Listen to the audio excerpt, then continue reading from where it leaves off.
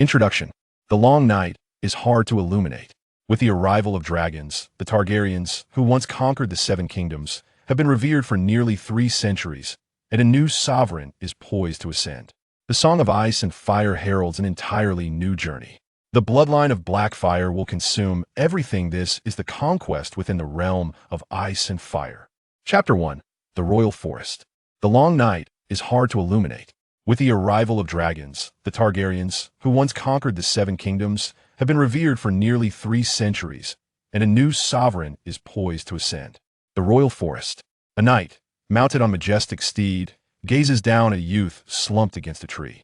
"Hey, boy, have you seen any bandits in the Royal Forest?" Upon hearing the knight's inquiry, Lika propped himself up, recalling the tribulations faced by this body. "Esteemed noble, I have not seen any bandits. I am merely a wounded wretch, abandoned by the adults in my village, my lord," Liku replied feebly. Upon hearing Liku's response, the knight's hand instinctively reached for the sword at his waist, contemplating before he asked, "Are you familiar with the area around the Royal Forest? What might these bandits be hiding?"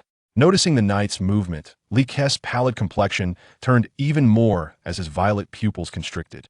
He hastily replied, "My lord, though I'm injured, I have lived in these woods for a long time. There are several camps nearby that I have visited with the adults from my village." Hearing Liku's words, the leading knight sheathed his sword and turned to the knight on his left. "Tak, carry him, we're heading back to the camp." He gestured for another knight to follow. "Understood, Captain Loth." Acknowledging Loth, Tak rode his horse beside Liku, grasping the collar of his garment and lifting him before stating, "You're surprisingly light, don't squirm, or you might bump your head. I'm no scholar to save you." With that, he spurred his horse to catch up with Loth. Lying across the horse's back, Liku felt the churn of stomach acids within him.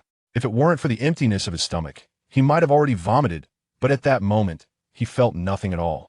Seven Kingdoms, Baratheon, Stormlands, the Royal Forest. This is the world of ice and fire. According to the memories of this body, the Targaryens still rule the Seven Kingdoms, and the king is named Aerys. But which Aerys?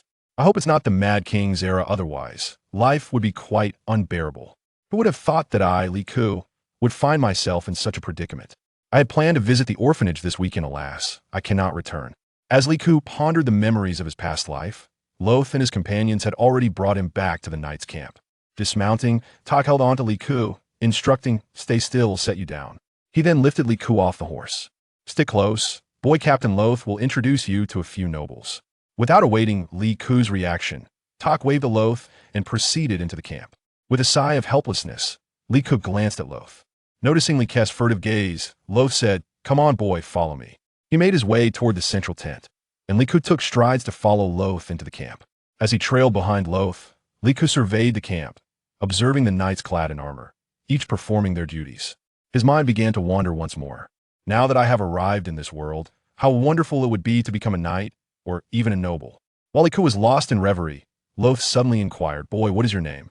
"Thaken Abek," Like instinctively replied. "Like. Rick? Do you have a surname?" Loth asked, pausing before adding, "Look at my head, you're a commoner. How could you have a surname?"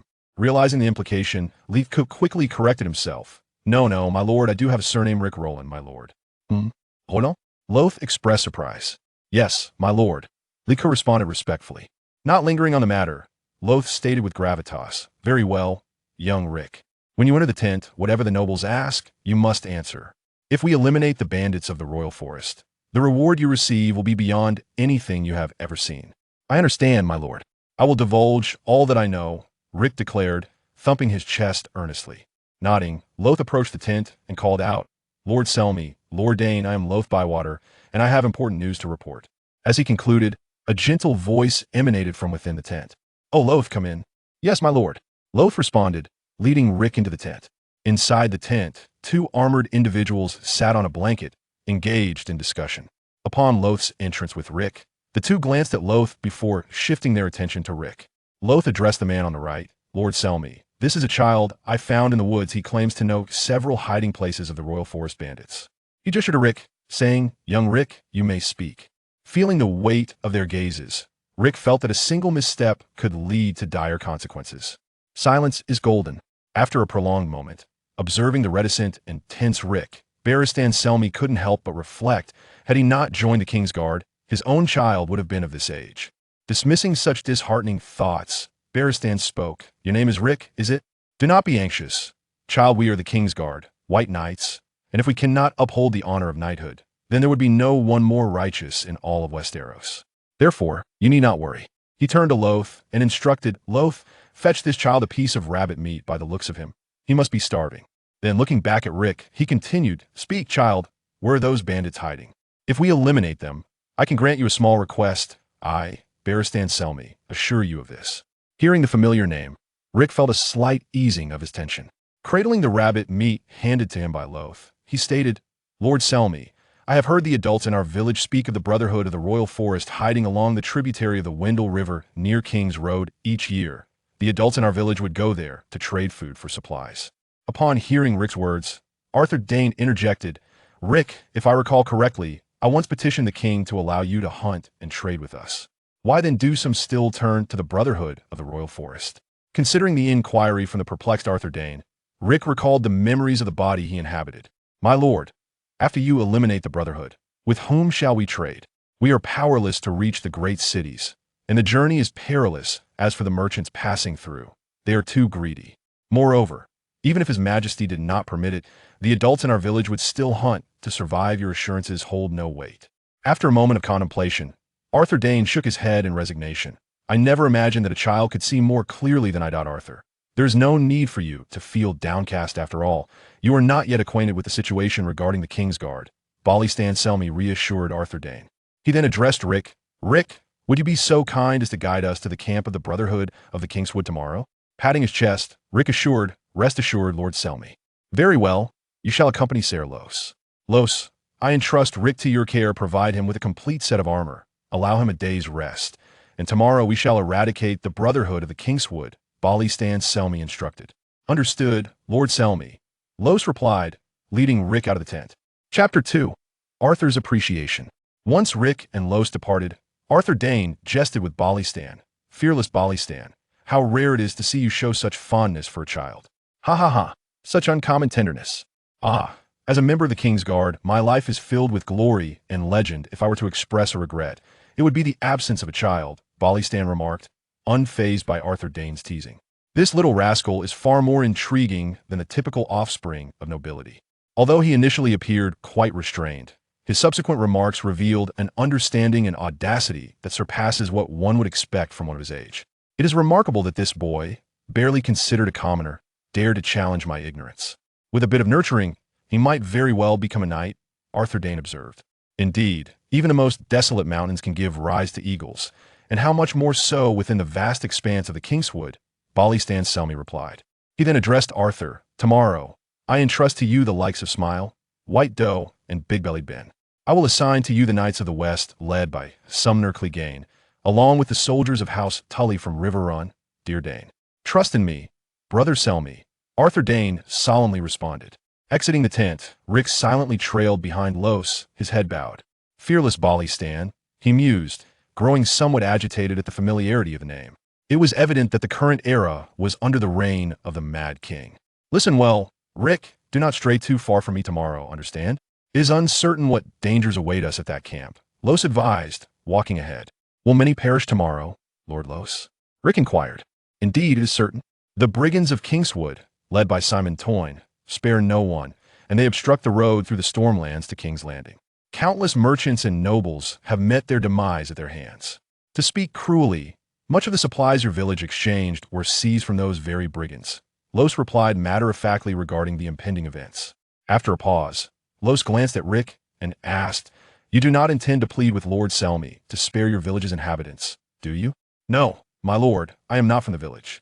Although the villagers raised me, they offered little care, and in that village, I was merely a beast of burden. Rick shook his head, recalling his memories.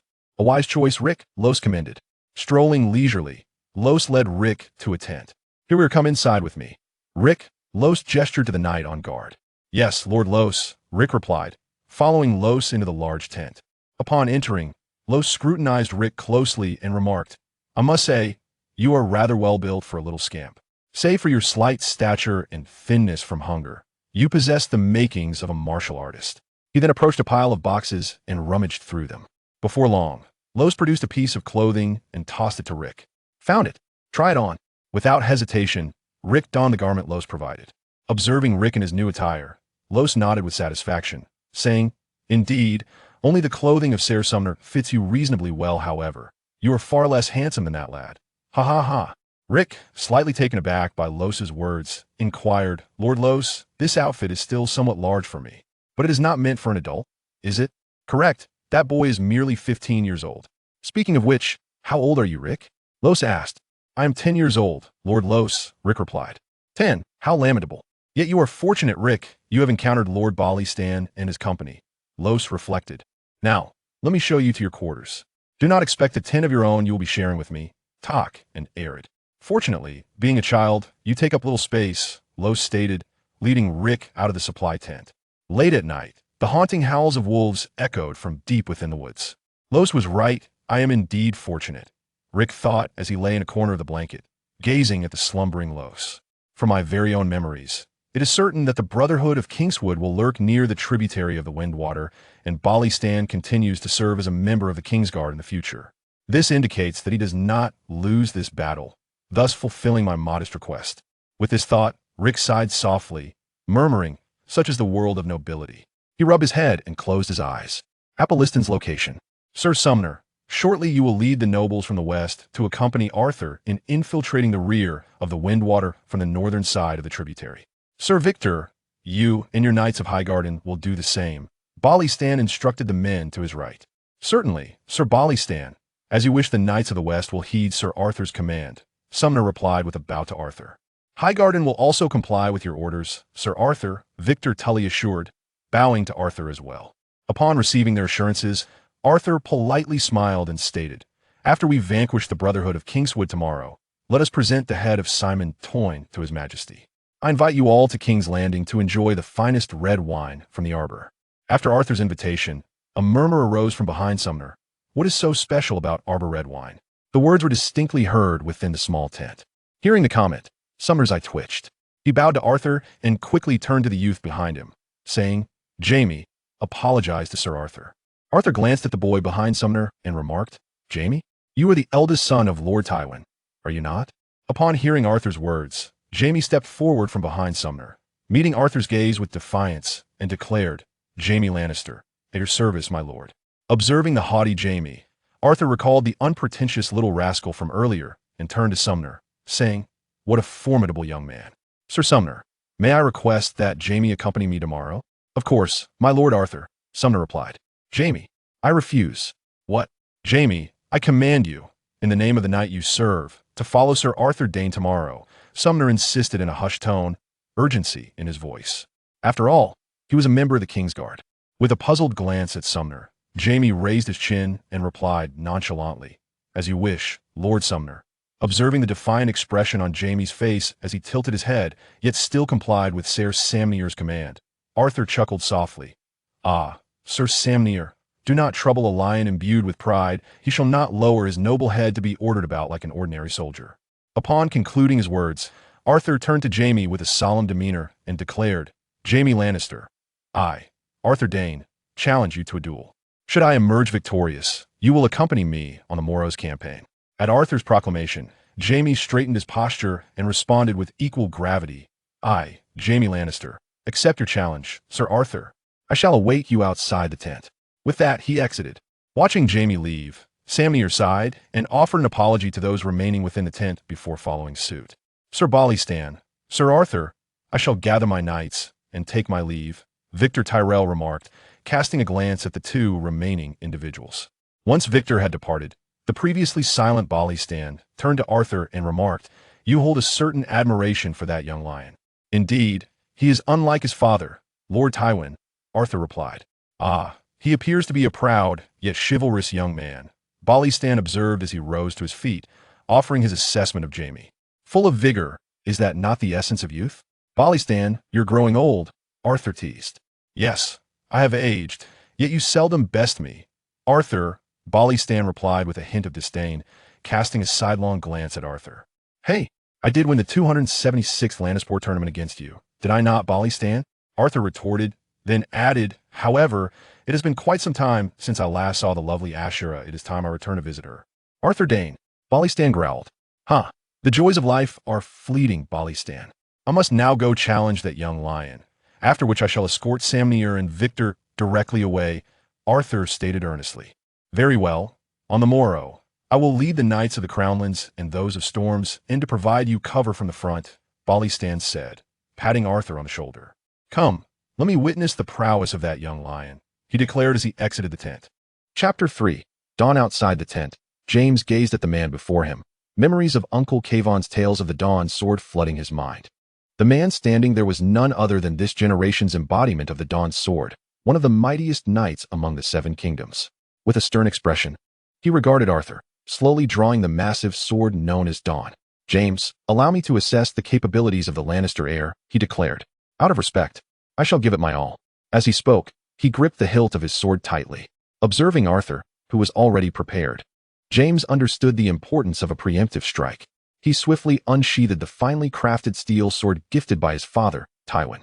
Listen to my roar, he bellowed. With that, James charged towards Arthur's left side, swinging his sword in a backhanded arc aimed at Arthur's head. In response to James's assault, Arthur deftly sidestepped to the right, planting Dawn into the ground with one hand and delivering a swift kick to James's sword-wielding right hand. A sharp pain shot through James's wrist. Yet he clung to his weapon, retreating 2 steps to regain his stance, his gaze towards Arthur now filled with ferocity. After casting an appreciative glance at the increasingly fierce James, Arthur smiled and said, "You will make a formidable warrior. Let us continue." With that, he lunged at James. At this moment, our protagonist was enjoying a deep slumber. However, the commotion outside compelled him to seek its source. "Hear my roar," came the echo. "I hear you." Rick, abruptly awakened, shouted without a thought. Frustrated, he thumped his leg and prepared to investigate who was causing such a ruckus in the middle of the night, only to find Los and his companions gazing at him intently. Noticing the twitching expressions of the three, Rick grinned sheepishly. "Hey, Lord Los, Lord Talk, Lord Aerys. You're awake." After rubbing his temples, Los stood and approached Rick. "Damn it, you little brat. Why aren't you sleeping properly at this hour?" Los exclaimed in anger. "Exactly," Talk chimed in, while Aerys added, "I was just dreaming of being with the headliner Selene in King's Landing, about to undress for some good times. Now, thanks to you, I'm left waiting for a beating." Faced with their evident morning grumpiness, which seemed far more potent than his own, Rick timidly replied, "I was awakened by someone else. Just now, I heard a voice outside saying, 'Hear my roar,' and in a fit of anger, I shouted back, 'Hear my roar?'" Los inquired, intrigued. "Isn't that the Lannister family's motto?" Los's companion, Aerys, remarked. "Indeed, Captain Los. If memory serves me right, we do have a Lannister with us on this expedition against the Kingsguard," Talk added. "I know, Sir Samnir Squire, the eldest son of Prime Minister Tywin, and the future heir of Casterly Rock." Ross addressed the two individuals, then pointed at the attire Rick was currently wearing, stating, "That is indeed the lad's clothing. However, I must implore you not to attribute it to me. Rather, declare that it was Lord Balistan who permitted me to take it." With a shrug, he finished his statement. Feeling slightly awkward, Rick glanced at Ross and inquired, "Shall we continue our slumber?" "What slumber? It appears that the night has already waned into the early hours. I must admit, after 2 years of enduring winter, it has recently shown signs of warmth," Ross interjected. "What shall we do now?" Rick asked again, casting a look at the 3 individuals who had begun to arm themselves. "Put away your sword," Ross replied. "Let us go investigate what that Lannister brat is shouting about in the dead of night." He beckoned the 2 men beside him and stepped outside. Could the Lannister brat be Jaime? Rick pondered as he followed closely behind Ross and the others, considering that at this hour, it seemed unlikely for Jaime to be active. The Lannister youth dares to engage in combat with Lord Arthur. How courageous. As Rick mused, he was startled by Ross's astonished voice ahead. Following Ross's gaze, he beheld the 2 contenders in the duel, one of whom had hair that shone like the sun, resplendent and striking. "Is that Jaime? He appears almost delicately feminine," was Rick's initial assessment upon seeing Jaime. In the arena, as Jaime faced Arthur's relentless assault, he gradually found himself unable to defend against the onslaught, yet he persevered. Meanwhile, Arthur's gaze toward Jaime grew increasingly appreciative. Standing with his sword propped against him, Jaime observed Arthur's retreating figure and the sword Dawn planted before him. Deeply bowing in the direction Arthur departed, exclaiming, "Sir Arthur, Jaime shall not fail your expectations." He then cautiously drew Dawn from behind him and approached Samna. As he passed by Rick, Jaime paused momentarily, a look of perplexity crossing his face, as if pondering where he had seen this attire before. Shaking his head to dispel the odd thought, Jaime quickened his pace towards Samna. Phew, that was close. He must have recognized that I am wearing his clothing, Rick thought, wiping non-existent sweat from his brow as he watched Jaime walk away. Haha, it seems the Lannister brat has indeed recognized the garment. Rick, Ross chuckled, patting Rick on the shoulder. Perhaps, my lord, Rick replied, feeling somewhat guilty.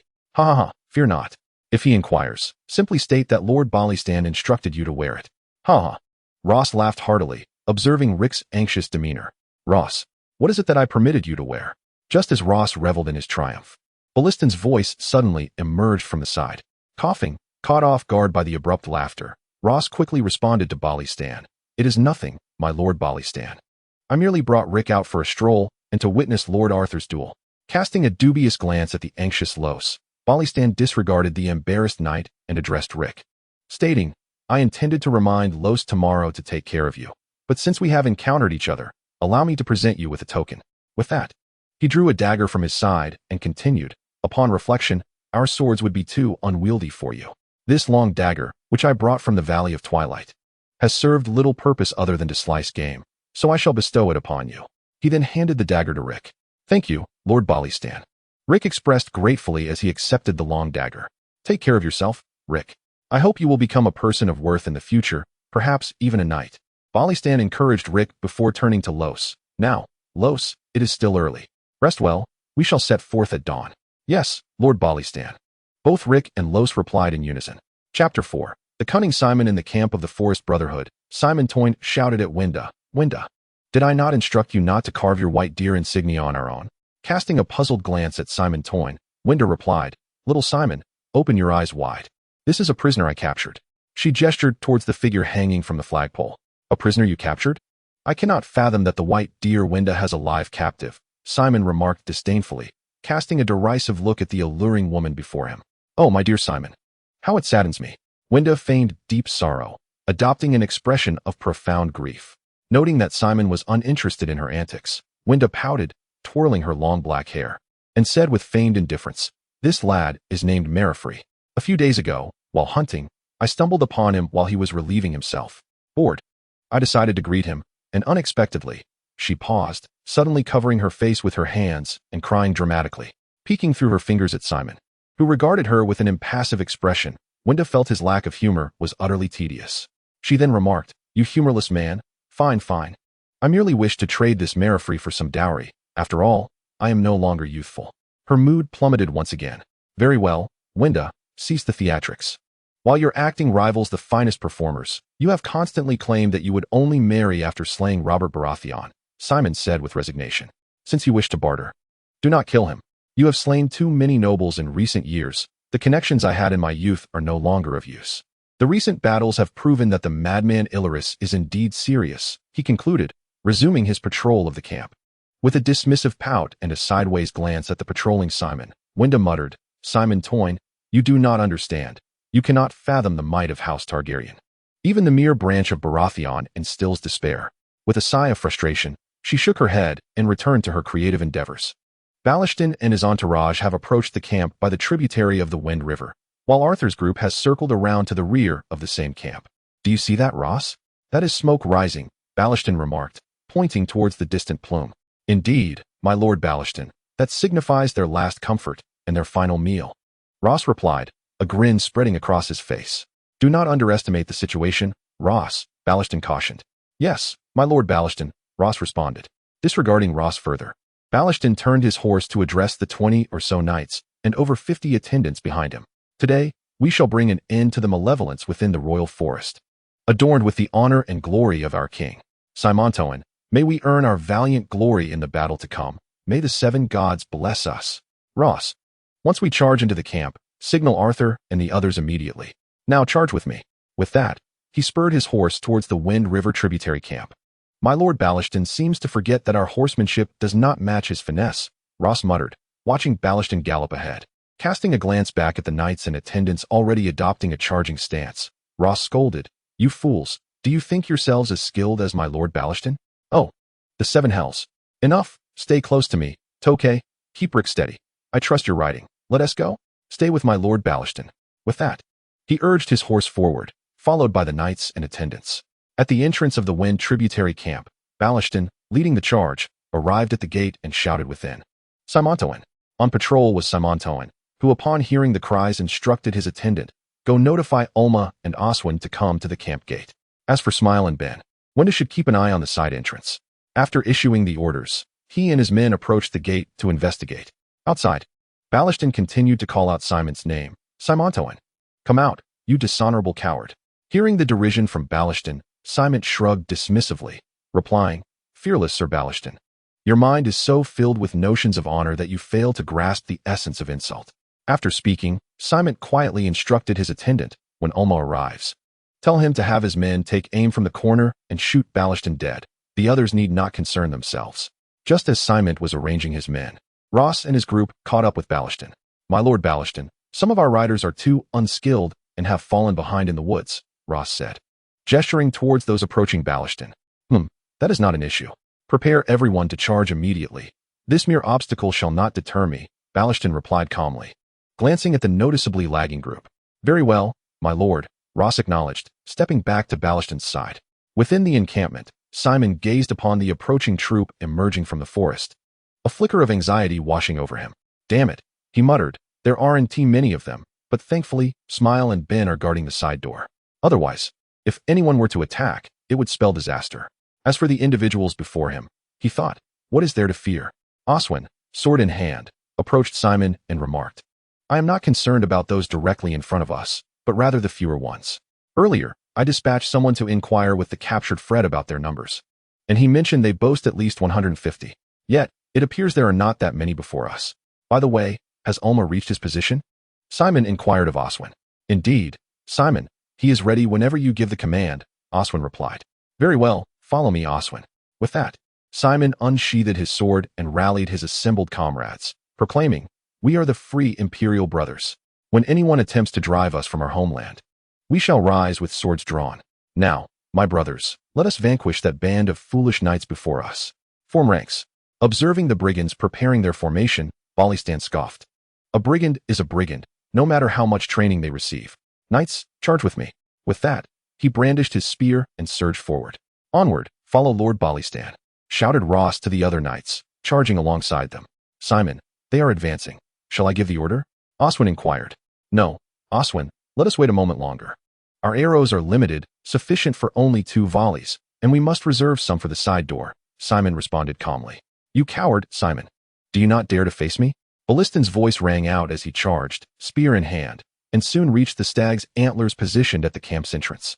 With a deft maneuver, he flicked the antlers aside. Witnessing Balistan's successful strike, Simon shouted, Ulma, take him down. Just as he uttered those words, a rain of arrows descended upon Balistan. Faced with the oncoming barrage, Balistan discarded his spear and drew his great sword, declaring, The fearless Balistan shall never retreat. Chapter 5. The Horn hiding behind Ross and Tokay, Rick marveled at Balistan's charge, thinking, Indeed, there are only names that miss their mark, but never a moniker that does. The fearless Balistan is truly impressive. Before Rick could fully embrace his admiration, the arrows surged toward the charging Balistan. Heavens! Lord Balistan, be careful! He and his companions shouted in unison, hastening their pace. As the arrows drew near, Balistan swung himself to the right side of his steed, pulling the reins to guide the horse away. In an instant, the horse, which had just been repositioned, was transformed into a pincushion. Grasping the reins of the fallen horse with his left hand, Balistan drove his sword into the ground with his right, forcefully pushing the horse's carcass aside. And he too tumbled to the ground, as Balistan remained unscathed, even going so far as to shoot one of his own men. Simontoan called out once more for Ulma to strike again, promising that his sword would be yours if he succeeded, along with an additional 50 silver ducats. Balistan, who was not far from Simontoan, scoffed at the words and charged towards the formation of the Imperial Brotherhood, while Ross and his companions, who had been trailing behind Balistan, reached the front of the formation. As Balistan sprinted forward, Ross and the others instinctively sidestepped him, swiftly flanking the ends of the formation. In the ensuing clash, the knights' lances sent the enemies before them flying. Eliminate them, Talk. Yared, keep Rick close behind me, Ross commanded, discarding the lance embedded in an enemy's body and brandishing his own longsword. The battle raged on, and noticing the escalating tension between both sides, Rick, hiding behind Talk, recalled Balistan's earlier orders and shouted, My lord Ross. The signal, the signal. Hearing Rick's voice, Ross shook his head in annoyance, muttering, "You foolish pig." As he dispatched a nearby foe, Ross retrieved the horn he had prepared earlier and raised it to his lips. Whoosh! Bang! An arrow shot from beside a tent struck Ross, unseating him from his horse. By the 7 gods! That fool ambushed me. Ross cursed as he fell, the horn slipping from his grasp. Oh dear, is that Sir Ross Bywater? Amidst the chaotic battlefield, Oswin, who had remained by Simontoin's side, approached with his blade drawn. Rising to his feet, Ross regarded the man before him, whose neck was long and eyes bulging. Ah, the infamous long-necked Oswin. We meet again, my lord. It seems this time I shall be the one to end your life. Though not by hanging, I would still take great delight in slaying you. As he spoke, Oswin swung his long knife toward him. Ross rolled to evade Oswin's strike, while Yared, who had been following closely behind, charged at Oswin. In a swift motion, Oswin rolled away and severed the legs of Yared's mount, standing tall and declaring, "Is this the knight led by Balistan?" Yared, having fallen with his steed, picked himself up and gripped his long sword as he advanced on Oswin. "Your courage is commendable," Oswin remarked, countering Yared's attack with his own blade. Meanwhile, Tok had managed to help Ross to his feet and now charged at Oswin with his sword drawn. Observing Oswin entangled with Tok and the chaos surrounding them, Rick inquired of Ross, "My lord Ross, where has the horn fallen?" "To the 7 hells. It lies where Tok is battling Oswin," Ross indicated towards the 2 combatants. Rick glanced toward Tok's direction and noticed the horn lying quietly on the ground, nearby where Ross had fallen from his horse. "My lord Ross, you should mount Tok's horse for your protection while I retrieve the horn." Without waiting for Ross's response, Rick drew the dagger that Balistan had gifted him and dashed toward Tok's location. As Oswin, entangled in a fierce struggle with Yerud, caught sight of Rick rushing towards him, he glanced at the horn that Los had just dropped, instantly comprehending Rick's intent. With a disdainful look at the group of injured individuals, Oswin forcefully pushed aside the wounded Yerud and, disregarding Tok's assault, swung his blade towards the horn on the ground. "Tok! Yerud! The horn!" Rick shouted. In that fleeting moment as Oswin aimed at the horn, Yerud, having been driven away by Oswin, leaped onto the horn. "Yerud!" Tok exclaimed in shock upon witnessing Yerud being struck in the back by Oswin's blade. He then summoned greater strength to his sword, cleaving through Oswin's armor. "Damn you! Foolish knight!" Yerud cursed, collapsing to the ground, feeling a searing pain in his back. Oswin tightened his grip on his long knife and charged once more at Tok. Without Yerud's support, Tok quickly found himself at a disadvantage. Watching Yerud fall, and Tok sustain numerous wounds from Oswin's strikes, Rick felt a wave of despair wash over him. Is this what war is? Rick, come here." As Rick stood frozen in shock, Yerud, injured by Oswin, called out to him. Regaining his focus, Rick shivered and scolded himself. "This is a battlefield. Rick, you fool." After berating himself, he grasped his small dagger and rushed to Yerud's side. "Rick, blow it." Yerud, heavily wounded, retrieved the horn from beneath him and urged Rick. "I understand, Lord Yerud." Rick replied as he bent to retrieve the horn. Suddenly, from afar, the archer who had previously wounded Los shot another arrow, striking Rick in the shoulder. Upon seeing Rick injured, Yerud quickly urged, "Rick, run, remember to blow it." With that, he propped himself up with his sword, shielding Rick with his body. Knowing it was not the time for sentiment, Rick clutched the horn and sprinted towards Los, who was hiding beside a horse, blowing the horn as he ran. Woo! Observing Rick sounding the horn, Olma, concealed behind a tent, swiftly drew an arrow aimed at him, but all were intercepted by Yerud's body. "Damn knight," Olma muttered bitterly. Calling to his subordinates, "You half, go to Winda. The rest, follow me to assist Chief Simon and eliminate Balistan." With that, he drew his sword and charged towards Balistan, realizing that since they could not thwart their plans, they would eliminate their leader. Meanwhile, Rick, who had miraculously evaded death, returned to Los's side. Steadying himself, he felt the horn's sound resonate louder with each breath. Summoning all his strength, Rick seemed to hear another horn echoing from behind the camp. "Good job, Rick," Los praised. Also hearing the horn's call, after tightening his grip on the sword and tending to his wounds, it was time to deal with that fool Oswin. "Rick, assist Lord Alad back," he commanded. "May the 7 gods protect him." With a glance filled with disdain towards the archers emerging from behind the tent, he charged at Oswin, clearly intent on unleashing his pent-up fury upon him. Meanwhile, Rick had already reached Alad's side, aiding him with a worried expression. "My lord Alad, how do you fare?" "I'm well enough," Alad replied. "It's just the fall from the horse that took a toll. Otherwise, I am fine. A good suit of armor makes all the difference. When you grow up, I shall gift you one." The already injured Alad jested, his eyes filled with admiration for Rick, who was indeed a bold lad. "Then I thank you in advance, my lord Alad," Rick said joyfully, gently guiding him towards the camp's exit. On another front, Torque was cornered by Oswin, who had forced him into a dire situation. Witnessing his old companion in such a battered state, Los rushed in, brandishing his sword as he shouted, "Torque, hold on. I am coming." Seeing Los join the fray and observing that Torque still had some fight left in him, Oswin cursed, "You bunch of foolish pigs, come at me together." With that, he swung his blade at the more formidable Los. As Oswin charged with his weapon, Los met him head-on, causing Oswin's strike to become lodged in the shoulder guard of Los. In the same breath, Los seized Oswin's sword with his left hand while his right swung towards Oswin's neck. "By the gods, Oswin, you foolish long-necked wretch."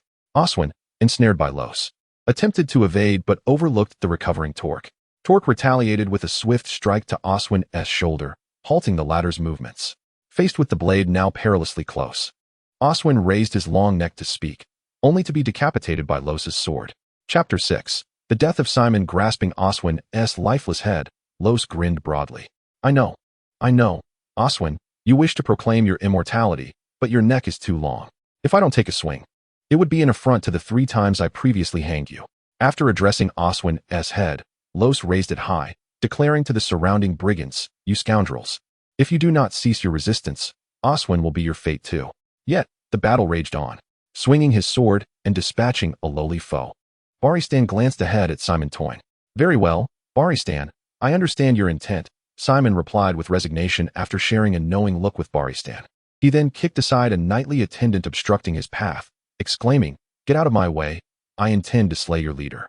Casting a glance at the attendant, who seemed largely unscathed, Balistan observed Simon advancing with his sword, a satisfied smile spreading across his face. "Now, this is what a knight ought to do." Upon finishing his words, he brandished his sword and advanced towards Simon Toyne. The clash of blades prompted the surrounding knights and bandits to instinctively clear a space. Balistan swiftly retreated a step, probing with a thrust towards Simon, which was effortlessly parried by Simon. As the intensity of their movements escalated, the initial tentative exchanges transformed into a deadly confrontation, with each strike aimed at the opponent's vital points. This was a symphony of steel, a relentless assault as Balistan pressed closer to Simon, targeting his vulnerabilities with a barrage akin to a torrential downpour. Faced with Balistan's relentless onslaught, Simon, who had primarily adopted a defensive stance interspersed with counterattacks, gritted his teeth and resolutely abandoned his defense, launching a frenzied offensive against Balistan. After all, mere defense would only hasten his demise. Surprised by Simon's sudden aggression, Balistan chuckled heartily, exclaiming, "Simon Toyne, you truly have impressed me." Narrowing his eyes at the seemingly relaxed and righteous Balistan, Simon smirked with pride and retreated a step, swinging his sword towards Balistan while shouting, "Now, Ulma, fire the arrows." Ulma, who had already assembled his men, responded to Simon's summons, drawing his bow and aiming for Balistan's face. Hearing Simon's command, Balistan gripped his massive sword and swiftly swiped upwards, shattering the weapon in Simon's hand while positioning his sword defensively in front of him. The arrow struck against the giant's sword with a resounding clang. After thwarting Ulma's ambush, Balistan glared furiously at Simon Toyne. Simon took advantage of Balistan's moment of defense to retrieve his sword, taunting, "How many arrows can you evade, Balistan? Ulma, shoot him." He and Ulma coordinated their attacks, weaving around to assault Balistan. As Balistan faced the jester-like Simon Toyne and Ulma, who intermittently loosed arrows, his anger gradually subsided. Wielding his colossal sword, Balistan scornfully remarked to Simon, "Since you have forsaken your last vestige of honor, Simon Toyne, I shall send you to the unknown." With that, Balistan ceased his previously methodical assaults and unleashed his most ferocious attacks upon Simon. Meanwhile, Ulma, who was supposed to continue firing arrows, became entangled with Ross, who had just slain Oswin, leaving him unable to disrupt Balistan's focus on Simon Toyne. Feeling the intensity of Balistan's escalating attacks, Simon was engulfed in despair, realizing that if this continued, he would undoubtedly perish. While fending off Balistan's strikes, he contemplated his next move. Suddenly, he spotted Rick, assisting Yalad towards the camp gate, and his eyes brightened with hope. This was an opportunity. With this thought, Simon evaded Balistan's assault and dashed towards Rick, urgently calling to his men, "Block Balistan." Quickly, surrounded by his fellow Brotherhood members, hesitation flickered in their eyes, yet 2 bravely surged forth to intercept Balistan, only to be swiftly felled by his blade. This brief moment, however, was sufficient for Simon to distance himself from Balistan. Observing Simon's advance towards Rick, Balistan called out urgently, "Rick, quickly, take cover." Hearing Balistan's voice, Rick, who was supporting Yalat, turned to see Simon racing towards him and Yalat. Yalat, also turning back, noticed Simon's approach and instinctively pushed Rick behind him, declaring to Simon, "Despicable Simon, you must flee, Rick." In response to Yalad's words, Simon scoffed, "Thank you for the compliment, fool. But one hostage is sufficient." With that, he swung his sword towards Yalad's neck. "What are you doing, kid?" Just as Yalad braced himself for death, hoping to buy Rick a moment to escape, Simon suddenly exclaimed in shock. Rick, who should have been fleeing behind him, had latched onto Simon's leg, biting the inner thigh with fervor. "You little brat, perish. Using that waste as a hostage is acceptable, but since you were so eager, die." With this declaration, he aimed his blade at Rick's hand gripping his leg. Yalad lunged forward, intent on shielding Rick from the fatal strike, but he witnessed Rick releasing one hand to draw forth the dagger Balistan had given him, thrusting it directly into Simon's lower back. With a series of thrusts, Rick relentlessly stabbed Simon with the dagger, leaving him unable to perform any further actions. Feeling the life ebb from his body, Simon's sword slipped from his grasp, and with a mixture of disbelief and blood spilling from his mouth, he uttered, "You. How do you possess a weapon?" With those final words, he collapsed lifelessly to the ground. Yalad stared blankly at Rick, who was still gnawing at Simon while brandishing the dagger, and urgently called out, "Rick, Rick, he is dead, stop biting him." Hearing Yalad's words, Rick released his grip on Simon's leg, spitting blood as he murmured, "Did he just die?" "Yes, Rick," Yalad replied, and as realization dawned upon him, he rushed into the camp, shouting, "Simon Toyne is dead. Those who wish to live, surrender immediately." Nearby, Balistan, witnessing Simon Toyne's fall and hearing Yalad's call, quickly interjected, "Indeed. Those who surrender may don the black garb. You shall be spared." Upon hearing Balistan's authoritative words, the surviving Brotherhood members hesitated, glancing at their sole remaining leader, Ulma. Ulma surveyed the few remaining brothers, relinquished his weapon, and knelt, proclaiming, "I lay down my arms. I am willing to don the black attire and guard the Great Wall of Despair." Watching as Ulma and his Brotherhood members surrendered their weapons, Balistan addressed Los, who was poised to strike Ulma, saying, "Gather them, Los." Then, casting a glance at Rick, who was assisting Yerud, he gently remarked, "Rick, you are quite remarkable. The last of the Toyne clan, Simon Toyne, met his demise at your hands. Henceforth, you shall be known as the Annihilator of Toyne." A hearty laugh followed his words. Upon hearing Balistan's proclamation, Rick could not help but chuckle foolishly, momentarily forgetting the wound on his shoulder. Observing Rick's foolish mirth, Balistan shook his head and addressed Yerud, saying, "Yerud, do take a moment to rest. Rick, ensure Yerud is comfortably settled in one of these tents to recuperate, while also tending to your own injuries. Fear not, for Yerud will provide you with guidance." With that, Balistan turned to Los, who had gathered a considerable number of people, and called out, "Los, retain a few individuals to safeguard the wounded and watch over these captives. The rest shall accompany me to assist Sir Arthur." Simultaneously, as Rick sounded the horn, Arthur Dane, who had long been prepared, arrived at the side door with Samna and his company. Arthur took a few steps forward and called out to those inside, "White Deer Wendai, I offer 100 golden dragons in exchange for the release of Marifleur."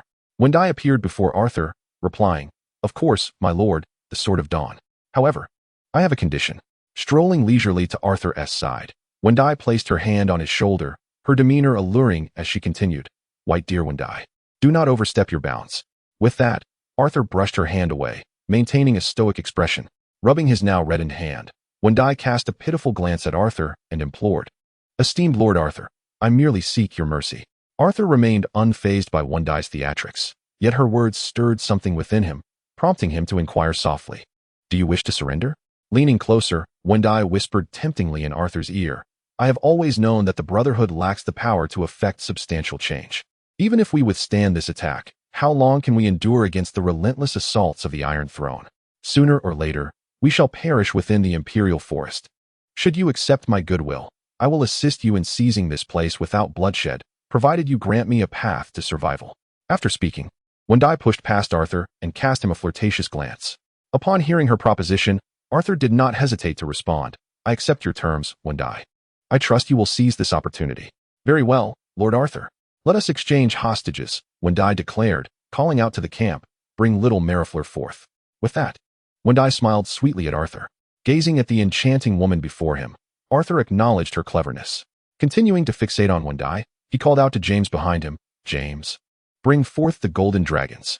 Taking the pouch of coins from James, Arthur turned his attention to Marifleur, who was being brought out from the camp. Once Melly returned safely to his side, the Honorable Arthur tossed a pouch of coins to Wenda, expressing his hope that she would keep her promise. With that, he led Melly into the ranks of their group. Of course, Lord Arthur, Wenda replied, yet in her heart she reflected, after all, Robert was still alive, and I cannot afford to perish. With these thoughts, Wenda took the money pouch back to the camp. Upon witnessing Arthur's safe return with Melly, Samna and the others quickly gathered around. Samna exclaimed, "Truly, the 7 gods have blessed us. Melly is unharmed, or else I would feel utterly remorseful towards the Flory family." "Thank you for your concern, Lord Samna. And you too, Lord Arthur," Melly Flory responded, visibly touched. "It is a relief to see you safe. Now hurry to the back. Your gear is on your horse. I have brought it for you," Samna instructed. "Yes, Lord Samna. I shall make that wretched Wenda pay for this," Melly said with a fierce determination, striding toward his horse.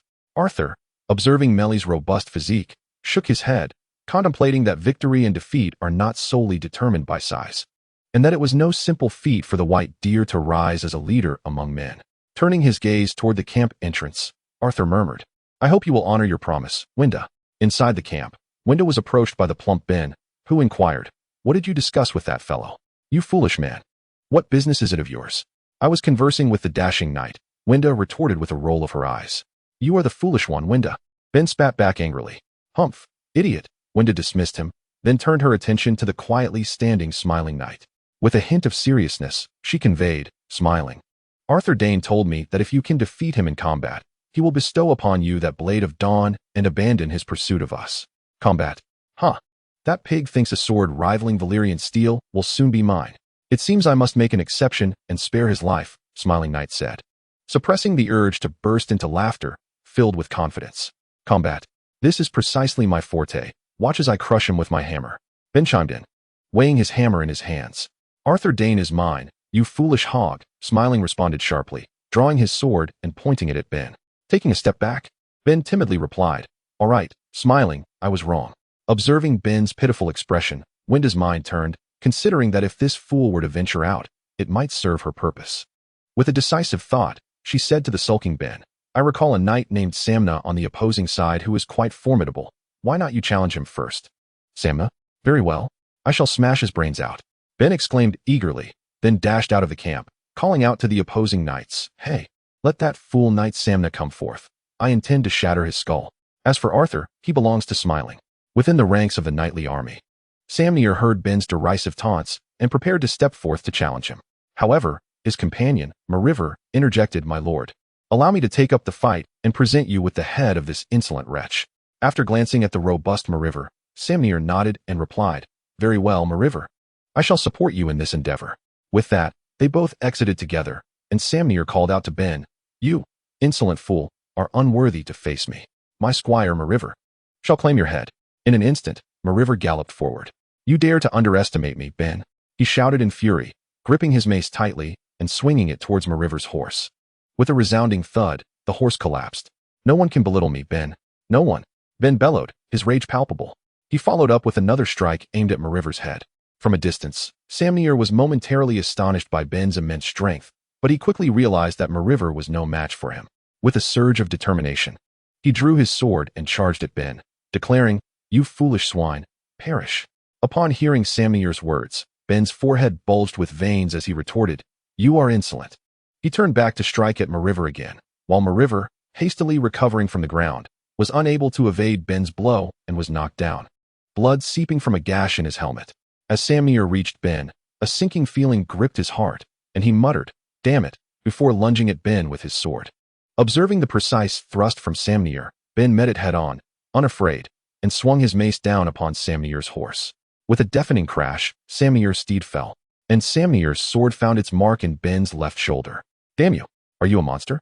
Just as fearsome as the beasts from the Criggan household," Samnir exclaimed, rising swiftly and gripping his sword with fierce resolve, glaring at Ben. "Oh, you are somewhat more formidable than that last fellow," Ben remarked, preparing to swing his mace once more towards Samnir. Under the onslaught of Ben's ferocity, Samnir began to retreat step by step. "My lord Samnir, allow me to take over," called James, who had been stationed beside Arthur. He rushed in just as Samnir was about to be struck, blocking Ben's attack with a decisive blow. Very well, James. Do be cautious. Samnir sighed with relief upon seeing James's arrival, for James's prowess far surpassed his own. Ben, while I am not particularly fond of Mariver, you have slain him, so now you must perish, James proclaimed as he charged at Ben. Utilizing his speed against the powerful Ben, James swiftly inflicted numerous wounds upon him. Realizing that he was in grave danger from James, Ben recoiled, thinking, I must flee. No, I must return to the camp. With that thought, he swung his mace towards James and bolted back towards their encampment, calling out, Winda, Winda, come to my aid, I implore you. Watching Ben retreat, Winda sighed. For he was indeed her comrade, albeit the most foolish and naive among them. She resolved to assist him. As she contemplated, Winda drew her bow and aimed an arrow at James, who had just sent Ben flying with his hammer. With a sharp clang, James severed Winda's arrow mid-flight. Observing Ben retreating to the camp, James disregarded the archer and instead fixated on the renowned Knight of Smiles, remarking with a grin, I wonder how skilled you truly are? Chapter 8. The conclusion of the Kingsguard brothers. Do you think defeating that fool Ben grants you the right to challenge me? Young knight, James taunted, while the Knight of Smiles scrutinized him from a distance. How can you know unless you try? The knight replied, and I am not a knight. Oh, not a knight. I shall have to reconsider my assessment of Ben, the knight said, drawing his sword and swinging it at the returning Ben. Damn it, you bastard, Smiles. Madman. The seven hells. My nose. Unable to evade the sudden strike, Ben lost his nose to the knight's blade. Are you questioning my actions, Ben? The knight glared, his eyes alight with bloodlust. Covering the spot where his nose once was, Ben hastily replied, No, everything you do is right, Smiles. Then Ben, wait for me to slay that boy and deliver him to you. Before that, do not let me see you vanish, understand? The knight resumed his cheerful demeanor as he addressed Ben. Yes, thank you, Smiles, Ben said, trembling. Ignoring him, the knight charged towards James. As the knight rushed at him, only one word echoed in James's mind, speed. Smiles was undoubtedly the swiftest adversary he had ever encountered, rivaling even Arthur Dane. Taking a deep breath, James met the onslaught with his sword. At the camp gate, Ben, still clutching his wound, was asked by Winda, Do you think the Kingsguard brothers will survive this? She offered her handkerchief to him. Gratefully glancing at Winda, Ben replied, I do not know, Winda. I am truly frightened. I know how formidable Smiles is, yet he stands alone. I may be a bit foolish, but I am not entirely naive, Winda. Winda, taken aback by Ben's admission, pondered before asking, So, Ben, do you wish to live? Blinking in contemplation, Ben responded, Winda, you are the wisest in the guild. You must have a plan, right? I want to live. I have not yet had my fill of life. Then, Ben, will you obey my command shortly?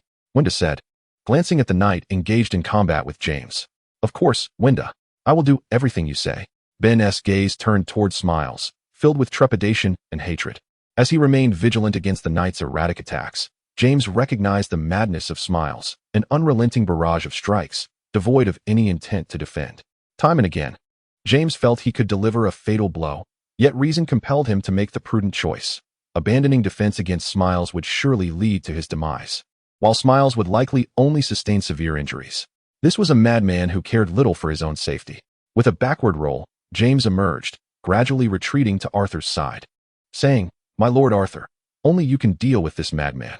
After uttering these words, he entrusted the dawn he carried on his back to Arthur. At that moment, Victor Tiller, who had been standing beside them, charged forward with his sword, exclaiming, My lord Arthur, this scoundrel is not worthy of your attention. Gazing at Victor with a smile, the disdain within grew. This fellow was far inferior to the young man from earlier. Abandoning the notion of a serious duel, the smile retracted his sword, bending slightly to evade Victor's strike. As he continued to dodge Victor's attacks, he found the encounter increasingly tedious and remarked, Is this what you call a knight?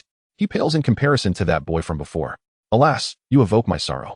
With the peculiar smile that had adorned his face now absent, he stepped closer to Victor, executing a swift maneuver to position himself behind him. In a sudden leap, he mounted Victor's neck. With a sharp crack, Victor's head was twisted off. Clapping his hands, the smile kicked aside the lifeless body of Victor and turned his gaze to Arthur. Gripping the dawn tightly, Arthur, observing the gruesome demise of Victor, looked at the unwavering smile and declared, Knight of Smiles, you are formidable. I shall engage you in battle. A cat has fled, but a pig has arrived. Now the wolf is finally here. Arthur Dane, let me witness your prowess. Knight, the smile exclaimed excitedly, yet he refrained from launching an attack. instead drawing his sword and cautiously adjusting his stance. "Thus, I come," he added, as Arthur advanced, poised for combat. He gripped his weapon tightly and swung it forcefully at the Smile. With a resounding clash, the dawn cleaved through the Smile's sword, leaving a gash. As he blocked Arthur's strike, the Smile's expression shifted, declaring, "This is not fair. Knight, your sword exceeds mine. You are a champion of fairness and justice, are you not?" Observing the protest of the Smile, Arthur replied, "Indeed, it is unfair. Therefore, you may choose a weapon. Anything will suffice." With a cunning grin, the Smile greedily fixed his eyes on the dawn, saying, "I want it." "The dawn, you say? Very well," Arthur responded with a smile, casually offering the dawn hilt first to the Smile. As the Smile focused entirely on the dawn, when his hand grasped the hilt, Arthur seized the Smile's hand, pivoting to thrust backward. With a sickening sound, the blade of the dawn pierced the Smile's body. Despite the injury, the Smile's face retained that infuriating and fearsome grin. Yet his eyes were still brimming with greed. His right hand clutched the dawn tightly, while he struggled to raise his left hand to caress the blade embedded in his abdomen, murmuring, "Yes, it is mine. My soul shall endure alongside it forever." Gazing at the lifeless Smile, Arthur drew forth the dawn, addressing Winda at the camp gate. "Winda, where is your promise?" With a complex expression upon her face as she beheld the Smile lying on the ground, Winda called to those around her, "Everyone, depart with me to the riverbank. I have dispatched someone to bring the boat." Casting a glance at Ben, she added, "Ben, if you wish to live, come with me." After these words, Winda turned to Arthur and declared, "My lord Arthur, after today, the Brotherhood of the Imperial Guard shall cease to exist. You have succeeded, my lord." With that, she led her followers towards the riverbank. "My lord Arthur, shall we truly let them go?" James inquired. "James, do you understand? Sometimes one must make a choice one believes to be right," Arthur remarked with a sigh, gazing at James. James looked at his side, which had suffered little loss, and then at the camp, now so close, lost in contemplation. Chapter 9. Rick's small request within the camp of the Brotherhood of the Imperial Guard. A new group of masters had already taken over. Balistan, Arthur, Samna, and Loras were gathered around the large tent. Of course, our protagonist Rick, having slain Simontoan, had earned a temporary right to sit in a corner. "Is this the infamous Simontoan, the last of the Toyne family?" Arthur inquired, staring at the severed head laid upon the table. "Indeed, Arthur, my brother, this is the final member of the Toyne family. Henceforth, His Majesty and Prince Rhaegar will no longer need to worry about assassinations from their clan," Balistan replied with a smile. "Very well, upon our return, His Majesty will not be stingy with rewards." However, before that, Arthur turned his gaze towards James, who was beside Samna, and continued, "James, I shall bestow upon you the title of a true knight." Hearing Arthur's words, James responded with excitement, "Yes, my lord Arthur, I shall not disappoint your expectations." "Then, rest well for now, James. This evening, I shall conduct your knighthood ceremony," Arthur affirmed. Listening to the exchange between the two and observing James's joyous demeanor, Rick, quietly seated in the corner, found his mind swirling with various thoughts. "With my status as an outcast, it is impossible for me to become a knight. Even the position of a squire seems unattainable. Were it not for the necessity of finding Simontoan, these knights would hardly speak to me. Though they currently seem to appreciate me, Balistan and his Iron Guard certainly do not require a squire of my humble stature. As for Loras, his squire is his brother. And Tak is merely a fallen knight. Had he not been close to Loras, he likely would not have been summoned to this company. Yet, I cannot ascend to nobility, not even as a squire. In this impending time of turmoil, how shall I survive? Perhaps it seems I have but one choice left." Just as Rick continued to ponder in disarray, beside him, Balistan, who had previously discussed the return to King's Landing, suddenly called out to Rick, "Before we arrive here, I promised to grant you a small request, but since you have slain Simontoan and achieved a great feat, I believe I should fulfill a greater wish of yours. Speak, Rick, and I shall grant it as long as it does not contravene my principles." Upon hearing Balistan's inquiry, Rick, who had been deep in thought, was momentarily stirred to attention. Standing upright, he bowed respectfully to Balistan and replied, "My lord Balistan, had you not bestowed that dagger upon me, I would not have been able to vanquish Simontoan. That is a testament to your bravery, Rick.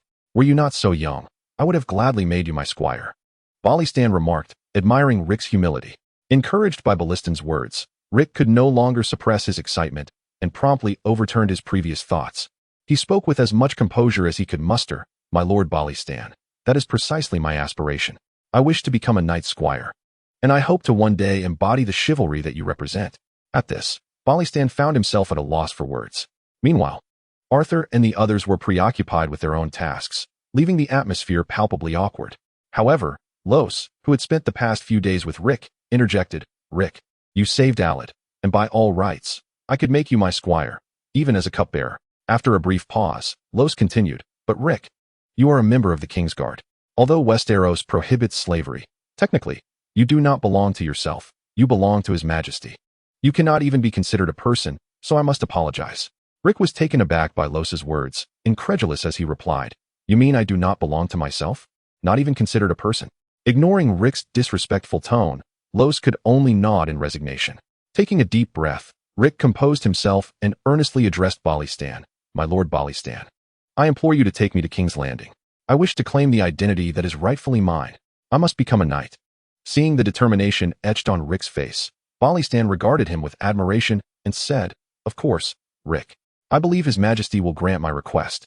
Upon our arrival in King's Landing, I will ensure you receive the bounty for Simontoan.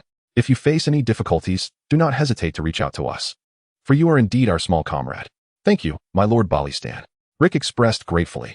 "Not at all, Rick. I hope you do not forget your dream of becoming a knight. When you come of age, I shall have Los take you on as his squire," Balistan assured him. "Indeed, my lord. Even if you do not mention it, I will certainly take Rick on as my squire, for Aled is like a brother to me," Los vowed. "Very well, then Rick. You may go and see Aled. We have some matters to attend to here," Balistan concluded, signaling the end of their conversation. "Yes, thank you, lords," Rick replied respectfully as he exited the tent. After Rick's departure, the individuals in the tent, who were previously engaged in their own tasks, turned their gazes towards the entrance. This diminutive child certainly did not resemble one born in the forest. James, who was only slightly older than Rick, observed the boy with a furrowed brow, contemplating, "Indeed, that garment is mine."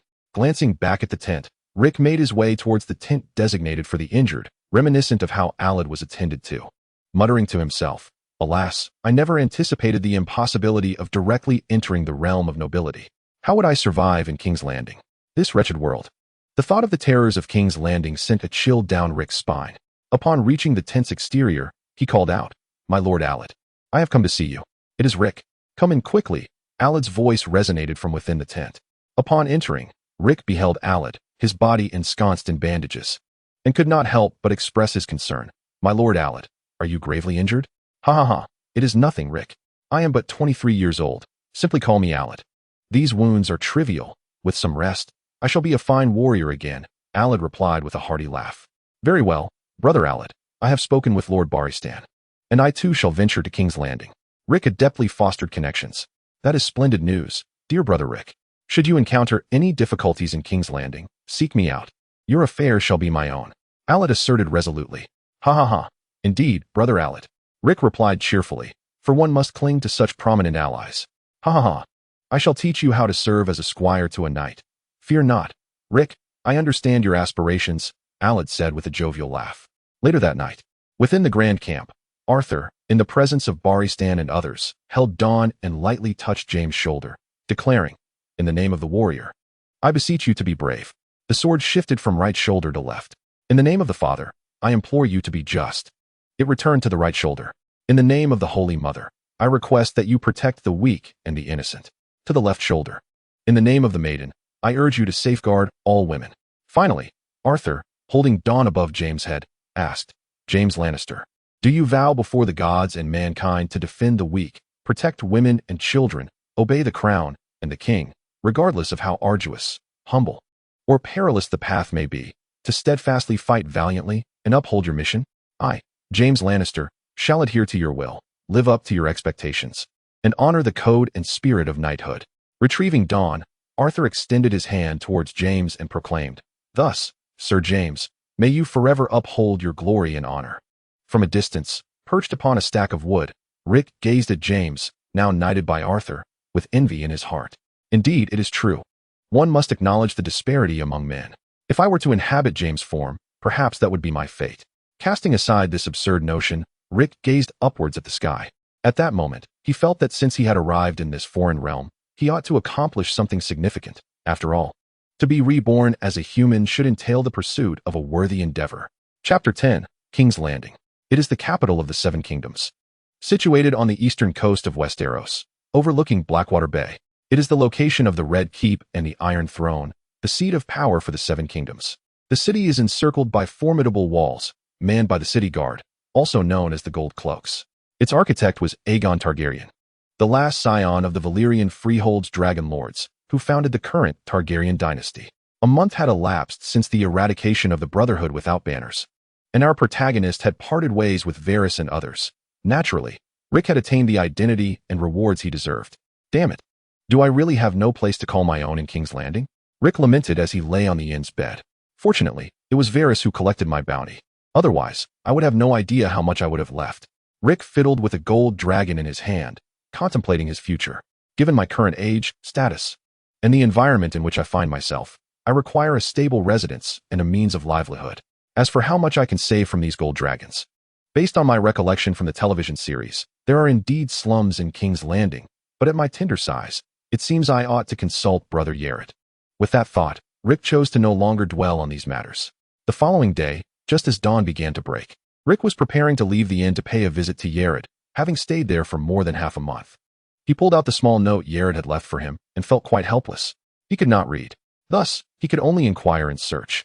Tightening his pack, Rick sighed in resignation.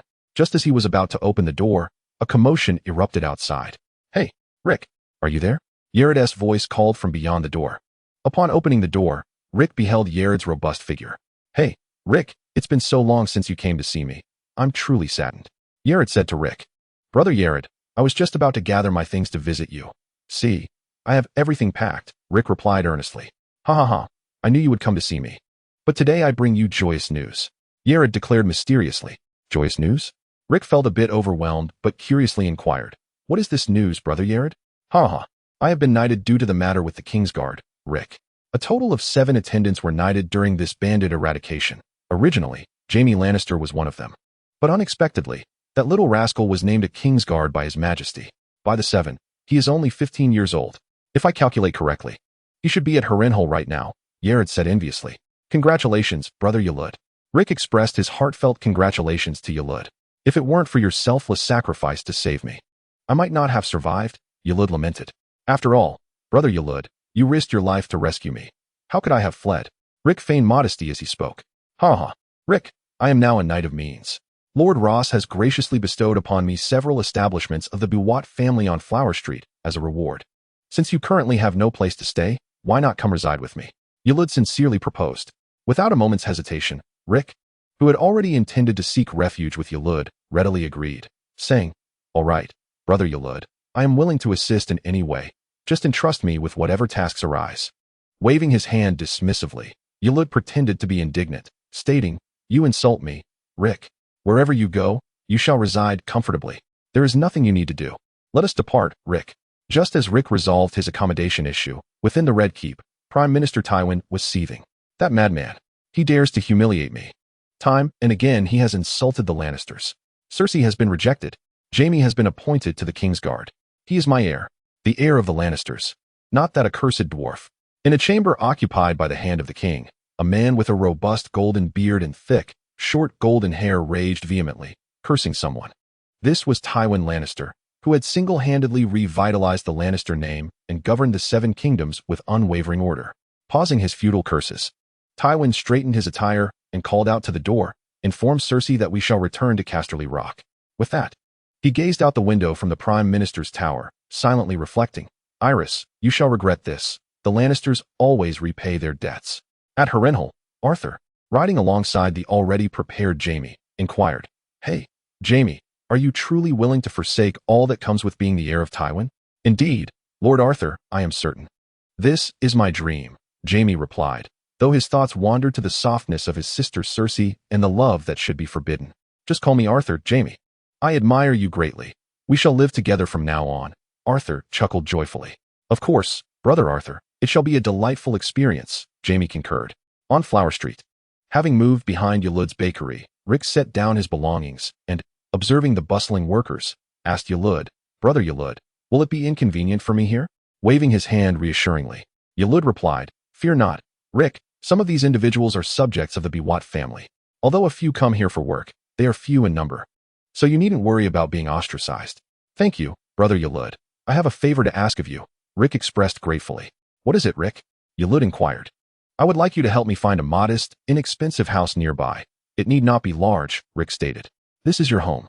Rick, there is no need for you to worry. Aerys waved his hand dismissively. Brother Aerys, you misunderstand me. I am still young and have little to my name. But there will come a day when I shall wed, Rick replied, lowering his voice. Ha ha ha, indeed. You are still young, but in a few years, you will need to marry, and this matter is entrusted to me. Aerys responded cheerfully. For now, stay here, and in a few days, I shall return with the results. With that, he waved goodbye to Rick and departed. Setting down his belongings, Rick sat in the modest guest room, which was originally intended for the rest of the noble class, yet unexpectedly transformed into Rick's temporary abode. Taking a moment to gather his thoughts, Rick clenched his fists and resolutely declared, one must face the realities of life. Let me set a small goal, to become a knight, a landowning knight. Thus, he proclaimed his ambition in this foreign realm. Chapter 11, My Golden Finger? Days later, ha ha ha. Rick, what do you think? This is the house I found for you.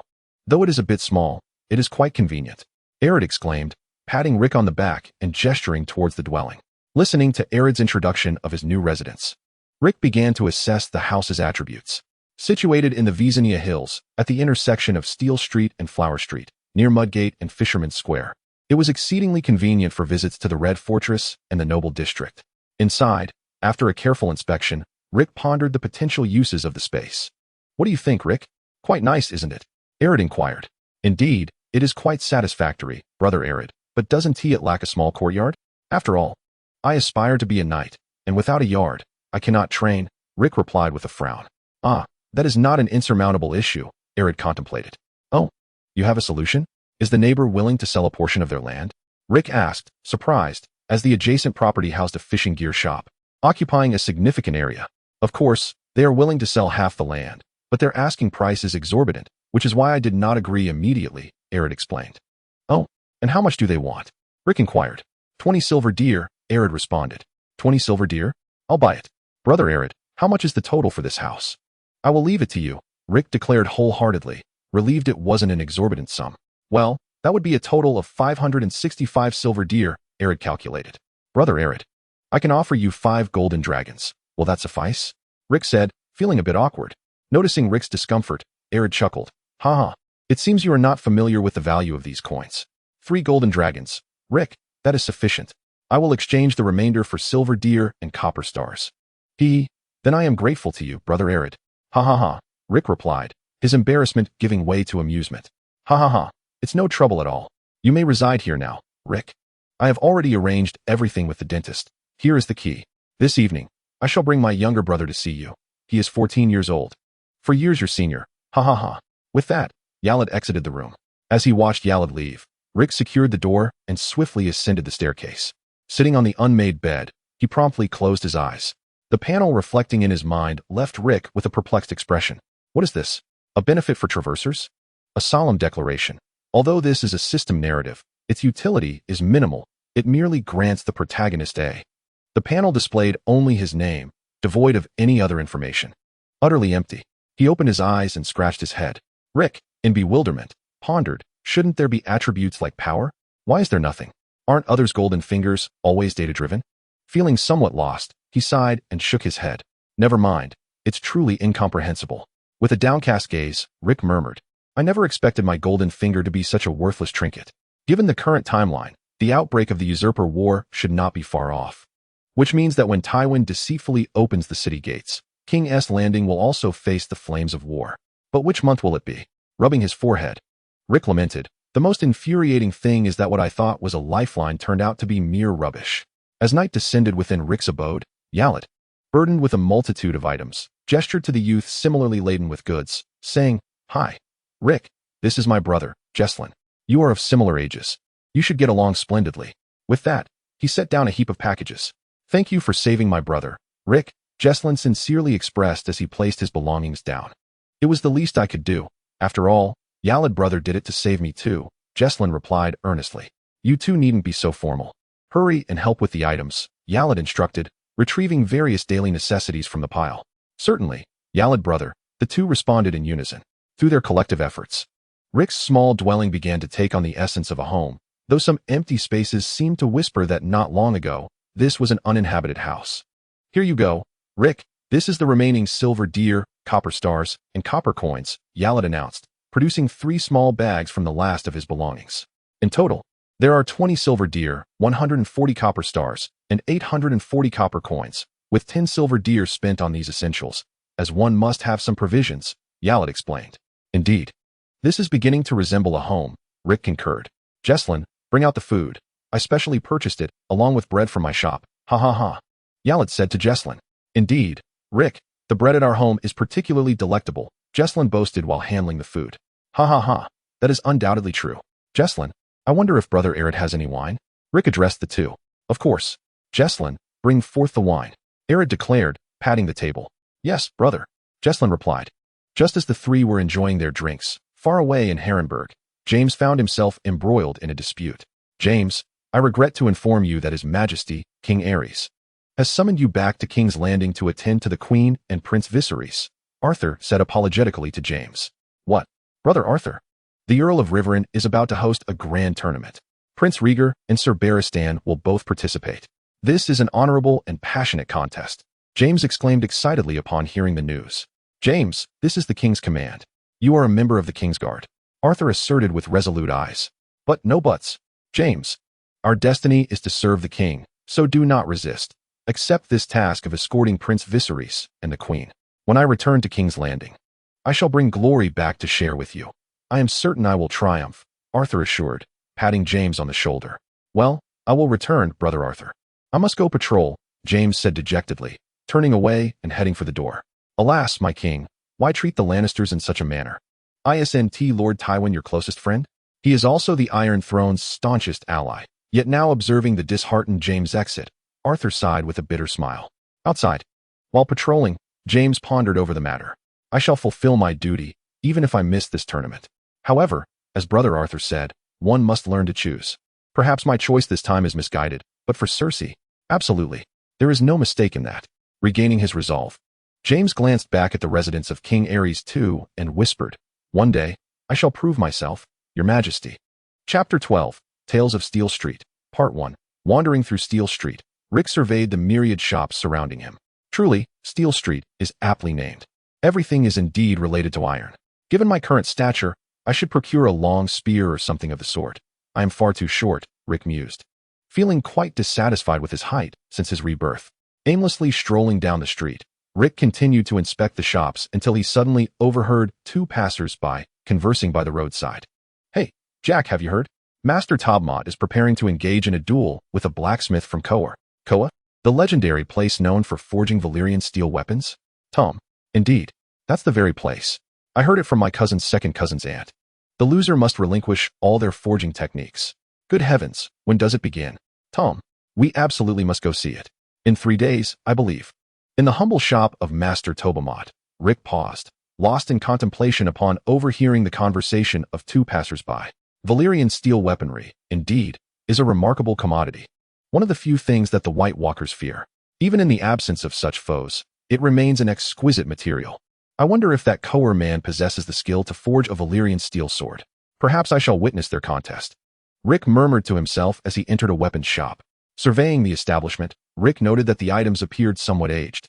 While he was examining the shop, a plump man in his 40s approached him and greeted, Greetings, young lad. Welcome to Uncle Jim's weapons shop. Come, let us see what piques your interest. He gestured for Rick to follow him deeper into the store. I seek a spear, sir, Rick stated. Oh, my dear boy. As much as I would love to sell you one, you are simply too small to wield it. Old Jim is an honest man and cannot deceive you. The proprietor replied, shaking his head in a manner befitting a conscientious merchant. Is that so? Why can't I use it? Rick inquired, perplexed. Isn't a spear simply long? Well, young lad, a spear is roughly 3 times your height. Are you certain you can manage it? Old Jim explained. Ah, this spear is not what I envisioned. Uncle Jim, do you have any longer weapons that I could handle? Rick asked. Certainly, young lad. Old Jim has an array of options, he replied, leading Rick to a shelf and pointing out, this is our latest batch, a short-handled gun. It may be a tad short for an adult, but it suits you quite well. And over there, that is a hook spear, perfect for someone of your stature. After inspecting the short-handled gun and other weapons, Rick lifted the hook spear and said, Uncle Jim, these do not seem quite suitable for me. Do you have any long weapons that are easy to carry? Preferably one I can strap to my back. A long weapon that is easy to carry? Strapped to your back? Old Jim pondered for a moment before replying, of course. Come with me. He led Rick to the back room, rummaging through a long box, and produced a weapon resembling an axe. I speak truthfully, young lad. This is a broken infantry halberd. It was intended for repair, but only half of it was completed. However, when you mentioned a portable weapon, I believe nothing could be more fitting than this, Old Jim declared. Why? It appears longer than that short-handled gun. Rick exclaimed, astonished. Certainly not. Observe, Old Jim said, twisting the weapon's middle, causing the head to separate from the shaft, leaving behind a short-handled axe that could be wielded with one hand. Look here, young man, Old Jim remarked. This was originally meant to be melted down and solidified later, but considering your request, this separable polearm is quite suitable for you.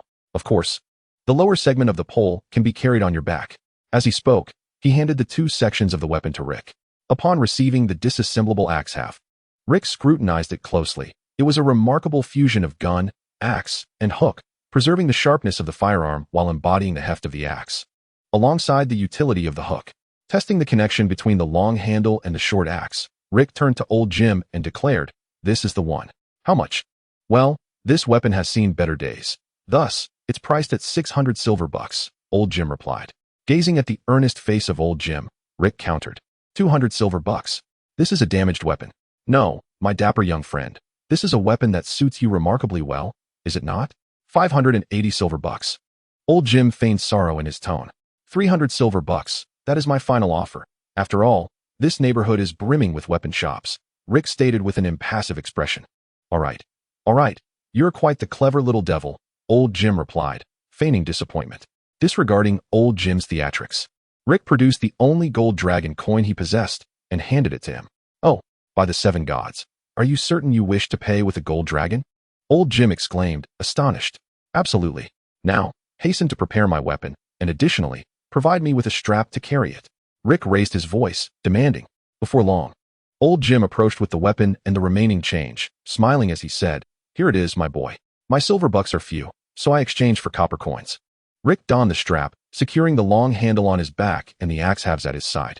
He then turned to Old Jim and remarked, Mr. Jim, should there be even a single copper coin missing, I shall return draped in golden robes. For you must understand that young men like myself often have connections to the nobility. Ha ha ha, what a memory I have. Young man, extend my regards to your esteemed family. Old Jim replied, retrieving a bag of coins from beneath the counter. After observing Old Jim, Rick exited the shop, muttering to himself, what a cunning old man. Not long after Rick left the shop, a group of children, who had been hiding in the alley opposite Jim's store, turned their gaze toward him. One of the older children spoke up, Jace, do you see that boy who looks about our age? His waist is bulging. He must have quite a bit of money. I see him, Brother Ivy. Should we approach him directly, or follow him for a while? Jace, with golden short hair, responded, of course, we shall follow him first. When we reach a less crowded area, we will intercept him. If there are adults with him, Jace and Buna, you shall continue with your thieving. While Sam and I will provide cover, Ivy instructed the group.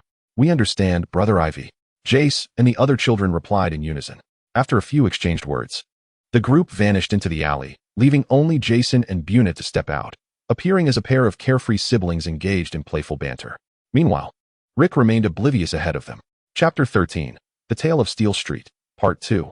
I shall refrain from purchasing armor for now. It is detrimental to my development, and I am unable to move in it. Instead, I shall acquire a smaller leather armor, as even a modicum of protection is better than none. Rick mused as he strolled down the street, making his way to a shop specializing in protective gear.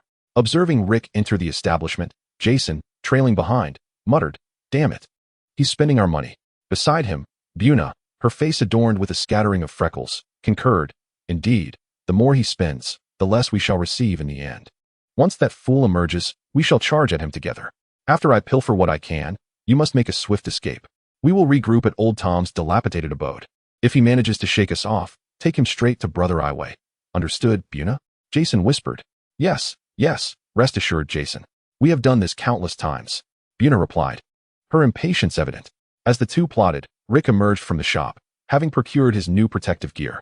Satisfied, he patted the leather armor adorning his frame and remarked, the first rule of survival in a foreign world, always enhance your own security, with a sense of accomplishment. He slung his package over his shoulder and hummed a cheerful tune as he made his way home. As he traversed yet another narrow alley, the number of passers-by dwindled. Suddenly, Jason and his companion lunged forward, colliding into Rick and nearly causing him to stumble. Straightening himself, Rick shouted after the retreating duo, "You little rascals! Be more cautious." Afterward, he rubbed the spot where he had been struck. Upon inspection, his expression shifted dramatically. Damn it, the thief! Realizing a pouch of his money was missing, he hastened in pursuit of Jason. Glancing back at Rick, who had not pursued Buna, Jason breathed a sigh of relief. Thinking, chase me? Impossible. He then cast a taunting glance over his shoulder. Seeing Jason's mocking gaze, Rick suddenly regained his composure. Girls are far easier to catch than boys. With this thought, he pivoted to chase after Buna. Noticing that Rick had abandoned his pursuit of him, Jason cursed under his breath, "Damn it," and sprinted back to their hideout. He had no concern for Buna's safety, for according to their plan, Brother Iway would ensure her safety. As she ran, Buna glanced back and was taken aback to see the boy who was supposed to be chasing Jason now sprinting towards her. "Oh my goodness, wasn't he going after Jason? Why is he coming for me instead?" she exclaimed, a hint of panic in her voice. With the distance between them rapidly diminishing, Rick brandished the axe halberd resting at his side and called out to Buna, "Girl, if you do not halt, and I catch you, I shall end your life." He swung the weapon menacingly to emphasize his warning. Upon hearing Rick's voice, Buna glanced back at him, also noticing the axe he clutched in his hand. Good heavens, he intends to kill me. In her panic, Buna contemplated the possibility of being slain by her peers behind her, her anxiety intensifying. As she watched in disarray, she fled into a narrow alley. Rick retrieved a short stick from behind him and hurled it towards Buna's legs. Thud! My leg! She screamed, collapsing onto the ground. Observing Buna crawl backward, Rick slowed his pace and approached her. He picked up the short stick he had thrown and fitted it beneath the axe. Leaning on the long weapon as he addressed Buna, "Where's that boy you were with? Tell me, or I can assure you that the disappearance of an inconsequential girl in this place will go unnoticed." With a youthful visage uttering such cruel words, Buna gazed at the slightly older boy before her, her eyes filled with terror. He is serious. He is not an ordinary boy. He resembles those cruel, spoiled aristocrats. "No. Please don't kill me," Buna cried out in desperation. "Shut up. Do you wish to die?" Rick hissed, casting a glance outside the alley. "Please, don't kill me," Buna murmured, her head bowed. "I can spare you, but you must tell me where that boy is." Rick raised the axe, pointing it at the helpless girl before him. With tears streaming down her face, Buna hesitated, her gaze shifting between Rick and the ground. Just as Rick awaited her response, a voice echoed from the other end of the alley. "You want to know?" 3 boys, slightly older than children, approached, with the tallest among them speaking. Rick looked at the trio with a hint of disdain. What is this? 3 children? He unfastened the connection between the axe and the short stick. Addressing the 3 boys, "Then please, enlighten me." With that, he charged towards the trio, wielding the axe in his right hand and the stick in his left.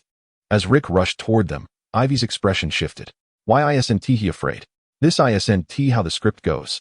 Cursing under his breath, Ivy drew his weapon, a dagger bound to an unknown bone. Beside him, Jess and Sam also brandished their crude wooden sticks, rushing forward without waiting for Ivy to give the signal. With a swift strike, Rick severed the stick Jess held, then kicked him down with force, following up by swinging the stick towards Jess's head. On the ground, Jess frantically shielded himself with his arm, but bones are not as resilient as steel. A sharp crack echoed as Rick's stick broke Jess's arm. Turning his cold gaze towards Sam, who was approaching with a wooden stick, Rick crouched low and struck Sam's calf with his stick. Thud! Sam dropped the stick, clutching his leg in agony, while Jess moaned on the ground. Meanwhile, the already subdued Buna, paralyzed with fear, stared blankly at the unfolding chaos. "Then it seems you were the last one, huh? The big guy?" Rick said, brandishing his axe towards Iway. Observing the unchanged demeanor of Rick, Iway grit his teeth and remarked, "I suppose it's my misfortune. I couldn't see you were a tough nut, but don't think you'll have it easy." With that, he brandished his dagger and lunged at Rick. With a loud thud, Iway's dagger clattered to the ground. Grasping Iway's hand, Rick swiftly kicked him down, then raised his fists, raining blows upon Iway's head, while demanding, "Now? Tell me, where's my money? And that kid?" Bloodied and battered, Iway, listening to Rick's words, replied, "Even if you kill us, what difference does it make? The money is not with us. Your funds have already been handed over to Tomlin by Jason. Killing me 100 times would be futile." Releasing the battered Iway, Rick glanced at the 2 remaining pouches of money at his waist. "Very well, the lost ones are silver dear. Let me there, or I will truly kill you," Rick asserted. Observing Rick's impassive expression, Iway conceded. "All right, I can take you there, but can you let the 3 of them go? They need medical attention. After assessing the 3 injured children, Rick nodded in agreement. They are free. Lead the way. Wiping his face with his sleeve and supporting his injured wrist, Iway made his way toward the end of the alley, with Rick following closely behind. As Rick trailed Iway, a new thought emerged in his mind. Given my current age and status, it is impossible for me to become a knight or noble. Instead, I should cultivate some influence to avoid future passivity. After all, though my body may be small, my intellect should remain sharp. Glancing at Iway, the towering figure ahead, Rick acknowledged that he was not entirely lacking. Despite his shortcomings, he was quite loyal and straightforward. Yet, the notion that I would valley charge in was laughable. With a dismissive shake of his head, Rick gazed at the sky, pondering how long this false tranquility in the foul-smelling King's Landing could possibly endure. Chapter 14, The Story of Steel Street, Part 3, Old Tom's Ramshackle House. Jason. You've done quite well. These silver deer will suffice to see us through this winter. A middle-aged man spoke to Jason, who had previously fled. Are you certain it was just a boy? Mr. Tomlin inquired. Yes, Mr. Tomlin, it was indeed just a boy, and he was alone, Jason responded. I see. Then why did you return alone? Tomlin asked. I split from Buna, brother Iway, my brother Jess, and Sam went to assist her, Jason answered honestly. Fiddling with the gleaming silver deer, Tomlin pondered for a moment before producing one and saying to Jason, Very well, Jason, kind-hearted Uncle Tomlin has decided to reward you. Share this silver deer with Iway and the others. With that, he tossed the silver deer to Jason, catching the silver stag thrown by Tomlin. Jason grinned widely and expressed his gratitude. Thank you, Mr. Tomlin. All right, you may leave now. Jason, Tomlin waved his hand dismissively. Yes, Mr. Tomlin. With that, Jason exited cheerfully. That fool Jason. Any boy capable of producing such wealth cannot possibly be an ordinary commoner, Tomlin remarked darkly. No. I have painstakingly allied myself with the gilded elite of Steel Street. I cannot simply walk away. Yet, these 5 little imps. A glint of ruthlessness flashed in Tomlin's eyes. Rising, he made his way to the back room, opening a cabinet and pushing aside a hidden door to enter. Inside, one of the men greeted Tomlin. Boss, how were the gains today? Quite satisfactory, Banu, he replied, pulling 3 silver stags from his pocket. Huh, who would have thought there were 3 silver stags? Remarked one of Banu's companions, chuckling at the sight. Indeed, we can enjoy a splendid feast. Another chimed in. Actually, it is 5 silver stags, Banu, Sway, and Beaufort, Tomlin corrected. 5. Banu's eyes brightened. Sway and Beaufort also sat up, turning their gaze toward Tomlin. Yes, 5. I gave 2 to Jess and his crew, Tomlin elaborated. Oh, look at the benevolent Mr. Tomlin, Banu said sarcastically. Hey, Banu, after all, a well-fed horse can travel far. Tomlin replied with a straight face. Indeed, Boss Tomlin, but we are the horses that require feeding. As for Iway and the others, there will never be a shortage of children in the flea-ridden realm of King's Landing, Banu retorted impatiently. All right, Banu, I understand your intentions, but what about you two? Sway and Beaufort, Tomlin inquired. The two exchanged glances, and Beaufort spoke. Brother Tomlin, we brothers share meals and days together. It would be too hurtful to speak of those little brats. All right, you 3 be quick about it. I'll give you these 3 silver stacks. Once this matter concludes, I do not intend to engage in such affairs any longer. With that, Tomlin tossed down 3 silver stags and exited the room. TCH, what a pretender. Without you, Tomlin, can I, Banu, starve? Banu scoffed at Tomlin's departing figure. Indeed, brother Banu, that Tomlin fellow is utterly hypocritical, Sway chimed in eagerly. Absolutely, Beaufort echoed.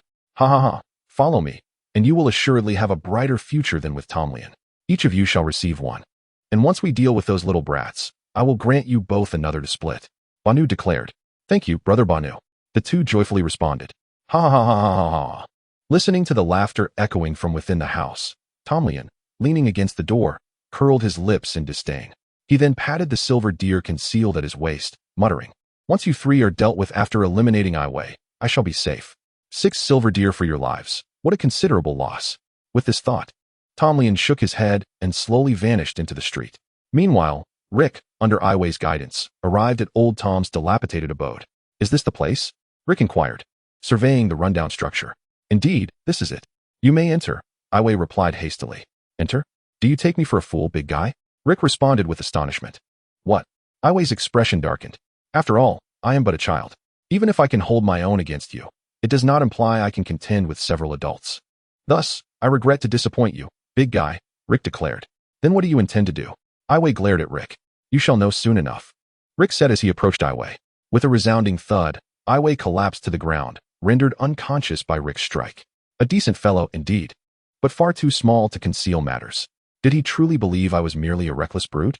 Rick scoffed at the sight of the incapacitated Iway, subsequently placing him at the entrance of the dilapidated house, ensuring that anyone exiting would easily see him. Stepping away from the doorway, Rick crouched behind a crumbling structure, which had only walls remaining, keeping a watchful eye on the unconscious Iway. He contemplated, this distance is just about right, given this big fellow's weight. No ordinary child could lift him, and our relationship prevents them from being as crude as I am in dragging him. Therefore, I shall remain crouched, should many adults emerge. It will not be too late to flee. As Rick awaited Tomlien's emergence, a boy suddenly dashed out from the house. It was the very lad who had stolen his wallet. Just as Rick was about to charge forward, he heard the boy shout while running, Banu, why? Where is Mr. Tomlien? You little brat. That fool will not be appearing again. Hand over the silver deer, and perhaps I may grant you a chance at survival, came an adult's voice, unmistakably Banu's. From within the abode. Is this infighting? Rick mused silently. At the entrance, Jason, who was sprinting, abruptly spotted the unconscious Iway and exclaimed, by the seven gods. Brother Iway, what has happened to you? Glancing back at the already emerged Banu and his companions, Jason tossed the silver deer over the surrounding wall while laboriously assisting Iway to his feet, guiding him toward the street. Observing Jason's actions, Banu mocked, Jason, you think me a fool? Such a Navi child. Then addressing Beaufort, he commanded, go retrieve the precious silver deer. That will be half yours. Of course, boss Banu. Beaufort grinned, sprinting toward the wall. Meanwhile, Banu and Sway leisurely advanced toward Jason. Long before Jason hurled the silver deer, Rick sensed something amiss. Upon spotting Beaufort approaching his direction, he cursed under his breath, damn it, this is not the right place to throw. Chapter 15, Tales of Steel Street, Part 4, Damn it. As Beaufort drew closer, Rick assembled his weapon, recognizing that, compared to the likes of Iway, the adult Beaufort was taller and sturdier. Ugh, this little wall is truly bothersome, Beaufort muttered while bracing himself against the wall, trying to leap over it. In that fleeting moment when Beaufort descended, Rick, who had been poised for action, swung his poleaxe, striking at Beaufort's head. A dull thud resounded, and then silence enveloped the scene. Ignoring the lifeless Beaufort, Rick noticed a change in the peculiar system in his mind that merely recorded his name. Rick Roland, Liku, kill count, 2 acquired 1 proficiency in current deceased character's specialty, theft 1. Pondering the odd panel in his mind, Rick murmured, where is Simon Toyn's specialty? Why is it absent? Answer me, system. There was no response. Resigned to abandon this line of inquiry, he bent down to search for the silver deer Jason had thrown and pocketed it. After all, it was his money, and he deemed it unwise to waste it. Gazing at the 2 adults toying with Jason, Rick perceived a promising opportunity. He whispered to himself, perhaps this is my chance to establish a faction. What better way to win hearts than by saving a life? With this thought, Rick disassembled his poleaxe. Wielding a short staff as he stealthily maneuvered along the wall towards Banu and his companion, before launching his projectile. Thud! Damn it! Who was that? Banu shouted, clutching the back of his head. Beside him, Sway, witnessing Banu's injury, brandished his weapon, a dagger. Go check what's happening, and call Beaufort over, that lazy fool, Banu instructed. Still nursing his wound as he continued to bully Jason, demanding the second silver deer that Tomlien had mentioned. Meanwhile, Sway began advancing towards Rick's position. Drawing the dagger he had kept close to his chest, Rick quietly returned to his position behind the wall. Sway, much like Beaufort, attempted to scale the wall, but his trajectory was aimed directly at Rick. Locking eyes with Sway, Rick lunged forward like a hungry tiger. As Sway swung his dagger at Rick, the sound of a piercing stab echoed through the air. Rick's dagger found its mark at Sway's collarbone, while Sway's blade merely scraped against Rick's leather armor. With no time to reflect on the disparities between affluent and common players, Rick withdrew his dagger, wiped it clean against Sway's body, and, supporting himself against the wall with one hand, brandished his poleaxe with the other as he vaulted over the wall. Grasp your weapon tightly, Rick shouted to Banu. Are you the Tomlien? With one hand shielding his head, Banu drew the staff that had injured him and hurled it at Rick, cursing, I am Banu. You son of a harlot. With that, he pulled a dagger from his bosom and charged at Rick, dodging the staff. Rick looked in disbelief at this fool who had forsaken a long weapon for a mere dagger. He rolled backward, retrieved his long staff, and swiftly assembled it with his axe to form a polearm. As Rick brandished the long axe towards Banu, the latter's expression shifted dramatically. He ducked sharply, narrowly avoiding Rick's thrust. Rick felt a pang of regret. Had he possessed a bit more strength and controlled his downward force better, Banu would have been doomed.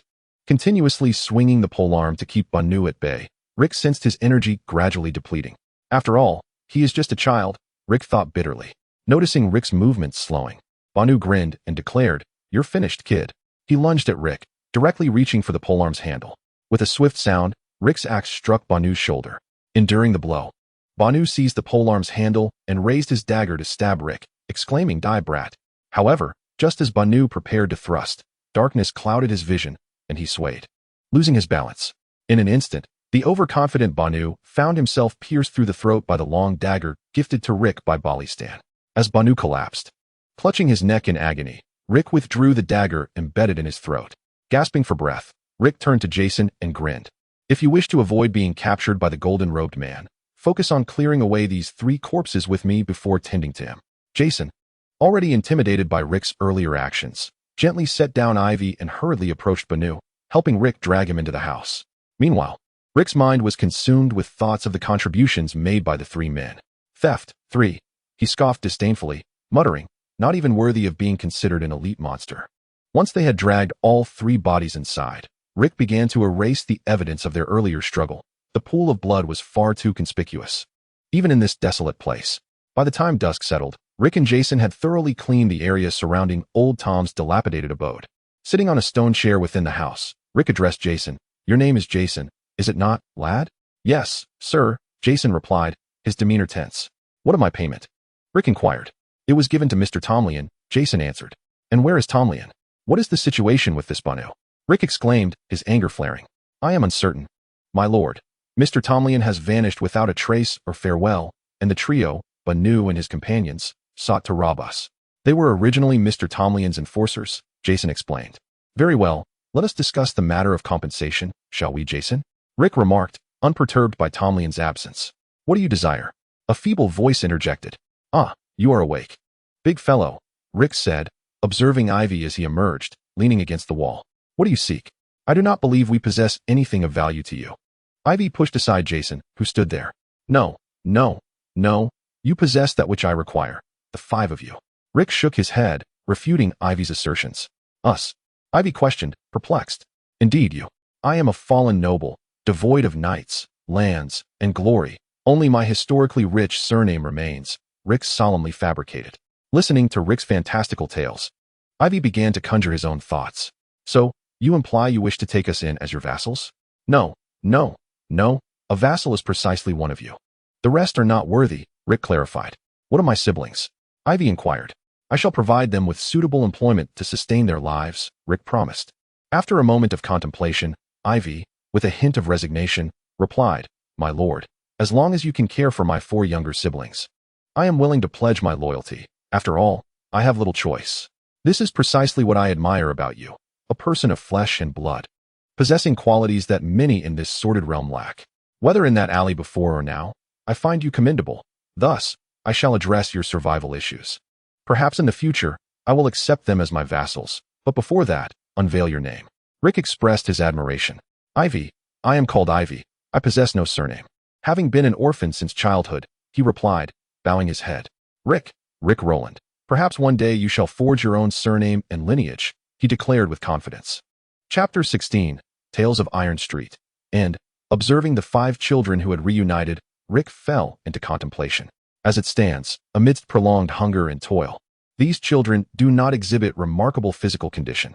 However, Ivy's swift awakening and his towering stature indicate that he possesses a physique surpassing that of his peers, along with a display of cleverness that suggests he is worthy of cultivation. The others, however, are somewhat lacking. Jason is a perceptive and shrewd lad, while his elder brother possesses a notable strength. If given a forest, he would make an excellent lumberjack. As for the remaining 2, Banu and Sam, they are ordinary children, lacking any distinguishing features. Ivy has made the decision to follow me. Do you all know what you should do?" Rick said in a flat tone. Jace, being somewhat bolder, glanced at Ivy, who had already pledged loyalty to Rick, and exclaimed, "My lord Rick, we are immensely grateful for your willingness to take us in despite past grievances. We shall do whatever you command, and vow never to betray you." Observing Jace's commendable trait, Rick discreetly cast a glance at the others nearby. Meanwhile, Jason, Sam, and Bunan nodded incessantly, affirming, "Indeed, my lord Rick, we shall heed your every word." Witnessing the camaraderie of his younger companions, Ivy felt a sense of reassurance. "Very well. Jace, Jason, Sam, and Buna, I shall accept you, but you must attend to the bodies of those 3 individuals. Do you understand? I do not concern myself with your methods. Make them vanish. This is a test for you," Rick instructed the 4. Slightly bewildered, Jace and the others exchanged glances. Soon after, Jason discreetly nudged Jace, who, recovering from his surprise, hastily affirmed, "Yes. My lord Rick, we will accomplish the task." With that, he beckoned the other 3 to assist in disposing of the bodies. As Jace and his companions exited, Rick turned his gaze toward Ivy. Sensing Rick's scrutiny, Ivy lowered his head and spoke. "Thank you for your generosity in agreeing to look after my siblings, my lord." "No, Ivy, it is not my generosity. It is the reward for your loyalty," Rick replied. Ivy lifted his head, resolutely addressing Rick. "My lord, I am always at your service." He silently added a condition, "as long as you care for my siblings." Nodding in satisfaction, Rick inquired, "Tell me about Tomlien." Upon hearing the name, Ivy's eyes flickered with complexity, yet he spoke. "Tomlien could be considered our guardian. He taught us the arts of thievery, how to survive in the Flea Bottom and King's Landing, and provided us with shelter." Pausing, Ivy's expression grew more intricate. "He is a very clever man.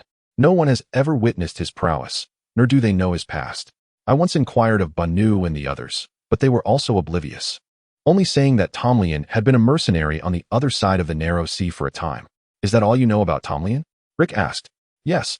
He trusts no one, yet treats everyone with kindness and warmth," Ivy replied. "Well then, if I am not mistaken, there should be a secret passage here?" Rick continued. "Indeed. It is located within the closet of the adjoining room." "All right, Ivy. Tomorrow, I will introduce you to a world you have never encountered before. Should you attempt to flee or believe that hiding will absolve you, I fear your ultimate fate will be spent in the dungeons of King's Landing, where no one will care for a few insignificant rats." Rick stood, addressing the leader of the thieves. "That will never happen, my lord," Ivy said. His head bowed in utmost respect. "Tomorrow night, at the intersection of Flower Street and Steel Street, I shall seek you." With that, Rick pushed the door open and stepped outside. As they gazed at Rick's retreating figure, the few individuals in the yard exhaled a sigh of relief. This was undoubtedly the most exhilarating experience the children had encountered thus far. What a thrill it was to act so boldly and then flee. Rick mused as he walked home. "However, I must arrange a meeting with Jesslyn tomorrow. Although she is but a distant relation, she bears the surname Bywater, which should suffice to deceive a few young beggars." With this thought, Rick felt a sense of ease, even if it meant filling one lie with another. At Tomrian's abode. "Heh, Captain Rom, here is the tavern's payment for this month." Tomrian presented 5 silver bucks to the greasy-faced man before him. "Ha ha ha ha. Tolan, my dear friend. It is always a pleasure to be in your company. By the 7 gods, if everyone on this street were like you, I would surely be driven to madness with joy," Rom exclaimed, accepting the silver coins with glee. "Ha ha ha ha.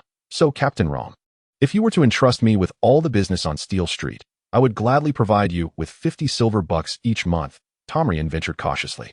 "Oh, my dear Tolan, while I would love to expand our collaboration, the entanglements above are far too intricate, especially with the rumors that have been circulating. You know well that there are certain children one must not touch." Rom feigned a pained expression. "Is it those little birds?" Tomrian inquired darkly. "Shoo. Are you trying to get us killed, Tomrian?" Rom snapped back, clearly irritated. "My apologies, Captain Rom. I must ask, since these children are off limits, to whom do they belong? Might you facilitate an introduction?" Tomrian queried. "An introduction, you say?" Rom pondered. 50 silver bucks, that remains the price. If you could assist me with the introduction, I could secure all the street's business, and in addition to the 50 silver bucks, I would offer you another 50 as a finder's fee. If it does not succeed, you shall still keep that 50. Tomrian produced a small pouch as he spoke. "Ha ha ha, my dearest Tolan, rest assured, I shall facilitate your introduction. Have you heard of Logan from the dungeon?" Rom replied, chuckling as he tucked the pouch of silver away. "Logan from the dungeon?" Tomrian fell into contemplation. "Very well, Tolan. In due time, I shall arrange for you to meet Logan. He is quite decent," Rom assured him. "Then I leave everything in your capable hands, Captain Rom." Tomrian responded with a smile. At Old Tom's dilapidated residence. "I am utterly exhausted. That Rick is merciless. My legs still ache," Sam lamented as he collapsed onto his bed. "Indeed, Boss Ivy, my arm is also in agony. The healer told me it has been set, yet I still feel some trepidation," Jess remarked. "Enough of your complaints. You too. After all, we are to associate with Rick from now on, so put aside your grievances. Ivy addressed the duo. What? Boss Ivy? Are we truly destined to be in league with that individual? Jason exclaimed in astonishment. Sigh, considering the demise of Banu and his companions. Do you believe it would be us thrown into the dungeons if this reaches the Golden Cloak? Or do you harbor confidence in escaping King's Landing? Ivy retorted. Jason fell silent. Moreover, are you content to live your lives as mere thieves? To end up like Banu and his 3 companions? This is an opportunity, Jess, Jason, and Sam. It is a shortcut to ascend the social ladder, Ivy asserted. Could it be possible that he is deceiving us? Jason queried once more. Do we possess anything worthy of deceit? Ivy countered. True, Jason conceded, falling silent thereafter. All right, Buna. Head to the courtyard and fetch some water to wash away the marks on the door. Sam, you take the broom and sweep the dirt. Jess, you 2 brothers seal the secret passage. We may not return to this estate again, Ivy commanded the group. Understood, Boss Ivy, they replied, dispersing to attend to their respective tasks. Ivy, observing their industriousness, pondered, so what if he is a fraud? Though Tomlin is a charlatan, he has managed to keep us alive. How could Rick, who can effortlessly deal with Banu, be any less capable? Surviving is what matters. Chapter 17, An Erroneous Spring Harrenhal. Your Majesty, the opening ceremony is about to commence, a rotund man informed Ilarys, who sat at the head of the table. Varys, do you truly believe Rhaegar intends to usurp my throne? Ilarys inquired, his voice heavy in the sealed chamber illuminated only by 2 flickering candles that cast shadows across his solemn face. Your Majesty, I possess no concrete evidence. Yet I am acutely aware that House Hoare lacks the wealth to sponsor a tournament, especially one with a prize thrice that of the tournament in Lannisport. Varys responded with deep respect. Do you know, Varys, at times I am filled with both fury and magnanimity? They all think me mad, but do you understand? I have a noble lineage. Targaryen, the glory of Aegon has always sheltered his descendants. I can feel it, the fire. In that flame, I see a dragon. A dragon that belongs to me. Therefore, if Rhaegar truly wishes to dethrone me, I shall make him experience the wrath of the sleeping dragon, Ilarys thundered. Indeed, my liege. I shall continue to monitor House Hoare and Prince Rhaegar, Varys assured. Very well, Varys. I am off to inspect my new Kingsguard, Ilarys declared, rising to depart. Of course. My liege, Varys replied, retreating into the shadows. At the venue, all eyes were fixed upon the elevated platform, where the Kingsguard stood vigilantly around it, surveying their surroundings. The Earl of House Hoare, the host of the tournament, also rose to observe the staircase leading to the platform. The illustrious heir of House Targaryen, sovereign of the Undulls. The Roiner, and the first men, ruler of the 7 kingdoms and protector of the realm, His Majesty King Aerys too. A voice from afar echoed. Aerys advanced step by step toward the dais, revealing the monarch infamous for his madness throughout the 7 kingdoms. His gaunt visage and sunken eyes betrayed not a hint of the striking handsomeness that characterized his forefather Rhaegar, particularly his eyes. As the Count of Riverrun observed them up close, radiated boundless fury and insanity. Your Majesty, the Tully family extends our respects to you. The Count of Riverrun bowed and said, Ah, Walter, it has been over a decade since we last met. I am pleased to see you again today. Aerys replied with a grin that lacked warmth. Likewise, Your Majesty. It is an honor to have you preside over the tournament, the Count responded reverently, bowing his head. Ha ha. Fret not, Walter, but before we proceed, I have an announcement to make, Aerys proclaimed. Please, Your Majesty, the Count stepped aside. Aerys positioned himself in the center of the dais, not at the forefront but in the shadow of the platform, and declared, My people, I, the great heir of House Targaryen, sovereign of the Undulls, the Roiner, and the first men, ruler of the 7 kingdoms and protector of the realm, Aerys Targaryen, hereby announce that my dearest friend, the eldest son of Tywin Lannister, Jaime, shall become a knight of the Kingsguard, the youngest in history. With that, Aerys took his seat and gazed down at the assembly. As Aerys concluded his proclamation, Jaime, who had been poised at the side, ascended the dais. A flicker of disdain crossed Aerys' eyes as he beheld Jaime, the son of Tywin. Indeed, he bore the same ignoble traits, with that detestable golden hair. Contemplating this, Aerys' voice emerged, stiff yet commanding. Jaime Lannister, do you wish to don the white cloak and become a knight of the Kingsguard? You shall hold no lands, take no wife, sire no children, and remain eternally loyal to your sovereign until death, devoting all, even in disability and madness, to your lord. Jaime hesitated momentarily. Visions of Casterly Rock, his father Tywin, and his recent conversation with Arthur flooded his mind. Yet, ultimately, he fixed his gaze upon a singular figure, Cersei. Steeling himself, Jaime resolutely declared. Jaime Lannister is willing to become a knight of the Kingsguard. I shall don the white cloak, forsake my lands, take no wife, bear no children, and remain eternally loyal to you until death, until the end of my life, devoting all, even in disability and madness, to you. Ser Jorah Mormont. Prepare the white cloak for Jaime, Aerys commanded. Yes, your majesty, replied Ser Jorah Mormont, the captain of the Kingsguard, as he retrieved a white cloak from a nearby chest and approached Jaime, draping it over his shoulders. Oh, long live the king, long live the Targaryens.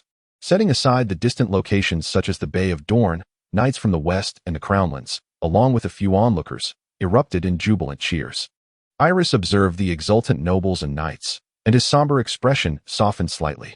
He found himself contemplating that without Tywin, this long-awaited cheer might warrant a stroll across his lands. However, Aerys chose not to linger and promptly rose to return to his temporary abode. As Aerys departed, the tournament was about to commence, yet the newly appointed Kingsguard, Jaime, had already donned his armor, preparing to head to the stables of Harrenhal. Is it true that you have gathered 5 young followers, Rick? Harold inquired, gazing at Rick with a peculiar expression. To be precise, 1 follower comes with 4 others, one of whom is a girl, Rick replied, somewhat awkwardly. Ah, I see, Rick. Are you suggesting that Jesslyn should accompany you to interact with those commoners? Harold asked. Yes, dear brother Harold. After all, I am not a noble, and at my young age, I lack the authority. Therefore, I require Jesslyn's assistance, Rick explained. I understand your perspective, Rick. Although I am merely a collateral member of House Bywater, I carry the name, and I could lend it to you for this endeavor. However, Rick, do not betray my trust. I consider you my brother, not solely because you saved me, but because your qualities resonate with me. Thus, I need your assurance, Harold stated, his voice heavy with sincerity. Seeing the weight of Harold's expression, Rick replied earnestly, Brother Harold, please trust me. I vow never to tarnish your esteemed name. Nodding in acknowledgement, Harold called out to the inner room, Jesslyn, what is it, brother? Jesslyn emerged from within. Tonight, you shall accompany Rick. He will brief you on the specifics along the way, Harold instructed. Understood, brother. Are we off, Rick? Jesslyn asked. Indeed, Jesslyn. We shall depart now. Brother Harold, I will ensure Jesslyn returns tomorrow, Rick assured the 2 brothers. Go forth, Rick and Jesslyn, Harold replied. As Rick and Jesslyn exited, Harold scratched his head in distress. Jesslyn has gone. Should I fetch Selene? Chapter 18.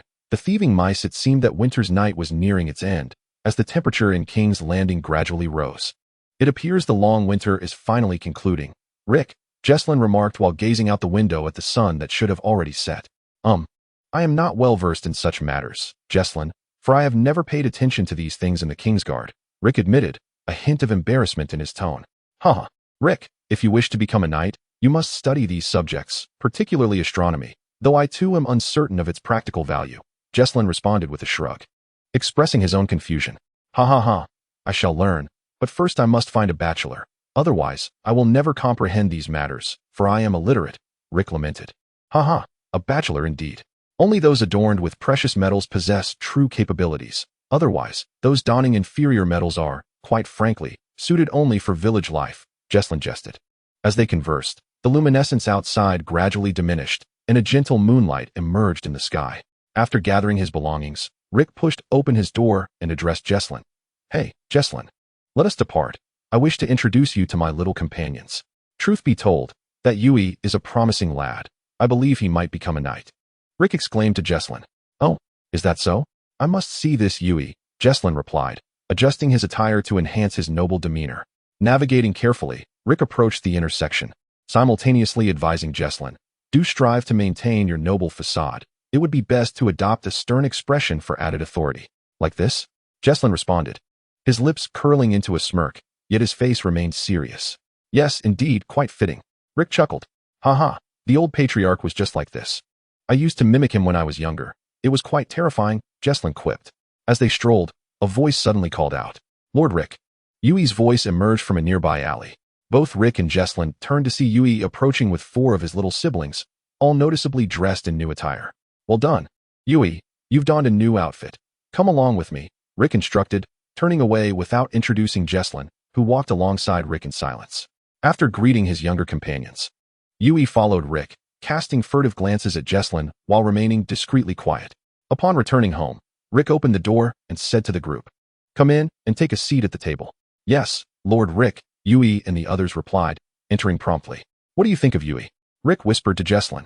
Observing Yui standing before the table, Jesslyn remarked, It is difficult for me to assess him accurately, but throughout our journey, he has demonstrated intelligence and discretion. That is splendid. Let us proceed inside. Soon, I shall offer you a taste of the exquisite wine I procured at great expense, Rick declared. Very well, Jesslyn responded, following him indoors. You must be curious about the individual beside me. As you may have surmised, this is the noble friend I wish to introduce, Jesslyn Bywater. Rick casually announced to the 5 young lads seated at the table. Simultaneously, Jesslyn took a seat and nodded in acknowledgement to those before him. Upon seeing Jesslyn seated, Yui respectfully greeted, Greetings, Lord Jesslyn. As they greeted one another, Yui exchanged pleasantries with Jason, who in turn acknowledged Lord Jesslyn. Observing the cordiality between Yui and Jason, the others also extended their greetings. Jesslyn responded with a slight nod. All right, everyone, please take a seat, Rick instructed. Once they were settled, he continued, Yui, as my vassal, you have an important mission. You are well acquainted with Flea Bottom, a place that is not lacking in children. Therefore, within the span of 2 months, I require you to gather 16 children, those of your age group, by whatever means necessary. I do not demand exceptional skills or abilities from them. My only requirement is loyalty. Do you understand, Yui?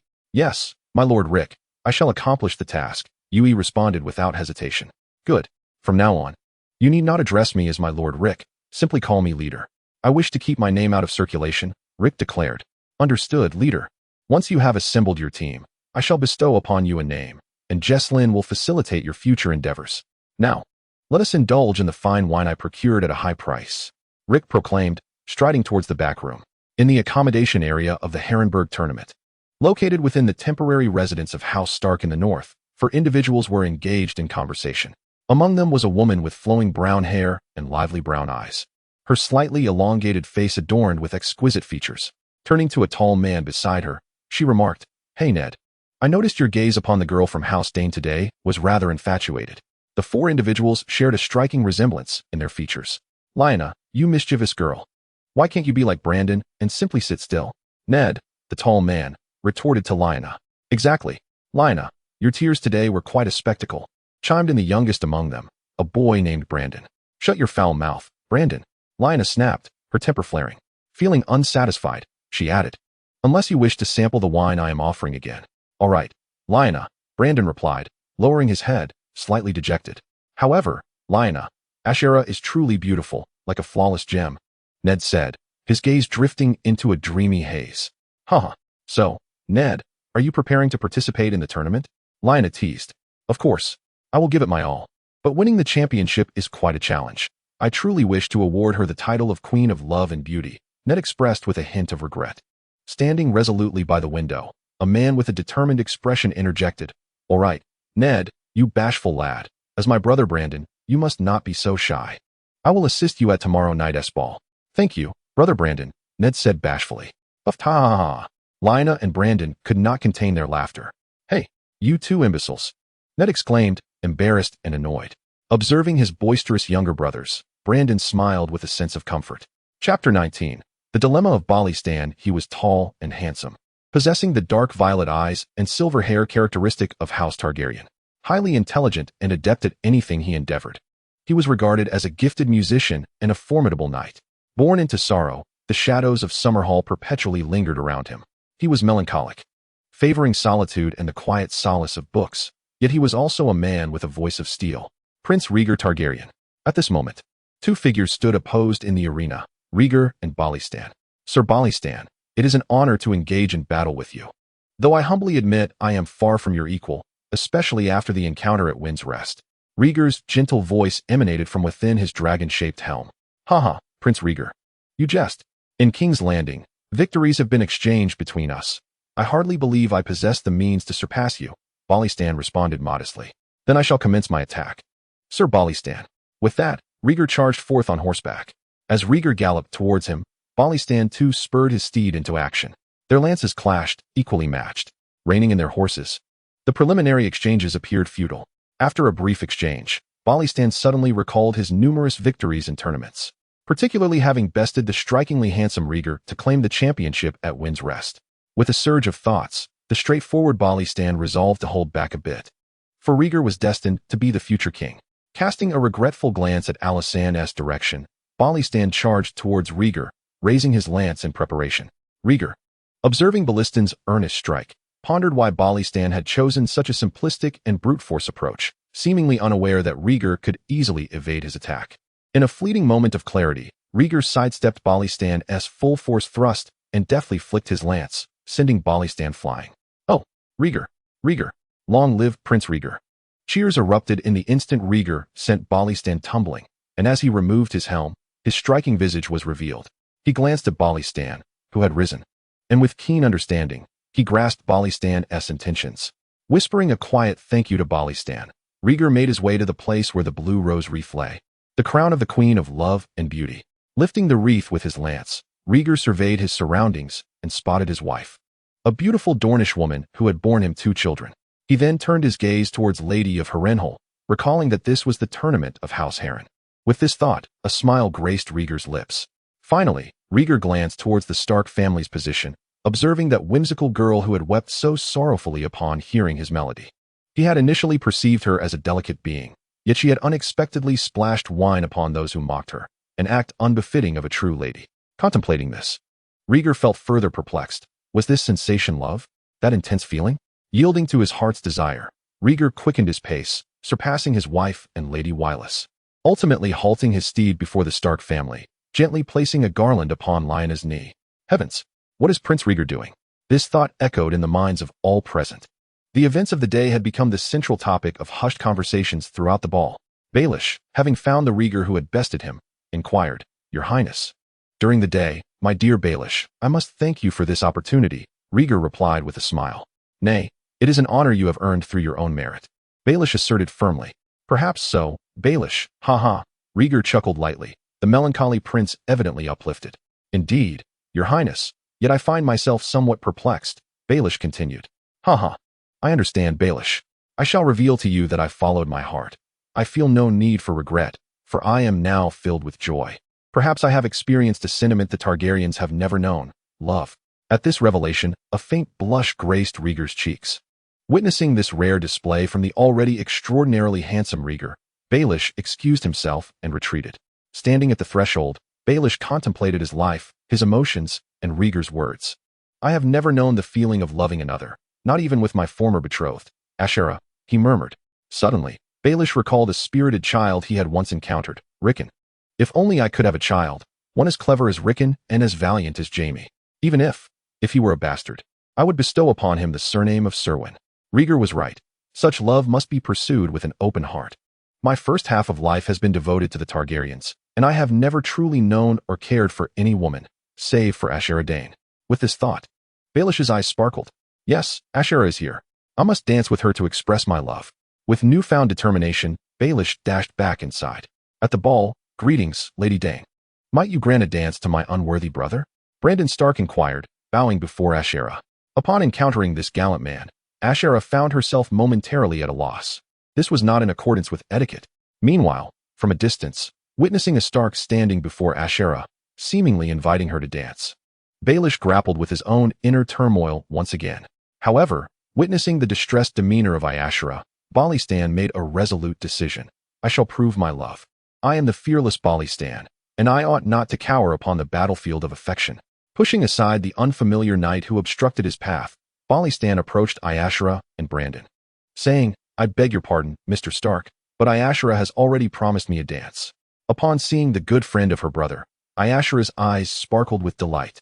She quickly interjected, "Indeed, Mr. Stark, I have given my word to you, dear Balistan." With that, she moved to Balistan's side, proudly resting against him. Observing the somewhat awkward scene between Ashera and the stern-faced Balistan, Brandon addressed the pair. "Very well, I shall go comfort my poor brother."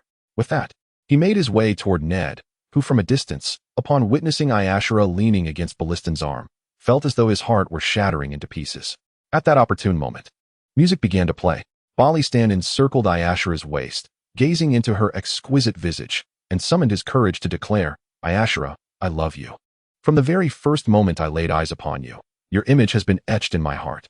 At that instant, I deeply loathed my identity as a member of the Kingsguard, but tonight, I wish to express my love for you. Stunned by Balistan's sudden declaration of profound affection, Ashera momentarily halted her dance, her cheeks flushing crimson as she hastily retreated to her chamber. Watching her retreating figure, Balistan felt an immense weight lifted from his shoulders, silently vowing to protect her, without fail. Chapter 20. The beginning 5 months had elapsed since Rick orchestrated the recruitment of followers for Ivy.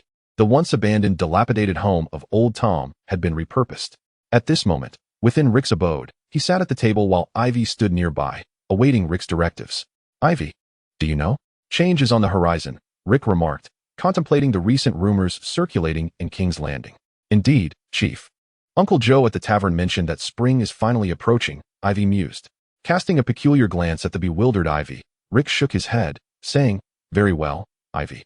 Have you located the secret passages I asked you to find?" Upon hearing Rick's inquiry, Ivy retrieved a meticulously drawn map, pointing to several locations marked upon it. "Chief, according to your instructions, I enlisted 16 newly recruited children to follow Jace and Jason in searching near the Red Keep. They found a few earthen tunnels in these areas, but upon attempting to venture inside, they discovered them blocked by soil." Observing the crooked map in Ivy's hand, Rick sighed. "All right, search thoroughly in this vicinity. After all, these passages are likely within others' homes rather than outside. Please find them as soon as possible. I shall grant you another 2 months." "Understood, Chief," Ivy responded. Wrapping the table thoughtfully, Rick added, "Ivy, you should know that the change I mentioned earlier is not merely due to the arrival of spring." With a hint of confusion, Ivy inquired, "Then, Chief, what do you mean? Have you heard the recent rumors surrounding King's Landing?" "The matter of Prince Rhaegar," Rick inquired. "Indeed, Chief. It is an affront to the Stark family of the North and the Baratheon family of the Stormlands," Ivy solemnly replied. "Yes, it is an insult to both houses. Considering the temper of the Northerners and the petty nature of Robert Baratheon, this realm, which has known peace for so long, may soon be engulfed in turmoil," Rick lamented. Ivy hesitated, perplexed. "Ivy, we have known each other for 6 months now. You are a loyal and gifted individual," Rick suddenly praised him. "Thank you for your kind words." "Chief," Ivy's expression turned earnest. "Therefore, Ivy, go and learn. I have already spoken to Jesslyn, and you may study the ways of knighthood under him. Of course, you will be attending as a squire, but I shall provide you with a little extra each month to support your studies," Rick informed Ivy. Upon hearing Rick's words, Ivy was taken aback, stammering, "Chief, are you serious?" "Certainly, Ivy, as long as you do not forget all that I have done for you," Rick replied nonchalantly. "Yes, Chief. I will never forget your deeds. By the 7, I am willing to dedicate everything to you," Ivy declared solemnly. "Excellent, Ivy. Tomorrow, have Jason and Sam come to me. You will need to exert yourself regarding the search," Rick instructed. "Rest assured, Chief, I will make the necessary arrangements. Within 2 months, I will surely uncover that secret passage," Ivy promised. "Very well, you may go about your duties, Ivy," Rick said. "Yes, Chief." With that, Ivy gathered his belongings and departed. Rubbing his head, Rick began to contemplate the future, for he had received word that Bran Stark, the head of the Stark family, along with his attendants, had been cast into the dungeons of the Red Keep by Aerys to the Mad just yesterday. Recalling Ned's memories and the conversations with Peter Baelish, he knew that in a few days, the Stark patriarch would be slain alongside his eldest son, signaling the imminent onset of the War of Usurpation. "Perhaps I can do something," Rick mused, "but I am too young." Blast. Frustrated, he slapped his thigh and began to devise his plan. Step 1. Discover the secret passages of the Red Keep.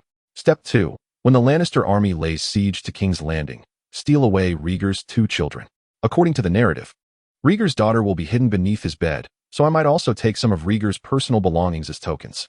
Step 3. Rick smacked his own head, realizing how foolish he was. "The more I ponder, the more I recognize my inability to conceal a child, unless I possess a domain." At this, Rick's eyes brightened. "Yes, a domain. It does not have to be in a densely populated area. Perhaps I could return to the Kingswood." Step 3. Retreat to the Kingswood and await Daenerys. "When she arrives, I will join her." Indeed, as El Bouet once said, "Rare goods can command a high price, so too shall I, Liku. Establish my destiny in 3 steps." Murmuring with delight, Rick became enraptured by visions of himself as a grand noble, perhaps even the prime minister. Lost in his reverie, he had forgotten that this was but a game of power, devoid of definitive protagonists or a life of tranquility, where only mutual oppression and betrayal thrived. Much like Ned Stark, a paragon of honor and true chivalry, who was eliminated in the first round of contention, and the legendary Mother of Dragons, whose mercy led to the demise of those who could have restored the Targaryen glory, Drogo and Rhaegar. Not to mention Rick, who had yet to face any adversity. Inside the Red Keep, the cursed Northerners. They exuded that beastly odor. Damn them. He is affronting the majesty of the Targaryens. Curse Starks. King Aerys too raged from the Iron Throne, his body swaying as if his enormous crown might topple from his head. My lord, judging by Prince Rhaegar's current demeanor, he harbors no intention of usurping your throne, Varys quietly remarked, listening to Aerys' tirade against the Starks. Indeed, that is the hallmark of a worthy Rhaegar, a fitting heir. His perpetually melancholic visage is utterly distasteful, particularly when he appears so burdened by his thoughts, Aerys scoffed. My lord, Prince Rhaegar is currently at the Tower of Joy with Lyanna Stark, Varys added. That detestable Stark, and that foolish Rhaegar. Does he intend to relinquish his claim to the throne? Aerys fumed. Remaining silent, Varys listened intently to Aerys' invectives. I shall eradicate those Stark fools with fire. Burn them alive. Perhaps then I can conquer the north and push the wall 100 miles further. As he cursed the Stark family's demise, Aerys was suddenly reminded of his youthful aspirations, stirring a deeper yearning within him. Ha ha ha, burn them alive. Meanwhile, Varys quietly bowed his head, and none could fathom what this legendary figure from across the narrow sea contemplated. Perhaps how to preserve the position of this madman before him, or his own. Chapter 21. Lord Tomlin and the Little Mice. The news of the execution of the Stark father and son, along with the heir of the Vale, gradually circulated among the noble circles of King's Landing. At this moment, some unscrupulous individuals began to harbor unseemly thoughts, quietly calculating their own schemes. My Lord Logan, when might I have the opportunity to meet that esteemed individual? Tomlin inquired timidly to the jailer, Logan, in a courtyard near the Red Keep. Fear not, Tomlin. Soon you shall find your moment of utility. After all, under that esteemed individual, there is scarcely anyone as capable as you, Logan praised with a smile. You flatter me, Lord Logan. I am merely possessing a modicum of cleverness. In your presence, my wits are as insignificant as fish and shrimp in water, Tomlin humbly replied. Ha ha ha. Tone, you have been working with me for half a year, haven't you? Logan said with a satisfied expression. Indeed, my Lord Logan. I have been at your side for 6 months, Tomlin replied respectfully, though a hint of bitterness lingered in his heart, for this hefty man was depleting his savings. Yes, it has been quite some time. Therefore, Tone, I shall gift you this estate, Logan suddenly declared. What? My Lord Logan, this is far too valuable. I cannot accept it, Tomlin exclaimed in surprise, hastily declining the offer. Waving his hand dismissively, Logan, with a look of esteem for Tomlin, said, You have earned this reward through your talents. The esteemed one will have many more tasks for you in the future, and I possess more than just this estate. Work diligently, and I look forward to seeing you restore your family's legacy. With that, Logan rose and headed towards the door. My Lord Logan, allow me to escort you out, Tomlin said, following closely behind. Upon reaching the entrance, Logan advised, Tone, you need not see me off. We shall meet often. You may store my belongings in the adjacent storeroom. Do not regard them as overly precious. In due time, I shall send someone to retrieve them. Yes, my Lord Logan. I shall ensure your possessions remain intact. I will take residence in the nearby room. That room will always be yours, Tomlin replied with utmost respect. Ha ha ha. You are thoughtful, Tone. I must take my leave now.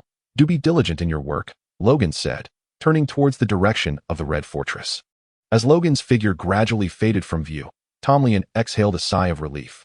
He reflected on the past 6 months of diligent toil, finally yielding a reward. Though he had yet to meet the esteemed one, he believed there would be time. He was confident that one day he would restore the Tomlin family. Now, he needed to recruit some individuals, hoping they would not be fools like Banu. With this thought, Tomlin made his way to the tavern known as the Flea Nest. Just as Tomlin and Logan vanished from the street, a stout figure emerged from an alley opposite Tomlin's estate. Sam, sent by Iway to search for secret passages, had just spotted Tomlin escorting Logan out. I never expected Mr. Tomlin to still be alive. He wasn't killed by Banu and his lot. But why hasn't he come to find us after all this time? And who is that Logan? I've never heard of him. This won't do. I must inform Brother Iway. Sam pondered briefly before hurriedly running towards Old Tom's dilapidated house. When Tomlin returned to the Flea Nest Tavern, he was astonished to see the bounty he had posted 6 months ago still hanging intact, albeit slightly worn. Hey, my friend, this task is so simple. Why has no one claimed it after all this time? Tomlin pointed at the bounty and addressed the tavern owner beside him, setting down the beer glass he was polishing. The tavern owner looked up at Tomlin with a hint of surprise and said, Oh, isn't that Tomlin? These three individuals have long since vanished. After all, it is not uncommon for a few to go missing in the flea pit. Thus, your task is one that no one can accomplish. Rubbing his stubble, Tomlin addressed the tavern owner. Please refund my bounty. According to the rules, the previous deposit belongs to you. Upon hearing Tomlin's words, the tavern owner merely smirked and signaled to a nearby server, who promptly removed the bounty for the three. The tavern owner then retrieved 3 silver bucks from the cash drawer. Here are your silver bucks, Tomlin. Weighing the coins in his hand, Tomlin smirked. 3 are missing. My friend. Gazing fixedly at Tomlin, the tavern owner replied leisurely. Half a year. Your task occupied the notice board for half a year. 3 silver bucks is quite reasonable. Casting a glance at several servers in the tavern, Tomlin conceded. Very well, my friend. However, I wish to clarify one matter. For the sake of the silver bucks. Ask away. I may consider divulging the information, the tavern owner generously replied. What about those little rascals, particularly Ivy? What has become of them? Tomlin inquired. After pondering the information regarding Ivy and his companions, the tavern owner assessed the value of this news and responded in his unhurried manner. Ah, those little rascals. Their territory has expanded, and they've made a bit of profit. It is said that there are more than 20 children together, and that Ivy fellow has somehow acquired quite a number of daggers. Should you wish to seek them out, I can assist you in contacting mercenaries, my friend. After a moment of contemplation, Tomlin decided against his earlier thoughts. Very well, thank you for the information, my friend, he said before exiting. Watching Tomlin's departing figure, the tavern owner silently mused. 3 silver bucks are worth only this information, my dear Tuan. The dilapidated abode of old Tom resounded with knocks. Ivy. Sam's voice echoed from outside. Hearing Sam's voice, Ivy placed down the wooden sword and made his way to the door. Upon opening it, he was met with Sam's excited expression, who eagerly pulled Ivy inside. Slow down, Sam. What's the matter? Ivy inquired. Once in the inner room, Sam exclaimed, Ivy, I found Mr. Tomlin. He is alive, I saw him. What? Ivy gasped, differing from the less contemplative Sam. Ivy had previously discussed Tomlin and the issue concerning Banu with Jason, concluding that Tomlin had perished in a clash with Banu's forces. However, if Tomlin was indeed alive, it meant the situation was far more complicated. Ceasing his thoughts, Ivy fixed a serious gaze upon Sam. Speak carefully, Sam, every word. I heard Mr. Tomlin conversing with a person named Rogan. Mr. Tomlin showed him great respect, almost as if he were working for him. Rogan? Working for him? No. It can't be that simple. Stay here and wait for the brothers, Sam. I must find the leader. Iway spoke to Sam, who appeared utterly bewildered. Noticing Sam's confusion, Iway angrily instructed him to wait for Jess and Buna, to firmly shut the door, and to remain obedient. With that, he seized a wooden sword and dashed towards Rick's house. As the sun began to set, Tomlin furrowed his brow while observing a dozen children entering old Tom's dilapidated abode, accompanied by the rising smoke from cooking fires. This was not something Iway would typically do. Chapter 22. Preparation. After Iway recounted the matter concerning Tomlin and Logan to Rick. Rick pondered the name for a moment. Apart from the renowned wolf, there was also a jailer named Logan in the television series Game of Thrones, who was indeed the eunuch Varys himself. Abandoning the idea of having Iway or Jason track Varys, Rick said to Iway, tomorrow, gather a few nimble lads, and we shall pay a visit to your Mr. Tomlin. Very well, leader. Iway responded. Also, have Jess and Sam come by. I will provide you with some weapons. Rick added. Understood, leader. I will make the preparations, Iway replied. Go on, Rick instructed. After Iway departed, Rick ascended to the upper floor. He opened a chest, donned his previous leather armor, and then put on the chainmail he had recently acquired from Tobmot. One could not deny that Rick's lavish spending had won over this master capable of forging Valyrian steel weapons. However, this fellow was rather unscrupulous. Rick hoped that this investment would prove worthwhile. He lamented, pulling out a weapon similar to his previous halberd. A fine steel weapon is indeed heavy, he mused, noting its resemblance to the halberd, save for an added spear tip on the shaft, which could serve as a javelin. Rick, now slightly elevated in stature, swung the weapon, contemplating Varys, Logan, and Mr. Tomlin, hoping to uncover some clues. After all, the secret passage must be found. Even if the bloodline of Targaryen could not be rescued, it would still hold significant value in the future, especially since the Starks would inevitably face similar trials. At that moment, Tomlin, their target, stood before the window of his new home, contemplating his next course of action. Since the young ones were still alive, it indicated that the recent robbery had not gone awry. Thus, there was no need for him to eliminate Iway and the others. Tomorrow, I should recruit some subordinates. But I must avoid those fools from Banu. Tomrian pondered. Regrettably, had he recognized Iway's capabilities earlier, he would not have so easily dismissed him. After all, finding a capable ally was exceedingly rare. He sighed in frustration. Shaking his head to cast away negative thoughts, Tomrian began to reflect on Logan's peculiar behavior. Although Logan had generously gifted him the courtyard, there was an unsettling feeling that he was concealing secrets. Why had he mentioned the need for frequent meetings? Rising to his feet, he surveyed the surroundings of Logan's abode, murmuring to himself, where could the secret possibly lie? The astute Tomlin harbored suspicions regarding Logan's elusive nature. The following day, Rick, who had been well prepared, awaited the arrival of Jess and Sam. "Chief, we have arrived," came Jess's voice from outside, accompanied by a knock on the door. "Very well, the door is unlocked. Please enter," replied Rick. Jess and Sam stepped inside, positioning themselves to await Rick's commands. "Gather your belongings," Rick instructed the duo. "Let us proceed to acquire our items. It is not far. To Steel Street, to Old Jim's shop." "Oh, my dear Rick, the 6 short swords and 6 leather armors you ordered are ready, nestled within these 2 chests. Additionally, this leather helm is a token of affection from Old Jim to you." Upon Rick's arrival, Old Jim approached with great enthusiasm. "That is truly heartwarming, dear Uncle Jim. Here is the remaining silver stag," Rick stated as he conducted a cursory inspection of the goods. "Ha ha ha, very well, Rick. Next time, I shall forego the deposit." Old Jim, delighted by Rick's generosity, clutched the silver stag with renewed warmth. Noticing the absence of other customers, Rick leaned closer to Old Jim, whispering, "There is a matter I wish to discuss with you privately, Uncle Jim." Casting a discreet glance at Rick, Old Jim replied, "Oh? Then follow me, Rick. Let us converse within."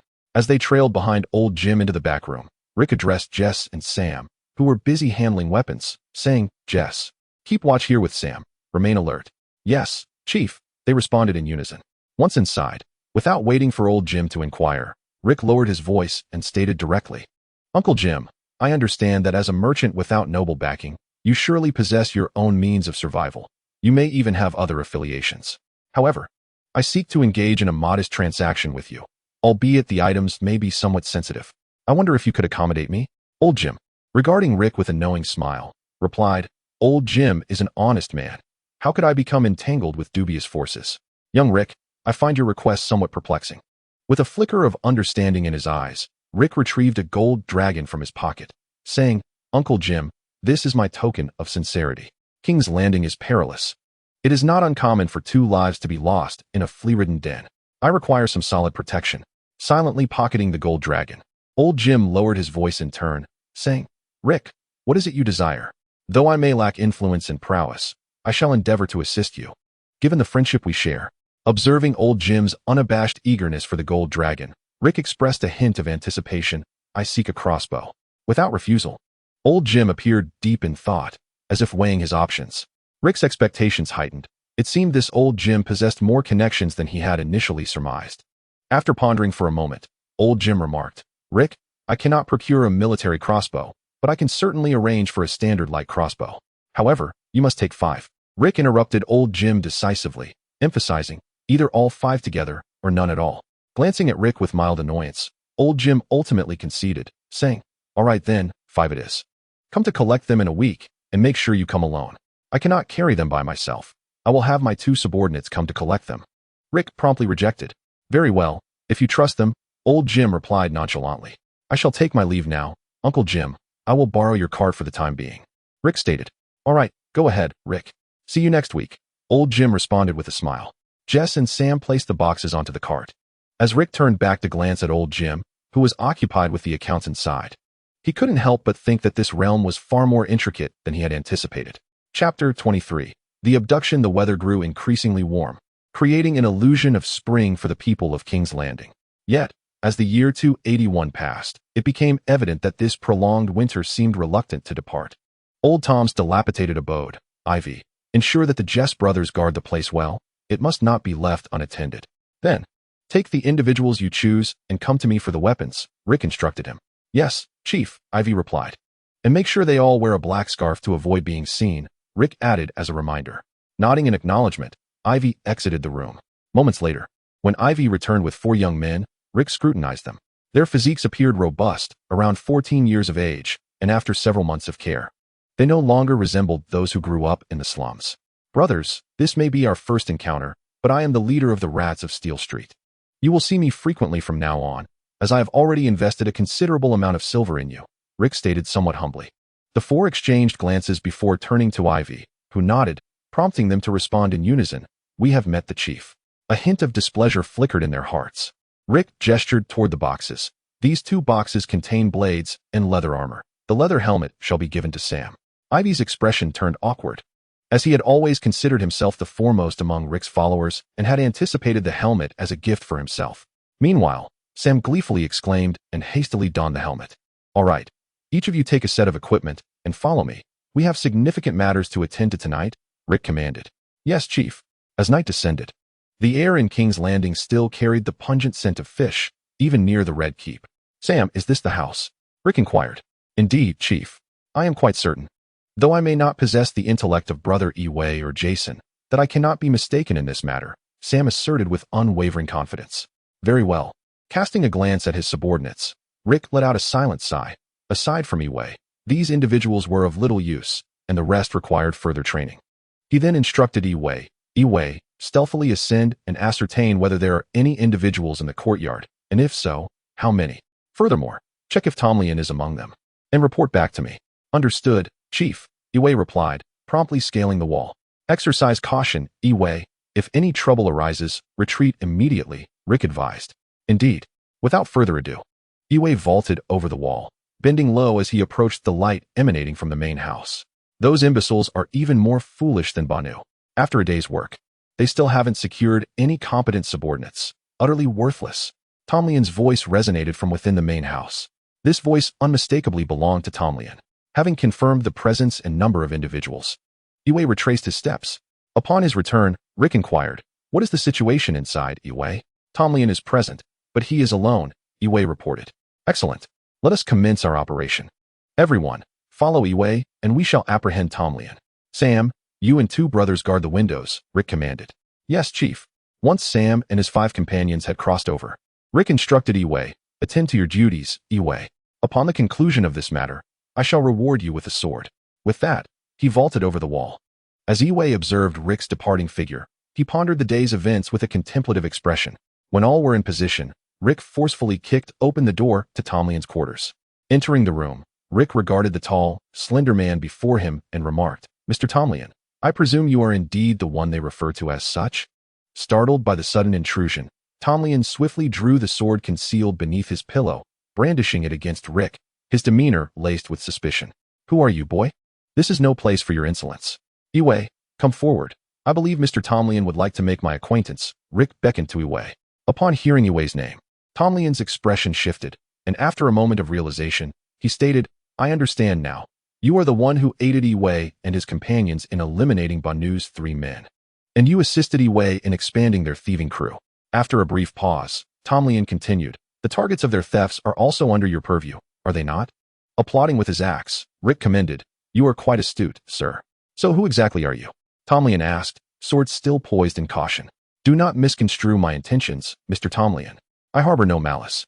I have come here solely for one individual, Logan," Rick replied. "Logan?" Tomlin inquired, a hint of confusion in his tone. "What does this have to do with Logan?" "Indeed, Logan," Rick reiterated, gesturing towards the 3 companions of Eway, as he faced the approaching quartet of small demons. Tomlin, a fallen noble who had traversed the chaotic continent across the straits, dared not show the slightest sign of complacency. He understood the necessity of making prudent choices and, without hesitation, charged forward with his sword drawn. Surprised by Tomlin's decision not to flee through the window, but rather to advance, Rick raised his steel axe to parry. As the force from Tomlin's blade reverberated through the axe, it dawned on Rick. Damn it, how could I forget he is merely an 11-year-old child? He swiftly rolled aside to evade the blow. Meanwhile, Eway and his companions, witnessing Tomlin's sudden assault, lunged forward with their blades. It was evident that the 14-year-old Eway towered over Rick. He narrowly dodged Eway's strike, sustaining only a tear in his clothing as he retreated. The other 2 pressed Tomlin into a corner. "If this is the extent of your skills, then prepare to pay with your lives. No one shall know," Tomlin remarked nonchalantly. Chuckling, he conceded, "I admit I may have underestimated you, and though I did not evade, before he could finish, Rick brandished the spear he had slung across his back with his left hand, while his right gripped the axe as he charged at Tomlin. "Block Tomlin's path. Don't let him reach the window." Iway shouted to his comrades as he too surged forward. In the confines of the small room, Rick relentlessly wielded his weapons. Though his petite frame lacked considerable strength, it was well suited for combat in such cramped quarters. Tomrien recognized this predicament. He not only had to fend off Rick's attacks, but also remain vigilant against the stealthy strikes of Iway's trio. With a swift thrust aimed at Rick's head, Tomrien kicked Iway aside, then swung his sword powerfully, seizing the opportunity to dash toward the window as Rick and the others attempted to evade. Outside, Tomrien burst through the shattered window, colliding directly with Sam, who stood guard. "Ouch! You blasted scoundrel!" Tomrien exclaimed, quickly raising his sword to strike at Sam. Ducking sharply, he managed to land a blow on Sam's leather helmet. At that moment, the two assailants behind Sam charged forward, attacking Tomrien. "Damn it," he muttered, retreating after dispatching Sam. "Have you forgotten about us, Mr. Tomrien?" Rick's voice suddenly echoed as he hurled a spear through the window, aiming for Tomrien's head. With a resounding thud, Tomrien collapsed. Looking at the unconscious figure, Rick spoke to Sam. "Are you injured?" "I'm fine, Chief. Your helmet saved me. I just feel a bit dizzy," Sam replied, quickly rising to his feet, a look of fright on his face.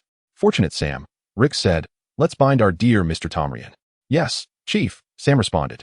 Iway responded, advancing towards Sam and retrieving a thick rope from his waist to bind Tomlien. Chapter 24, The Secret Passage. Once Tomlien was subdued, Rick instructed Iway to strip him of his clothing and secure him to a chair. Following Rick's orders, Iway proceeded to undress Tomlien completely and fasten him tightly to the chair. "Chief, what is our purpose in capturing Mr. Tomlien?" Iway inquired, tightening the rope. "I am not interested in him. My focus lies on Logan. Do you recall the secret passage I asked you to investigate? Logan is the key. Regrettably, we cannot allow that bald man to discover our presence. However, Mr. Tomlien does not warrant such considerations. If necessary, we can eliminate him. Sam, go fetch a basin of water to awaken him." After hearing Rick's words, Iway silently retreated behind Rick. Meanwhile, Sam exhibited no hesitation, responding affirmatively before briskly exiting to fetch water. "It seems Sam possesses some merit after all," Rick mused, glancing at the earnest lad. Turning to Iway, Rick directed Iway, "Take those four to search the remaining rooms." "Yes, Chief," Iway affirmed, motioning for the others to follow him. Moments later, Sam returned with the water. "Douse him," Rick commanded. Without further ado, Sam splashed the water over Tomlien and then turned to Rick. "Ah," Tomlien exclaimed as he awoke. Waving a hand toward Sam, Rick greeted Tomlien with a smile. "How did you sleep, Mr. Tomlien? What exactly do you intend to do, young man?" Tomlien asked, his face contorted in anxiety. "It's Logan. I am here for Logan," Rick replied. "Although I know Logan, our acquaintance has been brief, and I possess no information," Tomlien insisted. "You were given a house. Do you think I would believe you?" Rick sneered at Tomlien. "Well, it took me nearly half a year to earn it. Logan just presented it to me yesterday. Prior to that, I was merely a temporary resident," Tomlien exclaimed, his urgency palpable. "All right, even if it was given to you yesterday, it signifies that you are already one of Logan's confidants. So, where's the secret passage?" Rick brandished the Selmy dagger against Tomlien's neck. Tomlien's complexion turned ashen as he hastily replied, "The secret passage? Young man, I truly have no knowledge of any secret passage. While I am aware that Logan harbors secrets, I genuinely do not understand what they are." Unable to discern the veracity of Tomlien's words, Rick pondered Varys's profession and his typical demeanor before asking, "Which room belongs to Logan?" "The largest one is Logan's. I have not occupied it. I intentionally left it for him," Tomlien clarified. "Clever Mr. Tomlien," Rick remarked, appreciating Tomlien's cautious nature. "Sam, summon Iway and the others," he instructed. "Yes, Chief," Sam responded before promptly exiting. As Rick gazed at Tomrien, bound to the chair, he suddenly inquired whether Tomrien was his true name or merely a surname. Tomrien cast a surprised glance at Rick and hopefully asked, "Might you grant me a reprieve? Should you satisfy my curiosity, perhaps I shall let you go," Rick replied. "So, I should seize this slim chance, my lord," Tomrien replied uncertainly. "I believe that to be the case," Rick shrugged. "Very well, I am Ilivor Tomrien, a fallen noble knight," Tomrien lamented. "So your name is Ilivor?" Rick asked. "Indeed, Ilivor. A proletarian mercenary. Had you not intervened, I might have become a wealthy knight after stealthily pilfering a few purses with Iway and the others. Alas, that seems unlikely now," Ilivor remarked. "Ilivor, do you know what Logan is up to?" Rick inquired. Ilivor began, but was interrupted as Iway and the others entered. "Chief, you summoned us?" Iway stated. "How did your search fare?" Rick redirected his attention to Iway, momentarily dismissing Ilivor. "We searched the largest house and this one. Only the warehouse remains unexamined." Iway reported. Is that so? Then proceed to search the other 2 locations. I shall take a stroll. Sam, you and another must keep a close watch on Tamrian. Especially you, Sam. Keep an eye on his hands, Rick instructed. Understood, Chief, the group responded. Nodding, Rick exited the house and surveyed the layout of the small courtyard. It was a significant improvement over his own dilapidated dwelling, particularly the courtyard. Shaking his head to dispel such futile thoughts, Rick began to wander about the yard. Murmuring to himself, where could the secret passage be? After a few laps, he suddenly noticed a spot he had previously overlooked, a doghouse adjacent to the warehouse. Approaching the doghouse, Rick peered inside and discovered a wooden doghouse firmly anchored to the ground, devoid of any unpleasant odors, suggesting it had not housed a dog in quite some time. However, there was little dust within. This is suspicious. He crouched down to examine the straw lining the doghouse, tapping on the wooden boards inside. A hollow sound echoed in response. Ah, one must commend Varys. Had the Targaryens been involved, even an escape route would surely have some grandeur, Rick scoffed. Clapping his hands, he turned and walked toward the main house. Upon entering, he instructed Iway to have the 4 of them assist Sam in watching over Tamrian at the door, while he awaited them by the warehouse. Shortly after, Iway returned, having arranged for Sam and the others. He looked at Rick and asked, Chief, what are we doing? Aren't we searching for the secret passage? I have already found it, Iway. It lies beneath this doghouse, Rick replied. Shall we proceed? Iway inquired. Of course, Ivy. You and I shall proceed. I will lead the way, and you can follow once I unlock the door, Rick instructed. Yes, Chief, Ivy replied. Crawling into the doghouse, Rick groped along the wooden planks and soon discovered a small hole. Is a key required for this? He pondered, cursing himself at the thought. Emerging from the confines, Rick informed Ivy, we must return. This secret passage is secured with a lock. A lock? Ivy exclaimed in disbelief. Indeed, a lock. Shouldn't it be a mechanism instead? Rick retorted, vexed. It appears that a lock is not entirely out of the question, Chief, Ivy suddenly remarked. Do you have a solution, Ivy? Rick inquired. It is not that I possess the means, Chief, but rather that Tamrian within the house has such expertise. He taught us all the tricks of thievery and possesses the skill to pick locks. Provided he has his tools, old Tom's abode, which has been abandoned for countless years, was easily unbarred by him. So, you believe Tamrian can unlock it? Rick pressed once more. He should be able to. Ivy affirmed.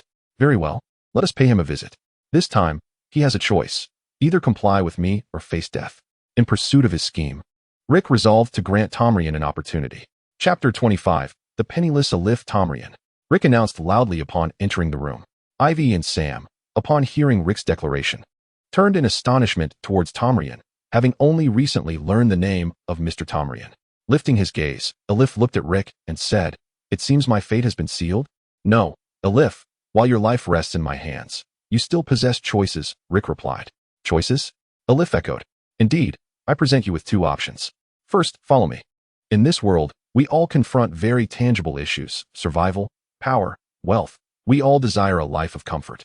Follow me, and I can grant you these. Before Rick could articulate the second option, Alif interrupted, I choose the first.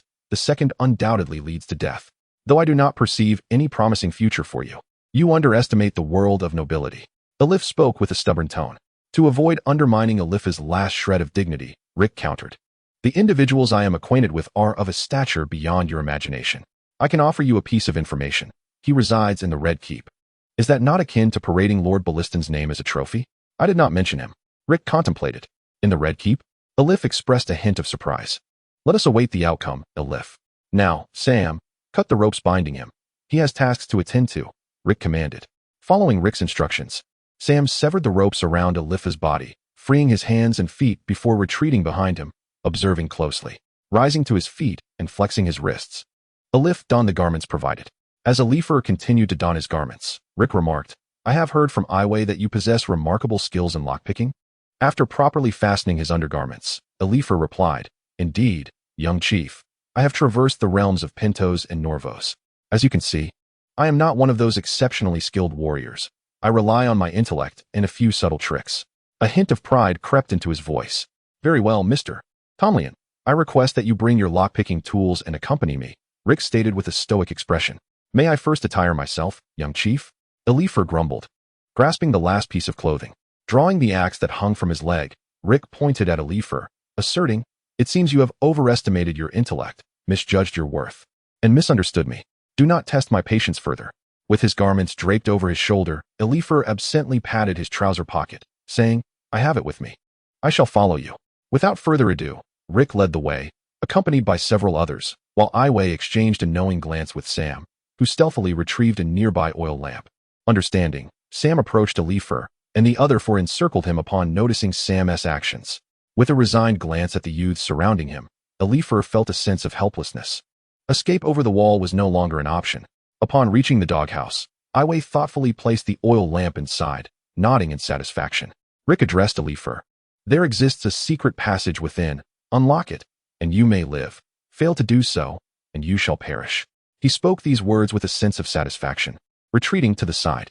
"Very well, let me see," Elifer replied with resignation, then bent down to crawl into the doghouse.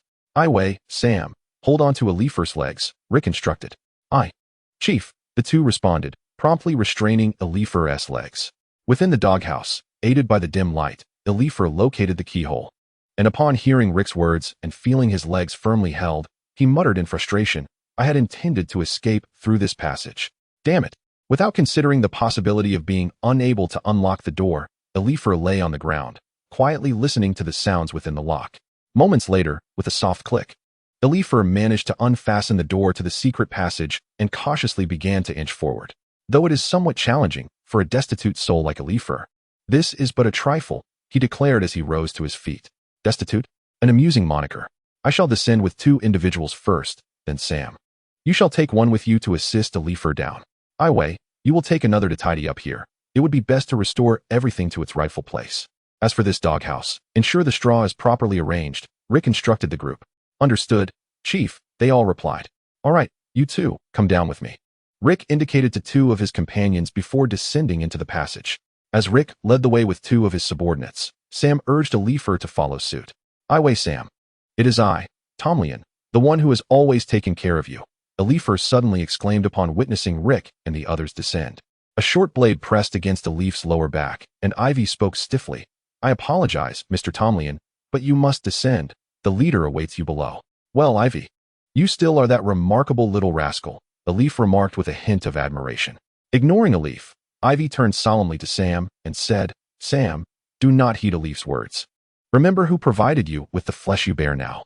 "I understand, Brother Ivy." "Hurry up, Elif," Sam insisted, giving Elif a firm shove. With a sigh, Elif crawled into the doghouse. Watching as Sam and another young lad entered the secret passage, Ivy instructed the accompanying youth, "You go watch the entrance. I will handle this part. If anyone approaches, alert me immediately." "Yes, Brother Ivy," the young lad replied. As he spread straw to conceal the passage's traces, Ivy contemplated the leader's background, which was more complex than he had anticipated. Given the circumstances, this passage must lead to the Red Keep. Casting a glance at the nearby Red Keep, Ivy shivered, sensing they were involved in something monumental. Inside the passage, Elif, filled with a desire to survive, asked, "My dear leader, may I consider this my token of allegiance?" "Indeed, Mr. Tomlin, but I still hope you stand beside Sam. So we are not put in a difficult position," Rick responded. With an awkward smile, Elif quietly stepped aside. Lifting the oil lamp he had taken from Ivy and fastening it to his gun handle, Rick, holding a makeshift lantern, instructed, "Stick close to me. This passage surely has multiple exits. Our task is to find the furthest one, but exercise caution, there may be traps here." With that, he ventured deeper into the passage. After hesitating and glancing at Rick, Elif was abruptly pushed by Sam. "No tricks, Elif." Ignoring Sam, Elif lowered his head and followed Rick into the depths. Just like the others. Chapter 26. Excavation. Occasionally stomping his feet, Rick tread upon the noticeably compacted earth, believing this path to be the route Varys took to and from the Red Keep. As their group delved deeper, their sense of direction grew increasingly muddled. Upon reaching an intersection where the old and new paths were indistinguishable, Rick inquired, "Does anyone know which direction we are heading? We cannot afford to stray from the path to the Red Keep." Upon hearing Rick's question, Sam and the others exchanged uncertain glances. Scratching his head awkwardly, Sam replied, "North. Perhaps?" Observing the young men's reactions, Rick turned to Elif, who was sandwiched between them. Seizing the opportunity, Elif tapped the moss on the walls and then the ground, stating, "We should be heading approximately west or south." "Are you certain?" Rick asked. "About as certain as one can be. This is a technique known to adventurers across the eastern continent," Elif shrugged. "Very well, the objective should lie in the northeastern direction." We ought to remain on a straight path, Rick remarked as he glanced back. Therefore, if there exists a secret passage leading westward ahead, Mr. Ilif, do kindly remind me. Rick added, addressing Ilif. Certainly, my dear leader, Ilif replied cautiously as they traversed the narrow corridor. Rick was not overly anxious. Considering that Varys had only handed over the residence to Ilif the previous day, and he would not be seen in the near future. Thus, with a bit of caution, they aimed to locate a passageway closer to the west, clenching his fists in determination. With every step, Rick silently encouraged himself, making progress towards his plan. Leader? Ilif's voice broke through his thoughts. Have you found it? Rick inquired. Almost. This passage seems to veer towards the west, although it is difficult to ascertain. It could also be northwest, Ilif indicated, pointing towards a slightly winding corridor. Northwest, you say? That should suffice. Let us proceed, Rick responded as they entered the passage. The environment was far less hospitable than the one often traversed by Varys. Upon entry, they were immediately greeted by dust and cobwebs. Cough, exercise caution. This passage has likely remained untouched for quite some time, so beware of traps, Rick warned the group, as he disturbed the dense webs with his axe. Rick began to ponder how to infiltrate the Red Keep. Having discovered this network of passages, even if this particular one did not lead directly into the Red Keep, it was merely a matter of time until they would find a way in. However, how to enter through the main gate remained a conundrum. It seemed he would have to wait for Balistan's return to devise a plan for entry. Navigating through the dilapidated passage, Rick and his companions encountered numerous challenges. Yet they were fortunate. Perhaps due to 2 centuries of neglect or the presence of previous travelers, the traps within the passage had become less lethal. Only one of their younger members had sustained an injury from falling debris. When the group reached the end of the corridor, Rick felt as though the 7 gods were playing a cruel joke on them. Blocked, he exclaimed, confronted by a pile of stones sealing their exit. Despite having braced himself mentally, Rick could not suppress his frustration. Damn it, we must turn back. Beside him, Ilif licked his fingers and scrutinized the blocked entrance. Moving to the forefront, he nudged the stones with his hands and noticed the noticeably more vibrant moss growing atop.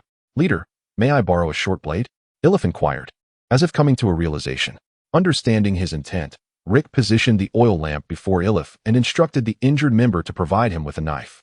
Accepting the short blade, Ilif began to clear the stones before him, scraping away the earth above, while remarking, "This knife is quite commendable, a true treasure."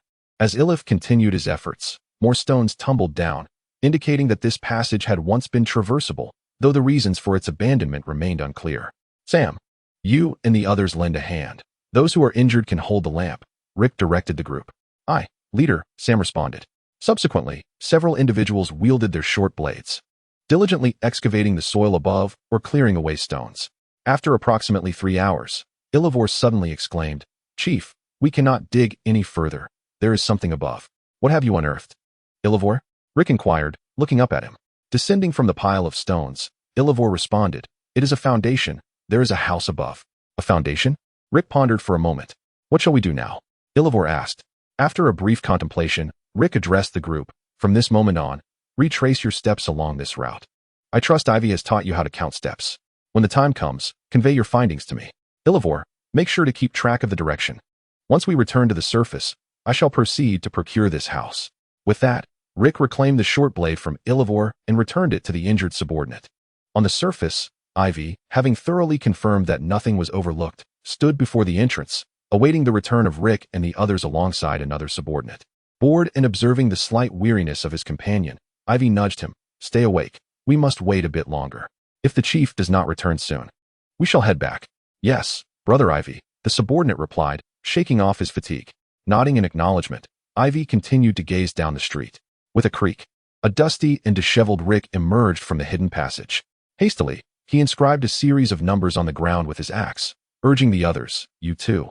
Write down the numbers you just counted." Once Ilivor had finished, Sam and a few other subordinates awkwardly admitted, Chief, we cannot read." With a resigned rub of his head, Rick replied, "Tell me your numbers, and I shall write them down, one by one." After recording their figures, Rick compared them and calculated an approximate distance, 36,000 steps. "Remember this number," Rick instructed, erasing several characters in the soil, then added, "Call Ivy over. We cannot ascertain where he has wandered off to." Moments later, Ivy, stationed at the gate, sprinted to Rick's side and asked, "Chief, what are your instructions?" "Let us tidy up these traces and the entrance to the passage, and then we shall return," Rick directed. Yes, Chief. As Ivy and his companions meticulously cleared the entrance and surrounding signs, Rick conversed with Ilivor within the house. Ilivor, displaying a touch of elegance, bowed slightly to Rick and declared, by the 7 gods, if such a mad occurrence were to transpire, I would stake my life to support you, my lord. Surprised, Ivy cast a glance at Tamrian, then quietly positioned himself behind Rick, awaiting further orders. Let us commence the search for that house tomorrow. Mr. Tamrian, please ensure you rest well, Rick instructed. After they departed, Ilivor contemplated Rick's earlier words. Ilivor Tamrian, I understand your desires well, based on your surname and certain mannerisms. I am fully aware of what you seek. Now is your moment. I cannot reveal my true identity, but I can forewarn you of an impending event. Within a week, the Duke of Stark and his heir shall meet their demise in the Red Keep, and within this month, a war will erupt in Westeros. Do not dismiss this as impossible. Simply observe the unfolding events and reflect upon my words in due course. Belief, to rejuvenate a family, one must seize an opportunity. And I present you with that very chance. Your foremost task is to manage the secret passage with utmost discretion. A week hence, when the Stark father and son are executed, I shall instruct you on the next steps. Returning to his senses, Elif murmured to himself, although this lad is somewhat inexperienced, he speaks the truth. I require a chance to distinguish myself. In comparison to the yet unseen Varys, this boy, privy to many secrets, may prove far more valuable. However, the peril of navigating such treacherous waters is formidable. So, Duke Stark, what shall be your fate? Chapter 27, Rick's Adventures in the Red Keep. A week later. Through a combination of careful pacing and directional assessment, Elif and his companions had successfully located several courtyards corresponding to the secret passage. Fortuitously, these were among the older residences in Hook Street, and when Rick proposed purchasing them, the current occupants readily agreed to sell. At this moment, within the courtyard of Hook Street, Rick addressed those around him. This secret passage must remain strictly confidential. Ensure that you investigate thoroughly for any unusual individuals nearby. We understand. Leader, Elif replied. Upon discovering the entrance to the passage, inform me at once. Also, Elif, do we have sufficient funds? After all, several houses do not come cheaply. Rick inquired. Indeed, Leader, we have enough to sustain us for quite some time, Elif assured. Very well, you oversee things here for now, Elif. Sam, you go summon Jess. And the 2 of you will accompany me, Rick commanded. At Steel Street, in Old Jim's shop, Old Jim stood at the counter, his signature smile lighting up his face as he greeted the 3 newcomers with warmth. Ah, my dear Rick, I presume you have come to collect your treasures, yes? Indeed. Dear Uncle Jim, where are they? Rick asked eagerly. Follow me, let us go to the back room, Old Jim beckoned, signaling his 2 apprentices to keep watch as Rick followed him inside. Upon entering, Old Jim opened a small chest, revealing 5 somewhat weathered light crossbows. Uncle Jim, these crossbows? Rick furrowed his brow at Old Jim. My dear Rick, these items are contraband, and acquiring them was no small feat. The price I paid for these 5 was considerable. Old Jim lamented. Very well, Uncle Jim, please prepare some boxes for me to take them directly, Rick replied. Of course, that is only right, Rick, Old Jim said with a cheerful grin. At the same time, he retrieved a bolt from a nearby quiver and added, this box of bolts is complimentary. A gift for you, Rick. The rest will incur a charge, but rest assured, it will be quite economical. Thank you, Uncle Jim. I trust in your integrity, Rick said with gratitude. Haha, I truly admire your youthful spirit, Rick, chuckled Old Jim. By the way, Uncle Jim, do you have any grappling hooks? Rick inquired. Of course. My shop is well stocked with everything, Old Jim replied confidently. Then I would like 2 sets, please. With that, Sam and Jess secured the items, and the trio made their way towards Mr. Elif's residence. Mr. Tomlin? Rick knocked on the door and called out.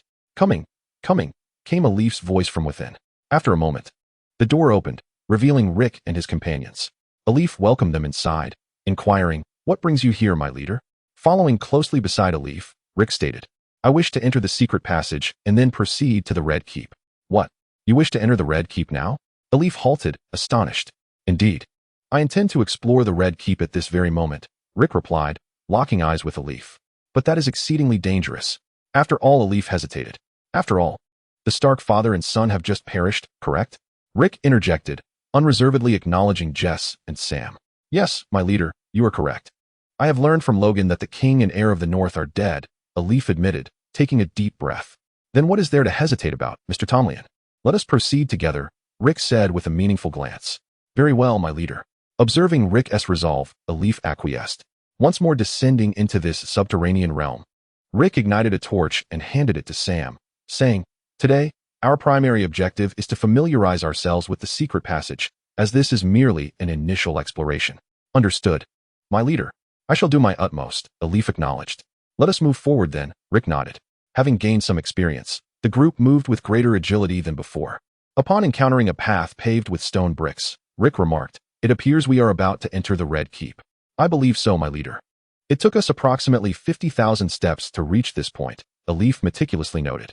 50,000 steps, you say? Then let us continue, but speak softly." Rick praised Elif with an appreciative glance. As they proceeded along the rocky passage, the group finally arrived at the source of the Red Keep's secret passage, a formidable iron door. "Elif, do you feel confident?" Rick inquired. "I shall give it a try, my leader, though such iron doors are notoriously difficult to open," Elif replied. Holding the torch to illuminate the keyhole, Sam cautiously provided Elif with a glimmer of light. Time slipped away, whether it was mere minutes or an hour, until with a creak, the iron door yielded to Elif's efforts. "Phew, I have not failed you, my leader." Elif wiped the sweat from his brow. Rick remarked, "Compared to the unrefined Ivy and the others, Mr. Tomlin, you are an underestimated talent." With a triumphant smile, Elif pushed open the iron door. As Rick stepped into the Red Keep, he found the warmth within to be a stark contrast to the cold dampness of the underground.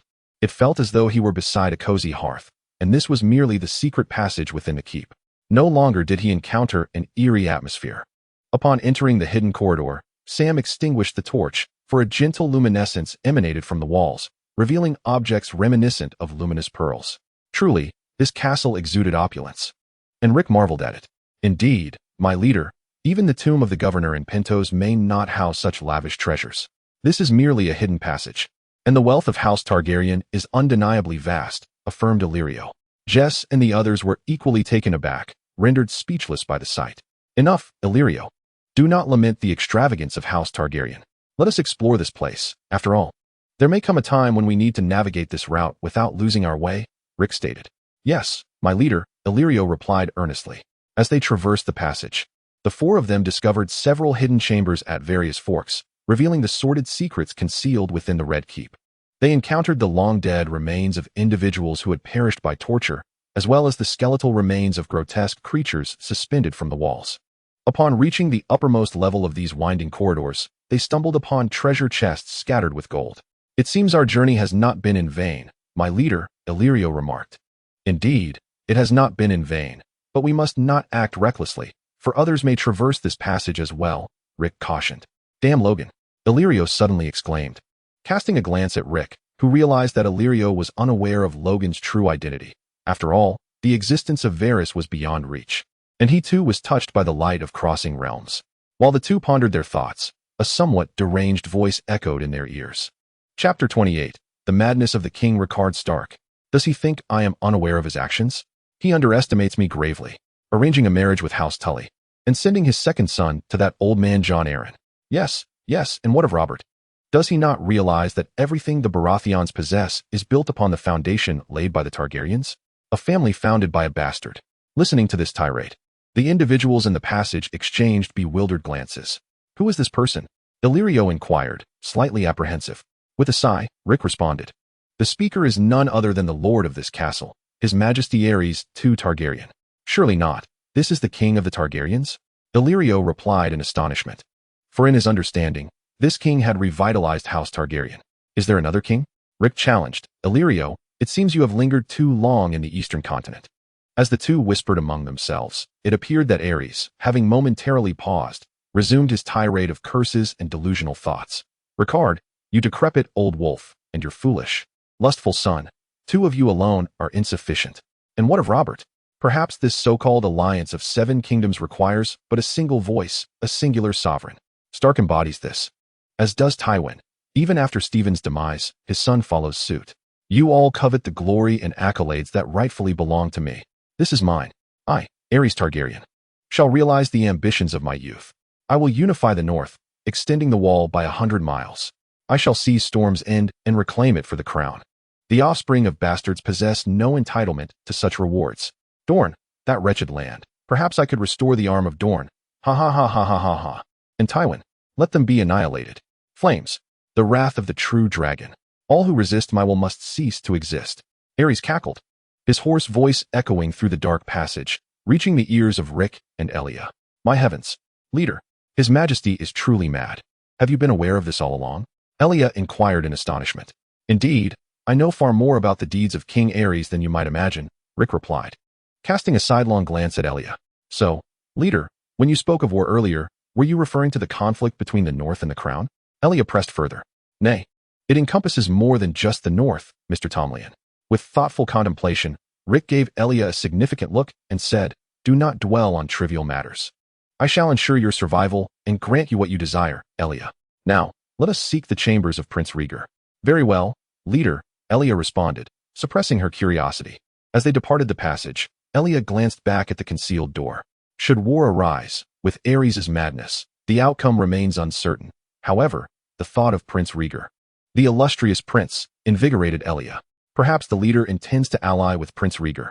Ahead, lost in her thoughts, Elia speculated, while Rick contemplated the deficiencies in his plans. As a street lord with no sway over others, Aerys' demise was inevitable. Yet, how to escape King's Landing? This posed a vexing dilemma. Rubbing his temples, Rick diligently sought Rhaegar's chambers. In a certain corner of King's Landing, my little birds, have there been any intriguing happenings of late? Varys kindly addressed a group of children before him. Sir, I know. I heard that a person from the north fled through the mud gate the day before yesterday, piped up a slender boy. Ah, here is your reward, child, Varys said, producing a small pouch of sweets and coins from his sleeve and handing it to the boy. Thank you, sir, the boy beamed, observing the boy's bounty. The other children began to chatter excitedly. Just as Varys thought there was nothing of value to glean, a little girl suddenly exclaimed, Sir, I heard from a friend that a group of older children are searching for some secret passage. Upon hearing this, Varys felt a sudden tightening in his chest. He turned to the little girl who had conveyed the news, his expression softening as he inquired, Do you know who they are? The girl replied, My friends say that those older children are with a man named Tomlin. A flicker of recognition crossed Varys' eyes as he murmured the name, Tomlin. He then donned a smile and handed the girl 2 bags of sweets and coins, saying, What a delightful child you are. If you hear similar news in the future, you must tell your uncle, understood? I understand, sir, the girl replied cheerfully. So do we, chimed in the other children nearby. Remember our agreement, do not divulge my affairs. Varys cautioned. Yes, sir, we will keep it a secret, the children assured him.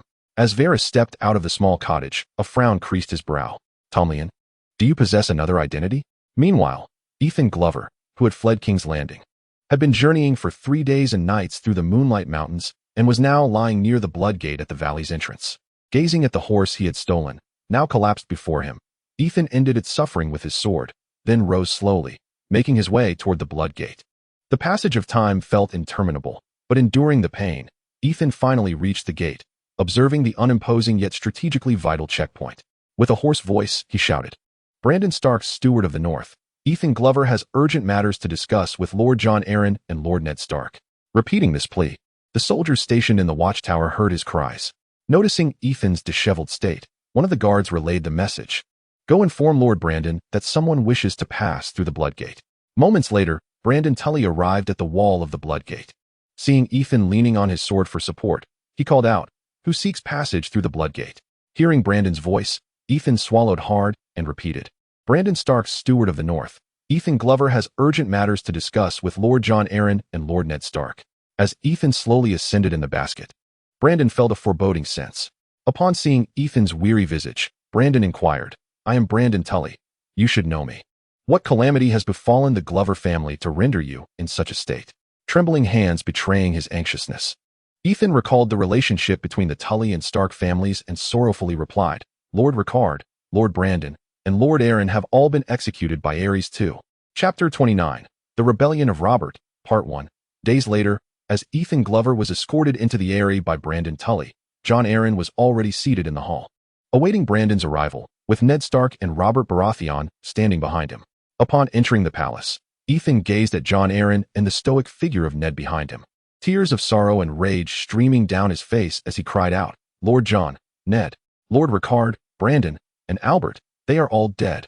Despite having received the news earlier, the others found it hard to believe, clinging to a flicker of hope. Suppressing their anguish, Jon Arryn's aged voice resonated softly. Tell me what transpired, Ethan. I wish to know everything. As Ethan recounted the tragic events, his heart heavy with despair, the clarity of the tale became increasingly evident, compelling Jon Arryn and the others to restrain their emotions. Ned rushed from behind Jon, embracing Ethan and declaring, "Ethan, we will have our vengeance. I am filled with hatred. I demand blood from Aerys." Listening to the exchange between Ethan and Ned, Jon inhaled deeply, his teeth clenched as he uttered, "I cannot accept Albert's death. He was the sole heir of House Arryn, my only kinsman. You still have me and Ned, my lord," came Robert's supportive voice, gripping Jon Arryn's trembling hand. Tightening his hold on Robert's hand, Jon stifled the fury threatening to erupt within him and replied, "Robert, Ned speaks the truth. We must seek revenge." With both hands clasped around Jon Arryn's, Robert passionately proclaimed, "Rhaegar Targaryen. All of this is his doing. Had he not abducted Lyanna, Lord Ricard, Brandon, and Albert would still be alive. He has shamed us." After expressing his fervor, Robert turned to Ned, who was still comforting Ethan, exclaiming, "Ned, my brother, you are right. We shall prove our resolve. Blood for blood. Let us cleanse our shame with the blood of House Targaryen."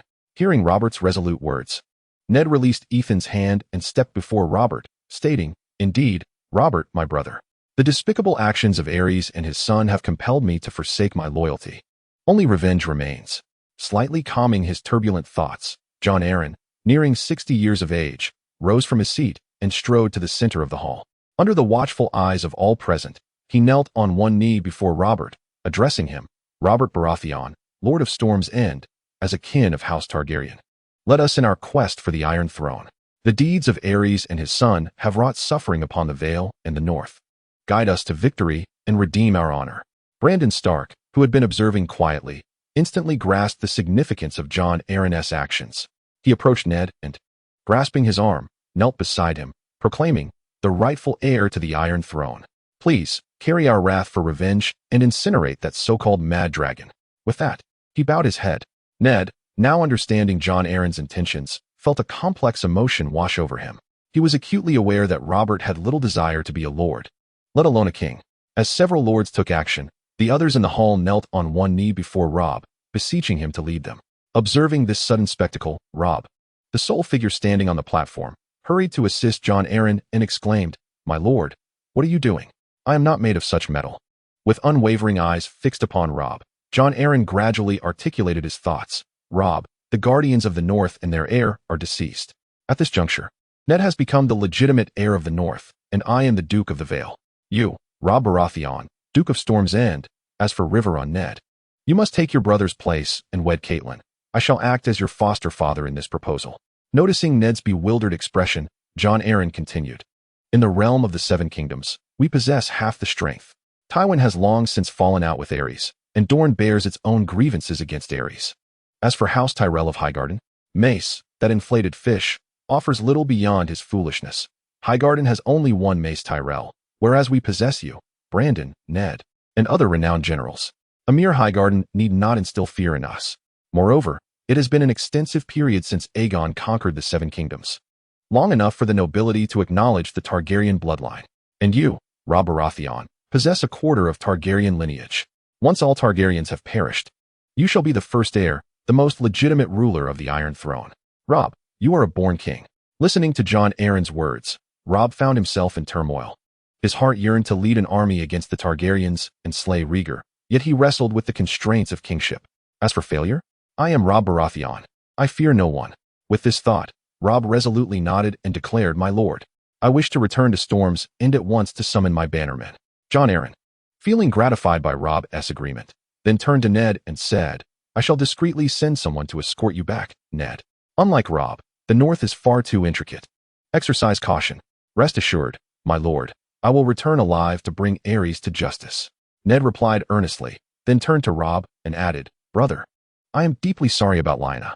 "No, Ned, my brother, I will save Lyanna.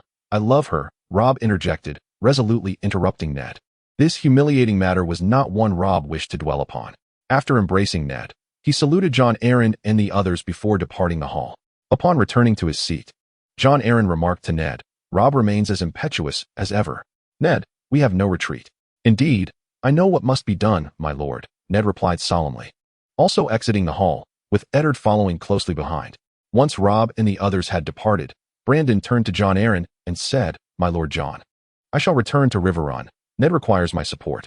Gazing upon the young man, who had once been extraordinarily willful, Jon Arryn shook his head and remarked, "No, Brandon, this is a test for Ned.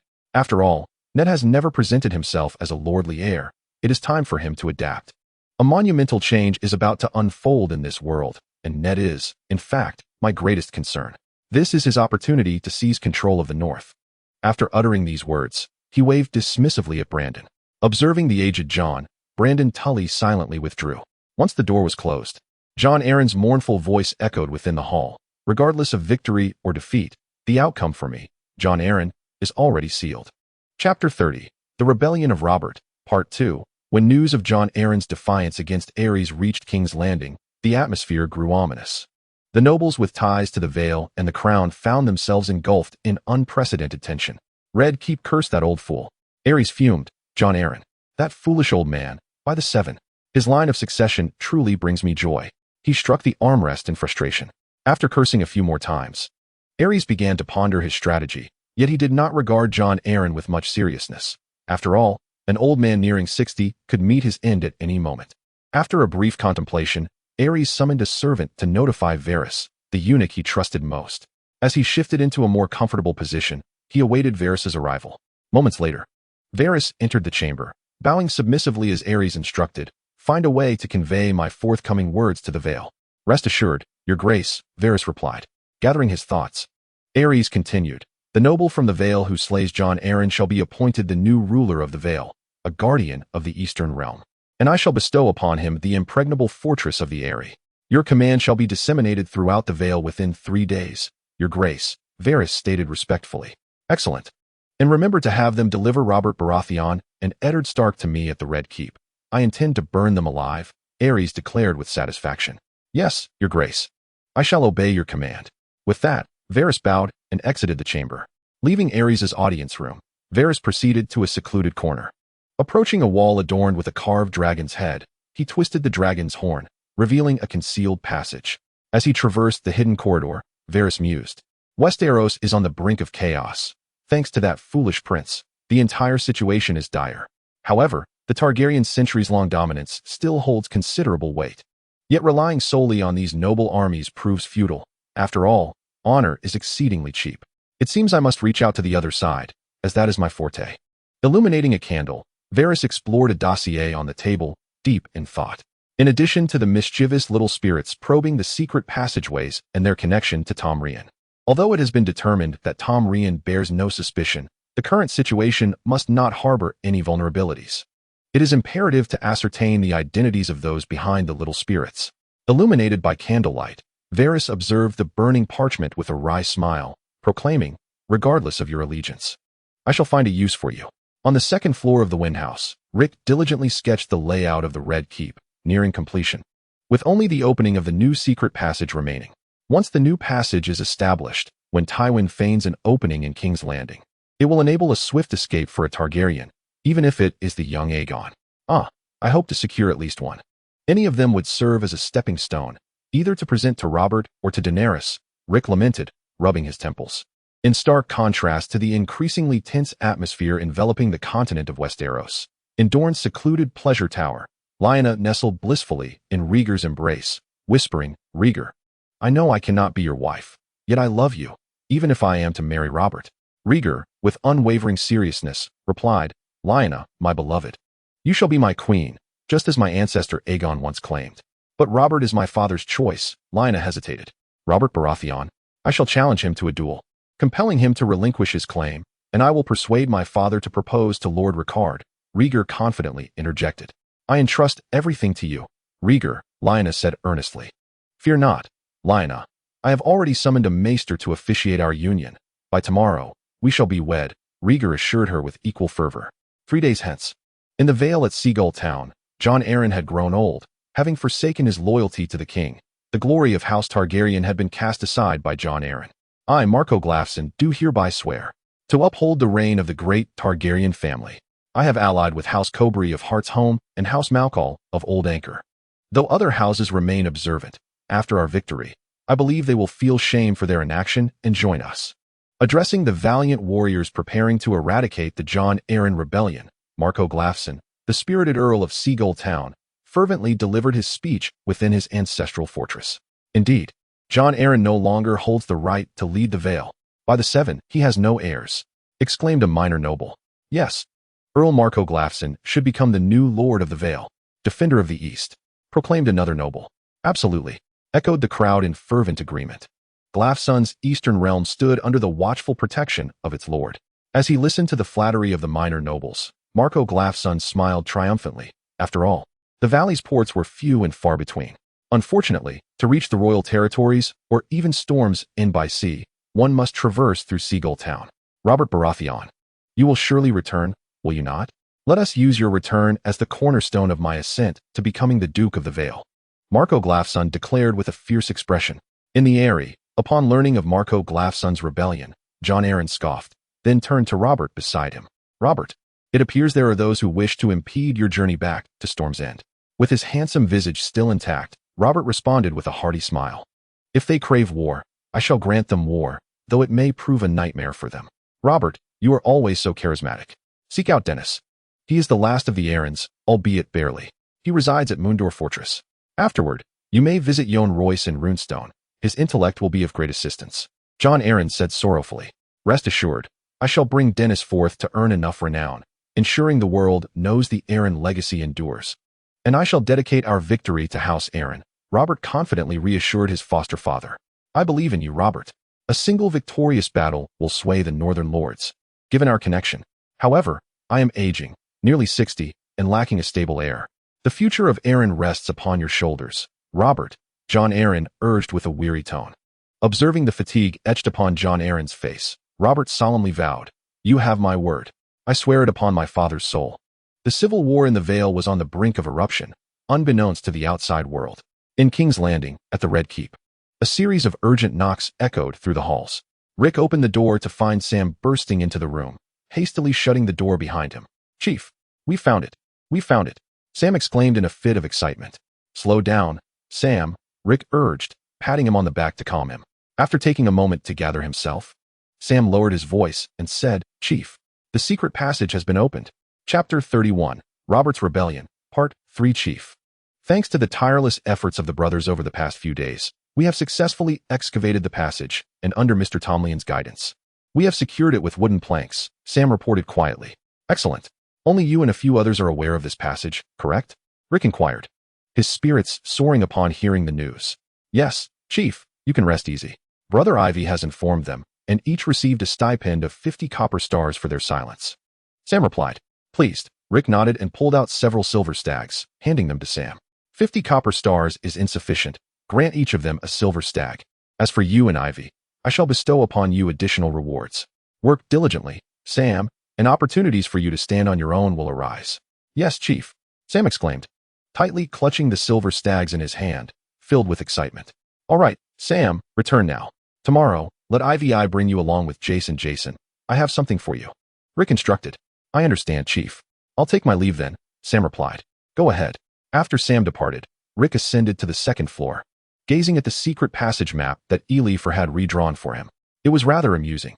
To prevent Ely from memorizing the map, Rick had shared a night of revelry with him, and it was not until the following evening that Ely finally regained consciousness.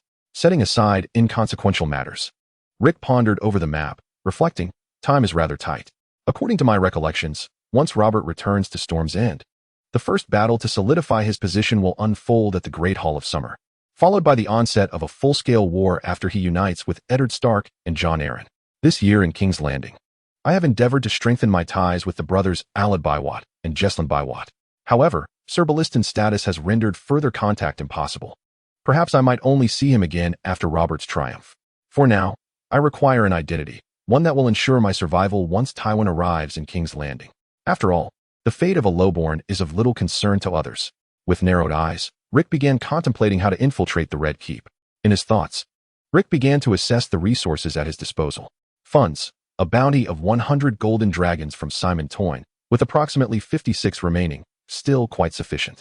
His subordinates included Sam, along with the brothers Jason, while Buna, she could barely be considered a hostage, aside from mending clothes for the men. She was learning some basic first aid techniques, for women are invariably more meticulous than men. As for Ely, The old mercenary temporarily under his command was the only capable individual among them, though his loyalty remained uncertain. From a certain perspective, he was merely momentarily dazzled. The remaining 16 children comprised 12 boys and 4 girls, the youngest being 13 and the oldest 15, sufficient to organize into a cohesive unit. Though their loyalty would hinge on whether they could be fed, weapons were adequate, allowing for each person to possess a short dagger. An IVIS sword also needed attention. Thus, when Tywin plunders King's Landing, I will have but a few hours to lead IVI and the others through the secret passage, rescue Rhaenys, and escape from the Dragon Pit. The Dragon Gate, damn it! I cannot approach the Red Keep. Following the logic of my thoughts and the map, Rick realized significant flaws in his plan. Damn it! I must consult Ely, who knows what this seasoned rogue might suggest.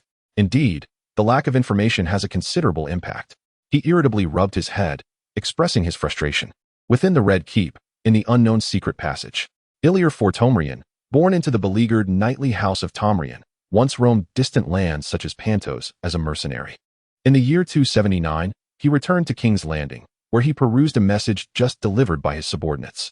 Varys read aloud, skipping over trivial matters, until he reached the final segment detailing a substantial bounty placed on 3 of Illyr's former men, who had abandoned a child in their service.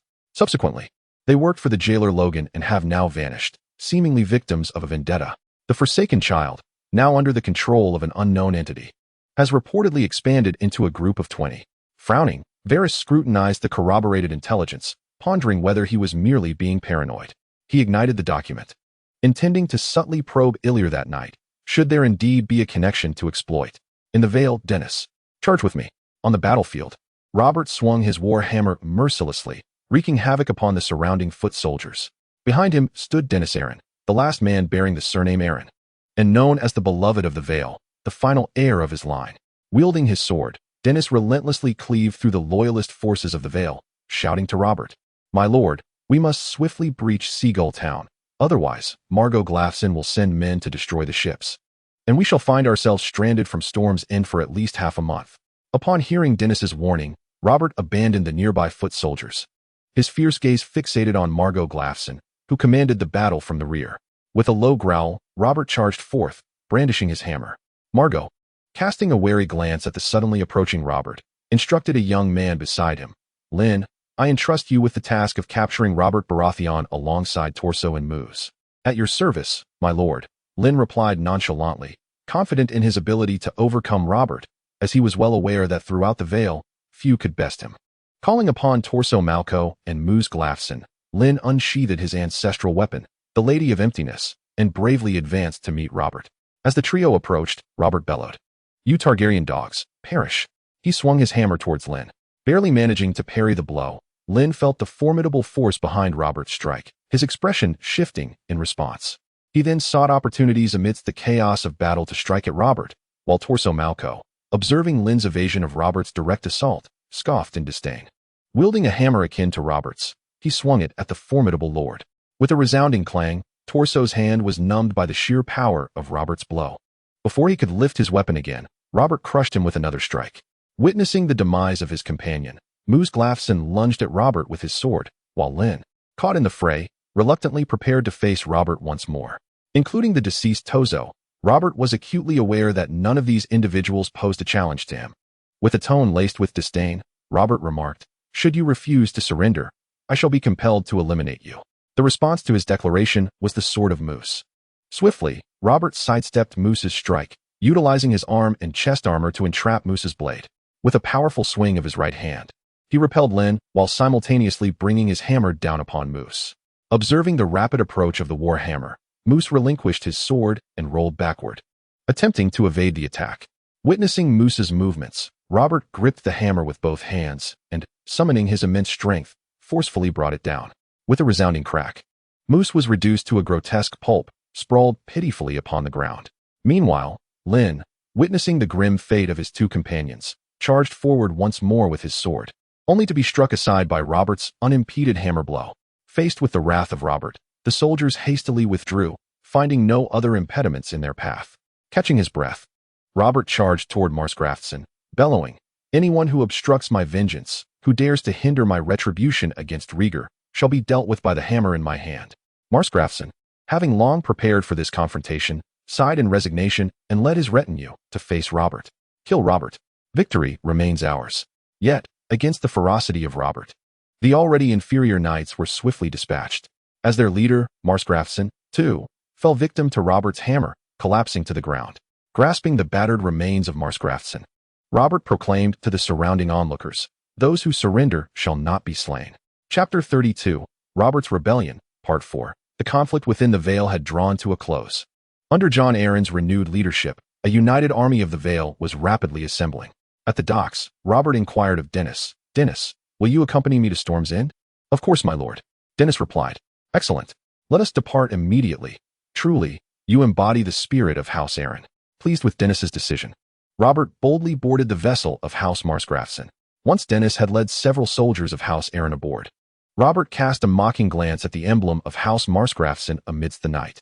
"Any who stand in my way shall be my foes, and my foes are destined for death." Meanwhile, within the confines of Illyrio's abode, Rick stealthily approached Illyrio's chamber. Passing a window, Rick overheard voices emanating from within. Inside, the fabricated Varys, masquerading as Logan, spoke methodically, revitalizing the Tormirian family. "This is your deepest desire, is it not, Illyrio?" Sitting opposite him, Illyrio, drenched in cold sweat and visibly agitated, responded, "Indeed, Lord Logan, this has been my lifelong aspiration. As I have clearly stated, Lord Varys is aware of everything. Which begs the question, for whom do you and your band of children truly work?" With his eyes narrowed, Ilver discerned the lurking danger. Yet as a mercenary who had navigated the treacherous lands of Essos for over a decade, he opted for caution, adhering to the principle that silence absolves him of wrongdoing. "My Lord Logan," he spoke with measured prudence, "as a destitute knight without any affiliations, I am compelled to resort to less honorable means to acquire the necessary resources. Those children merely speak what they are told." Ilver recounted his years in King's Landing, gradually alleviating Varys's doubts. Nodding in satisfaction, Varys, with a smile, remarked, "My dear Tone, as long as you dedicate yourself to serving Lord Varys, the revival of House Tormund is within reach, provided you invest your heart into the endeavor." "I am willing to offer my life for Lord Varys," Ilver replied with utmost respect. "Indeed, my dear Tone, I have always held you in high regard. You are an astute individual. Thus, I intend to provide you with an opportunity to serve Lord Varys. However, there will be some minor tasks fraught with challenges. Yet the rewards are substantial," Varys said enticingly. "Thank you for your esteem, my Lord Logan. I am eager to serve Lord Varys," Ilver declared with increasing reverence. Gently tapping the armrest of his chair, Varys lowered his voice. "You may have heard the recent news circulating in King's Landing. Jon Arryn has rebelled in the Vale, and the heir to Storm's End, Robert Baratheon, has embarked from Gulltown, aiming to rally forces in Storm's End.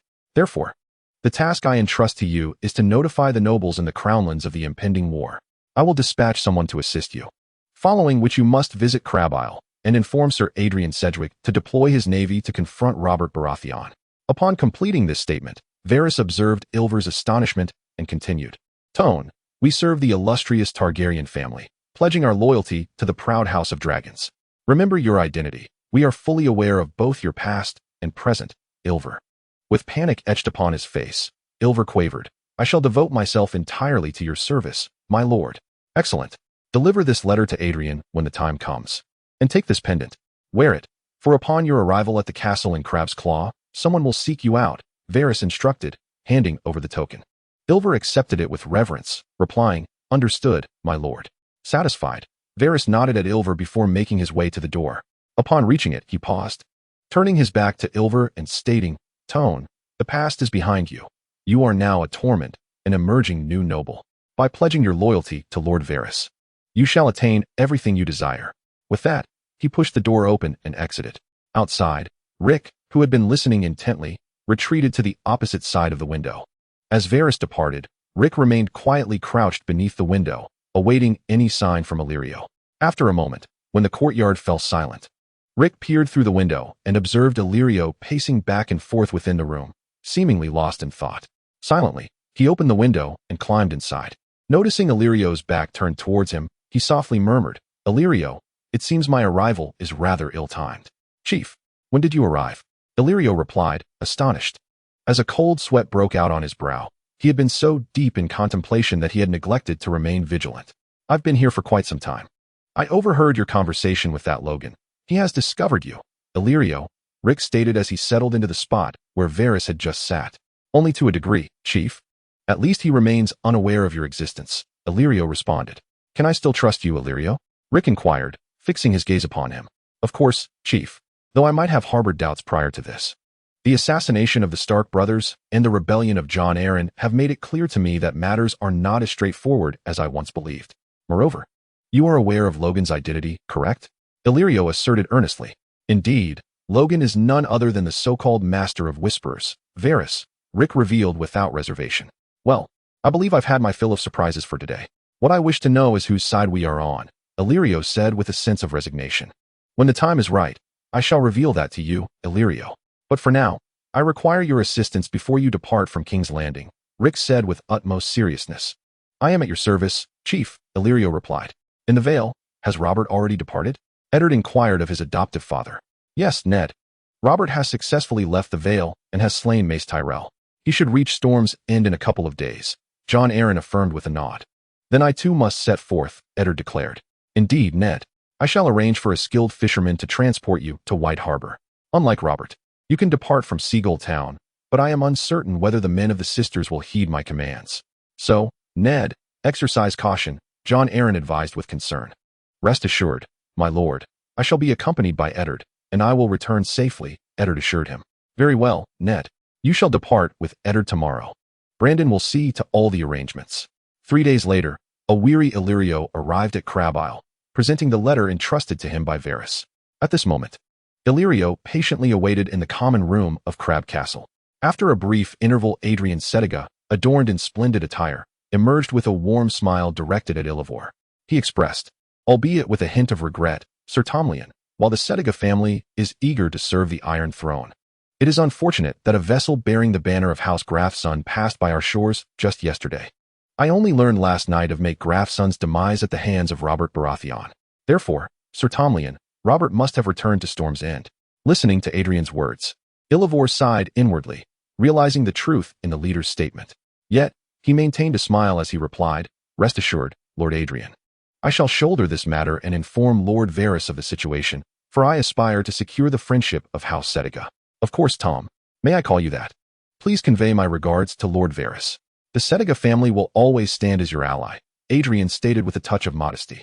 Then I shall return to King's Landing to report, Lord Adrian, Illyvor said with a demeanor of humility. Very well, Tom. Have someone deliver my Valyrian steel sword to Sir Tomlin, Adrian instructed. Haha, rest assured, Lord Adrian, Illyvor responded with a knowing smile. Upon returning to the departing ship, Illyvor pondered the sword in his hand, reflecting, if all noble supporters of the Targaryens are like this, I eagerly anticipate Robert Baratheon's performance. Chapter 33, Robert's Rebellion, Part 5. After Illyvor's return to King's Landing, Varys once again dispatched him to the Crab Peninsula. Having already spent 2 months there, Illyvor utilized the advantages provided by Varys to fully exercise his interpersonal skills honed over 2 decades. Contemplating the plans devised with the exceedingly youthful leader and the orders relayed to him by Varys during this time, Illyvor sighed. Over the course of 2 months, leveraging Varys's resources and influence, Illyvor forged alliances with several prominent families on the Crab Peninsula, including House Habron, House Hardy, House Bogus, House Payne, and House Kafer. Among these, he developed particularly warm relations with the 2 lords of the powerful Bren family, Eustace Bren and Bernard Bren. Following the temporary strategy previously outlined, Illyvor intended to utilize Varys's authority to cultivate relationships with the nobility of the Crab Peninsula. The plan involved seeking out the forest clans in the Crabwoods. And when King's Landing came under siege, he and the leader would rescue Rhaenys, subsequently fleeing through the Dragon's Lair. They would regroup near the Dragon Gate and, with the assistance of the well-connected Captain Rom, lead the remaining children and Rhaenys out of King's Landing. They would then board a pre-arranged smuggling ship to Crab Island and from there enter the ruins of Whispering Castle, all of which hinged on Illyvor Tomlin's, involvement. Illyvor mused with pride, yet he questioned, why does the leader so firmly believe that King's Landing will be breached? That Prince Rhaegar and the others are doomed? Whose side are we truly on? Though Robert Baratheon indeed possesses formidable strength, when faced with the Targaryens, who have ruled the 7 kingdoms for nearly 3 centuries, Alif is acutely aware of the substantial secrets harbored by this young leader, whose true lineage remains shrouded in mystery. However, Alif has begun to conceive a notion on how to revitalize House Torment. Contemplating this, he allowed a knowing smile to grace his lips. Suddenly, the voice of Eustace Bran echoed from outside. "Tone, are you there?" "Yes, my Lord Eustace," Alif replied, his demeanor brightening. "Come in, please. We must speak inside, Tone," Eustace stated with a grave expression. Observing Eustace's serious countenance, Alif returned to the room, adopting a solemn tone. "What has transpired, my Lord Eustace?" "Tone, Robert of House Baratheon has unified the Stormlands. News has just arrived that he has defeated Count Caverland and Count Grandison at the ruins of Summerhall, even slaying Count Fair. He is now gathering a great army to march on the Crownlands," Eustace conveyed with utmost seriousness. "Does this mean that the Vale and the Stormlands have consolidated all their forces?" Alif inquired, equally grave. "Indeed, Tone," Eustace sighed. "It appears I must return to King's Landing immediately. I have lingered here long enough." "Yes, Tone, I also came to find you to facilitate your return to King's Landing," Eustace concurred. "Oh, is that your intention?" Alif asked, taken aback. "It is well known that all the nobles of the Crab's Claw Peninsula are vassals of Queen Visenya, a privilege not afforded to any other region of Westeros. Our loyalty to House Targaryen is unwavering. Thus, please allow this letter to be delivered to His Majesty by Lord Varys. Should His Majesty require it, the Crab's Claw Peninsula will send forth its last remaining men," Eustace stated earnestly. With a measure of admiration for the Baron in his 50s, Alif responded earnestly, "Rest assured, my Lord Eustace, I shall see to it. May the end of this war grant me the opportunity to share a drink with you at Torhollow Keep." "Haha, indeed, Tone. You will forever be a friend of the Crab's Claw Peninsula," Eustace laughed. "I shall depart for King's Landing this afternoon," Alif announced. "Very well, Tone. I shall send someone to guide you out of the Crabwood. It would be quite difficult to navigate without a local's assistance," Eustace remarked. "Understood, my lord," Alif replied. Once Eustace had departed, Alif unfolded the letter in his hand, gazing at the signatures of the nobles from the Crab's Claw Peninsula. He couldn't help but marvel at the simplicity found in their unwavering loyalty to the Targaryens, a region never unified yet so steadfast. Perhaps this serves as an opportunity to restore House Torment. With a satisfied smile, Alif began to gather his recent bountiful acquisitions. In the afternoon, he would rendezvous with the hunters of House Bran. Listening to Alif, he addressed the hunter, "Take us to the natural harbor near Brown Cavern Mountain. We shall journey by water to Crab Island." "As you wish, my lord," the hunter replied. "We must hasten." Alif casually inquired about the customs and legends of Crab Claw Peninsula, such as the mythical creature Baji Jiao and the legendary heroes Lucifer Hadi and Clarence Claybrook. Upon hearing the name Clarence Claybrook, Alif suddenly suggested, "Perhaps we could first visit Whispering Fortress to witness the legends." The hunter hesitated slightly. "I insist," Alif declared. "Very well, my lord, let us proceed," the hunter acquiesced reluctantly. In the Stormlands, Robert, having united most of the noble armies, surveyed the bustling preparations for war with a buoyant spirit. Gazing at his forces, Robert grimly stated, "I will slay you, Rhaegar." Clenching his fists, flames seemed to flicker in Robert's eyes as the daily resentment towards the humiliation inflicted by Rhaegar intensified. "My lord Robert, what are our next orders?" Dennis Arryn approached, interrupting Robert's dark musings. "Ah, just call me Robert, Dennis, ha ha ha. We shall head west. Lord John is absolutely right. There's little to fear from Mysterial. But the Tarleys are a significant threat, so we must defeat them first to ensure the safety of the Stormlands," Robert informed Dennis. "I understand, Robert. I will attend to the logistics," Dennis replied readily. "Go ahead, Dennis." "Oh, and summon Stannis. I have matters to discuss with him," Robert added. "Very well, Robert," Dennis acknowledged. Moments later, Stannis arrived at Robert's side. "Brother, what do you command?" Stannis inquired with calm composure. "By the heavens, Stannis, we are brothers. Why do you act like a stone?" Robert complained. "But above all, you are the lord of the Stormlands," Stannis responded. "Fine, Stannis. I shall leave you with a portion of the troops. If I should falter, you must safeguard Storm's End, should anything go awry. The Stormlands may have a chance for redemption," Robert stated. Without any grandiloquence or boastfulness, Stannis solemnly nodded. "As you command, brother." Annoyed, Robert rolled his eyes and waved dismissively. "Go on, leave my sight. Compared to Renly, you truly are exasperating, Stannis." Ignoring his brother's remarks, the self-disciplined Stannis offered a respectful farewell and departed from Robert. Watching his younger brother, Robert felt a flicker of complexity. "Stannis, you are quite capable, but as long as I live, I cannot allow you to fully unleash your potential." With a deep sigh, Robert murmured, "I cannot turn against my brother, and ambition tends to grow with one's status. Do not disappoint me, Stannis." Chapter 34. The Rebellion of Robert, Part 6. The Ruins of Whispering Keep. Be cautious, my lord. The flora here is toxic, the hunter cautioned Elif. Thank you. I am aware, Elif replied.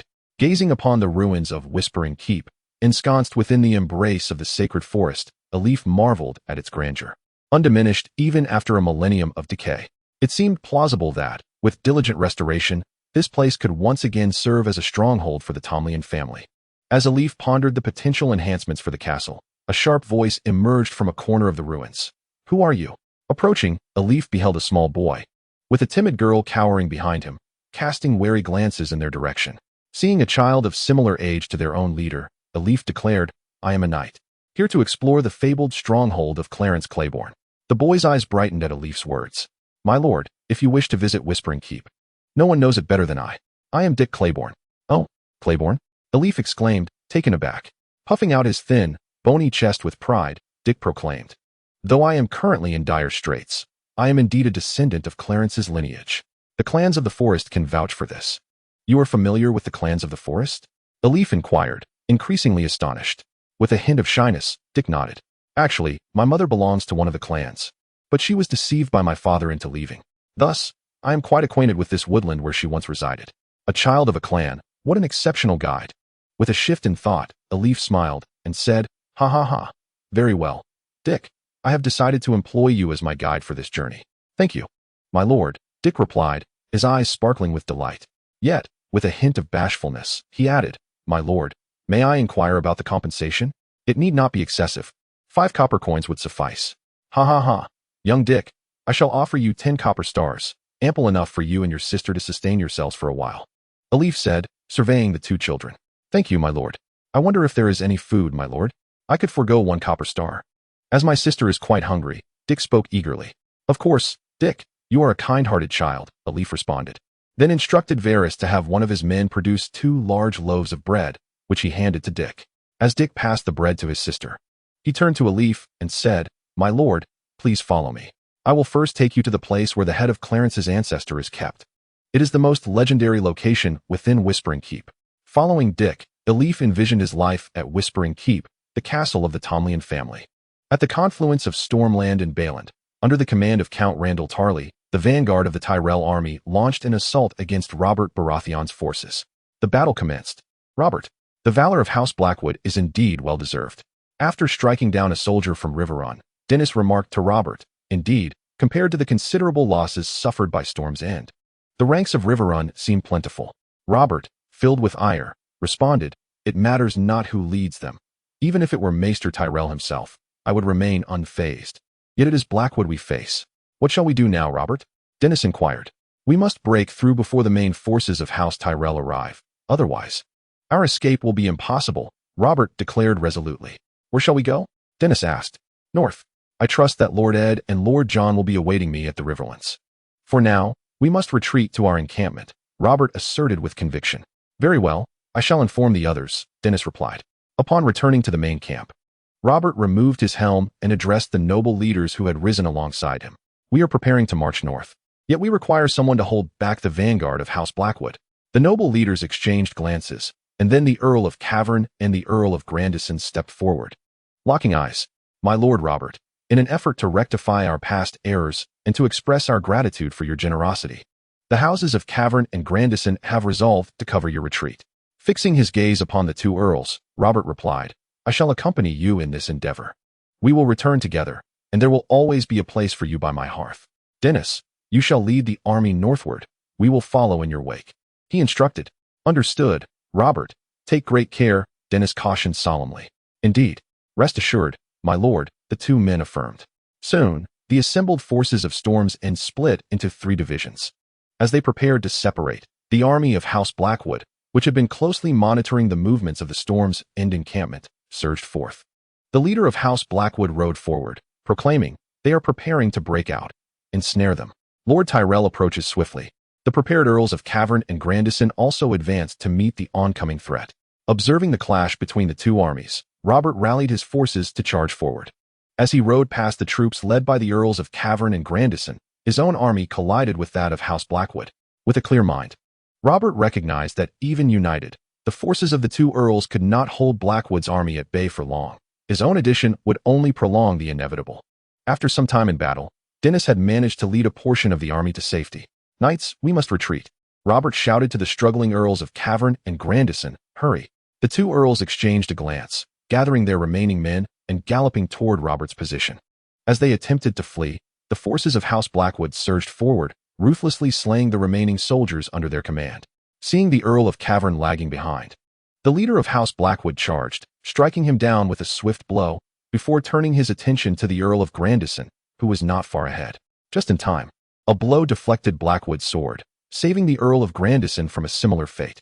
Robert gazed upon the esteemed general and the fallen Count Cavern, who lay unconscious on the ground, and resolutely commanded, "Retreat! Retreat!" With that, he charged backward alongside Count Grandison. "Stop them!" bellowed Landaltari, his voice sharp with urgency. A knight, frantically urging his steed, emerged from the vicinity of Robert's retreat, attempting to impede his escape. However, faced with Robert's warhammer, the knight was swiftly dispatched. "Quinton!" Landaltari cried out in fury at the sight of the knight's lifeless body. Ignoring the chaos behind him, Robert, accompanied by several attendants, led Count Grandison and a band of weary soldiers toward the advancing army orchestrated by Dennis. Observing the remnants of his own battered forces, Landaltari, who had always prided himself on his unwavering loyalty and fidelity, cursed his lord. "That foolish oaf, Mace. Had I arrived in time, Robert would have met his demise at my hands. This war would be irrevocably altered at this moment." Chapter 35, Robert's Rebellion, 7. Returning our focus to King's Landing. 2 months after dispatching Illyrio, Varys had utilized his extensive network to reevaluate all matters pertaining to Illyrio. Ultimately, he arrived at a singular conclusion. Illyrio had offended an unknown nobleman, who subsequently sheltered a group of Illyrio's subordinates. In a desperate attempt to conceal himself, Illyrio sought to eliminate his own men, only to have them slain by this enigmatic noble. Reflecting on the implications of his deductions, Varys chuckled softly. "So, my dear Towan, you are but a small vessel cast adrift in the narrow sea. It appears you truly require my assistance." With any suspicions regarding Illyrio dispelled, Varys turned his attention to the identity of this unknown noble. The situation in Westeros was far from promising. Who could this shadowy figure be? Meanwhile, unbeknownst to Rick, who had drawn Varys's interest, he awaited the arrival of Ivy and others at Windhouse. At that moment, Ivy, having just exited Old Tom's dilapidated abode, accompanied by 4 young comrades who had previously scouted the secret passage, proceeded toward the hidden route in Hook Alley. "Brother Ivy, what does the leader intend to do with this passage?" inquired a newcomer. "Tom, sometimes curiosity can be perilous. However, I can assure you of one thing. As long as you remain by the leader's side, you may one day ascend to nobility and bear your own surname." Ivy replied with earnestness regarding the questioning boy. "Very well," Tom responded, his skepticism evident in his eyes. He was clearly unconvinced of the leader's rare appearances. Ivy was not surprised, as they had yet to witness the leader's true capabilities. "All right, Tom, take Butch, Lightning, and Tops with you to procure some good provisions. Be cautious. The flea pit is more perilous than ever," Ivy instructed, tossing a few copper stars to Tom. "Sure thing. Rest assured, Brother Ivy, you know our skills well," Tom replied with a grin. "I am all too aware of your nature." "Very well, Tom. Heed my words and exercise utmost caution," Ivy reiterated. "Certainly, Brother Ivy. I shall remain vigilant," Tom declared, thumping his chest. "Maintain your position at this secret passage," Ivy commanded, brandishing the sword gifted to him by Rick. Recalling Rick's words from a few days prior, "Ivy, you are the most gifted among your peers. Not merely for your robust physique, but for your keen intellect in discerning problems." Ivy prepared himself, contemplating the looming crisis that might soon demand his assistance. A monumental crisis, he murmured, his gaze fixated on the passage, suspecting its connection to this matter. The news of the Blue House's triumph had reached Ellis, who, in a fit of maniacal laughter, proclaimed, "Ha! The fools of Storms and never anticipated such incompetence. Inform Mace to annihilate the Baratheon family. Furthermore, summon John Clinton. I have tasks for him." Moments later, at the behest of a servant, John Clinton stood before Ellis. "Your Majesty, how may I serve?" he inquired respectfully. "My new Prime Minister, it is time to demonstrate your capabilities. I have heard Rhaegar speak of you as his finest knight. Thus, John, capture Robert Baratheon. Spare no effort.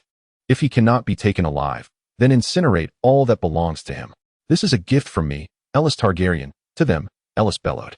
"Yes, I shall obey your command, Your Majesty," John Clinton replied, and with a wave of Ellis's hand, he departed. As John Clinton exited, Ellis suddenly inquired, "What of Jon Arryn?" From the shadows emerged a bald, rotund figure, Ellis's spymaster, Varys. "Your Majesty, the eldest daughter of House Tully, Catelyn Tully, has been betrothed to Brandon's brother, Eddard Stark, while the younger daughter, Lisa Tully, is promised to the leader of the Vale rebels, Jon Arryn." Pausing, Varys continued, "Thus, the Starks and Arryns of the North have now allied with the Tullys." Upon hearing Varys's report, Ellis's voice turned grave. "Are there no nobles rising in rebellion to thwart this?" His suppressed fury was palpable. "Your Majesty," Varys replied respectfully, "the Mouton, Greyjoy, and Dairy families remain loyal to the Iron Throne, but they are stationed far from Riverrun, currently encamped at Dairy's Farmer's Keep. Utilize your birds to notify those 3 houses to be prepared to heed John Clinton's orders. Additionally, you shall convey this news to John." "It is time to put an end to this farce," Ellis said, maintaining his somber tone. "Yes, Your Majesty, I shall make the necessary arrangements," Varys affirmed. At this juncture, the war had reached a climactic phase, where a single misstep could herald the decline of a family. Meanwhile, our protagonist, Rick, found himself in an unfamiliar courtyard. As Rick scrutinized the chubby boy before him, he inquired, "What is your name?" I am called Dantos," the boy replied hesitantly, adding, "Dantos Horad." "Oh, greetings, Dantos. I am Rick Roland. What brings you to Lord Balistan's estate?" Rick asked. "Lord Balistan is my benefactor. He took pity on me, and I have been residing here since my childhood. Naturally, I shall move out once I come of age," Dantos explained. "I see. Does Lord Balistan visit often?" Rick inquired further. "Not really. Lord Balistan primarily resides in the Red Keep and only visits once every few years. Thus, I generally live alone. Though Lord Balistan does arrange for a servant to attend to my needs," Dantos replied. "By the way, Rick, did Lord Balistan truly gift you that dagger?" Dantos asked. "Indeed, Dantos," Rick affirmed, placing the dagger upon the table. "This dagger originally belonged to the Horad family. I presented it to Lord Balistan in gratitude. Had it not been for the dagger you wear at your waist, I might have doubted your acquaintance with him. Well, it took me quite some time to learn that Lord Balistan has an estate outside. Since that is the case, I shall take my leave now. If Lord Balistan returns, please inform me, Dantos." "I reside at Flower Street," Rick stated. "Will you come to visit me often, Rick?" Dantos asked eagerly. "Certainly. Rest assured I shall come to see you, Dantos," Rick promised. Yes. Should Lord Balistan return, I will seek you out, Rick," Dantos assured him promptly. Departing from Dantos's home, Rick made his way to the Wind House, for there remained many tasks yet to be accomplished. Chapter 36, The Rebellion of Robert, Part 8. Watching the army of Storm's End crossing the Blackwater River, Dennis let out a sigh of relief. Yet, simultaneously, a sense of unease enveloped him. Several days had passed since Robert, along with Count Cavalan and Count Grandison, had orchestrated the retreat of the Grand Army from the clutches of the Blue Tower, yet the situation showed no signs of improvement. Observing the weary army of Storm's End, Dennis felt a tinge of despair regarding the future. After all, Storm's End was now encircled by the forces of Mysterial, and the morale of the troops was faltering, if not for Robert. At this thought, Dennis gazed at Robert, who was diligently organizing the troops. He was an exceptional lord and a valiant knight, Dennis mused. Danny, Robert's voice called from afar. "I am here, Robert," Dennis responded loudly. "Danny, you must cross the river swiftly, and then lead the vanguard to Flowing City to join Lord John and the others," Robert instructed earnestly. "What has happened, Robert?" Dennis asked, noting Robert's serious demeanor. "Indeed, my sentinels have reported that a troop is scouring along the banks of the Blackwater," Robert sighed. "You must depart, Robert. Leave this to me. We cannot carry on without you," Dennis implored. "No, Denny, trust me. I shall return alive to reunite with you. Should I fail to reach King's Landing, I will send word for you to rescue me," Robert declared resolutely. "Robert, time is of the essence. Hasten away, Denny. I cannot be certain if enemy forces are lying in wait across the river, so make haste," Robert urged. "Yes, Robert, please return to us," Dennis pleaded. Ha, fret not. Denny, you are a good brother. Go now," Robert chuckled. Once Dennis had successfully crossed the Blackwater with the troops, Robert rallied his loyal guards. Various possibilities swirled in his mind. I am Robert Baratheon. What am I thinking?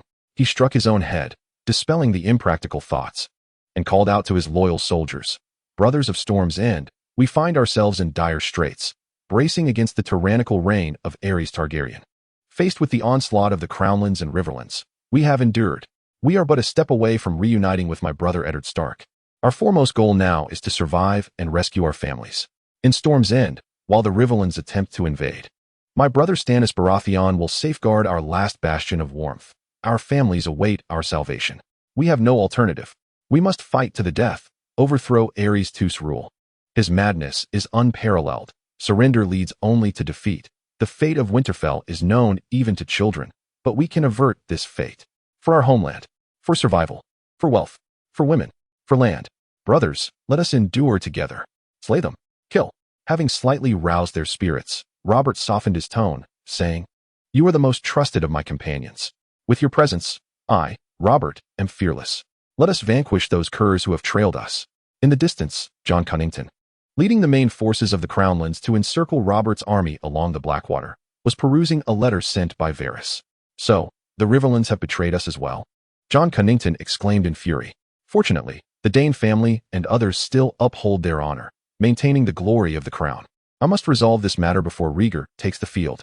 This is a stain upon the Silver Prince, Jon Cunnington said bitterly. Having read the entirety of the missive, Jon Cunnington prepared to turn back towards the Rivellins to rendezvous with the soldiers of House Dane and others.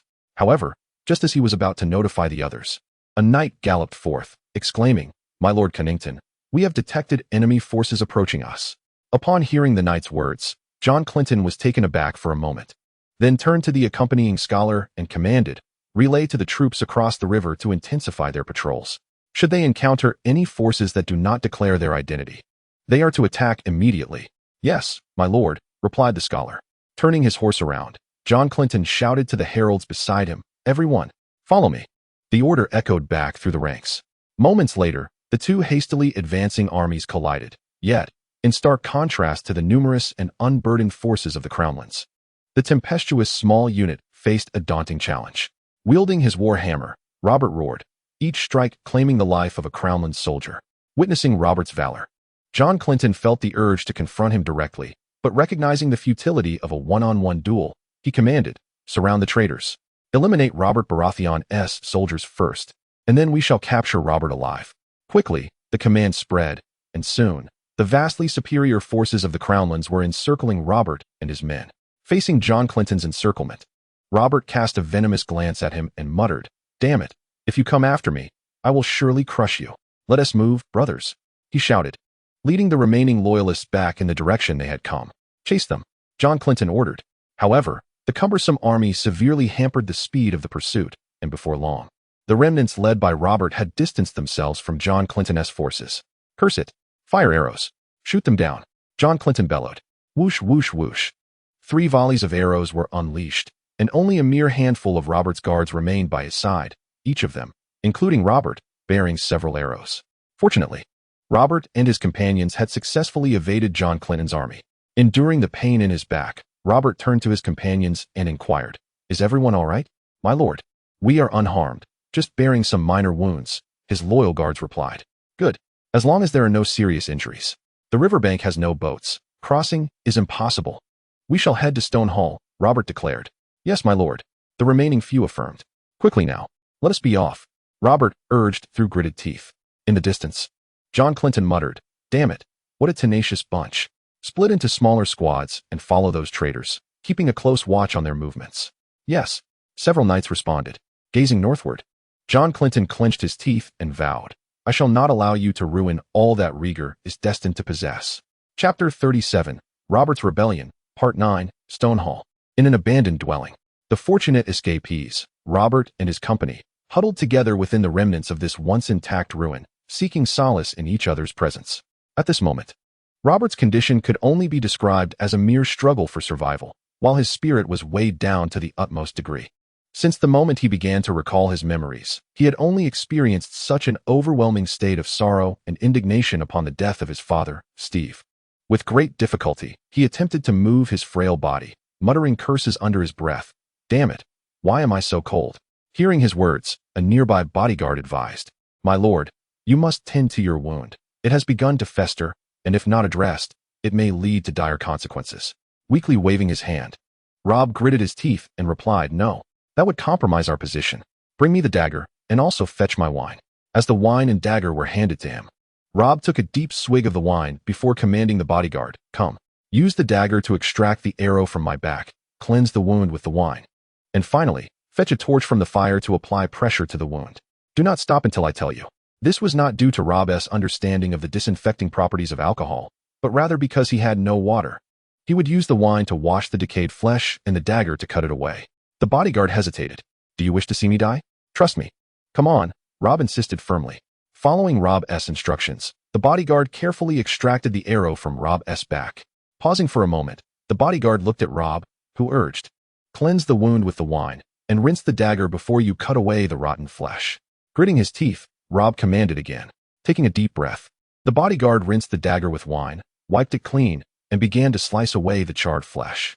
Seeing Rob's complexion turn pale, he weakly murmured, the torch. Heat it up, and apply it to stop the bleeding. The torch was pressed directly against Rob's wound, emitting a hissing sound. With a sudden hiss, the bodyguard tossed the torch aside. Covered in a cold sweat, Rob tightened his grip on the wine jug and took another swig, spitting out a mouthful of blood-tinged wine. He could no longer feel his back and hoarsely said, well done, Biff. Now there is something even more crucial for you to do. Go to Riverrun. Inform my brother and my guardian, Lord John, that I am in Stonehall. This is the token.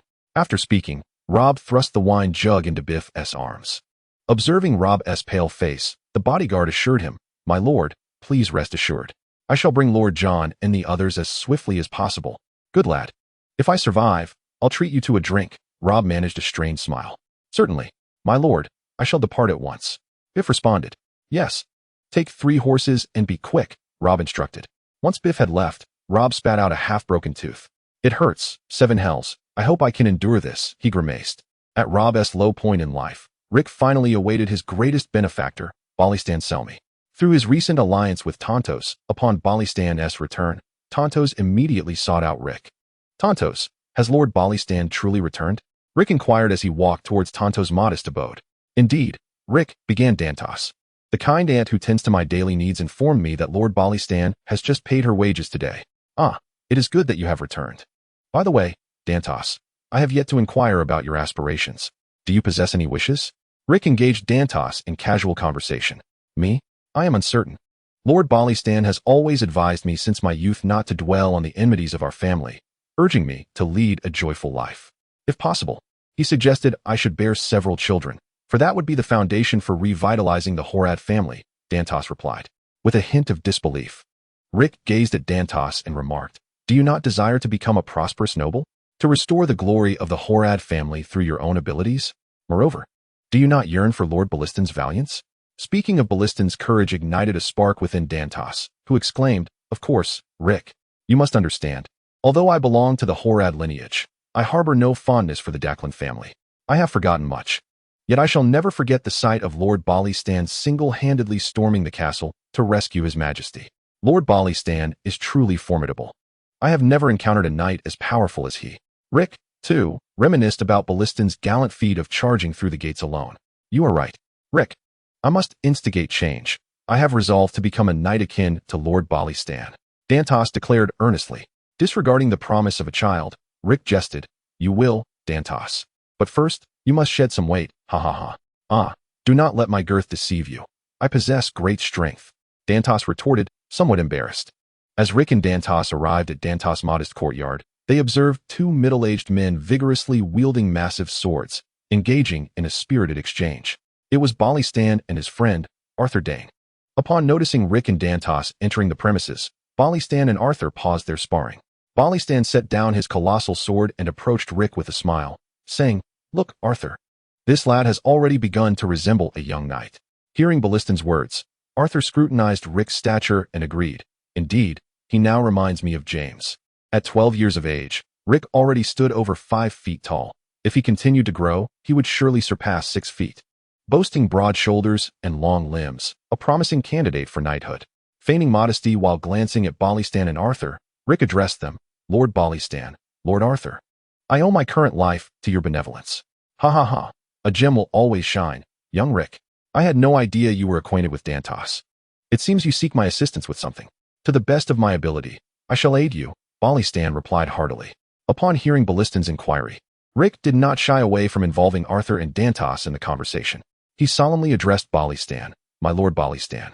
I have a matter of utmost importance to discuss with you. It pertains to your safety. My safety. Balistan responded with evident confusion. Beside him, Arthur furrowed his brow, scrutinizing the youth who had been brought back from the royal guard. Chapter 38. The Rebellion of Robert, Part 10. My safety? Indeed, my Lord Balistan, not only yours, but also that of Lord Arthur and all the esteemed members of the royal guard, Rick stated gravely. What danger could we possibly face? Rick, we are arguably the finest knights across the continent. There are certain things one should not speak of lightly, Arthur remarked, clearly displeased by Rick's audacious claims. Lord Arthur, I speak thus for a reason, Rick replied, maintaining his serious demeanor. Then pray tell, young Rick, Balistan interjected, patting Arthur's shoulder, close the door, Tontos. Yes, my lord, Tontos responded. Taking a deep breath, Rick articulated the thoughts he had pondered for some time. After departing from the royal guard, I began to study the cultures of the Seven Kingdoms, for I was woefully ignorant. I absorbed all information around me, and the changes of this past year have revealed to me a grave issue concerning you, my lord Balistan. Pausing, he continued, that issue lies with Prince Rhaegar. This favored child of the seven gods possesses unparalleled charm and ability, yet it is precisely these traits that have incited Robert Baratheon's rebellion. I know little of Robert Baratheon, but I comprehend the significance of righteousness and honor. The impeccable Prince Rhaegar has, through his association with a Stark woman, acquired a blemish upon his reputation. Interrupting Rick, Arthur queried, and how does this relate to our safety? Now we arrive at the crux of the matter, Lord Arthur. First, the abduction of the Stark woman by Prince Rhaegar has offended the noble houses of Dorne, for the true queen hails from Dorne, not the north. Furthermore, the guardian of the north has been executed by His Majesty Aerys. Thus, the north is incapable of uniting. Therefore, even though I am not fully aware of the current state of war, it is evident to me that the north stands as a deadly adversary, and Dorne will not directly assist His Majesty in quelling the rebellion. Even if they were to aid him, it would not be in the immediate future. Given the multitude of humiliations the prince and the king have inflicted upon the Dornish people, Rick articulated his perspective calmly. Listening intently, Balistan regarded Rick's animated discourse and turned to the already stunned Tontos. Tontos, ensure no one enters. Arthur, Rick, let us discuss this further within. Following Balistan, Arthur cast a glance back at the slightly trailing Rick, pondering the implications of the youth's statements. The words this lad spoke were not without merit. Indeed, the king and prince had shown considerable disregard towards the Dornish queen and even Princess Rhaenys. The king had refused even a simple embrace, dismissing the child as one steeped in Dornish flavor. Contemplating these complexities, Arthur found himself intrigued to hear more of Rick's thoughts. Seated upon the chair, Arthur subtly gestured towards Balistan, who nodded in understanding. Balistan then addressed Rick, saying, Please continue with your thoughts, Rick. Of course, my lord, Rick replied. Secondly, there is Lord Tywin Lannister, our former prime minister, who single-handedly revitalized the Lannister family during its most vulnerable period and subsequently assisted His Majesty in governing the Seven Kingdoms. Lord Tywin has undeniably proven his capabilities without a hint of deceit. After a brief pause, Rick continued, observing the attentive expressions of the two men. However, our sovereign has developed profound discord with his former friend, Lord Tywin. Whether it be the rumors surrounding Lord Tywin's wife and the sovereign or His Majesty's rejection of Lord Tywin's proposal, these matters have deeply wounded their friendship. Although remnants of their past camaraderie still linger, when His Majesty appointed Jaime Lannister to the Kingsguard, all remaining sentiments were extinguished. If Lord Tywin's younger son were a healthy individual, perhaps there might be room for reconciliation, but I have heard he is a dwarf, possessing eyes reminiscent of a demon. Therefore, I can assert with certainty that, according to the continent's assessment of the Lannister family, debts must be repaid. It is evident that the Westerlands will not miss the opportunity to strike when one is down, even if Lord Tywin wishes to assist His Majesty. Such aid would only arrive in His Majesty's most perilous hour. After all, only those who have experienced hunger can truly appreciate the value of a long loaf of bread. Rick concluded without overstating his assertions. In that case, are you suggesting that Dorne and the Westerlands will refrain from aiding His Majesty in quelling the rebels? Arthur inquired, furrowing his brow. No, my lord. It is not that they will not assist His Majesty in suppressing the rebels, but rather that, in the short term, they will not extend a helping hand, Rick clarified. And what of the Iron Islands? Balistan interjected. My lord, would you believe that a group of raiders would risk themselves for a nominal king? Moreover, this war offers them no tangible benefits, Rick retorted. After contemplating the self-proclaimed Ironborn, Balistan shook his head in silence. Picking up from Balistan and Rick's conversation, Arthur, with a hint of resignation, stated, Thus, in the immediate future, We will rely on the forces of the Crownlands and the Riverlands to contend with the Stormlands, the North, the Vale, and the Reach. One could say, my lord, that our only current advantage is that the rebels have yet to unite. Once they do, we will find ourselves at a disadvantage, as their numbers will surpass ours. Furthermore, as His Majesty has dispatched forces to attack rather than defend, each defeat against the familiar terrain of the rebels will erode the trust of the loyal nobles in the rebel territories, Rick concluded somberly. With a sigh, Arthur remarked, Rick, I have never underestimated Robert and his compatriots, yet His Majesty has never fully acknowledged their threat, and as you rightly pointed out, he possesses little advantage. Indeed, my lord, particularly as the royal army is gathered under His Majesty's banner rather than that of Prince Rhaegar, which is a significant reason for our setbacks. With a hint of risk, Rick uttered a scathing remark about King Aerys too. The two Kingsguard, furrowing their brows, contemplated their thoughts without rebuking Rick. After a moment, Balistan rose and addressed Rick, saying, Young Rick, I must admit, you are the most astute child I have ever encountered. You have perceived what others have overlooked, merely through fragments of information. Once we quell this rebellion, I shall provide you with the finest environment to study. I have faith that you will grow into a great knight. Arthur, standing beside him, concurred. Indeed, Rick, you possess qualities that James lacks. Although you may not match him in valor, your intellect is your greatest weapon. Thank you, my lords, for your kind words, Rick replied earnestly. However, I am here for your safety, for you saved my life and guided me out of the perilous Kingsguard. You are considerate. Rick, Balistan remarked with appreciation. Simultaneously, an impractical thought crossed his mind. What if I named my child Rick? He shook his head lightly, dispelling the absurd notion. Arthur then proposed, Shall we meet with His Majesty? Your words have sparked many thoughts in me. It is time to put an end to the Baratheon rebellion. Indeed. Brother Arthur, let us proceed. Balistan nodded in agreement. Rick, do visit us often. I shall make time to see you and Tontos, and perhaps we can exchange martial skills. For now, Arthur and I must take our leave. You and Tontos may entertain yourselves here. Very well, my lord, I shall, Rick respectfully responded. As he watched the two depart, Rick felt assured that even if they were to inform Aerys too of these matters, nothing would change. After all, Rick had stated from the outset that the key figure was Rhaegar. Once Rhaegar was slain by Robert, all that belonged to the Targaryens would inevitably fall into the hands of House Baratheon. Pushing open the door and gazing at the sky, Rick murmured, The sun is about to set. Chapter 39, Robert's Rebellion. End. Stonehall Town. 3 days had passed since Robert had taken refuge here. During this time, Robert, having endured a fever, had miraculously survived, thanks to his extraordinary constitution. It seems the 7 gods still favor me, he remarked, stretching his arms. My lord, must we continue to wait here? One of his loyal guards inquired. Certainly. Even if we were to venture out, we might miss Lord Jon's forces. It is wiser to await their arrival, especially since Jon Cunnington has yet to discover us, Robert replied matter-of-factly. Yes, we understand, my lord. The guard responded before moving to sit aside. Surveying the cramped quarters filled with a dozen others, Robert sighed inwardly. It was impossible not to feel anxious. With Jon Cunnington's army scouring the area, they lived in constant trepidation. Yet, if he were to succumb to panic, death would be imminent. Outside Stonehall Town, John Clinton, mounted on his noble steed, addressed the nearby messenger. We are left with only the heart of the town. Remember to search every house meticulously. As per the designated area of inquiry, Robert Baratheon must be concealed within Stonehall. Thus, instruct the soldiers to be thorough. Should any damage occur to the residents' belongings, ensure compensation is rendered or face military law. Yes, my Lord John, the messenger replied dutifully. Gazing upon the site of Stonehall, John Clinton sighed. It was a flourishing town, yet to set it ablaze would displace countless souls and rob many of their kin. With a solemn sense of honor, John vowed never to fulfill the orders laid upon him by Aerys before his departure. If necessary, Robert must be eliminated by fire. And it was increasingly certain that Robert had a significant chance of being here. I only hope we can locate Robert Baratheon soon, John Clinton remarked with a sense of resignation. Within the bustling city of Riverrun, the Northern, Riverlands, and Vale coalition had gathered, prepared to rush to Stonehall to rescue Robert.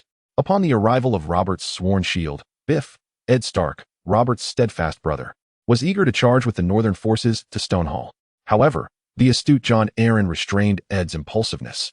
After all, a hasty advance would stand little chance against the forces of House Targaryen led by the Riverlands loyalists and John Clinton's army. At this juncture, Jon reassured the eager Ed with a pat on the shoulder. Go forth, Ed, and bring Robert back. I shall await your return in Riverrun. We must be wary of a surprise assault from House Targaryen, but Dennis and Horst will accompany you. Yes, my lord, I understand, Ed replied, taking a deep breath.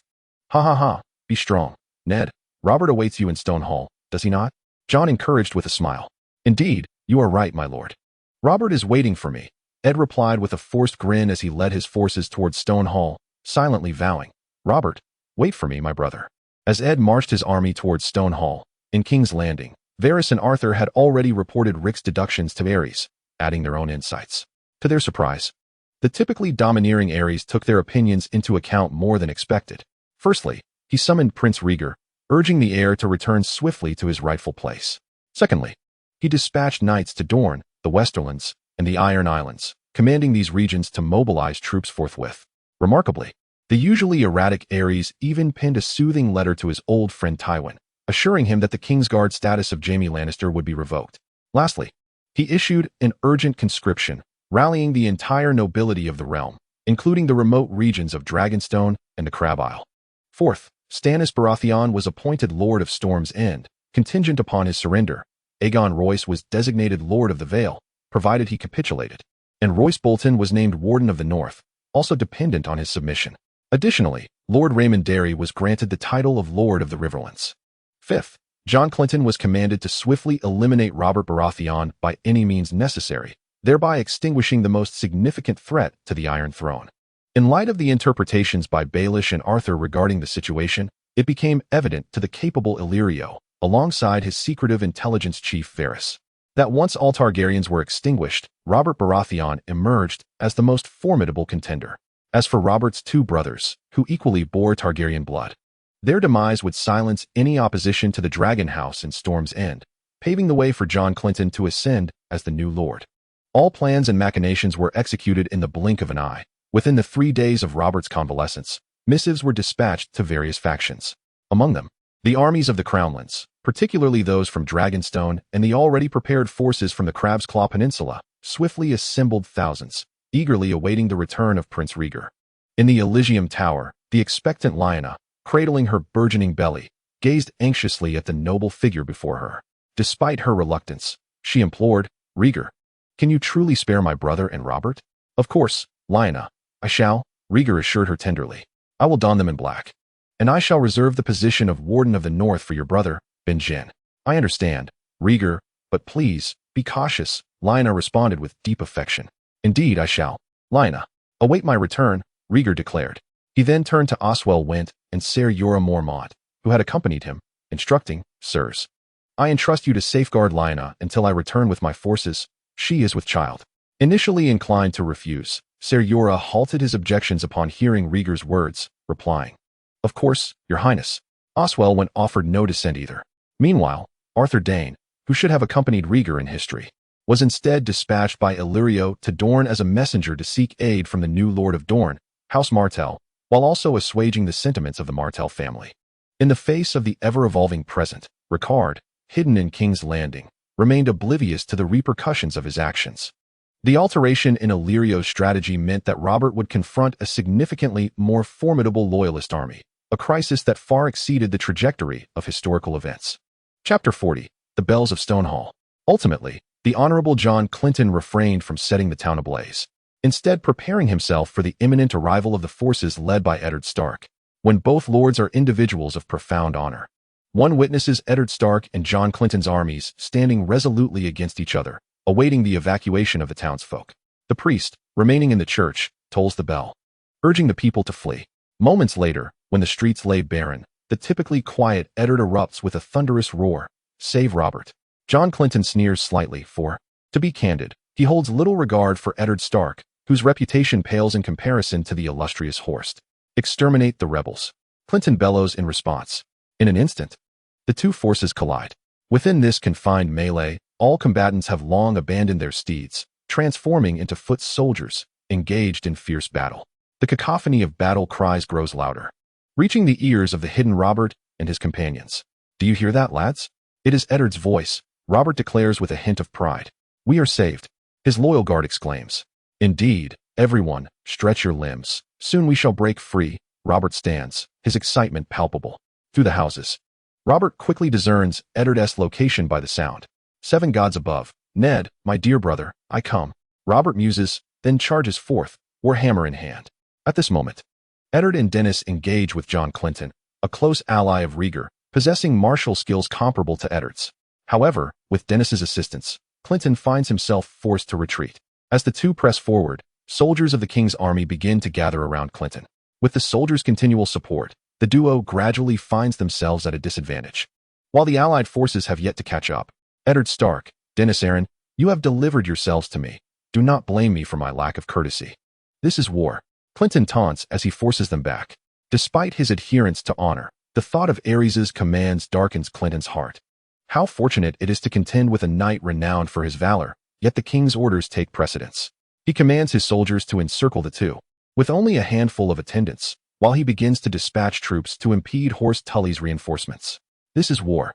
Clinton reassures himself once more, as Clinton directs his soldiers. Robert and his companions stealthily approach a corner. Observing Clinton's focused command, Robert grits his teeth and addresses his loyal guards. Do you dare charge with me once more? Without hesitation, several guards unsheath their swords. Gripping his warhammer, Robert makes his first charge unaccompanied by a roar. With one powerful strike, he slays a soldier and rapidly advances toward Clinton, while his guards fend off the soldiers attempting to intercept him. Soon, Robert surged towards John Cunnington as if entering an uninhabited realm. Upon witnessing the valiant Robert, John Cunnington's heart, brimming with chivalric spirit, began to stir. Mace, lead the troops to encircle the traitors. Robert Baratheon is mine, John Cunnington proclaimed, brandishing his great sword as he approached. A brief clash ensued, and John Cunnington felt a surge of excitement coursing through him. Unlike the swordsmanship of Eddard Stark, Robert Baratheon's presence felt akin to that of a roaring dragon. Indeed, the overwhelming power he exuded was a sensation unlike any other, raw and unrestrained, leaving one powerless to counter. This was a formidable adversary, John Cunnington thought with exhilaration. For Robert's existence profoundly satisfied the knightly aspirations within him. As the two exchanged blows, John Cunnington momentarily forgot the war he had so fervently emphasized. When Hoster Tully's reinforcements arrived, the royal army, disoriented due to their commander being entangled with the enemy, found their once mighty momentum swiftly diminished. After pushing Robert Baratheon back, John Cunnington realized he had lost control of the situation. Cursed be this, he lamented. Steady yourself, he shouted. Everyone, form a shield wall. Archers, retreat swiftly and prepare to strike down the traitor leader Mace. You continue to hunt down Stark and his men. The rest, gather and charge with me. In an instant, Robert, who had just been engaged with John Cunnington, rushed alongside a solitary guard to the position of Eddard and Dennis. Upon seeing the approaching Robert, Mace Mouton advanced. But faced with Robert's warhammer, he was quickly forced back after a few exchanges, his skills lacking compared to those of John Cunnington. Bursting into the encirclement, Eddard and Dennis shouted with elation, Robert, thank the old gods. Thank the seven. Ha ha ha, Ned Dennis. Enough with the pleasantries, let us join the main army. Robert replied with a grin. Seeing Robert return safely, Eddard and Dennis, accompanied by their retainers, began to withdraw gradually, as Hoster Tully led his troops closer. Observing the imminent convergence of the two forces, John Cunnington charged towards Hoster's army, bellowing, frontline, continue to encircle the traitor leader. Archers, fire upon the rear of the traitors. As John Cunnington's orders were relayed, arrows rained down upon the allied forces from behind. Noticing John's strategy, Eddard's expression darkened. Robert, we must move quickly. We did not bring archers in our haste. Very well, Ned, it is time to regroup. I am feeling somewhat fatigued as well, Robert replied with a hint of sadness. I have but one brother left by my side. Let us depart. With that, he swung his warhammer and charged toward the army. Taking a deep breath, Eddard called out towards Hoster Tully, My Lord Tully, we retreat. Back to River Run. As if he had heard Eddard's voice, Hoster adjusted his troops, slowly retreating. Do not think you can escape so easily, Horst. John Clinton, leading his troops, confronted Horst Tully. Let me test your mettle. The seasoned knight Horst replied, advancing towards John Clinton. After a swift exchange of blows, John Clinton remarked, You are a formidable knight, Lord Horst, but age has dulled your edge. I shall ensure you meet your end, as a true knight should. With renewed vigor and speed, John Clinton relentlessly attacked Horst. Sensing Horst's disadvantage, a few loyal knights from the coalition rushed to his aid. However, seizing an opening, John Clinton struck, severing Horst's arm. The knights quickly retaliated against John Clinton and carried the injured Horst away. Not far off, as Ed and Robert prepared to break through the encirclement, they witnessed the scene. Robert hurled his war hammer towards John Clinton, who, having just engaged with Horst and entangled with several knights, noticed the incoming strike too late. The powerful blow not only felled a soldier in its path, but also struck John Clinton squarely in the chest. With a resounding thud, John Clinton collapsed to the ground. As the commander fell, the royal forces plunged into chaos. Several loyal attendants swiftly withdrew John Clinton from the battlefield. Ultimately, the conflict concluded with a victory for the coalition, bringing an end to the turmoil. As the battle ceased, the church bells chimed once more, and those who had hidden peered cautiously through cracks in windows. Forever etched in their memories was the scene of a river of blood. Chapter 41. The Trident dramatically achieving victory, Robert and the others returned to the city of Riverrun. Inside the city, Horst, who had succumbed to blood loss from his severed arm, passed away. The Lord's death cast a shadow over the coalition's triumph, dampening the joy of their victory. "Edmure, please accept my condolences," Ed said, placing a comforting hand on the shoulder of the 10-year-old Edmure. Tearfully, Edmure clung to Ed's leg. Stammering, "Lord Ned, my brother-in-law, please avenge me. I am still too young, I beg you." "Rest assured, Edmure, I will," Ed promised. Meanwhile, the usually reticent Brandon Tully finally spoke. "I will return to the Riverlands to assist you, Edmure." The death of his brother softened the resolute Blackfish, prompting him to set aside his stubbornness to support his young nephew. "Uncle Brandon," Edmure said, releasing Ed and embracing Brandon. Observing his nephew with a complex gaze, Brandon felt compelled to impart wisdom to the future Lord of the Riverlands. He was too feeble, but as he thought of his brother's incomplete remains, Brandon's expression softened. Embracing Edmure, he reassured him, "Do not worry, Edmure. Uncle Brandon is here, everything will be all right." Observing the bond between the uncle and nephew, Robb and Jon Arryn exchanged glances filled with complexity and guilt towards Edmure. Robb spoke, "Edmure, Lord Brandon and Lord Hoster perished because of me. I shall exact vengeance for Lord Hoster. Should victory be ours, I will strive to secure ample recompense for you." Jon Arryn added, "We are now akin to family. Edmure and Brandon. I shall ensure another inherits the position of the Knight of the Vale. Fear not. The Vale shall always stand as your bastion." A flicker of emotion crossed Brandon's eyes as he addressed the group. "Then we must vanquish Aerys, mustn't we?" "Indeed. We shall seek our own honor," the assembly proclaimed. Transforming their sorrow into resolve, the alliance began to reorganize their forces, preparing to march upon the Crownlands in the coming days. But first, they needed to address the royalist forces in the Riverlands. When Miss Modton arrived at Farmer's Hold with his remnants, bearing the news of John Clinton's defeat, the royalist forces formed by House Dane were plunged into despair. After all, if even the elite army of the Crown could not withstand the rebels, how could the combined might of our three houses prevail? In a frenzy, the heads of the three houses dispatched emissaries to King's Landing seeking aid. Upon receiving their pleas, Aerys fell into a furious state. "Seven hells. That wretched John Clinton, I placed my trust in him. How could he defy my orders? Had I employed fire, perhaps that bastard Robb would already be dead." Roaring in anger, a sliver of fear began to creep into Aerys' heart. No longer was he the embodiment of confidence he once was. Striving to regain his composure, Aerys called out to a servant at the door, "Go summon Ser Balistan. Bring him to me, along with Jonos Dane. Tell them to swiftly gather the soldiers John Clinton has left near Stonehall, and then support the Dane family at Farmer's Hold while we await Rhaegar's arrival." Rubbing his temples, Aerys' mind was flooded with irritation as he issued another decree. "I hereby strip John Clinton of his position as Hand of the King, revoke his title as Lord of Griffin's Roost and the surrounding lands, and exile him to Essos. Let my appointment of the Treasurer, Colton Chest, as Hand of the King take effect." After issuing this series of commands, Aerys wearily leaned against the Iron Throne. Feeling the discomfort of the seat, he murmured to himself, "I can feel it. If I harness the power of flame, I shall resolve all of this. Perhaps I should employ something different to assist me. Bring forth Rosart from the Alchemist's Guild. I have tasks for him." The harrowing image of Rosart incinerating Ricard Stark flickered through Aerys' mind, igniting a frenzied notion. As the tension of war escalated, the coalition of House Dane continually fortified their defenses, striving to withstand the onslaught from Robb and his allies. Faced with the farmer's fortress, akin to a tortoise shell, the already furious Robert's coalition was further incensed. Among them, the most irascible leader, Robert, proceeded to plunder the lands of the nearby Goberg family. On the same day, Balistan gathered remnants of the Stonehall town soldiers and arrived at the farmer's fortress. Without observing the remnants, they heard Count Dare express urgency, saying, "My Lord Balistan, you have finally arrived. What arrangements does His Majesty have?" Understanding the implication in Count Dare's words, Balistan replied, "Do not worry, my lord Dare. Prince Rhaegar will soon arrive." Furthermore, when I made my way here, soldiers from Crabclaw Peninsula and Dragonstone had already arrived, and a portion of the Targaryens has also sent reinforcements. Upon hearing Balistan's words, the three earls felt somewhat relieved.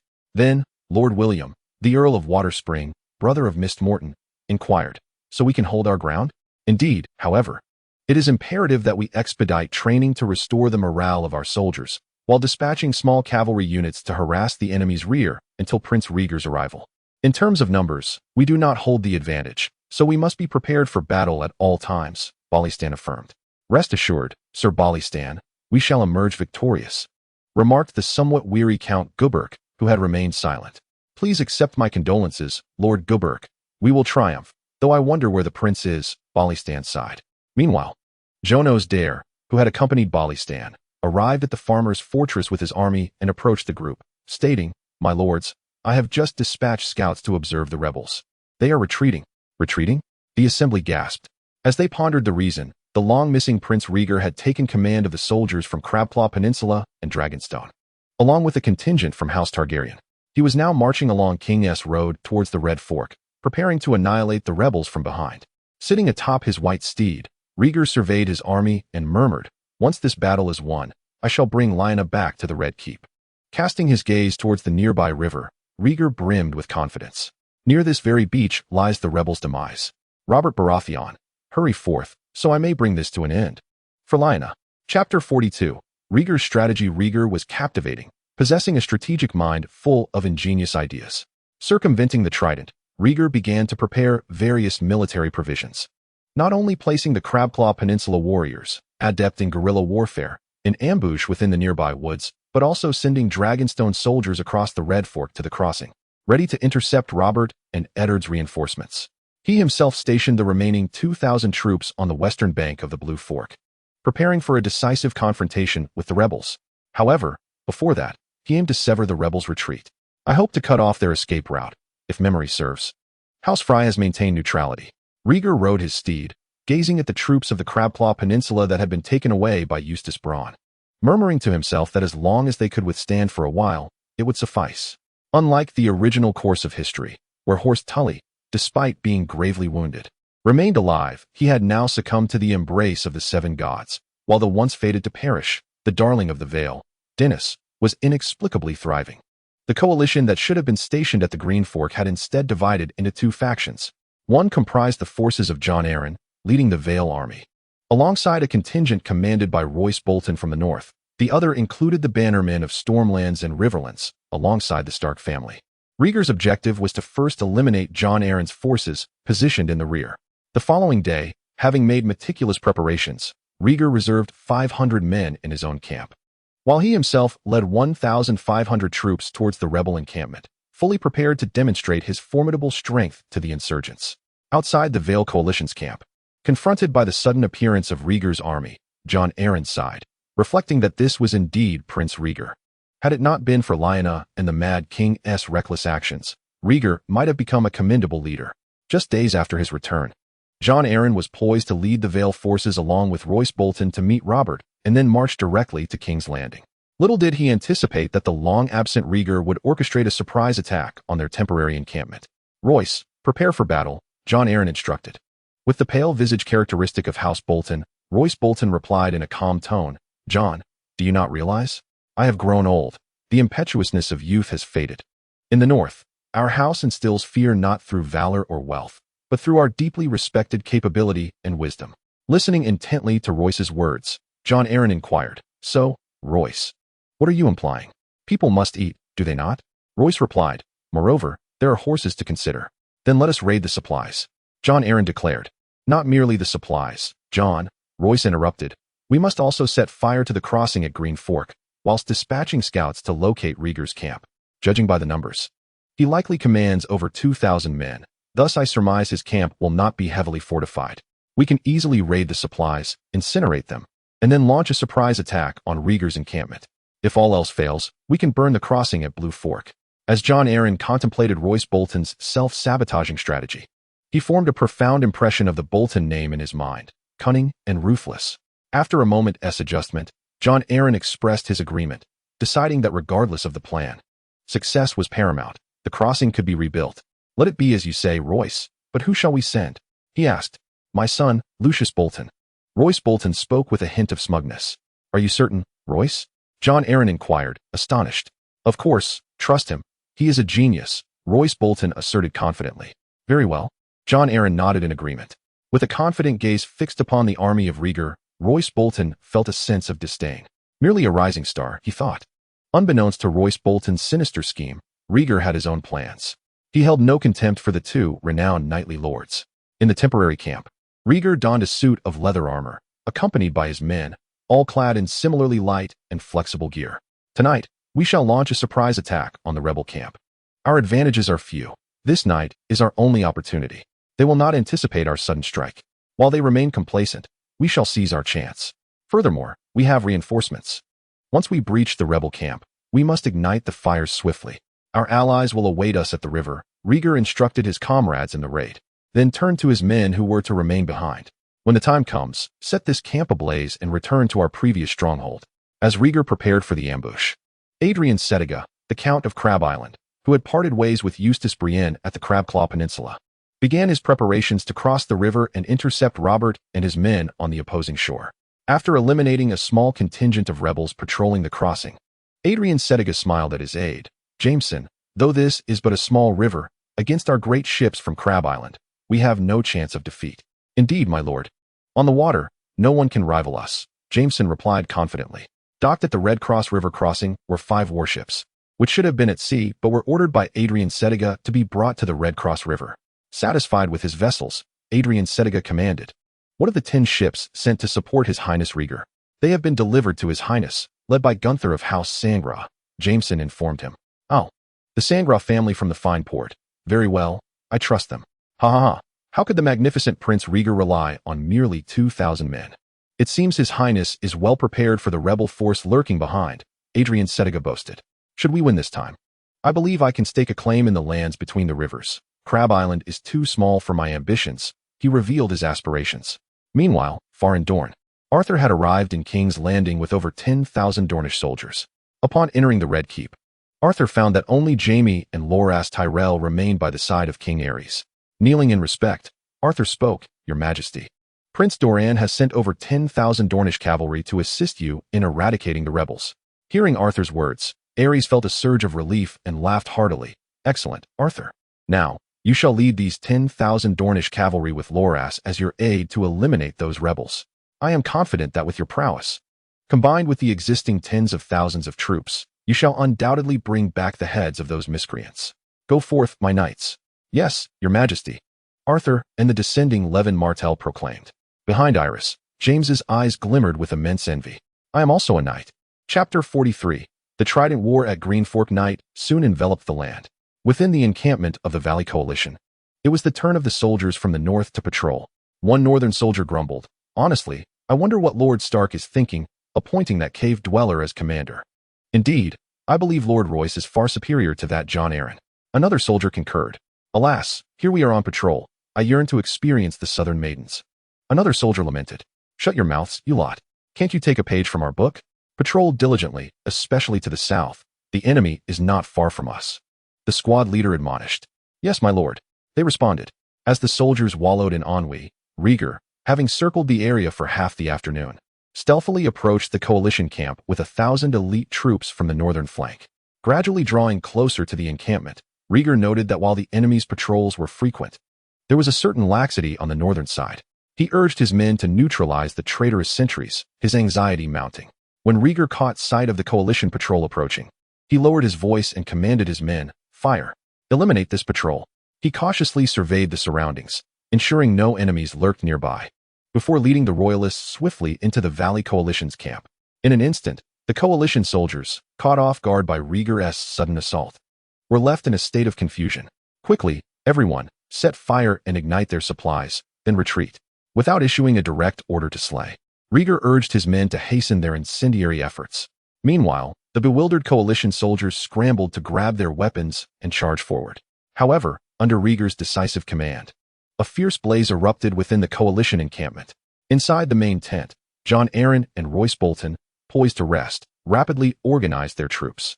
Compared to the Valley forces, the fear instilled by the Bolton family compelled the Northmen to assemble more swiftly, though many remained in a state of panic. Jon, you lead your Valley soldiers to extinguish the flames. Save what you can. I shall pursue Rhaegar, Royce Bolton declared, his expression clouded with foreboding. Ignoring Jon Arryn's response, Royce Bolton surged forth with over 2,000 hastily gathered men, chasing after the incendiary Rhaegar and his royalist forces. Relishing the warmth bestowed by the flames, Rhaegar sensed the enemy's pursuit behind him and urged his men to escalate their fiery onslaught. As the last few tents caught fire, Rhaegar gazed into the distance. I trust the ships should be arriving soon, Rhaegar mused, as if in response to his own thoughts. The surface of the river shimmered with flames, and soon 10 warships adorned with various noble emblems of marine life appeared along the shore. From the foremost vessel, a voice called out to Rhaegar, "Your Highness, I am Gunter. Hasten aboard." With that, he lowered the gangway alongside his ship. "Quickly, come aboard," Rhaegar urged his companion upon hearing Gunter's words. Not far off, Royce Bolton had gathered approximately 5,000 soldiers, which was nearly the maximum effort he could muster at that moment.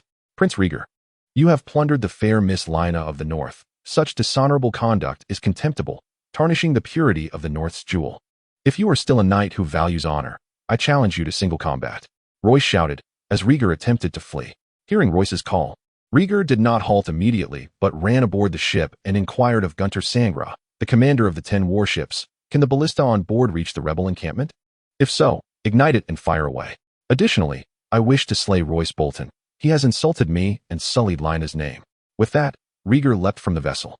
Descending, Rhaegar boldly approached Royce and proclaimed, "I have come, Lord Bolton. I am willing to engage you in fair combat to uphold our honor." Observing Rhaegar's foolish return, Royce issued a low command to his men. "Cavalry, charge. Slay Rhaegar. Infantry, advance to the ships and prevent those soldiers from boarding." There was not a trace of honor or shame among them. Overwhelmed by the fear instilled by the Bolton family, the majority of the northern cavalry surged forward alongside Royce against Rhaegar, while those with a modicum of honor joined the infantry in their assault on the vessels. Upon witnessing Royce's actions, Rhaegar retrieved the bow and arrows he had been carrying. He aimed at Royce, who, illuminated by the moonlight, appeared striking in his bright silver armor atop a white steed. With a powerful draw, he released an arrow that struck Royce in the left eye. As Royce faltered, Rhaegar quickly loosed another arrow, piercing his throat. "Should you survive, Lord Royce Bolton, I am willing to forgive the sins of House Bolton." Rhaegar's voice resonated through the night as he sprinted back to the ship. Hearing Rhaegar's proclamation, Gunter swiftly signaled the other vessels to prepare for fire. Under the barrage from the ship's ranged attackers, the soldiers of the North, now leaderless, began to retreat, suffering tremendous casualties against the well-supplied fleet. Once aboard, Rhaegar addressed Gunter Sangra, saying, "Let us depart for the camp at Blue Fork, and afterward, make a trip to the town of Maidenpool to procure additional supplies." "Yes, Your Highness, I understand. Shall we leave some personnel behind?" Gunter inquired. After a moment's contemplation, Rhaegar, this time prudent, replied, "Leave 3,000 men. That should suffice to gather 5,000. "Very well, Your Highness. I shall ensure that the remaining supplies are retained," Gunter affirmed. "Agreed," Rhaegar responded with a nod, then turned his gaze toward the increasingly raging camp of the insurgents. Days later, upon receiving the news of Rhaegar's raid, Robert and his companions abandoned the siege of Farmer's Hold and swiftly returned to facilitate the reopening of communication between the Riverlands and the North. "Curse that Rhaegar!" Robert exclaimed in fury, mounted upon his steed. "Is Lord Jon safe?" he inquired. It's Ed. Dennis and Brandon exchanged worried glances with Robert. "He is unharmed." The messenger reported that Lord Jon swiftly regrouped the remaining 8,000 troops after Rhaegar's assault and subsequently evacuated the camp. They are currently encamped at the Green Fork, awaiting reinforcements from the Vale. However, Lord Royce of House Bolton was shot by Rhaegar, Robert replied somberly. "Lord Royce is dead? And half of the 15,000 have been slain by Rhaegar?" The usually composed Ed gasped in shock. "Indeed, Ned, but not killed, burned alive," Robert clarified. "The situation appears dire." Brandon remarked gravely. "Precisely, Lord Brandon. We require the support of more Riverland nobles," Robert urged. "I shall do my utmost, Robert," Brandon responded. "With our current forces, approximately 20,000, and Jon's remaining 8,000, we can muster nearly 30,000, Ed assessed. Considering the days spent contending with the 3 branches of House Derry, Farmer's Hold must have over 7,000 within its walls. Yet I have heard that Balistan, Sir Maya, and Jon of House Derry have gathered the remnants of John Clinton's forces, bringing along a portion of soldiers, likely not fewer than our own. Moreover, Rhaegar remains behind us. Dennis added. Then we must swiftly return to our defenses. Lord Brandon, everything here at Runestone is entrusted to you. Robert decided. Rest assured, Robert, Rhaegar will be your concern. Brandon replied. Chapter 44. The Trident War at the Red Fork, the River Road. The forces of Crabclaw Peninsula, long concealed in the woods surrounding the Red Fork crossing, had been preparing for some time. Eustace Braun, along with the nobles of Crabclaw Peninsula, gathered to deliberate their strategy for the imminent combat. The bridge and boats at this crossing have been destroyed, thus they will undoubtedly come to these woods to procure timber for constructing a new crossing. This forest is the closest to the crossing, so once Robert and his insurgents arrive here, Eustace paused before continuing. They must first be allowed to harvest for a while. I will issue the command to attack afterward. Moreover, if the reinforcements from the other side rush in, we shall engage according to our tactics in Crabwood. Should they not pursue, we will harass them repeatedly, endeavoring to exhaust the insurgents. Though we are merely 3,000 strong, escaping will be quite feasible. At that time, Adrian of Crab Island will send someone to retrieve us. The nobles of Crabclaw Peninsula nodded in agreement. If there are no further thoughts, prepare your soldiers, Eustace instructed. Fear not, Lord Braun, the nobles assured him. Let us set aside the preparations of the people from the Crab's Claw Peninsula. Upon receiving the news from Jon Arryn, Robert and his company, initially intending to depart from the ferry, conferred with Brandon Stark and returned to Riverrun. They resolved to sail with a modest contingent of 2,000 men to retrieve Jon Arryn, while the remainder, led by Brandon Stark and Dennis, would continue the assault on Farmer's Keep. In an unforeseen twist of fate, the first of Rhaegar's 2 ambushes fell utterly flat. As they sailed on the Red Fork, Robert gazed toward the Green Fork. Rhaegar, Robert, we shall find Lyanna. Ed spoke as he approached Robert. Indeed, Ned, yet before that, I must slay Rhaegar. 7 gods above, grant me the chance to confront that loathsome wretch. I would willingly sacrifice half my life for it, Robert replied with fierce indignation. Do not speak so, Robert. Once we reach King's Landing, Rhaegar's life will be yours. Ed reassured him. Alas, Lyanna, Robert sighed. In a moment of frustration, the scout ship ahead signaled. A soldier stationed atop the ship shouted down, My Lord Robert. My Lord Ed, 5 great ships ahead. Reacting swiftly, Robert's countenance darkened as he beheld the imposing vessels. Curse it, the flag of Adrian Setiga from Crab Island, Robert cursed. Against such great ships, we stand no chance, Robert, Ed remarked gravely. True enough, but not without hope. Ed, watch me in naval combat, Robert declared with newfound resolve. He then turned to his men and commanded, Inform the 8 ships behind us to charge forth towards the great vessels, in this narrow river. Those 5 ships can hardly match our speed. Following Robert's orders, the 9 ships surged forward toward the 5 grand vessels of Adrian Setiga. Observing the advance of the 9 smaller ships, Adrian, though surprised that the rebels had not taken a shortcut but followed the river, disdainfully remarked, Jameson, instruct the men to loose arrows. Do not allow those scoundrels to engage us in a boarding battle. If necessary, we may employ crossbows. As one accustomed to the sea, Adrian understood well the drawbacks of great ships in boarding engagements, not only due to the hull, but also because fire is merciless. As they rushed toward the Crab Island fleet, Robert and Ed donned their armor and weapons. Robert shouted, It is well known that Targaryens are born of fire. Yet what they do not realize is that fire serves not only the Targaryens. Everyone, bring forth all the oil and wine. Once we are near the enemy ships, hurl them forth. Shielding against the arrows launched by the Crab Island fleet, Robert's vessel endured the loss of 3 ships before finally colliding with the lead ship. Throw, Robert commanded. In an instant, the prepared oil, wine, and even cooking oil were cast onto the great ship. As the torch thrown by Ed ignited the vessel's deck, flames erupted. What do we do now, Robert?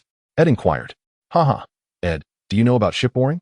In times like these, the only thing to do is to bore the ship, Robert exclaimed with a laugh. With each strike, he breached the hull, initiating a deliberate destruction of the vessel. Not far away, Adrian Setiga, witnessing the conflagration and devastation of the ship, swiftly took action. Jameson, informed the green crab and yellow crab to promptly assist with the damage. While the black crab and white crab continue their assault on the smaller vessels, Adrian commanded. Yes, my lord, Jameson replied. Robert Baratheon, a commendable young man, Adrian remarked with admiration, but you shall not easily surpass the fleet of House Setiga.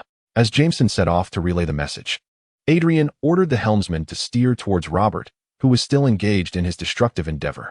Leading Ed to sink a ship, Robert began searching for his next target. As the red crab and green crab sailed away, Robert boldly commanded his crew to charge once more. Boarding action. With the collision against the Green Crab, Robert's ship lost all navigational capability. Setting the ladder, he was the first to ascend onto the deck. Faced with the ferocity of Robert, who was far mightier than a lion, no one aboard the Green Crab could withstand a single blow, and Ed, though slightly less formidable, moved through the chaos with ease. Observing the bloodied Robert and his companion Ed, the crew of the Green Crab was struck with terror. These two butchers inspired no hesitation in the soldiers, who, already resembling pirates, leapt into the river without a second thought, for the shore was but a distant sight compared to the vast, open sea, especially with other vessels nearby. In a moment of hesitation for Adrian Setiga regarding the sacrifice of the Green Crab, Robert seized control of the great ship. The soldiers of Robert's coalition quickly gathered aboard the Green Crab, leaving only the White Crab and the Red Crab of the Crab Island fleet. Damn it! If only the ship could accommodate more than 2,000 souls. How could it come to this? Adrian seethed. What shall we do, my lord? Jameson inquired. Consolidate the remaining troops and retreat. I will rendezvous with Gunther. You go to the ferry camp to assemble the army. We will meet you at the Blue Fork crossing. Adrian stated decisively, without hesitation. Yes, my lord, Jameson replied. Observing the movements of the Red Crab and White Crab, Robert noted their intention to retreat and showed no inclination to pursue. It seems they are afraid, haha. Robert laughed heartily. Indeed, Robert, Ed concurred. Once Adrian Setiga had distanced himself, the two did not bother to cleanse the blood from their hands, but began to tally their losses. 300 of their 2,000 men had perished. 8 ships were lost, and 400 enemy soldiers were captured. Compared to the casualties of the Crab Island fleet, Robert and his comrades had suffered significant losses. Well, after all, there were some gains. Let us hasten to meet Lord John, Robert consoled himself. And so, half a day after the battle between Robert and Adrian Setiga, the scene shifted to the lower reaches of the Blue Fork. After the surprise attack on the Allied camp, Rhaegar swiftly regrouped his forces, preparing for the final purge of Jon Arryn, who had been driven to the Green Fork crossing. Chapter 45. The War of the Trident at the Green Fork. Defeated by Robert, Adrian Selmy returned to the Blue Fork encampment with the remaining ships and soldiers. He simultaneously dispatched word to Eustace Brune and Prince Rhaegar that Robert and a small contingent of reinforcements had set out to support Jon Arryn at the Blue Fork. Upon receiving Adrian Selmy's missive, Eustace hurried to the initially agreed rendezvous, embarking on Gunther's vessel to unite with Adrian Selmy. Meanwhile, Rhaegar, who had already marched halfway, upon learning this news, was compelled to abandon his previous strategy and instead amassed troops at the Blue Fork crossing, aiming to eliminate Robert and his forces who were en route to rescue Jon Arryn. My lord, as Rhaegar contemplated how to seize this opportunity to extinguish the rebellion, an unsightly man entered the tent. Ignoring the ghastly scars etched on the man's face, Rhaegar addressed him. Sirso, have you conceived of something? My lord, Sirso rasped. Just call me Rhaegar, Sirso. You have watched me grow, Rhaegar replied gently, with a complex gaze fixed on the prince, who had been accompanied by suffering since birth.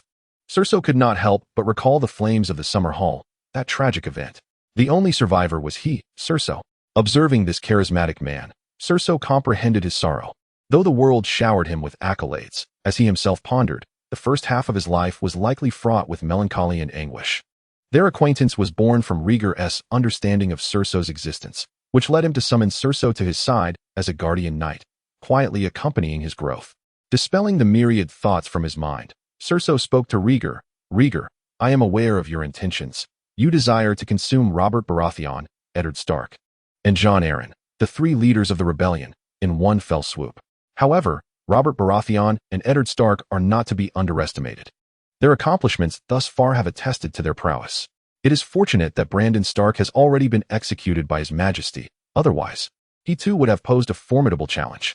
Accustomed to Sirso's counsel, Rhaegar replied earnestly, Sirso, in this world, I have many dear friends whom I trust and respect. Yet they do not comprehend the sorrow that resides within my heart. But you, Sirso, you understand me.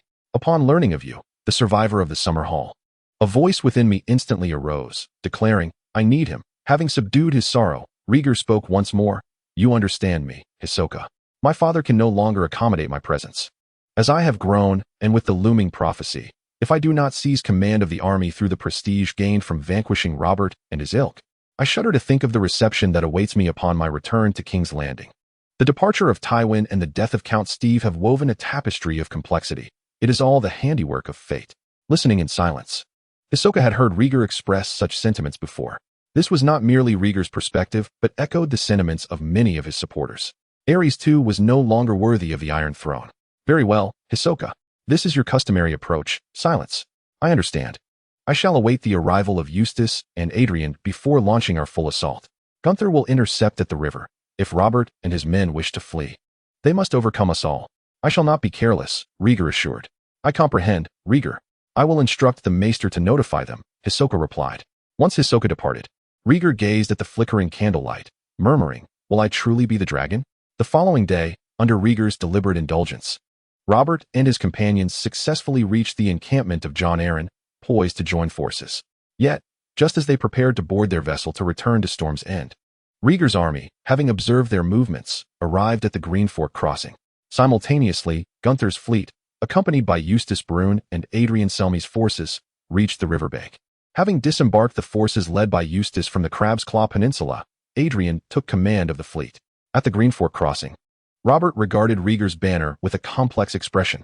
Setting aside his disdain for Rhaegar, he had to concede that the man was a knight worthy of respect. But damn Rhaegar. He is a scourge. By the seven hells, I shall slay him, Robert cursed. Turning to his brother, he declared, Ned, I will charge directly while their forces are still assembling. It is evident that Rhaegar has been anticipating our arrival. What about the ships, Robert? Ned hesitated. Forget the ships.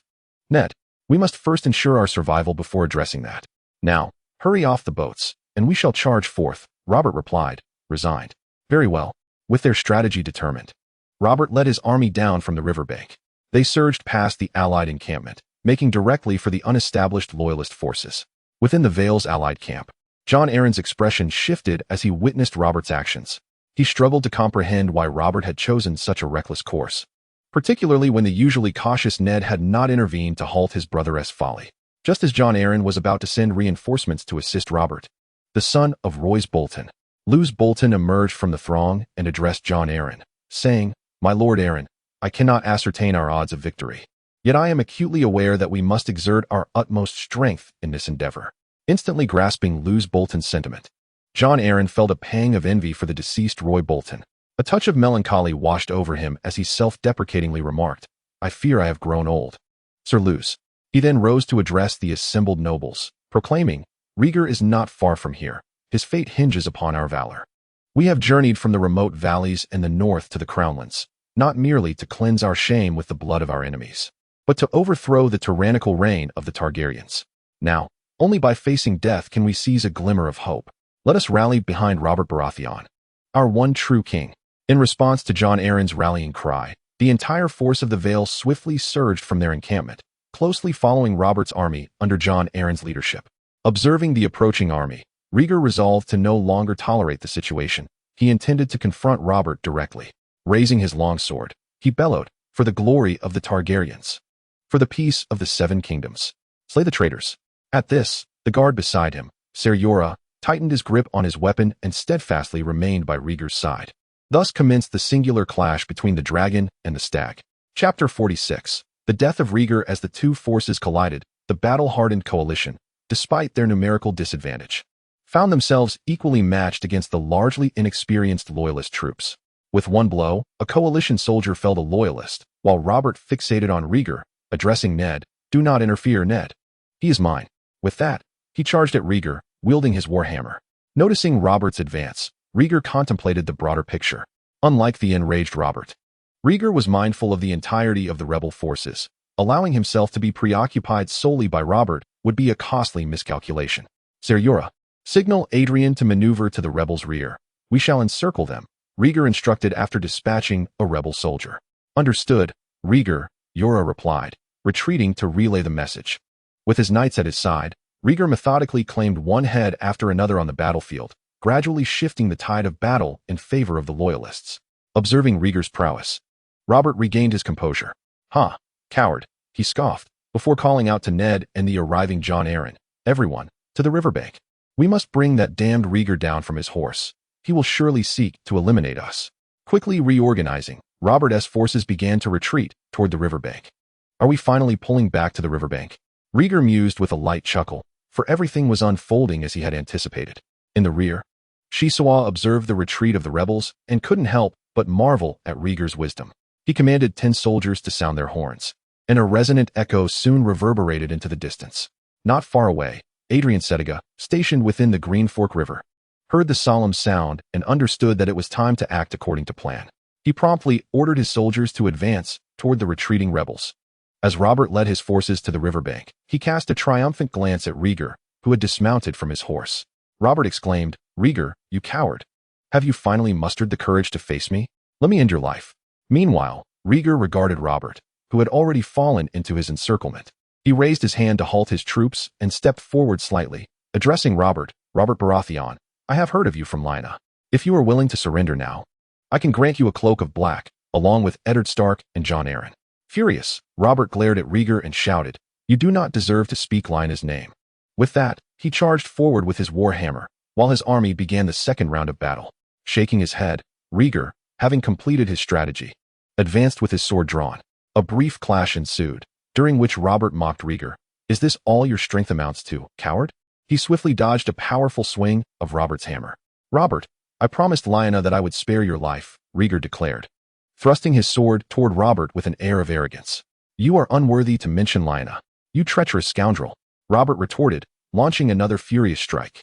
As their duel intensified, the sandy beach transformed into a battleground for the two. In the midst of their exchanges, Adrian Setiga's fleet emerged from behind the allied forces. "Annihilate these rebels. Join forces with His Highness Rhaegar," Adrian shouted, drawing his sword. In the rear, Jon Arryn and Loras Tyrell, witnessing the assault from behind, quickly led a portion of their soldiers to mount a defense. The situation had deteriorated to an extreme. Days later in King's Landing, when Illyrio returned once more, Rick began to contemplate his second choice since arriving there. "So, Crab's Claw Peninsula isn't particularly safe?" Rick inquired. "Indeed, my lord, but the maritime industry holds great promise. With ample timber and convenient coastlines," Illyrio replied. "That makes things quite challenging," Rick lamented. "By the way, my lord, I have returned with 2 children," Illyrio added. "Children?" Rick asked, puzzled. "Yes, these 2 claim to be descendants of the legendary hero of Crab's Claw, Clarence of Whispering Fortress. I believe this could greatly benefit our covert control over the peninsula," Illyrio explained. "Are you suggesting we utilize Kleber's name to consolidate our territory?" Rick asked. "Exactly," Illyrio affirmed. "Very well, we shall discuss that later. For now, there are more pressing matters at hand. You and Ivy, Sam, and Tom must venture into the secret passage to retrieve the gold coins we previously discovered," Rick instructed. "All of it?" Lifer inquired. "No, once it is extracted. Fill the space with stones and cover it with a layer of gold coins before returning it. At the very least, we must conceal it," Rick elaborated. "Understood, my leader. I shall proceed at once," Lifer responded. "By the way, Lifer, do your best. Your current life has diverged significantly from your past, has it not? You have glimpsed deeper truths. As long as you follow my lead, you shall attain what you desire," Rick remarked, his voice slightly awakening with inspiration. "Of course, my leader. I will seek out Ivy and the others immediately." Lifer bowed respectfully before departing. Once Lifer had exited, Rick began to ponder the information he had gleaned from Jesselyn during this period. Following John Clinton's defeat, Yared had accompanied Balistan in quelling the rebellion, while the noble lords, Ross and Tok, had joined the Grand Army at John Clinton's initial advance. Thus, when Yared communicated with Jesselyn, Rick was privy to the latest developments. "Rhaegar is dead," he exclaimed. Faced with the formidable rebellion, Balistan and Dorne's Lewin Martell had retreated to Harrenburg. If memory serves, Balistan should have been subdued by Robert by now, Rick sighed. The situation grew increasingly complex, leaving Rick, an ordinary man, feeling increasingly powerless.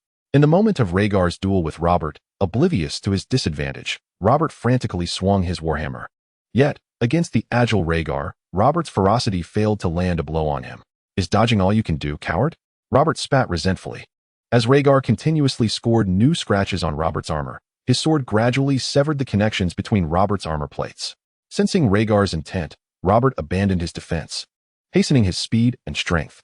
With an ever more serious demeanor, a glimmer of murderous intent flashed across Rhaegar's eyes. His sword strikes became increasingly sharp, and soon, in their reckless exchange, Robert was reduced to a bloodied figure. Rhaegar's left arm, however, was fractured by a blow from Robert's hammer. Gritting his teeth, Robert glared at Rhaegar with unbridled rage and bellowed, "For Lyanna, for the honor of House Baratheon, die Rhaegar." With that, he raised his warhammer once more, charging at Rhaegar. In the heat of the moment, Rhaegar, sword in hand, could no longer perfectly defend against Robert's sudden, frenzied assault. With a misstep, Robert's hammer struck Rhaegar's chest. The ornate armor signified the status of its wearer. As the crown prince of the Seven Kingdoms, Rhaegar's armor was crafted from the most exquisite materials. When Robert's hammer shattered the ruby adorning Rhaegar's breastplate, the scattered gems reflected a brilliant red light upon the faces of those surrounding them.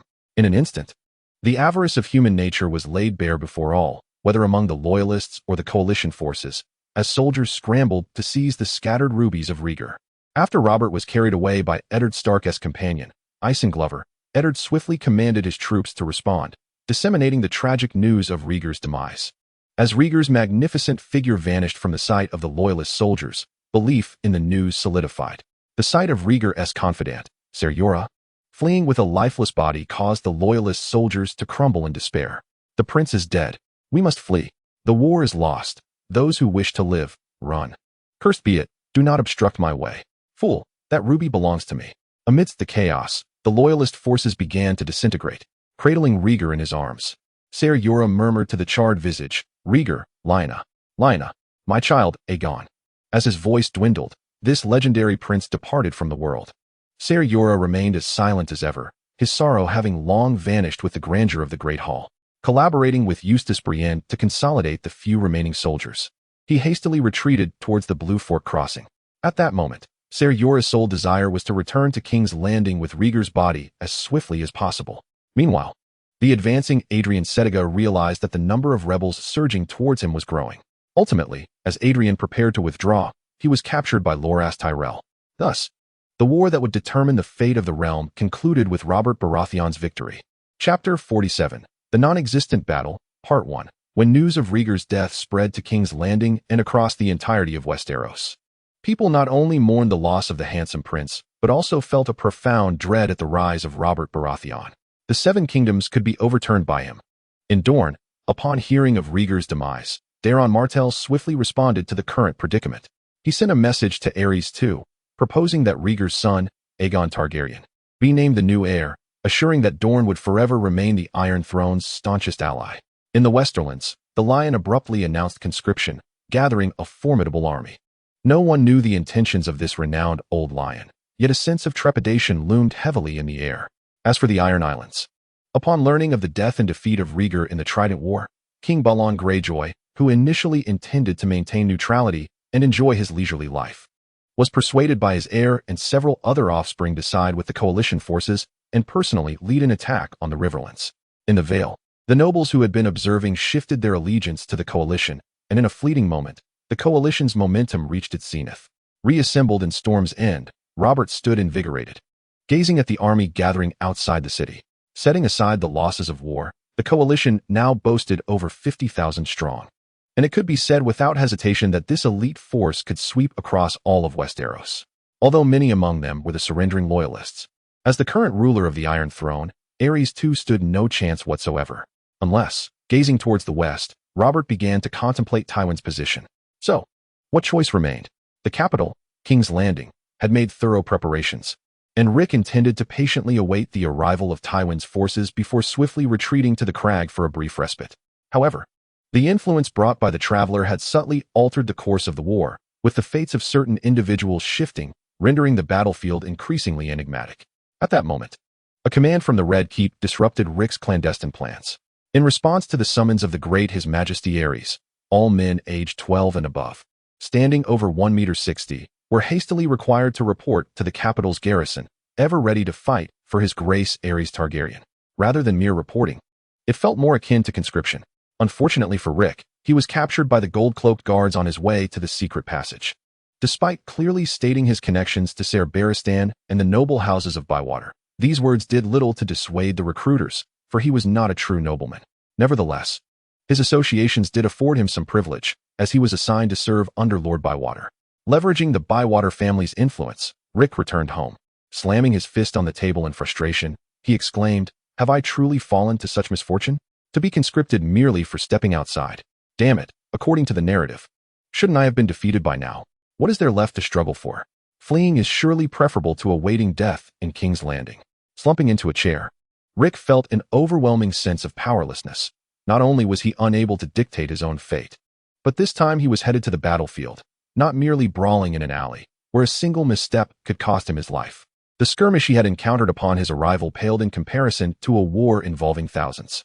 With his expression shifting between hope and despair, Rick began to ponder what preparations he ought to undertake. I must swiftly procure some means of self-preservation, and I must take Iwe with me. As for Illyrio, I abandoned the idea of bringing him along. Rubbing his temples in annoyance, Rick once again felt the weight of his predicament. Oh, I shall have Iwe keep an eye on Illyrio. After all, he is 14 now, and life in Flea Bottom has made him less easily deceived than an ordinary boy. He resolved to take along the brothers Jace and Jason. Ultimately, he decided, compared to the unremarkable Sam, Jace and Jason each possessed their own strengths, and both were relatively swift. Notably, Jason was quite clever, making him a convenient ally to have nearby. As 13-year-old youths, these brothers, though perhaps not as exceptional as Iwe, were still quite capable young men. Soon, Rick gathered all his followers at the dilapidated abode of Old Tom. The group led by Iwe comprises Jess, Jason, Sam, and the recently inducted member of the Inner Circle, Tomcat. Meanwhile, Alif stands quietly beside, awaiting Rick's address, accompanied by a youth, Dick Klebb, who appears to be in his teens. Once all have arrived, Rick instructs Sam to close the door, then proceeds to announce, Prince Rhaegar has met his demise. And once again, His Majesty Aerys' forces have faced defeat. He pauses, observing the reactions of his subordinates who have yet to receive this news, and is unexpectedly taken aback by Alif's astonishment rather than Iwe's. Without dwelling on this revelation, Rick continues, however, circumstances have shifted for us as well. His Majesty Aerys intends to muster another army to confront the coalition, but this time, the troops will not be gathered from the nobility. Instead, commoners will be forcibly conscripted. And I, unfortunately, have been selected. Upon hearing Rick's words, the impatient Jess exclaims, Chief, if the army takes you away, what shall we do? Do not fret, Jess. I have gathered all of you for this very matter, Rick replies.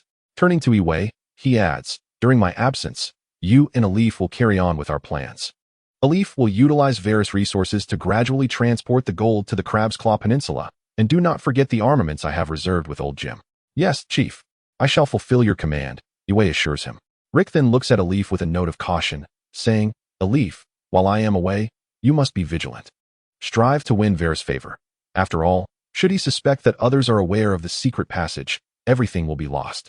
Ensure that matters with Captain Rom are well managed. Also, it is certain that King's Landing will fall, so you must prepare for your duties. Yes, Chief, I will, Alif promises, thumping his chest in assurance. Satisfied, Rick addresses the brothers, Jess and Jason, saying, Jess and Jason, I wish to take you both along to gain experience with the army. What are your thoughts? Upon hearing Rick's proposal, Iwe and the others exchange uneasy glances, particularly the brothers who look at each other in concern. Iwe hesitates before speaking. Chief, I wish to accompany you. Jason interjects, striking his chest as he speaks to Rick. Oh, are you certain, Jason? Rick responds, surprised. Yes, Chief. Your decision to take us both implies your trust in us. Furthermore, our father was a veteran of the Stormlands, and before his passing from illness, he often recounted tales of war to us. If we have even one or two trusted companions in battle, our chances of survival will be greatly enhanced. I believe you would not let us perish, Chief, Jason states earnestly. Rick turns his gaze toward Jess, intending to inquire his thoughts, but Jason boldly declares, Chief, we will protect you. Rick feels a profound satisfaction in his heart. Rick reassured the two brothers, Jess, saying, Do not worry, I will bring you both back. We can rely on each other.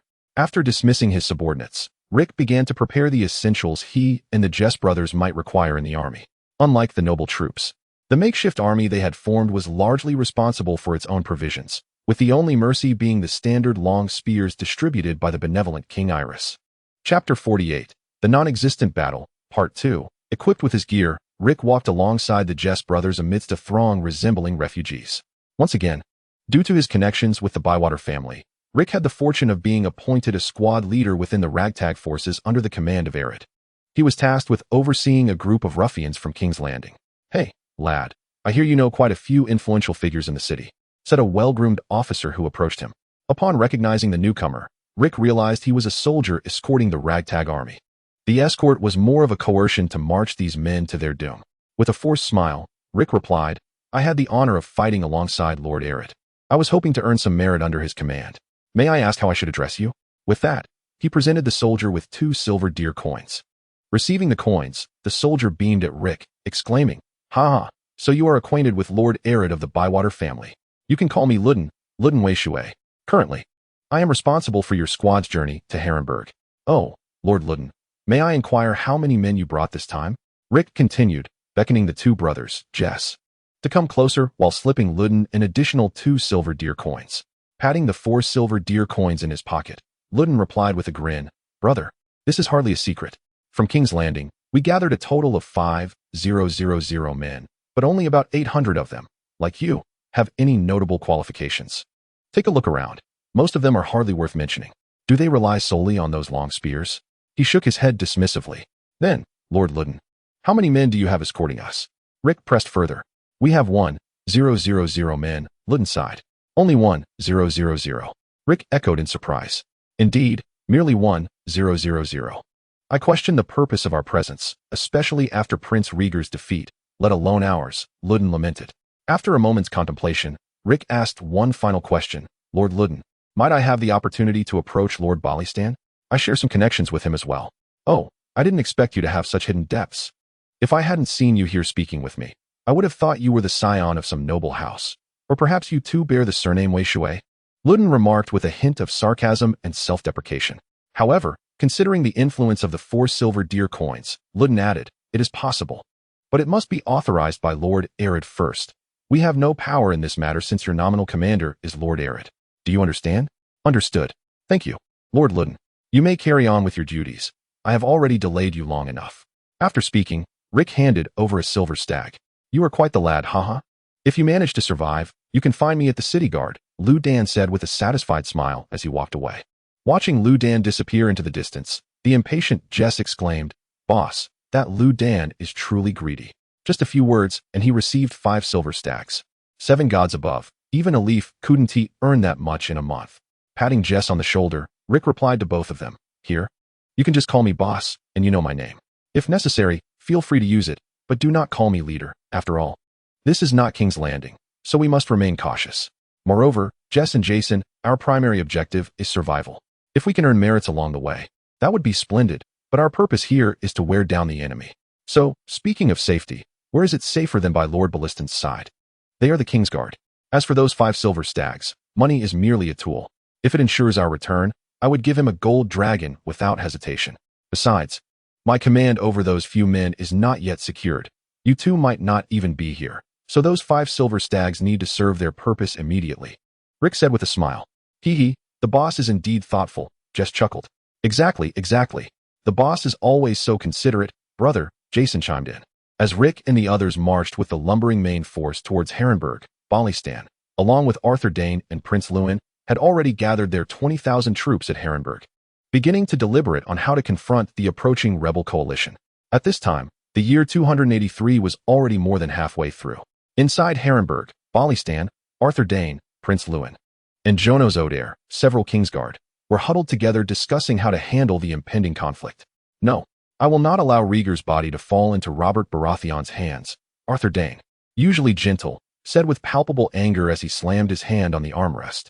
Indeed, Rhaegar is our prince in public and our friend in private, brother Balistan. Prince Lewin concurred. Am I not aware of that? Yet, with the rebels, this is no time for our whims, brothers, Balistan said weakly.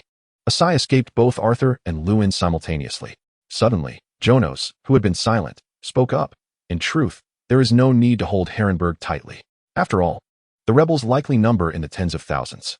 Compared to our brother Lewin's over 10,000 cavalry, it would be better to scatter and harass the rebels. And we must also be wary of that lion in the west. Upon hearing Jonos's analysis, the expressions of the other 3 grew grave, not due to the rebels' overwhelming numbers, but because of that lion. Balistan, do you recall what that little imp said? Arthur asked Balistan. Lannister, debts must be repaid, Balistan replied heavily. Damn it. Sometimes I truly do not understand what His Majesty is thinking. Lewin from Dorne said, feeling quite powerless. No one challenged Levin's thoughts, and the atmosphere fell into a profound silence. After a moment of contemplation, Arthur spoke. Let us divide our forces. I shall take a handful of knights to pursue Rhaegar's retainers while you continue to guard Harrenhal. I cannot allow Rhaegar's body to remain unclaimed. Very well. We shall honor your decision, brother Arthur, Balistan replied. Ross, bring in all the knights. I have a task for you, Balistan called out. Moments later, Ross entered with a group of knights. Brother Arthur, These are our last elite fighters. Take whomever you wish, Balistan interjected, addressing Janaso, who was about to object. Brother Balistan, Arthur said, somewhat moved. It is nothing. Go forth, Arthur. Balistan embraced him. As Arthur selected a few Dornish knights from the group, he turned to Levin and asked, Brother Levin, would you mind? Of course. Only the fine young men of Dorne can ride tirelessly day and night. I await your return with Rhaegar, Arthur, Levin replied. After Arthur departed with the Dornish knights, Balistan addressed the remaining knights. Please take your seats. What I am about to say is crucial for all of you to comprehend. Unlike previous encounters where we had the advantage in numbers, this time we find ourselves in a significantly disadvantaged position. Yes, my lord Balistan. Ross and the assembled knights responded. At this juncture, the war against the usurper was nearing its conclusion. Chapter 49, The Non-Existent Battle, Part 3. Robb's army should now be gathered in the small town of Lord Harroway, and this battle will predominantly feature Dornish cavalry. So the manner in which we engage is of great concern, Balistan addressed the knights. How shall we confront them? I mean, what tactics shall we employ? Ross stepped forward to inquire. Let Sir Levin elucidate that for you, Balistan replied. All eyes turned to Levin, who began, Very well, Brother Balistan. It is well known that we Dornish excel in cavalry warfare, particularly through the use of mobility and mounted archery tactics, but we are not solely composed of cavalry. Only a portion of our forces. How many cavalry do we actually possess, Lord Levin? Inquired a knight bearing the sigil of House Capblack. 3,000 cavalry, 5,000 archers, and 2,000 auxiliary troops, Levin stated. The knights exchanged glances, taken aback. However, Levin exclaimed loudly. However, these 3,000 elite cavalry can effectively disrupt and even hinder the rebels' logistical support, while simultaneously seeking opportunities to eliminate segments of the enemy. Meanwhile, you must protect the 5,000 archers from rebel incursions, and as for Harrenhal, we shall leave the men of House Hightower to guard it. Pointing to a location along King Aerys Road, Levin surveyed the assembly. This route, near the Boar's Head, is the territory of House Hogg and can be used for logistical support. Setting aside our respective advances, we shall have the opportunity to prepare an ambush there. By that time, I should have led the Dornish cavalry to harass the enemy's rear, aiming to sever their connections both front and back. As Levin finished speaking, Balistan added, Indeed, in addition to an ambush, we require a military force to lure the rebels. Leave this to me. Jonas O'Dare rose proactively. Let Ms. lead the Knights of Hudgian to accompany you, dear brother Jonasad, while I shall personally take charge of the ambush. Los, you shall accompany me, commanded Balistan. Yes, Lord Balistan. The knights responded in unison. Once Levin and all the knights had departed, Jonasad halted and addressed Balistan. Regardless of circumstances, Levin remains our brother. Thus, I trust in His Majesty's covert directive to pursue the conclusion of this war, for I believe Levin is loyal to His Majesty. I too have faith in Levin, hence, I have entrusted him with the task of intercepting the rebels. Balistan nodded in agreement. How do you intend to manage the 5,000 irregulars alongside the 1,000 city guards? Jonasad inquired. They are but unfortunate souls. I shall entrust you with the 1,000 city guards, as their golden robes will undoubtedly exert an inexplicable allure upon the rebels. As for the 5,000 irregulars, let them be mine, for assigning them to you would merely treat them as fodder, Balistan replied with resignation. As a seasoned knight, Balistan did not perceive the 5,000 as particularly useful. Very well, for 1,000 golden robes prove far more valuable than 5,000 irregulars. How many should I take with me? Jonasad asked. 14,000. I shall assign you 14,000 men, plus 1,000 golden robes, totaling 15,000. However, dear brother Jonasad, please avoid excessive losses, as His Majesty's forces are already dwindling, Balistan advised. Does that not leave you with merely over 2,000 auxiliary soldiers to protect the archers? Jonasad remarked. That is of little concern, as long as you bring them over quickly to mount a counterattack. Moreover, those irregulars may not be able to charge. But can they not defend? Balistan replied. Very well then, Jonasad acquiesced. Night fell at the camp of the irregulars on King S Avenue. Rick, along with 2 companions, entered the tent, gazing at the 7 individuals who regarded them impassively. Indeed, I am the captain of this small squad, Rick declared. Upon hearing this, a burly man with a beard scoffed. Huh? A mere child, is it? Hey, show some respect. How dare you speak to my elder brother like that? The impatient younger brother, Jess, chastised. What is it to you? Just the 3 of you little brats, the burly man retorted dismissively as he rose to his feet. Noticing the burly man's evident carefree demeanor, Rick calmly countered. Are you implying you wish to fight? What right do you little rascals have to claim the title of captain? You'd be better off following my lead. Perhaps it will spare your lives. The burly man boasted. And what if I don't? Rick shrugged nonchalantly. You little brat. Observing Rick's indifferent demeanor, the burly man lunged forward, determined to settle matters with force. Sidestepping, Rick swiftly drew his Horad dagger and plunged it into the burly man's thigh. Ah! The burly man screamed in agony. With a swift kick to the bearded man, Rick addressed the remaining 6 individuals. Do any of you have objections? Fearfully glancing at the writhing bearded man. Everyone in the tent understood that for him, this conflict was tantamount to death. Suddenly, a tall, lanky figure resembling a pole stood up from among the 6. His demeanor shifty. He proclaimed to Rick, Boss, from now on, you are my leader, Galgaduen. Anyone who dares to oppose you will face me. With that, he stepped forward from the group. The remaining 5 men looked at Galgaduen with disdain, yet they respectfully greeted Rick, Captain. Satisfied with their reaction, Rick instructed Galgaduen, take this bearded man outside and tend to his wounds properly. Understood, Captain. Duen cheerfully complied, dragging the bearded man away. I know you harbor dissent, and there is no need for explanations. Simply put, if you wish to survive, you must heed my words. Now, rest, Rick stated. The 5 men fell silent, and upon seeing Rick lie down, they each took their positions, maintaining a respectful distance of 3 men away from him. The following day, as the bearded man limped behind Rick and the others, Lou, on patrol, cast a surprised glance their way, yet the march continued in an orderly fashion. Soon, upon reaching Mother Pig's corner, Balistan, already stationed there, arrived with attendants to welcome and escort the motley army's captain, Manly Stork. Long time no see, Sir Manly. Balistan greeted warmly.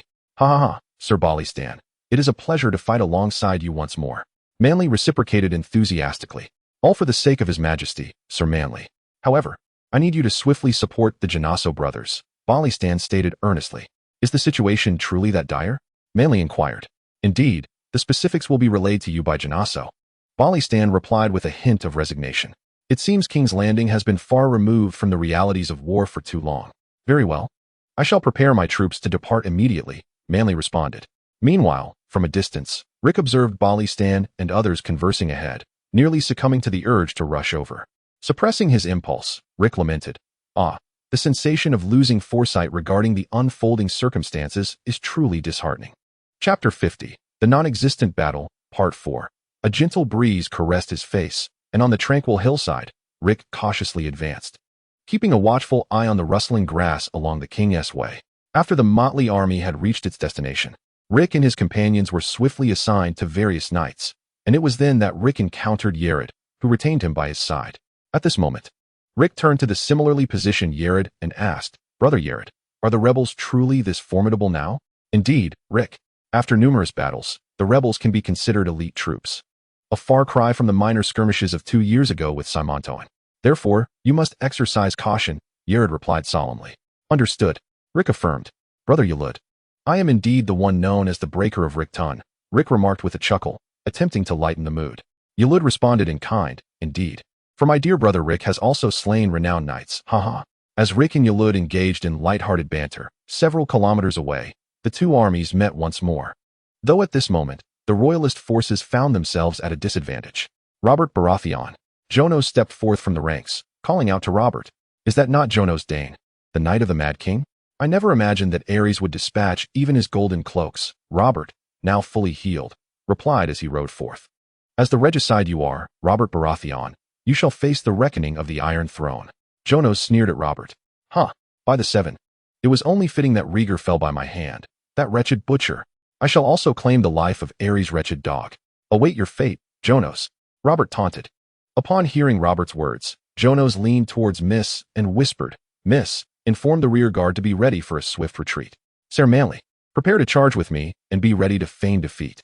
Then he bellowed, Charge, my brothers. Seeing Jonos's decisive advance, Robert felt a pang of regret. Such a valiant knight now stood against him.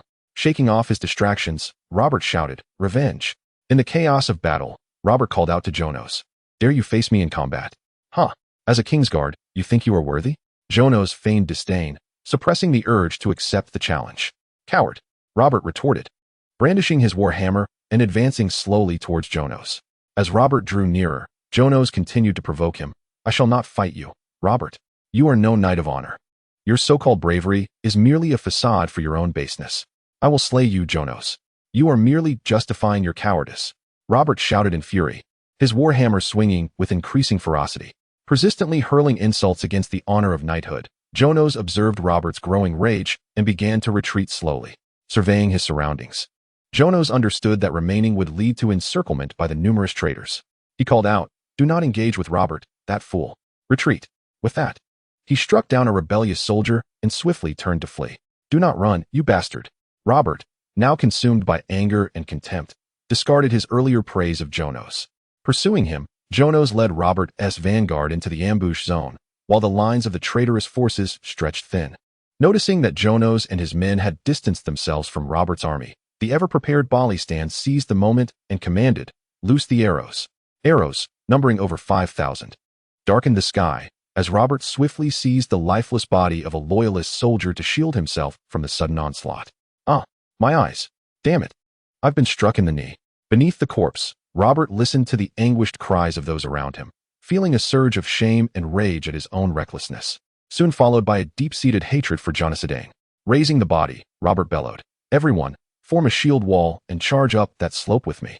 Seizing the fleeting moment, he reacted quickly, while the ever-prepared Balistan rallied his 2,000 auxiliary soldiers and 5,000 irregulars to advance. Meanwhile, over 5,000 archers, under the command of Ross, relentlessly targeted the rebels' rear. At that moment, our protagonist Rick urged those near him, "Do not stray too far. Stay close to me and Brother Aerys. Stick together, and we shall survive." With that, he surged forward alongside Aerys. Though it was not his first experience with bloodshed, the chaos of battle remained disconcerting. After dispatching a rebel, Rick realized that combat on the battlefield required more than mere killing. It demanded vigilance against unexpected assaults. Just evading an attack from a Northman, Rick recognized that he and Aerys had ventured too far ahead. "Brother Aerys, we are advancing too quickly." With another strike, he dispatched a half-dead rebel, when suddenly, his long-absent system chimed in. "Steel, 3, long spear, 1. Cursing the unreliable system, Rick edged closer to Aerys. The reason for Aerys' relentless charge into the fray became evident to Rick. Balistan was single-handedly fending off multiple foes, with only a few attendants by his side. In stark contrast to Robert's seasoned forces, the disorganized rabble and inexperienced Dornish auxiliaries were no match, causing the loyalist army to gradually retreat. Meanwhile, Jonathan's troops found themselves stymied by the formidable army led by Dennis. "Damn it, we cannot converge with Balistan," Jonathan shouted in frustration as his forces clashed with Dennis's. On the slope, the beleaguered irregulars were collapsing, their morale shattered, rendering them incapable of further combat. Had Rick been present, he would have noticed Luda, who had previously taken 5 silver stags from him, valiantly striking down enemies while rallying the disheartened to resist. Witnessing this, Robert decisively led his dwindling band of soldiers up the slope. At that moment, Balistan, Aerys, Rick, and a portion of their attendants found themselves encircled by a cadre of elite soldiers, akin to a tempest. Meanwhile, at the rebels' rear, Lewin persistently commanded the Dornish cavalry to harass the forces led by Ed Stark and Brandon Tully, continuously reaping the lives of enemies. Laven gazed at the numerous adversaries and cursed. One wonders how Balistan and Genoso are faring. Why are there so many of them? As he maneuvered through the enemy ranks, the cavalry beside him suffered significant casualties. The ominous clouds were about to spread from Boar's Horn to the skies above King's Landing. Chapter 51, The Non-Existent Battle, Part 5. As the ranks of the rebels swelled, Arud and Rick, who had already joined forces with Balistan, found themselves encircled by the insurgents. "Arud, you ought to assist Los. Why did you rush in here? And Rick, how did you end up here?" Balistan demanded, wielding his great sword at the two. "My lord Balistan, this is not the moment for such discussions. Let us attempt to break through," Arud replied. Meanwhile, Rick silently concurred, aware that Balistan had endured for many years, yet he felt his own limitations. Indeed, though dying in battle is the noblest fate for a knight, this is not the time for death, Arud. "Rick, charge with me," Balistan declared resolutely. "Yes, my lord Balistan," Arud responded. The three, forming a triangular formation with the remaining soldiers, charged towards the enemy's flank. Amidst the storm of combatants, they were oblivious to the countless foes they had slain. As the soldiers behind them gradually vanished, in a state of numbness, young Rick found himself unable to keep pace with Balistan and Arud. Gritting his teeth, he fervently shouted within himself, "I do not wish to die. Hold on. I want to live. Live." with a surge of blood coursing through his veins. Rick continued to wield his halberd. On the battlefield, as the storm soldiers led by Robb reached the high ground, it nearly signified the failure of the ambush. Charge! Annihilate this rabble of Dornish scum, Robb bellowed. In an attempt to intercept Robb, Los and Tak faced dire consequences. One perished while the other was gravely injured. At Genosso's location, who had been striving to unite with Balistan, he gazed upon the banner of House Balerion on the high ground and realized that the battle had lost its purpose. Retreat. Preserve our strength, Ms. Monley. We must depart, Genosso commanded. Leading the remnants of his troops, Genosso withdrew from the battlefield, while some abandoned soldiers laid down their arms. We surrender. With the battle's outcome now evident, the remaining forces of the Royalist army were nearly depleted. Having persistently harassed from the rear, Laven finally reached the high ground with his cavalry, seeking to reverse the tide by eliminating Robb. Yet, he was accompanied by merely 1,000 horsemen. Hold your lances, Laven shouted, then initiated the charge. The cavalrymen raised their lances, closely following Laven, whose focus was entirely fixed upon the figure adorned with a staghorned helmet. Die, Robb, he cried, pressing forward, as the oncoming Dornish cavalry caused the unshielded rebel soldiers to hastily retreat. The soldier bearing a shield swiftly formed a rudimentary shield wall. Grasping a large shield with one hand and a war hammer in the other, standing resolutely at the forefront, Robert, filled with excitement, shouted, Levin Martell, ha ha ha. Form up. The legendary knights of the Seven Kingdoms are many. A resounding clash echoed as a lance struck against the great shield. As Levin's lance collided with Robert's shield, Robert bellowed, Feel my wrath, Levin. With his left arm straightened and the shield raised high, he swung his war hammer with fervor and charged forward. One devastating blow shattered the horse's skull, granting Levin a moment to rise. Drawing his knightly sword, Levin called out to the surviving cavalry, Find Lord Balistan and rescue him. With that, he swung his sword towards Robert. On the ever-changing battlefield, Balistan, who had been protecting Rick, and Yared were already battered and bruised. Soon, with the arrival of a contingent of Valley spearmen, the three found themselves cornered. Surrender, Sir Balistan. A robust knight stepped forward. Cough, cough, I thought I recognized you. It's you, Yorn, Balistan replied, leaning on his sword. Who would have thought our reunion would occur under such dire circumstances? The bronze Yorn remarked with a sense of nostalgia. Spare me your words, Yorn. Only the dead Balistan remains, Balistan interjected, cutting Yorn off. Alas, if that is the case, the bronze Yorn unsheathed his ancestral sword. Let us battle, Balistan. Having regained some stamina, charged at Yorn. Balistan fears nothing. He swung at Yorn's head, only to have it effortlessly parried. Balistan, you are too weary. Surrender, Yorn urged. The response was another fierce swing. Observing the indomitable spirit of Balistan, Rick understood that this was an opportunity. Balistan was a man of great valor. It was foreseeable that the knight facing him admired such tenacity. In that moment, death loomed on either side. Strive for victory, and perhaps life still awaited. Take that. Summoning his courage, Rick brandished his halberd and shouted at Yorn, You shall not harm Lord Balistan. Without hesitation, he charged forward. Rick, come back. Yared attempted to seize him, but Rick surged ahead too swiftly. Grasping his sword, Yared followed suit, only to be intercepted by Lyn, who wielded the Lady of Silence. Meanwhile, Rick, having dashed ahead, adjusted his breathing. His thoughts drifted back to the martial arts training of his past, recalling his instructor's words. Martial forms are mere embellishments, yet their existence bears significance. Sometimes, if you discard the ostentatious moves and strip it down to the essentials, you may find them ineffective.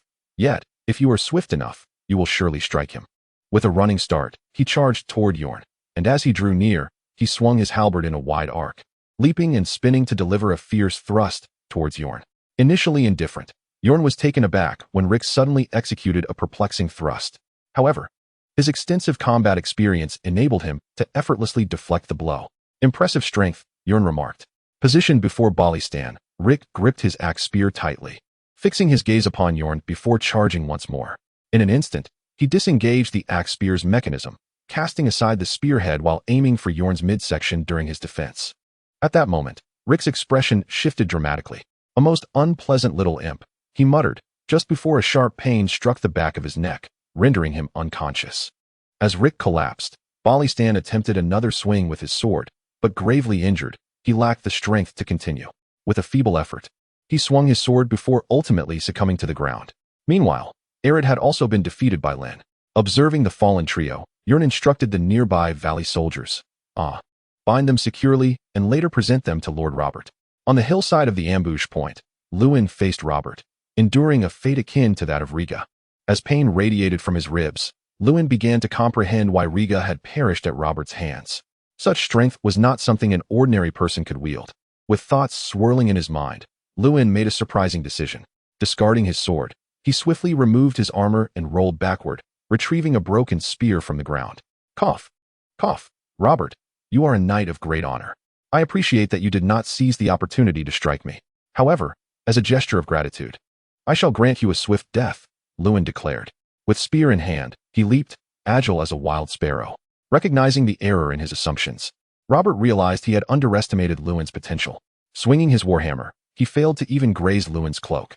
Meanwhile, Luwin, akin to a serpent in the desert, awaited the perfect moment to exploit Robert's vulnerabilities. Huh, is that the martial prowess of the Martells? Robert laughed. Subsequently, he discarded his warhammer and lunged at Luwin.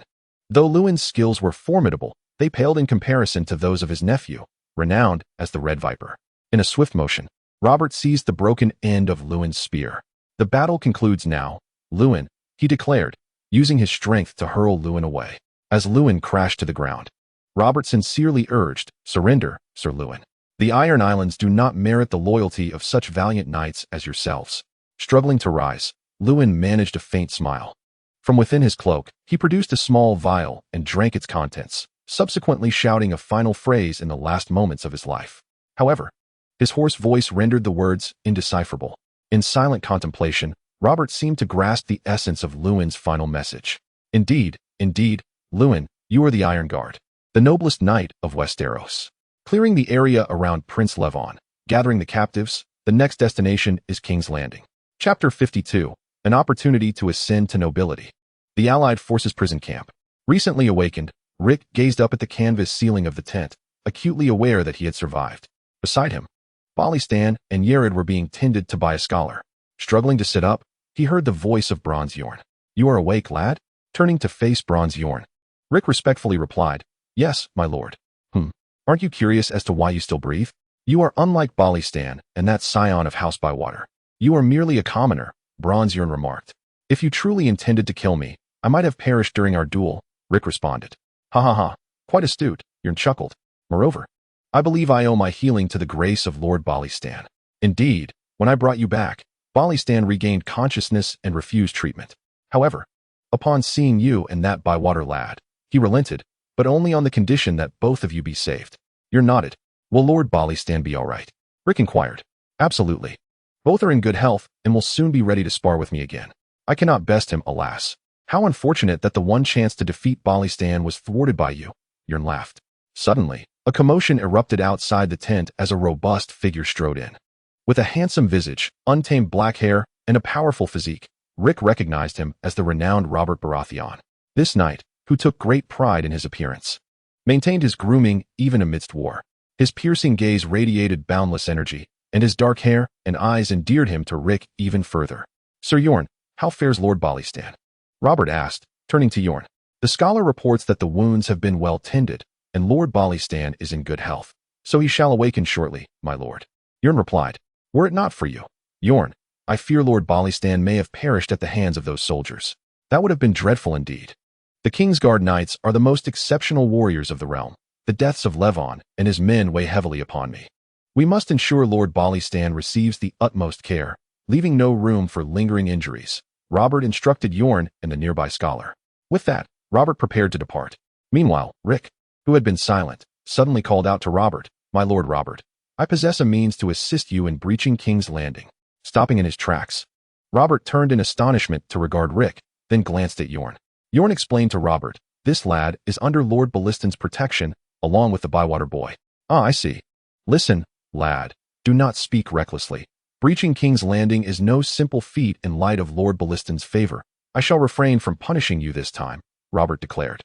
"My lord, I possess a means to assist. If you allow me to return, I assure you I will open the city gates for you." The certainty in Rick's words was palpable, as he contemplated the probability of Tywin seeking to exploit the royal family's waning strength to seize the gates. With a hint of disdain, Robert regarded Rick and asked, "Do you truly believe that is feasible, boy?" "Certainly, my lord," Rick replied swiftly. I am acquainted with the captain of the patrols on Steel Street, as well as the underbelly of King's Landing. I trust you have heard of the infamous wildfire. If you would dispatch an elite squad to collaborate with me." Rubbing his smooth chin, Robert pondered the feasibility of the proposal. "How can I trust you?" Sensing a slight shift in Robert's tone, Rick continued, "If you do not trust me, do you not also trust Lord Balistan's judgment? Do you believe a nondescript lad would be kept close by Balistan's side, especially a commoner? In certain respects, I possess talents that others lack." Rick told a small lie. Even a slave's child would receive Balistan's assistance. Seemingly convinced by Rick's reasoning, Robert turned to his attendant and instructed, "Take him to my tent." "Yes, my lord." Sir Jorah Mormont, who had managed to return to King's Landing, was not stripped of his position by the Mad King, but was instead dispatched to seek assistance from Tywin, who had yet to mobilize his forces. As he struck the Iron Throne, Aerys too contemplated his next moves. The royal army's devastating defeat was all but assured. However, Balistan's ambush had also claimed many lives. Reports from scouts and Varys's little birds indicated that the rebels had suffered the loss of over 20,000 soldiers in that battle. In a certain light, as long as Tywin's reinforcements arrived, fortified by the walls of King's Landing, there still existed a chance for the royal family to secure victory once the Tyrells swept through the Stormlands. "Varys, where's Rhaegar?" Aerys inquired, emerging from the shadows.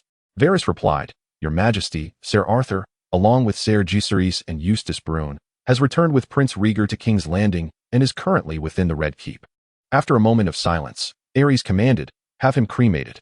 Order Arthur Dayne to take full command of the city defenses, and assign the remaining 7,000 soldiers and 1,000 guards to him. As for Jialan, let him escort the Queen, Viserys, and Aegon to Dragonstone." Without questioning why the princess and Lady Rhaenys were not included, Varys respectfully acknowledged, "Yes, Your Majesty, I shall attend to it at once. Additionally, send a message to Dorne. Should they aid me in winning this war, I shall name my grandson Aegon as my successor," Aerys declared. "Yes, Your Majesty," Varys responded once more. "Depart now." After Varys exited, Aerys sat alone upon the Iron Throne in the dimly lit hall, sighing deeply. Tywin. Within the coalition's camp, Robert, Jon Arryn, and several leaders of the alliance convened in a circle. When Rick entered, he took a deep breath and respectfully greeted the assembly. "I salute you, my lords." "Your name is Rick, is it not?" inquired Jon Arryn, who had gleaned some information from Euron. "Indeed, my lord, I am Rick Roland. No one inquired about your surname." "Lad, speak of your plans," a towering man, standing over 2 meters tall, brusquely commanded Rick. Perceiving that no one intervened to curb the man's rudeness, Rick gathered his thoughts and replied, "I have made acquaintance with a small gang in King's Landing, and have also met Captain Rom of Steel Street. I can procure wildfire from the Black Market or the Alchemist's Guild, and when you, my lords, advance, I can respond from within. Furthermore, I am aware of a secret passage leading into King's Landing, which could allow a small number of men to enter as insiders." "A secret passage?" Jon Arryn exclaimed in surprise. "It is not precisely a secret passage. It would be more accurate to call it a drainage outlet." "The drainage outlet of King's Landing?" Robert mused, stroking his chin, then turned to Jon Arryn. After conferring with the other nobles, Robert finally addressed Rick. "Very well, Rick. We can facilitate your return to King's Landing, but you must guarantee the gates can be opened smoothly. Otherwise, should the city fall, your demise will be quite gruesome. However, if you succeed in opening the gates, a generous reward awaits you." "Yes, my lords. I shall fulfill my task and open the gates," Rick pledged earnestly.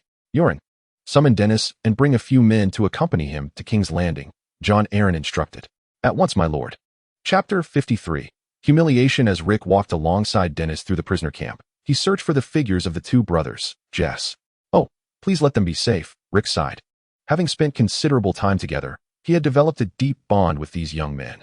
After all, finding companions in this foreign realm was exceedingly rare. "Rick, as much as I wish to comfort you, I fear it may be quite difficult to locate the individuals you seek," remarked the Valley Darling, shrugging slightly. "My lord Dennis, I still hope to find the 2 brothers, as they are integral to this plan," Rick insisted.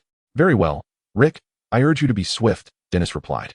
Observing the state of the soldiers within the camp, Rick noted that there was no sign of the expected bullying or mistreatment. On the contrary, some prisoners were even eating bread. Sensing Rick's unease, Dennis kindly elaborated, "Though they are of the opposing faction, for these soldiers, it is merely a farce played out by the nobles. They care little for who their lord or king may be, as long as there are sufficient gold dragons. They can belong to any faction. As for this harmonious relationship, soldiers from the same region often share unspoken bonds. Look at them. They are all men from the Riverlands. Perhaps even long-lost kin. As he spoke, Dennis pointed to two soldiers whose garments bore family insignias. Very well, my lord Dennis, Rick pondered before adding. And what of the soldiers without family insignias? The nameless soldiers? I recall that the prisoner camp in the northwest corner is managed by House Cobry, Dennis stated. Let us proceed, my lord Dennis, Rick suggested. I have a feeling my subordinates will be nearby. Very well, let us move forward. However, Rick, if we cannot find them.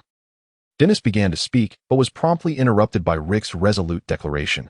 Then we shall set forth immediately, my lord Dennis. Unperturbed by Rick's interjection, Dennis regarded him with satisfaction, appreciating his understanding demeanor. Trailing closely behind Dennis, Rick pondered how to access the city gates of King's Landing from within. He kept certain matters to himself regarding the relationship with his companion Rom, particularly the uncertainty surrounding the drainage system that might lead them inside.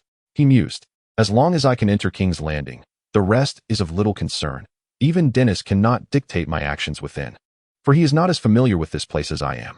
Upon reaching the northwest corner of the prisoner camp, Rick commenced another round of searching. After a few moments of searching, he spotted a familiar figure. Dunn, Rick exclaimed. Hearing Rick's voice, the tall Dunn turned towards him. Captain, Dunn replied excitedly. Hastening to Dunn's side, Rick addressed his loyal subordinate. My goodness, I cannot believe you are still alive. What fortune. Still bearing his cunning demeanor, Dunn replied, not just me, Captain. Due to our collective weakness, after the army of the Aerys surged forward, we, along with the brothers Jace, have merely trailed behind you. However, as those in front faltered, we were swept along with them, and ultimately, aside from a few of our own being shot by friendly fire in the chaos, we were forced to surrender.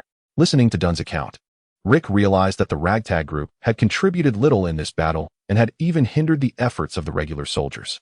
He silently mourned for those lost. Where are Jace and the others? Rick inquired. With a hint of awkwardness, Dunn whispered a few words into Rick's ear. Meanwhile, Dennis raised an eyebrow but refrained from interrupting their exchange. As Rick listened to Dunn's words, his expression grew increasingly grim. Damn it, Rick cursed. What troubles you, Rick? Dennis asked. Taking a deep breath, Rick suppressed his anger and replied, My lord Dennis, I have located two of my subordinates. Oh, where are they? Dennis inquired. In the camp of Lyn Ankabuli, Rick said, his face betraying his distress. Lyn Ankabuli? Upon hearing the name, Dennis, as a branch of House Aaron from the Vale, recognized it as a formidable young man, though the reputation surrounding him elicited a peculiar expression from Dennis. Let us hasten. Then, to find your subordinates. Yes, my lord Dennis, Rick remarked, casting a sidelong glance at Duin, who was attentively observing him.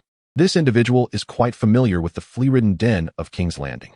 Should we enter through the drainage system, we will require his assistance within that wretched place.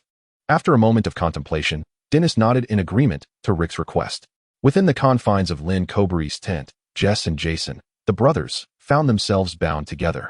Facing a gaunt yet handsome man with shoulder-length brown hair, Lyn Cobry, he addressed the siblings, I must admit. It is quite unexpected to encounter a pair of brothers on this battlefield. Though it is apparent that you are not twins, each of you possesses your own distinct charm. Lyn's fingers grazed Jess's cheek, displaying the impulsiveness of youth, before he turned to Jason and remarked, You both captivate me. His eyes glimmered with desire. You are presented with two choices, death or servitude beneath my command. Suppressing his urge to pounce, Lyn spoke to the brothers. Although they had heard whispers of nobles with peculiar tastes on the streets, Jess and Jason had never imagined such matters would encroach upon their lives. Exchanging glances, Jess gritted his teeth and said, One will suffice. Let my brother go. With a hint of appreciation in his gaze, Lyn was about to commend Jess when Dennis abruptly parted the tent flap and addressed Lyn. Lyn, I hear you have captured two young lads. Upon noticing the bound pair, he added, Danny, my friend, what brings you here? Lyn, surprised, responded, I was aware of my reputation. Lord Eileen has tasked me with gathering individuals for a mission, and those two you have detained are precisely who I require, Dennis stated with gravity. Understanding the situation, Lyn quickly assessed the pros and cons in his mind. As the sole heir of the Vale, he opted for retreat. Very well, Danny, you may take them both, but might I accompany you on this mission? Lyn proposed. After a moment's consideration, Dennis felt a flicker of interest in Lyn's martial prowess. Meanwhile, Rick, observing the bound brothers, tugged at Dennis's sleeve, intent on assisting in their release. What are you doing? Lyn interjected, eyeing Rick's actions with disdain. Untying them. They are my men, my lord, Rick replied respectfully. Ah, but they are my captives, and you, too, are a captive, Lyn retorted. Although I am uncertain why you are beside Dany, I could easily end your life with a single stroke. Hey, Lyn, grant me this favor. Rick is the most vital person in this mission, Dennis implored. Of course, Dany, I shall honor your request, as you know I would. Lyn replied with a smile. However, I require him to kneel and apologize to me. At Lyn's words, Dennis felt a sense of unease and countered. That seems excessive. After all, this is not a grave matter. No, Dany, personally, I am indifferent, but he is disregarding the dignity of the Cobry family, which you must comprehend. We have upheld our lineage for millennia, and we shall never permit such a base individual to show contempt. My decision not to slay him is an act of mercy. Though Lyn addressed Dany with politeness, an air of arrogance pervaded the entire tent. Realizing that Lyn was intentionally provoking a confrontation, Dennis deemed it unnecessary to engage further. Meanwhile, Rick, transfixed by the sword poised before him, felt a wave of despair wash over him. I shall not perish, he declared, devoid of any murderous intent. Yet he understood that Lyn regarded his life as inconsequential, akin to mere chaff. But I refuse, Rick asserted. Lyn narrowed his eyes, fixating on Rick.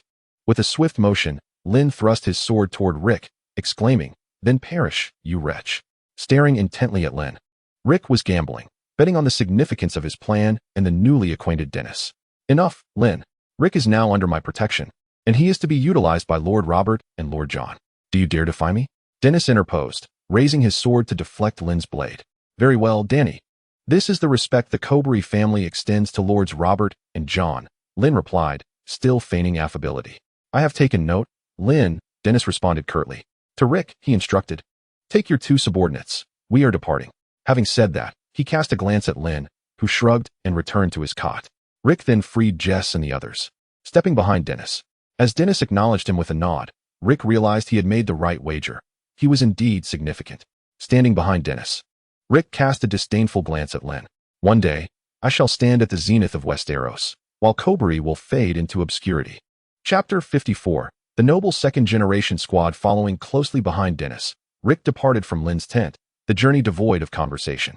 Soon, upon returning to Dennis's tent, Rick observed several young men awaiting them, all evidently robust knights. Rick, allow me to introduce my esteemed friends, Dennis said. This is Andar Royce. You have met his father, Rick. Dennis gestured toward a somewhat austere young man. Indeed, my Lord Dennis, the illustrious reputation of Bronze Yorn resonates throughout the Seven Kingdoms. Lord Andar and Lord Yorn are strikingly alike, Rick remarked, offering a slight compliment. Upon hearing Rick praise his father and liken him to his most revered progenitor, a hint of a smile graced Andar Royce's usually stern visage. Enough flattery, Rick. Andar is as rigid as the stones in the Vale, Dennis jested, before gesturing towards another young man. This is my wife's nephew, Morton Waywood, a fine young man, praised Dennis. Greetings, Lord Morton.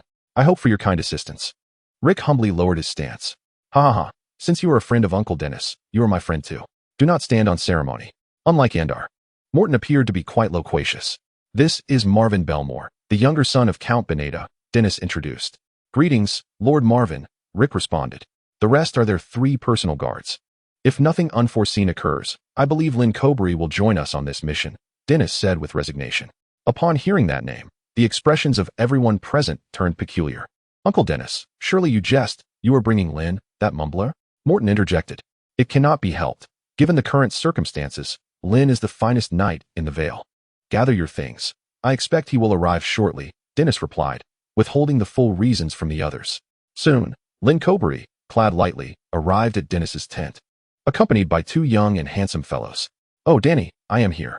I did not anticipate Andar and Morton would be here as well, Lyn remarked, a hint of surprise in his tone, indicating this task might not be straightforward. Long time no see, Sir Lyn, Andar replied stiffly. Indeed, it has been a while. Sir Lyn, I shall visit you in Sunspear when the opportunity arises, the loquacious Morton added. Marvin merely scoffed, finding nothing admirable about Lyn, who, like him, was a second son. From the moment Lyn entered, several nobles in the room intentionally ignored him. A fellow who fancies men, he thought. All of this unfolded before Rick's eyes. Enough reminiscing, everyone. Pack your things. We are leaving, Dennis instructed the group. Isn't that who I think it is? Lyn feigned surprise upon noticing Rick. Composing himself, Rick addressed Lyn, Rick Roland, my lord. Oh. Lyn regarded the lad he had previously tormented, noting that Rick appeared quite handsome. With his dark hair and violet eyes, his angular features exuded a certain masculinity, distinct from his own attendants. How intriguing, Lynn mused, smiling at Rick. Young Rick, it seems we shall be journeying to King's Landing together. You can look after your elder brother. In his words, he seemed to forget the previous humiliation he had inflicted on Rick. Indeed, my lord, I shall fulfill my duties as a host, Rick replied respectfully. Ha ha ha, splendid, Rick. Lynn responded with a feigned smile. After a discreet farewell to Robert and the others, Dennis led Rick and the group on a swift ride toward King's Landing.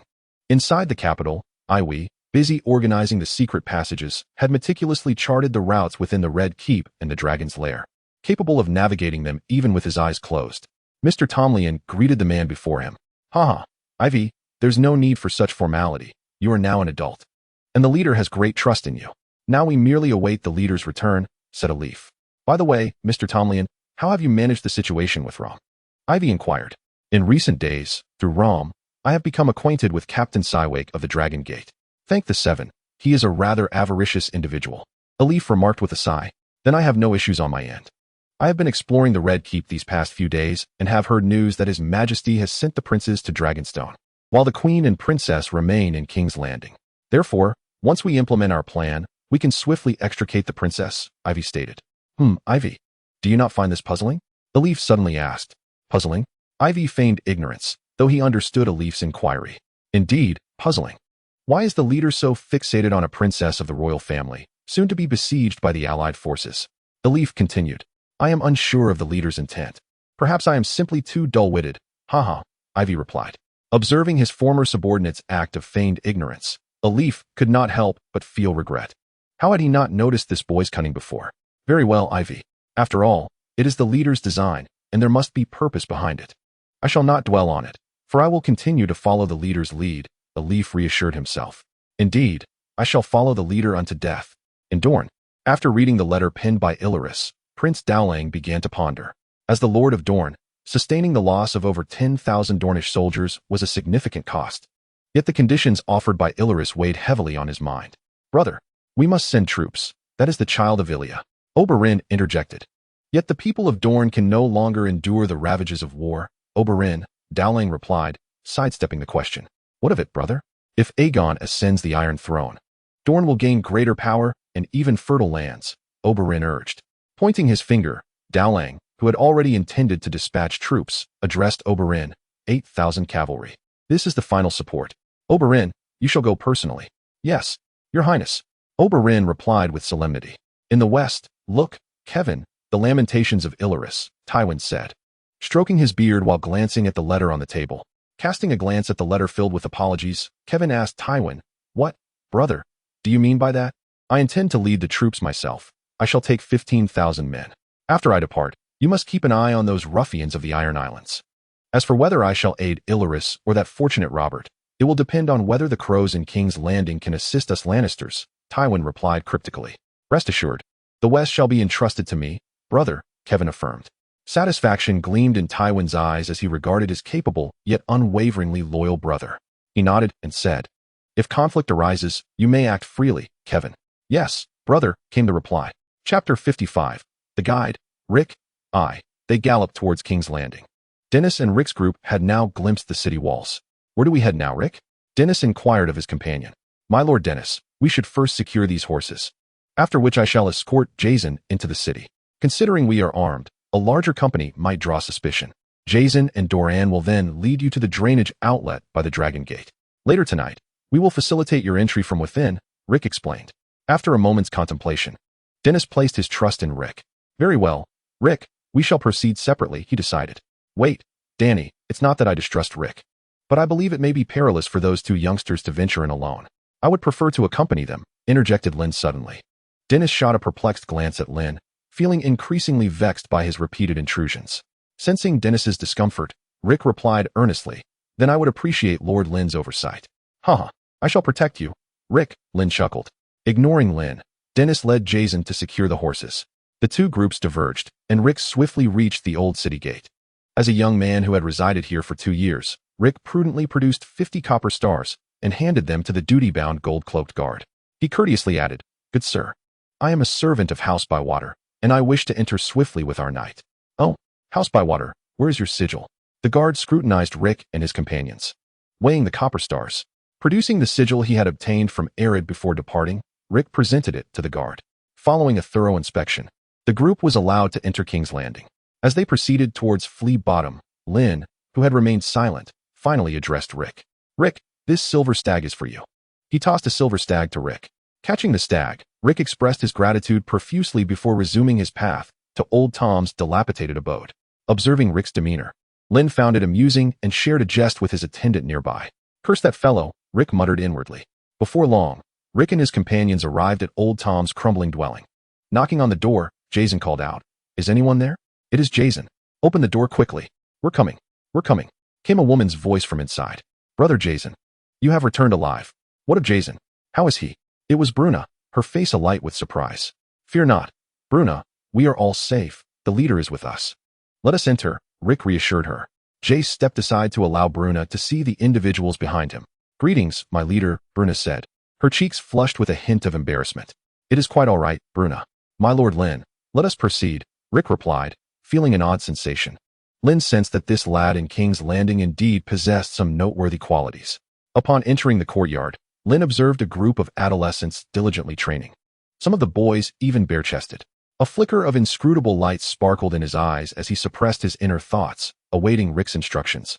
For everything within this courtyard exceeded the information he had been given. Hastily entering the house, Rick addressed Jace, "Do not rest just yet. Go find Ivy and ensure he is informed of everything." "Only Ivy," Rick interrupted Jace's inquiry. "Understood, my leader," Jace replied before dashing out. "Bruna, please escort my lord Lynn to my quarters," Rick instructed. "Yes, my leader. This way, my lord," Bruna said, a touch of shyness in her demeanor. "Very well, Rick. I shall take my leave to rest now. Call for me when you are ready to depart," Lynn remarked with a meaningful tone. Once Lynn was led away, Rick began to contemplate the forthcoming matters. Elioth must not be exposed, and the mission to rescue Rhaenys can no longer proceed. "I had hoped to curry favor with the Mother of Dragons, but now, I would be fortunate if she chooses not to have me killed. As we depart, I arranged for Ivy and the others to transport those 2 crates of gold dragons. The secret passage is known only to us and the newly joined Tomcat Quartet. Alas, plans are ever outpaced by change," Rick sighed. "It is time to adopt a more ruthless approach," he declared, a glint of fierceness flashing in his gaze. While Rick was lost in his thoughts, Ivy had already listened to Jace's message and realized that Lynn was an adversary, not an ally. Although unsure why he had followed them, Ivy concluded that he must eliminate him at the first opportunity. "What do you mean, Brother Ivy?" Jace asked, astonished. "Had it not been for the leader's final words, I might not have considered killing that fellow. However, since you are to clarify matters, I believe the leader does not intend to let this go lightly," Ivy stated gravely. "Shall we proceed now?" Jace inquired. "No. We will first retrieve some items from the leader's quarters," Ivy replied. "Understood, Brother Ivy," Jace acknowledged. "Tom, let's move. Secure the door," Ivy called out. Meanwhile, Dennis and his group, having secured their horses, stealthily approached the drainage outlet of King's Landing by boat. "It stinks terribly in King's Landing," Morton remarked, covering his nose. "Bear with it. We shall wait for Rick and the others," Dennis comforted, though he too held his nose. Beside him, Andar grimaced, his face becoming even more rigid. "Heavens! My father once told me that King's Landing is not only renowned for its wealth, but also for the foul odor that pervades half the city," Marwyn commented after having just vomited. Jason casually observed his surroundings, feigning ignorance, while the tall Dion diligently rowed the boat, refraining from interjecting. As night deepened, Rick finally awaited the arrival of Ivy and his companions. "Ivy, you all, change your clothes. We must set off," he declared before stepping outside to knock on Lynn's door. "My lord Lynn, it is time to depart." Soon, Lynn and his 2 attendants emerged, lightly clad. "We have been waiting for quite some time, Rick," Lynn remarked. Observing Lynn's attire, Rick hesitated to suggest that the stubborn man don something more practical, instead politely stating, "Apologies for the wait, my lord Lynn. We shall leave at once." Navigating through the flea-infested area, Rick and his companions finally slipped into the drainage system. Unlike Dennis and his group, they were prepared, covering their mouths and noses. "The stench is indeed remarkable. The rumors were true," Lynn lamented. When Rick encountered Dennis and the others, their somewhat ornate garments were marred with stains, their bodies reeking of foul odors. "Rick, I need a bath," Morton exclaimed with a woeful expression upon seeing Rick. "Of course, my lord Morton," Rick replied, leading the group forward. "Rick, if all goes according to plan, Robert will arrive with his army the day after tomorrow. We must hurry, Dennis said, muffling his mouth. His words unclear. Rest assured, my lord Dennis. I have prepared some tools to open the city gates. But first, we need to meet someone and take a hot bath. Rick assured them. Ugh, exclaimed Marvin, who had just vomited again, provoking a peculiar impulse among the group. Ugh. Chapter 56, The Guide Rick, Part 2. I still feel an awful stench clinging to me. Morton lamented. Well, this is tolerable. And at least someone will be there to assist us inside the city. Now I understand why no one has ever entered through the drainage. It is truly terrifying. Dennis said, wiping his hair. By the way, I can't believe Lynn voluntarily went to another room. It has changed my perception of him, Morton continued. Who knows? Since this fellow is so considerate, we need not disgust ourselves, Marvin replied. Speaking of disgust, Marvin, your stomach is truly baffling, Morton teased. I can't help it, Morton. And why can't you learn from Andar? Marvin retorted weakly. A man must be as resilient as steel, unwavering, Andar remarked expressionlessly. Andar, Marvin cried out in despair. That hurts. Enough of the banter. We have entered, and now we shall see how Rick contacts the captains he mentioned earlier. Tomorrow, King's Landing will undoubtedly be under lockdown. As Robert draws ever closer, Dennis stated. Indeed, if this mission succeeds, I believe I may acquire a fiefdom in the future, Marvin mused. Huh, that will indeed happen, Marvin, Morton said with a mischievous grin, as the children of privilege busied themselves with their affairs. Rick chose to leave the Jace brothers behind and hurried to the home of Alifer, accompanied by Ivy and Sam. Alifer, I urgently need you to contact Rom and the captain of the Dragon Gate Guard, Rick stated directly upon entering. Has something changed, Chief? Alifer inquired, noticing Rick's haste. Indeed. More or less. Please arrange to meet with both of them. I wish to speak with them personally, Rick replied. Very well, Chief. I shall do so at once. Alifer responded. Good. Bring them to me, Rick added. Once Alifer departed, Rick returned to his quarters with Ivy and Sam. Sam, go procure some food and wine, Rick instructed. Understood, Chief, Sam acknowledged before stepping out. Has the gold dragon been transported? Rick asked. Yes, it has all been moved. Additionally, I assisted Mr.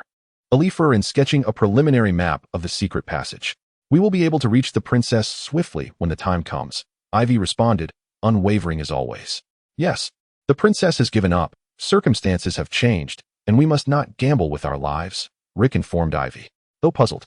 Ivy had long perceived the futility of rescuing the princess. Understood, Chief.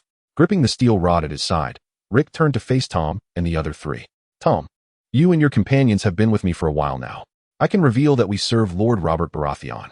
I had mentioned before your arrival that as long as you follow me, you may have the opportunity to become nobles or knights, and that opportunity is now at hand.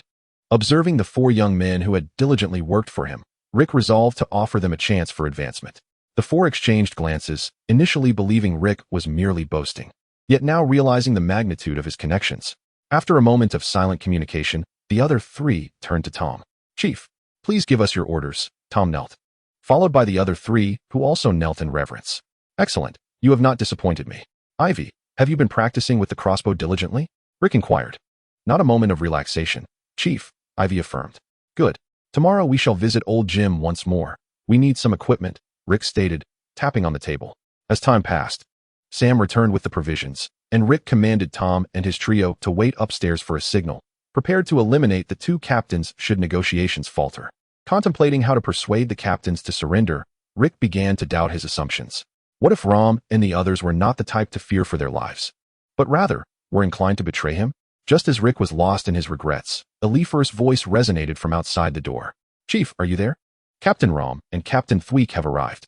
He gestured for Ivy to open the door, and soon Alifer entered, accompanied by two impeccably dressed individuals. One rotund individual inquired of Ilif, Tone, who are these little rascals? My dear Rom, allow me to introduce our leader, Rick. The funds bestowed upon you both are a gift from our chief, Ilif replied as he approached Rom. By the gods, you must be jesting, Tone. Were it not for Lord Logan's influence, I would not even be here, Rom responded, a hint of discomfort in his tone, while Rom continued his incessant chatter. Rick's gaze shifted to the taciturn thinker, for it is often said that a barking dog rarely bites. Gentlemen, please take a seat, Rick politely urged, standing. As Ilif heard Rick utter his name, he realized that these two companions had but two fates, allegiance or demise, and thus he pulled out two chairs for them to occupy. Very well, Tone, or Ilif, I am curious to see what you intend to propose, Rom remarked sarcastically before settling into silence.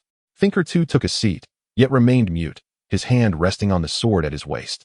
"Ivy, please bring forth the dishes," Rick added. Surprisingly, even the typically brash Rum refrained from retorting. They were well aware of the imminent arrival of the rebels in King's Landing. Noticing their lack of reaction, Rick continued, "Gentlemen, I am Rick Roland, and to be perfectly frank, I serve under Lord Robert Baratheon." At the mention of Robert Baratheon's name, Rum slammed his hand on the table, drew his sword, and shouted at Rick, "Do you wish to meet your end, boy?" Suppressing Ivy, who was ready to draw his weapon, Rick chose to ignore Rom and fixated on Thinker, saying, "It is well known that with the demise of Prince Rhaegar, the Targaryen family has lost its last vestige of support. The Mad King has grown senile and increasingly deranged, while Viserys is too young and lacks any semblance of Rhaegar's charisma. As for young Aegon, forgive me, he stands no chance." As Rick's words resonated, both Rom and Thinker felt a flicker of agreement. As individuals with a measure of influence in King's Landing, they understood the truth in Rick's assertions. After taking a moment to reflect, Rum began to ponder Rick's statements. Finally breaking the silence, Thinker spoke. "So, you have come to persuade us on behalf of Lord Robert?" "It is not merely about swaying you to Lord Robert's side," Rick replied. "I am also here to save your lives. Perhaps you are unaware, but Lord Tywin of the Westerlands has already pledged his allegiance to Lord Robert. I trust you are familiar with the well-known adage regarding the Lannisters and their debts." Upon hearing Rick's words, Thinker's expression shifted. A phrase echoed in his mind. A Lannister always pays his debts. Unlike Rom, Thinker had familial ties and understood the weight of the name Tywin, along with the implications of that famous saying. Looking at Rick, Thinker articulated each word carefully. "What is it that you require of me? How shall I cooperate with Lord Robert?"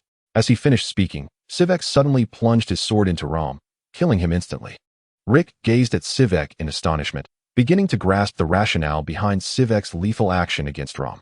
"As you can see, Chief Rick, Rom is untrustworthy. His identity has always been linked to Varys, a fact you must be aware of." Wiping the blade with a tablecloth, Sivek remarked, "Moreover, what use is a mere street patrol captain?" Sivek chuckled. "Welcome aboard, Mr. Sivek. Tomorrow, I shall introduce you to individuals who can elevate your fortunes." Rick replied with a smile, gesturing to Ivy and the others to dispose of Rom's body.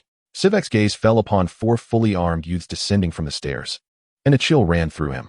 Observing the still grinning boy before him, Sivek couldn't help but reflect on the prowess of such rising talents serving under Robert Baratheon. What hope remains for the Targaryen family? Chapter 57, The Guide Rick, Part 3. The following day, having successfully secured Sivek's allegiance, Rick meticulously orchestrated his plans. At Old Jim's shop. "Oh, my poor yet fortunate Rick, it is a blessing that you are alive," Old Jim exclaimed warmly upon seeing Rick. "All right, Uncle Jim, let us dispense with the pleasantries. I have something to discuss with you," Rick replied, waving his hand. "Oh, then come inside, Rick," Old Jim invited. "Ivy, keep watch here with Tom and the others," Rick instructed. Upon entering the private room, Rick said, "Uncle Jim, I require some contraband." "Contraband? Are you referring to crossbows?" Old Jim inquired. No, Uncle Jim, I wonder if you have heard of wildfire," Rick stated, fixing his gaze on Old Jim. "Wildfire?" Old Jim responded in surprise. Sensing an opportunity in Old Jim's tone, Rick affirmed, "Indeed, it is concocted by the pyromancers of the Alchemists Guild."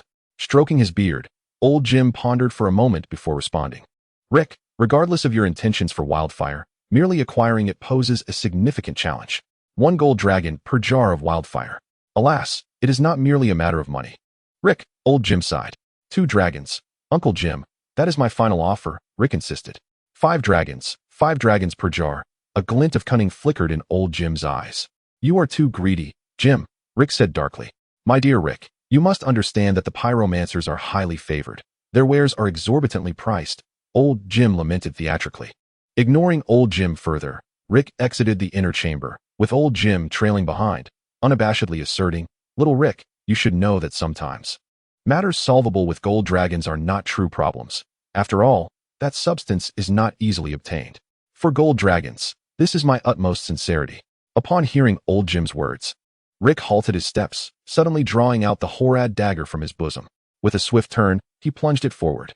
"You," his eyes wide with disbelief. Old Jim opened his mouth weakly. After several thrusts, Old Jim fell silent. "I'm sorry, Uncle Jim. Had you not been so avaricious, perhaps you could have seized this opportunity, and I might have spared your life. Yet, you did not, and you possess far too much knowledge," Rick murmured as he wiped the dagger. Following the demise of Old Jim, the previously inconspicuous system prompted theft 3 long guns, 5 blacksmith. When have I truly taken so many lives? Rick pondered aloud, shaking his head. He instructed Ivy and the others to bury old Jim in the backyard, while he commenced organizing his subordinates to ransack old Jim's shop. The resources of a black merchant are indeed plentiful. Tywin, you must arrive swiftly, or I shall have no justification for old Jim's death, Rick thought helplessly, tightening the straps. Rick secured the boxes onto the cart and addressed Ivy and the others. Let us depart. Within the Red Keep, Colton Chester knelt before Aerys, imploring, Your Grace. This must not be. All of King's Landing are your subjects. Colton, are you questioning my judgment? Aerys bellowed. No, Your Grace. I shall always abide by your decisions. But what shall become of the hundreds of thousands of subjects in King's Landing? Colton persisted, while silently contemplating his own fate. Subjects? Aerys scoffed, regarding Colton with disdain. Colton, you are filled with dread and panic. You cannot fathom the power of the true dragon. The flames will purify all. And the filth within King's Landing has accumulated beyond tolerance, Aerys intoned darkly. But Your Grace, it is not solely those subjects. What of the prince, the princess, and the loyal ministers who serve you? Colton continued to plead. Gazing at Colton with an unsettling calm, Aerys' eyes had lost any semblance of emotion. They shall accompany me for eternity.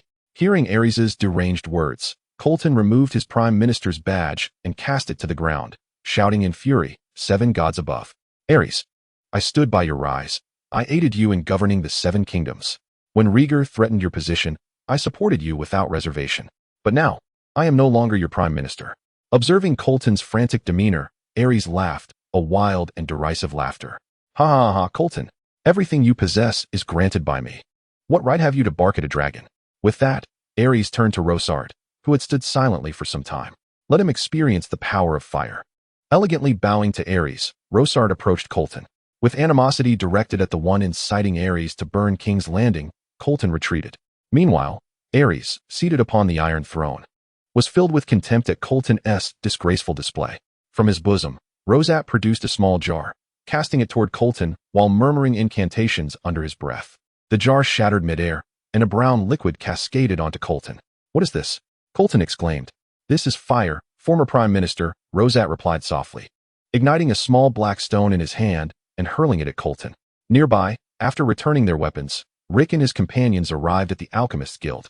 Fixated on this renowned site for producing wildfire, Rick began to recollect some vague memories.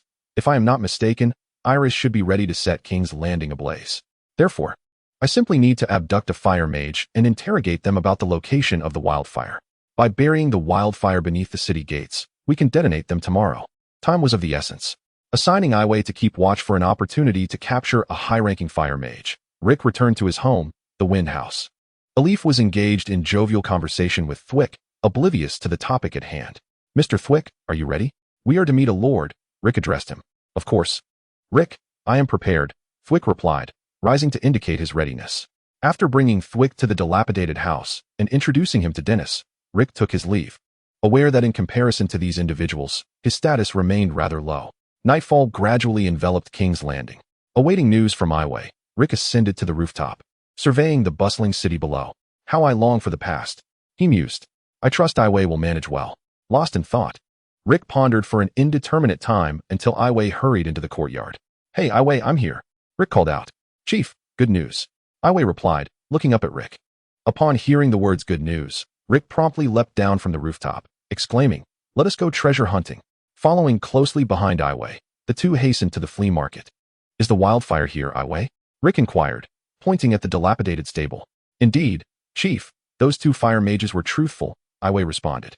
Having captured 2 individuals, it's likely genuine. Rick nodded. All right, search thoroughly. If you come across anything unusual, do not touch it. I cannot save you. Rick instructed the group. Moments later, Butch from the Tomcat Quartet shouted, Chief, there are some strange jars in this trough. Wildfire. 2 words flashed through Rick's mind. Well done, Butch. Iway, remove this trough. Rick commanded. Yes, Chief. Chapter 58. The fire at the city gates in the dead of night. Accompanied by Thwick, Rick approached the city gates. Observing Thwick's beaming smile, he could surmise that he had acquired what he desired. Just as he was about to speak, Siwike warmly addressed Rick, saying, Brother Rick, I never imagined you were a disciple of Sir Balistan. Although Rick felt momentarily bewildered, he quickly realized that this must have been a boast made by Dennis on his behalf. With a grin, Rick chose not to elaborate further. Brother, you must hurry. Although I am one of the captains, I am not the commander of the garrison, so time is of the essence, Siwike reminded him. Rest assured, Captain Siwike. Burying something is quite swift. Go ahead, Ivy, and make haste, Rick assured him. As he observed Ivy diligently burying the wildfire jar beneath the city gate and tossing some hay atop it, Rick fixed his gaze on that spot, knowing he would ignite the gate come morning. Not far from King's Landing, Tywin, who had swiftly marched his forces, gazed upon the now clear view of the city and murmured, I hope Jaime understands my actions. After all, this is to liberate him from the Kingsguard's constraints. He is my heir, and that cannot be altered, not even by you, Aerys. Casting a cold smile at the distant Jonos, Tywin added, You will be more than willing to assist me in gaining Robert's trust, won't you, Sir Jonos? All troops, heed my command, and advance rapidly towards King's Landing. Tywin shouted to the nobles and soldiers at his command. After issuing his orders, Tywin turned to a towering figure behind him and commanded, Rhaegar, once we enter King's Landing, deal with Sir Jonos. His voice echoed through the night. Aerys, if Rhaegar marries Cersei, Jaime will still remain my heir. Perhaps you shall continue to possess the Iron Throne. Yet the humiliation you have inflicted upon me is too great. A hint of dawn crept into the sky. At the old city gate, Robert's army had, unbeknownst to them, arrived at the foot of King's Landing. Arthur Dayne gazed down at the traitorous forces, his heart heavy. There are too many. Robert's rebels are far too numerous, and they have all tasted the bitterness of war and the sweetness of victory. Meanwhile, my soldiers are nothing but mournful warriors, devoid of faith. As the last man capable of commanding an army in King's Landing, Arthur issued a resolute command. Everyone, lock down. On the walls. The remaining loyalist nobles gathered their last loyal soldiers, preparing to resist the rebels while awaiting reinforcements summoned by Aerys. At the Dragon Gate, Dennis, clad in golden armor, looked at the devoted noble knights and said to Rick, How tragic they are, aren't they? Tragic? Perhaps so, Dennis. It is not merely tragedy. I see in them a final display of honor. If I were to have such a group by my side in the future, I would consider my life fulfilled. Rick replied, moved by the sentiment. Seemingly in agreement with Rick's perspective, Dennis patted his shoulder and added, Rick, trust me, when Robert ascends the throne, I shall assist you in securing a handsome reward, along with provisions for your younger brothers. Though I am not of noble birth, it brings me great joy to be regarded with such distinction by you, Dany. This city shall be mine, Rick declared with bravado. Just as Rick was engaged in conversation with Dennis, Robb's forces commenced their first assault. Leading the charge was none other than Eddard Stark, the Silent Wolf, who, having endured the deaths of his father and brother and the disappearance of his sister, had matured rapidly. He advanced up the siege ladder, wielding his shield aloft with one hand. The initial wave of attackers appeared to be predominantly composed of men from the north, their identities unmistakable from the animal pelts adorning their armor. In stark contrast to the uniformed golden-clad soldiers, the northerners seemed rather meager. On the city walls, Rick observed that the three gates on the northern side of King's Landing were under fierce assault from the allied forces. At the Dragon Gate, a man clad in black armor wielded a colossal sword, the size of a door, as he charged towards the gate with his troops. Who is that man? Rick inquired of Dennis. I'm not certain, but anyone capable of wielding such a weapon must be a formidable warrior. Now, Rick, it is time for us to act. We cannot let this opportunity slip away, Dennis replied, assessing the man. Wait a moment, Dany. Let us strike when the melee ensues. After all, this is not our primary battlefield, and that nobleman above is still stationed here, Rick interjected. Miss Rutan, a knight hailing from the Mudton family of Maidenpool, though not particularly distinguished in this battle, had been entrusted with a significant responsibility by Arthur Dayne. Tension etched on his face, he directed his soldiers with urgency. You lot, get into position quickly. The rebels are about to charge. Miss Rutan commanded. Two soldiers, one large and one small, approached with their heads bowed upon hearing his words. Hurry over. This is not your designated spot, Miss Rutan said, sensing something amiss, tightening his grip on the sword at his waist. Noticing Miss Rutan's unease, Rick swiftly drew his crossbow and fired. Too late to evade, Miss Rutan was struck in the shoulder. Seeing he had hit Miss Rutan, Rick urged, Dany, eliminate him. Drawing his sword, Dennis lunged at Miss Rutan. In an instant, chaos engulfed the Dragon Gate, as the elite offspring, led by the likes of Lyn and Andar, found themselves ensnared in a position vulnerable to enemy reinforcements. After firing at Miss Rutan, Rick quickly descended the city wall and called out to THWYCK. Captain THWYCK. Upon hearing Rick's words, THWYCK swiftly dispatched another captain nearby with a strike of his sword, then shouted to his trusted men, slay that entire squad of scoundrels. The turmoil spread throughout the Dragon Gate. Descending from the wall, Rick beheld the golden-clad soldiers rushing towards the gate. He promptly ignited a torch in his hand and hurled it to ignite the fuse at the corner of the gate. Wildfire, a weapon of war that burns even upon water, though it may be extinguished by sand, had previously aided the imp in thwarting the attack on Dragonstone. In that moment, Rick bore witness to the devastating power of wildfire. The buried wildfire erupted instantaneously, its eerie green flames engulfing the entire Dragon Gate. Scattered embers scattered to the side, rapidly spreading to the city walls. My goodness, what immense power! Rick marveled, then retreated while shouting to the wall, "Danny, hurry and get down from the wall. The fire is spreading." "All right, Rick." Danny's voice echoed back. As he ran backward, Rick endeavored to dodge the splattering flames, but being the one closest to the fire, he was inevitably struck. With a whoosh, his armor ignited. Damn it! Realizing the heat on his arm, Rick could not afford to concern himself with the golden-robed figure nearby. Quickly rolling into a mound of earth, the city gate began to burn, and the chaos at the Dragon Gate drew the attention of commanders on both sides. On the Allied front, a knight clad in black armor wielding a broadsword shouted to his men upon witnessing the burning gate, "Brothers, charge! The throne is within our grasp." Chapter 59. The calamity affects the fish pond. The flames spread to the city walls, the eerie green fire illuminating the surroundings like a beacon. In an instant, all those on the Dragon Gate's walls scattered, and by the time the black-armored knight reached the gate, it was deserted. Inside the city, the wildfire continued to spread, and the battle led by Dennis and his comrades had shifted from the walls to within the city. After dispatching a golden-robed foe, Dennis spotted his previous adversary, Mist Morton. He saw Mist commanding some loyal golden-robed soldiers, who were attempting to maintain the flames by moving various wooden materials. Damn it! Charge! The gate is already in ruins. This fire can be extinguished. Annihilate these scoundrels and let Robb and the others in. Dennis exclaimed angrily. At Dennis's command, Andar and Thwick's forces surged toward Mist. While Mist directed his men to stoke the flames in anticipation of reinforcements, he led a portion of his soldiers to confront Dennis, resulting in a fierce clash between old rivals. Meanwhile, Mist's soldiers were no match for Andar, Lyn, and their cohorts. In the tumult of battle, the knight's exceptional skill began to reveal a significant advantage. Soon, those soldiers who had been fueling the flames were compelled to come to Mist's aid. Meanwhile, at the King's Gate, I am Tywin Lannister from the west. In accordance with His Majesty's command, I have come to provide assistance. In the dim, sweltering ambience, Rick found himself ensconced in a world engulfed by raging flames. Looking around, he beheld grotesque dragon sculptures standing defiantly amidst the inferno. Where am I? Rick pondered. No voice responded. Suddenly, a panel appeared before him, one he recognized all too well, his abysmal system. Rick Roland, Liku, title, The Unburned, Fire Resistance 100. The flames of this world cannot inflict any harm upon you. Bloodline, Targaryen branch Blackfire skills, Stealing, 3, Blacksmithing, 1. Long Spear, 12, Archery, 6, Swordsmanship, 10. Once the skill proficiency reaches 100, the skill will be permanently acquired. This wildfire has claimed so many lives. Rick thought in astonishment. But where am I now? Just as Rick anxiously sought to escape this place, a disembodied voice echoed through the air. Demon, bloodline of Blackfire. The Iron Throne of House Targaryen. Who are you? Who is speaking? Rick exclaimed in panic. In a daze, a colossal black dragon head materialized before him, its bloody maw articulating human words.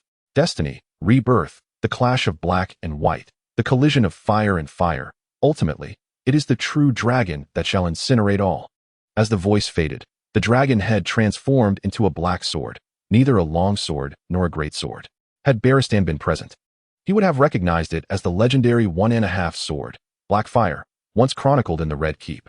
Suddenly, the great sword surged toward Rick like a shower of starlight. In panic, he stumbled backward, but there was no escape.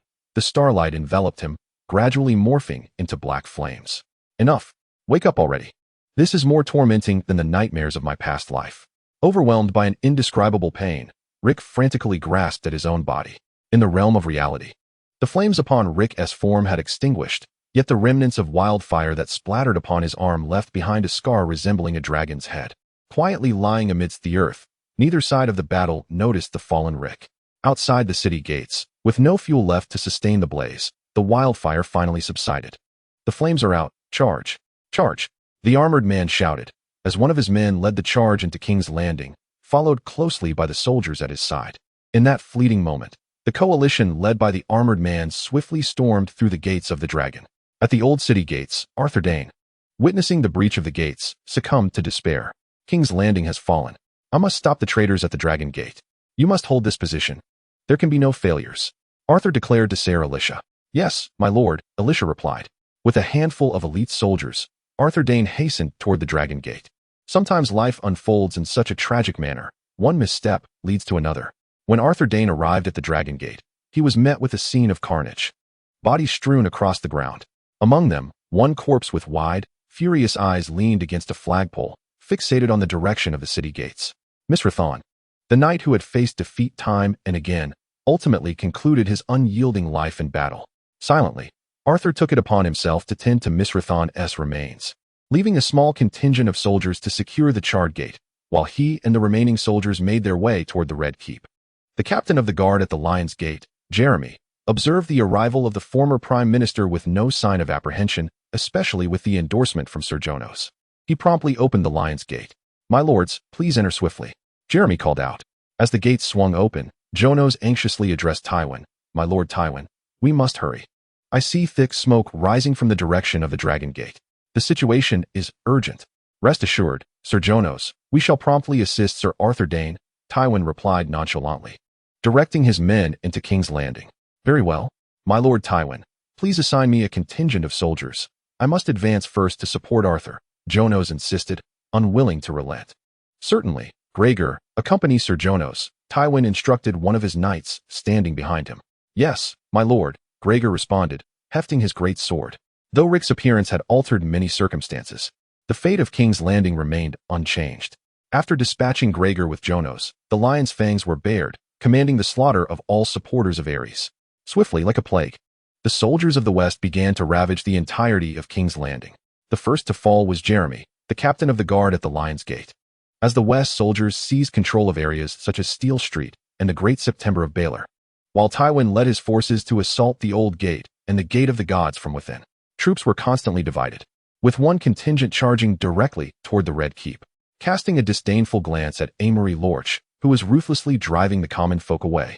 Count Roland Craighall remarked to his companion, Illyrio Valerion, my lord Tywin is indeed wise to employ this fellow in dealing with the descendants of Rhaegar. After all, compared to the mountain, Amory is merely a swineherd. But isn't it precisely such fools who are needed for these tasks? Illyrio replied, Haha indeed. Let us depart. The war is all but over, Roland laughed. The coalition forces led by the blackguards swiftly traversed Flea Bottom, making a beeline for the Red Keep. At the forefront of the army were Dennis and others, while the blackguard had assumed the guise of Robert to avoid unnecessary complications. At this moment, Rick's lieutenant, Dune, was guiding the army, charting the fastest course from Flea Bottom to the Red Keep. Ha ha ha, that little Rick is unscathed, right, Danny? He has played a crucial role in facilitating our entry into King's Landing. Robert chuckled. He is fine. He is being well guarded by his men, Danny replied. I shall remember him. A commendable lad. Robert nodded in acknowledgement. As the Red Keep loomed ever closer, Robert removed his black helm, revealing his noble visage, and bellowed, Annihilate them. Today, the Targaryens shall be extinguished here. With the prospect of kingship approaching, Robert had embraced his fate. Chapter 60, The Kingslayer. Tywin. Aerys roared. Indeed. In a moment of utmost significance, Tywin betrayed Aerys, a dagger named Lannister firmly embedded in the king's vulnerable side. Amidst a torrent of curses aimed at Aerys, the king remained oblivious to the presence behind him, where Jaime, who typically bore an expression of stoic indifference, now scrutinized his sovereign with a furrowed brow. Over 2 years, Jaime had discerned from Aerys that the so-called regal demeanor was merely a facade of madness, rage, and the vile insults hurled at his own father. In stark contrast to his father Tywin, Aerys resembled a mangy wild dog, despicable yet devoid of terror. Jaime. Aerys's deep voice reverberated. I am here, your majesty, Jaime replied, his heart sinking. Go kill him. Bring me his head. You know who I speak of. Aerys's frenzied cries escalated, plunging him into an unprecedented madness.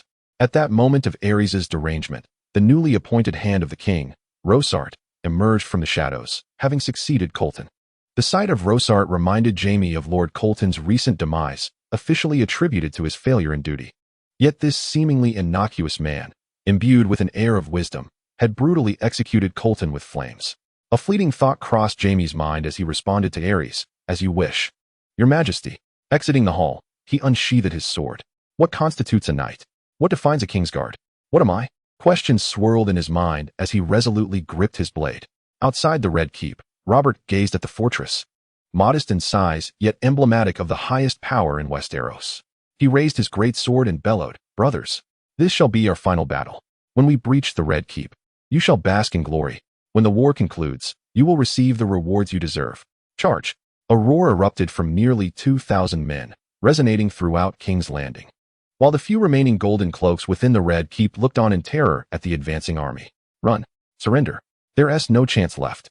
Thoughts raced through the minds of every golden cloak. Loyalty? Forget it. Prince Rhaegar is dead. King Aerys? Huh. May he live long. We are willing to open the gates, declared a leading golden cloak. Hearing this, Robert responded loudly, "Open the gates." As his command echoed, the gates of the Red Keep slowly creaked open. A stout man emerged, flanked by a contingent of golden cloaks. "State your name, soldier," Robert commanded. "Janos Slint, Your Majesty." Janos replied with feigned cordiality. "Haha, well done, Janos," Robert exclaimed joyfully. With that, Robert led his army into the Red Keep. At this moment, the Red Keep has fallen. Outside the King's Hall, Jaime wipes the bloodied sword, his expression impassive as he gazes upon the lifeless body of Rosart, sprawled in a pool of blood, before pushing open the hall's door once more. Within the silent chamber, the only sound is Jaime's footsteps as he approaches the Iron Throne. "You have indeed chosen to aid your father. I knew you were just like him. Both disloyal," roared Aerys. "Jaime, you are the Kingsguard, the King's sworn protector," Aerys exclaimed in panic, eyeing Jaime, who was now within arm's reach. Without a moment's hesitation, Jaime thrusts his sword into Aerys' body, feeling nothing extraordinary, as if he were merely cutting down a blade of grass. Withdrawing the sword embedded in Aerys, Jaime kicks him down the steps. As he gazes upon the Iron Throne, coveted by countless souls, a thought inexplicably crosses his mind. What would it feel like? Running his fingers along the Iron Throne, Jaime, with a distant gaze, takes a seat. Leaning on his sword, he contemplates Aerys' corpse and the body of Rosart at the hall's entrance, lost in deep reflection. At the western gate of the Red Keep, the forces of the West have breached its defenses. Roland, Ellis, and Amory separate to search for Jaime, while Amory embarks on his fateful path. When Robert enters the King's Hall with Dennis and others, Count Roland stands beside Jaime. Observing Jaime seated upon the Iron Throne, Robert smiles and remarks, "Jaime Lannister, you have done well." Meanwhile, Dennis interjects, "The rightful owner of the Iron Throne is Robert. Lannister, please step down." Hearing Robert and Dennis's words, Jaime recalls Count Roland's earlier statements. Lord Tywin has already pledged support to Robert Baratheon and sent Amory Lorch to eliminate Rhaegar's children. With this thought, Jaime descends from the Iron Throne and kneels before Robert, stating, "Aerys is dead. The Iron Throne is yours, Your Majesty." At that moment, Rick, who had been awake for a while, entered the hall and witnessed this scene. The once proud and stubborn youth still retained his striking handsomeness, yet his head, which used to be held high, had grown accustomed to bowing. After Aerys, Jaime kneels once more before Robert. Just as everyone savors this moment, a commotion arises in the distance. "Your Majesty," Arthur Dayne approaches with his troops. This was the voice of the newly allied sycophant, Janos. Breaking the tranquility, Robert personally helps Jaime to his feet and says, "Jaime, are you willing to fight this final battle alongside me?" "I shall serve you, Your Majesty," Jaime replies without hesitation. Even as he prepares to face the man he holds in the highest regard, Arthur Dayne, Count Roland quietly observes the eldest son of his lord. Reflecting on the scene of Jaime's return to the West, perhaps believing that his presence would ensure the future safety of House Craighall.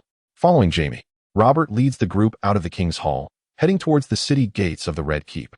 As the others departed, Rick made his solitary approach toward the corpse of the Mad King. "Without Dennis, I would have never had the opportunity to enter this place, let alone witness a Targaryen." Albeit posthumously. Pausing for a moment, Rick withdrew the dagger of Horold and pressed it against the king's neck. "Your Majesty, I shall borrow your head." Ripping off Aerys' robe, he wrapped the severed head within it. Being well versed in the unfolding narrative, he understood that Robert was not a man of honor. It was not that Robert lacked merit. Rather, he was a deeply emotional individual, fueled by rage, and Aerys' head would serve to quell Robert's fury, as well as elevate Rick's own standing. Exiting the King's Hall, Rick hastened towards Robert and the others, though he was reluctant to encounter Arthur Dayne. Nevertheless, Aerys' head would undoubtedly bring Robert some semblance of joy. At the old city gates, Tywin observed the captured gold cloaks with a disdainful curl of his lip. Merely Aerys' watchdogs. Upon opening the gates, Tywin beheld Eddard Stark galloping toward him. Demonstrating a lack of respect for the future protector of the North, Tywin turned his horse and remarked to those beside him, "The Northmen have arrived. Let us hasten to the Red Keep, where we shall meet our new king." With that, he spurred his horse onward. Eddard, observing Tywin's demeanor, felt no particular sentiment. He had long grown accustomed to being marginalized by those from outside the North. Gathering his men, he gradually occupied the walls to guard against any unforeseen developments. His gaze fixed upon the Red Keep on the plateau, silently pondering, "What will you do, Robert?" Chapter 61. A new beginning. All unfolded as it had in the ancient cycles of dynastic change. When Robert vanquished the last vestige of House Targaryen's power in King's Landing, embodied by Arthur Dayne, the watching nobles came to realize that the era of the Baratheons had dawned. Arthur Dayne, the legendary knight, met a tragic fate. As the two armies faced each other, the renowned Dawn, Arthur's famed sword, warranted Robert's personal attention. However, what greeted him was the charge initiated by Arthur himself. Rewinding to the moment preceding Arthur's assault, Arthur, ignoring Robert Baratheon's bluster, cast a stormy gaze at the two young men standing behind him, Jaime Lannister and Rick Roland, whom they had retrieved from the King's Guard. Consumed by rage, Arthur abruptly interrupted Robert's ramblings, unsheathing Dawn and leading his retinue toward Robert. He sought to exchange Robert's blood for the last flicker of hope for the Targaryens. As Arthur charged forth, Rick did not retreat. Instead, he brandished the unblinking head of Aerys and hurled it onto Arthur's path. Not far away, upon seeing the severed head of his sovereign, Arthur's eyes blazed crimson as he tightened the reins. Glaring fiercely at Rick's figure and then casting a glance at Jaime, Arthur commanded with fury, "Robert Baratheon, you shameless wretch, how dare you treat your king in such a manner?" Stealing a glance at the crafty Rick, Robert unsheathed his sword in response, declaring, "After those heinous acts committed by Aerys, he is no longer my king. I shall put an end to this here and now." With that, Robert prepared to confront this legendary figure personally. However, Dennis and the others hastily obstructed Robert, while Jaime, with a complex expression, stepped in front of him. Having just been urged by Count Roland, who whispered, "This is an opportunity to prove oneself." "Danny, what are you doing?" "I am a warrior," Robert exclaimed angrily at Jaime, who stood resolutely before him. "But you are about to become king, Robert," Dennis replied earnestly. Contemplating Dennis's words, Robert sighed in defeat. "Very well, Danny, let me go. I shall not proceed." Meanwhile, Jaime, accompanied by dozens of soldiers from the Westerlands, engaged Arthur in a final duel. Anger, regret, or perhaps confusion. Picking up Aerys' severed head, Arthur regarded Jaime with a complex expression. He understood that the king's demise was intimately connected with Jaime's presence in Robert's camp. Striving forward with his retinue towards Robert, Arthur noted with growing dismay the diminishing number of his companions. As he parried Jaime's sweeping sword with one hand, he sensed the strength behind it was not as formidable as it appeared. Opting to sidestep Jaime, Arthur relentlessly cleaved through the surrounding soldiers. Once the soldiers of the Westerlands had been entirely vanquished by Arthur, Jaime, who had been systematically eliminating Arthur's men, wore a complex expression similar to Arthur's. The King's Guard understood that Arthur regarded them as his own brothers, while Arthur, observing Jaime, found himself engulfed in confusion. With a body battered and bruised, Arthur nonetheless safeguarded Aerys' head with utmost care. Gazing at the lifeless bodies of his fallen comrades, Arthur pondered, "Perhaps I should accompany the king." He charged at Jaime. Not evading Jaime's instinctive strike, the sword plunged into Arthur's chest. Witnessing Jaime's incredulous expression, Arthur managed to smile.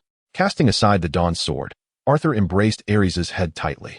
In the faintest whisper, it seemed as though all present could hear the voice of that legendary knight. "Is this what you deem righteous, Jaime? The realm shall know peace." The ensuing events unfolded as they did in the original history. When Eddard learned that Robert had not dealt with the Targaryens with the honor befitting a knight, and had allowed Amory to brutally slay Princess Rhaenys while Rhaegar had violated Princess Elia Martell, he was incensed and had a fierce confrontation with Robert. Faced with Eddard's inquiries, Robert uttered words that provoked Eddard's ire further.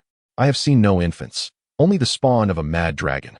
Consumed by rage, Eddard departed from King's Landing, opting to lead the Northern Army to Storm's End to rescue the besieged Stannis. Upon learning from Eddard that Robert had secured ultimate victory, the Tyrell family abandoned their siege of Storm's End and surrendered to Eddard. Once the conflict subsided, Eddard commanded the newly minted northern noble, Roose Bolton, to return the northern forces to their homeland, while he himself embarked on a quest to find his sister. In King's Landing, after a tumultuous period, the inhabitants remembered but one name, Tywin. The plunder by the soldiers of the Westerlands had left countless shops stripped bare, and the once vibrant city now lay desolate. Countless residents emerged to beg, struggling to survive. In a short time, the number of beggars had more than doubled, seated uncomfortably upon the Iron Throne. Robert's visage was etched with anguish. 7 gods, what am I to do? Questions plagued Robert's mind. Though he held little concern for the refugees, he understood that without production, there would be no taxes, and without taxes, he risked becoming the poorest king in the history of Westeros. This truth was not lost on him. This Iron Throne is anything but comfortable, Robert complained to Jon Arryn. Observing the almost juvenile demeanor of Robert, Jon reassured him, it is indeed a challenging burden. It symbolizes not only power but also responsibility. At times, your decisions may affect the lives of tens of thousands. Listening to the teachings of his most respected foster father, Robert fell into silence. He comprehended the reasoning, yet felt powerless to act. Sighing, Jon pondered a solution. Robert, you could demand from Tywin all that he has plundered. You could then use part of those funds to compensate the citizens of King's Landing, while the remainder could serve as rewards for loyal nobles. Moreover, the Targaryen treasury is now under the watch of Davos, ensuring you have ample gold dragons at your disposal. Wouldn't that be rather unseemly? After all, Tywin is aiding me. Robert replied, still not possessing the audacity to pursue such a course. By the time Tywin entered King's Landing, the outcome was already clear. The city would eventually belong to him. Thus, he was not plundering the people of Aerys, but rather the subjects of you, Robert Baratheon. Furthermore, in such circumstances, you would be the one to soothe the populace, earning a reputation far surpassing that of all others as a benevolent new king. As for Tywin, he is a clever man. Even if you do not demand it, he would ultimately offer you these riches, for his arrival was belated. Even if he were to eliminate Rhaegar's lineage, he would resort to every means to ingratiate himself with you. Robert, Jon Arryn spoke slowly, expressing his disdain for Tywin. Then let us proceed as you see fit, Robert said with satisfaction. Accompanying Dany, Rick observed the bustling officials around them as they counted the coins in the Targaryen treasury. Rick could only express admiration for Aerys. Were he in her position, he could easily sway a multitude of noble allies with such gold. Yet now this fortune lay entirely in Robert's hands. Dany, what do you think His Majesty will bestow upon me? Rick inquired. Ha ha ha, Rick, worry not. Your contributions to the conquest of King's Landing are undeniable. Moreover, it must be said that your act of severing Aerys's head has surely pleased Robert. If all goes well, you shall become Robert's youngest noble lord upon his ascension, Dennis jested. Feeling reassured, Rick knew he had bet wisely. Aerys's demise had indeed played a pivotal role. Dany, I have a request to make of you. You must promise me. Rick spoke with hesitation. Ha ha ha. Rick, we are friends, are we not? I shall assist you. Dennis replied cheerfully, as long as it is not too excessive. If His Majesty grants me nobility, I hope to be near the Crab's Claw Peninsula. Ideally not far from the Riverlands, Rick whispered. After a moment's contemplation, Dennis weighed Rick's merits alongside Robert's disposition and resolved to inquire with his uncle. Of course, when His Majesty prepares his distribution plans, I will advise like Lord Jon suggested. Thank you so much, Dany. Rick exclaimed joyfully. Do not thank me too profusely, Rick. This is a reward for your bravery, Dennis waved off. Just as Rick resolved his lingering concerns, Robert's strategies with Jon Arryn began to take shape. Soon, as King's Landing's new scribe proclaimed the bounties of His Majesty King Robert Baratheon in the squares, the plundered citizens rejoiced at their new king's generosity. Thank you, Your Majesty. Long live the new king. Long live the king. Cheers resonated throughout King's Landing. Within the Red Keep, Robert faintly heard the jubilant cries from the city, stirring a peculiar sentiment within him. Is this what it means to be a king? Chapter 62. The Coronation in the Red Keep. When Eddard brought news of Lyanna's death, Robert sank into despair. Lyanna was gone. What was the purpose of his uprising? Had it not been for Rhaegar's humiliation, he might have already been galloping across the narrow sea. Undeniably, Robert had harbored feelings for Lyanna. At least he could still recall her visage. Eddard, equally sorrowful, patted Robert's back, offering comfort, for he had, after days of adjustment, come to terms with reality. Robert, rise up. Lyanna would not wish for you to remain in this state, Eddard urged gently. Rhaegar? Even after slaying Rhaegar, Robert's hatred for him had intensified. Eddard helped Robert to his feet, and the two approached the window to gaze upon the capital. Eddard solemnly remarked, Alas, Robert, you must gather your spirits and seek a wife. Wiping away his tears, Robert replied in a low voice, I shall not love again, Eddard. Let us ensure Lyanna is laid to rest properly. I must seek Lord Jon. In the Red Keep, Jon Arryn, the inaugural Prime Minister of the new realm, busied himself with various affairs. Yet, It was disheartening to note that the volume of matters in King's Landing far exceeded that of the Vale. Especially now, after the recent turmoil, King's Landing appeared to be in utter disarray. Although aid had been provided to rescue some residents, a significant number of refugees roamed the streets, surviving through theft and robbery. How shall we manage these refugees? Jon Arryn pondered, rubbing his temples. To kill them? There are far too many. To imprison them? They would prefer confinement if it meant a meal. It had been a long time since Jon Arryn had dealt with such matters. As he contemplated, the voice of Robert echoed from outside. Lord Jon, my lord. Just as he rose to open the door, Robert stormed in, visibly agitated. Noticing that no one else accompanied him, Jon Arryn sternly addressed Robert. Robert, you are now a king, not a reckless child in the Eyrie. Feeling awkward under Jon Arryn's gaze, Robert earnestly said, My lord Jon, I have agreed to the matter you mentioned last time. You know? Jon Arryn replied gravely. Indeed. My lord, Robert responded, his eyes reddened. Observing Robert's demeanor, Jon Arryn moved beside him and embraced this young man he regarded as a son. Robert, you have grown. The following day at the Red Keep, the nobles who supported Robert Baratheon during the conflict gathered in the throne room, eagerly awaiting the new king's appearance and the rewards he would bestow. Amidst the assembly of Vale nobles, Dennis, along with Andar and Morton, chuckled over Marwyn's recent embarrassment, while Marwyn continued to argue passionately. By the way, Dennis, where is that lad Rick? Marwyn shifted the topic. Oh, he's in the outer hall. After all, he is not of noble birth. Dennis shrugged. Well, poor little Rick. Marwyn shook his head, successfully diverting the conversation. But wait until you see Rick's reward. It will astonish you, Dennis said mysteriously. Oh, so enigmatic? The group responded with surprise. Without answering, Dennis gazed theatrically at the Iron Throne. As the music of the ensemble filled the air, Robert emerged, clad in the regalia of a king, with his adoptive father Jon Arryn supporting him step by step towards the Iron Throne. As Robert took his seat upon the Iron Throne, all the nobles knelt before their new king. After the bishop placed the crown, a symbol of power, upon Robert's head, he rose and proclaimed with a booming voice, I, Robert Baratheon, am the newly appointed king of the Undulls, the Rhoynar, and the First Men, ruler of the Seven Kingdoms, and protector of the realm. Cersei Lannister is my queen, and Jon Arryn shall serve as the hand of the king. Following the announcement of several key ministers, Robert entrusted the remainder of the declarations to Jon Arryn. As Jon read aloud, the herald echoed the proclamations. In the outer hall, Rick heard the details of his own appointment. He was bestowed the title of knight, with lands in the village of Tarth on the Crab's Claw Peninsula. Upon learning of his desired position, Rick beamed with a smile. While he felt a mix of emotions, this marked his first true domain in Westeros, no matter how small. As a modern individual, Rick harbored little sense of belonging in this era. His relentless ambition was merely to endure and thrive. If given the chance, he would not hesitate to usher in an industrial revolution. Finding no reason to linger, Rick discreetly departed from the Red Keep, making his way to the estate of Balistan. As one of the last surviving Kingsguard, Balistan had fared well.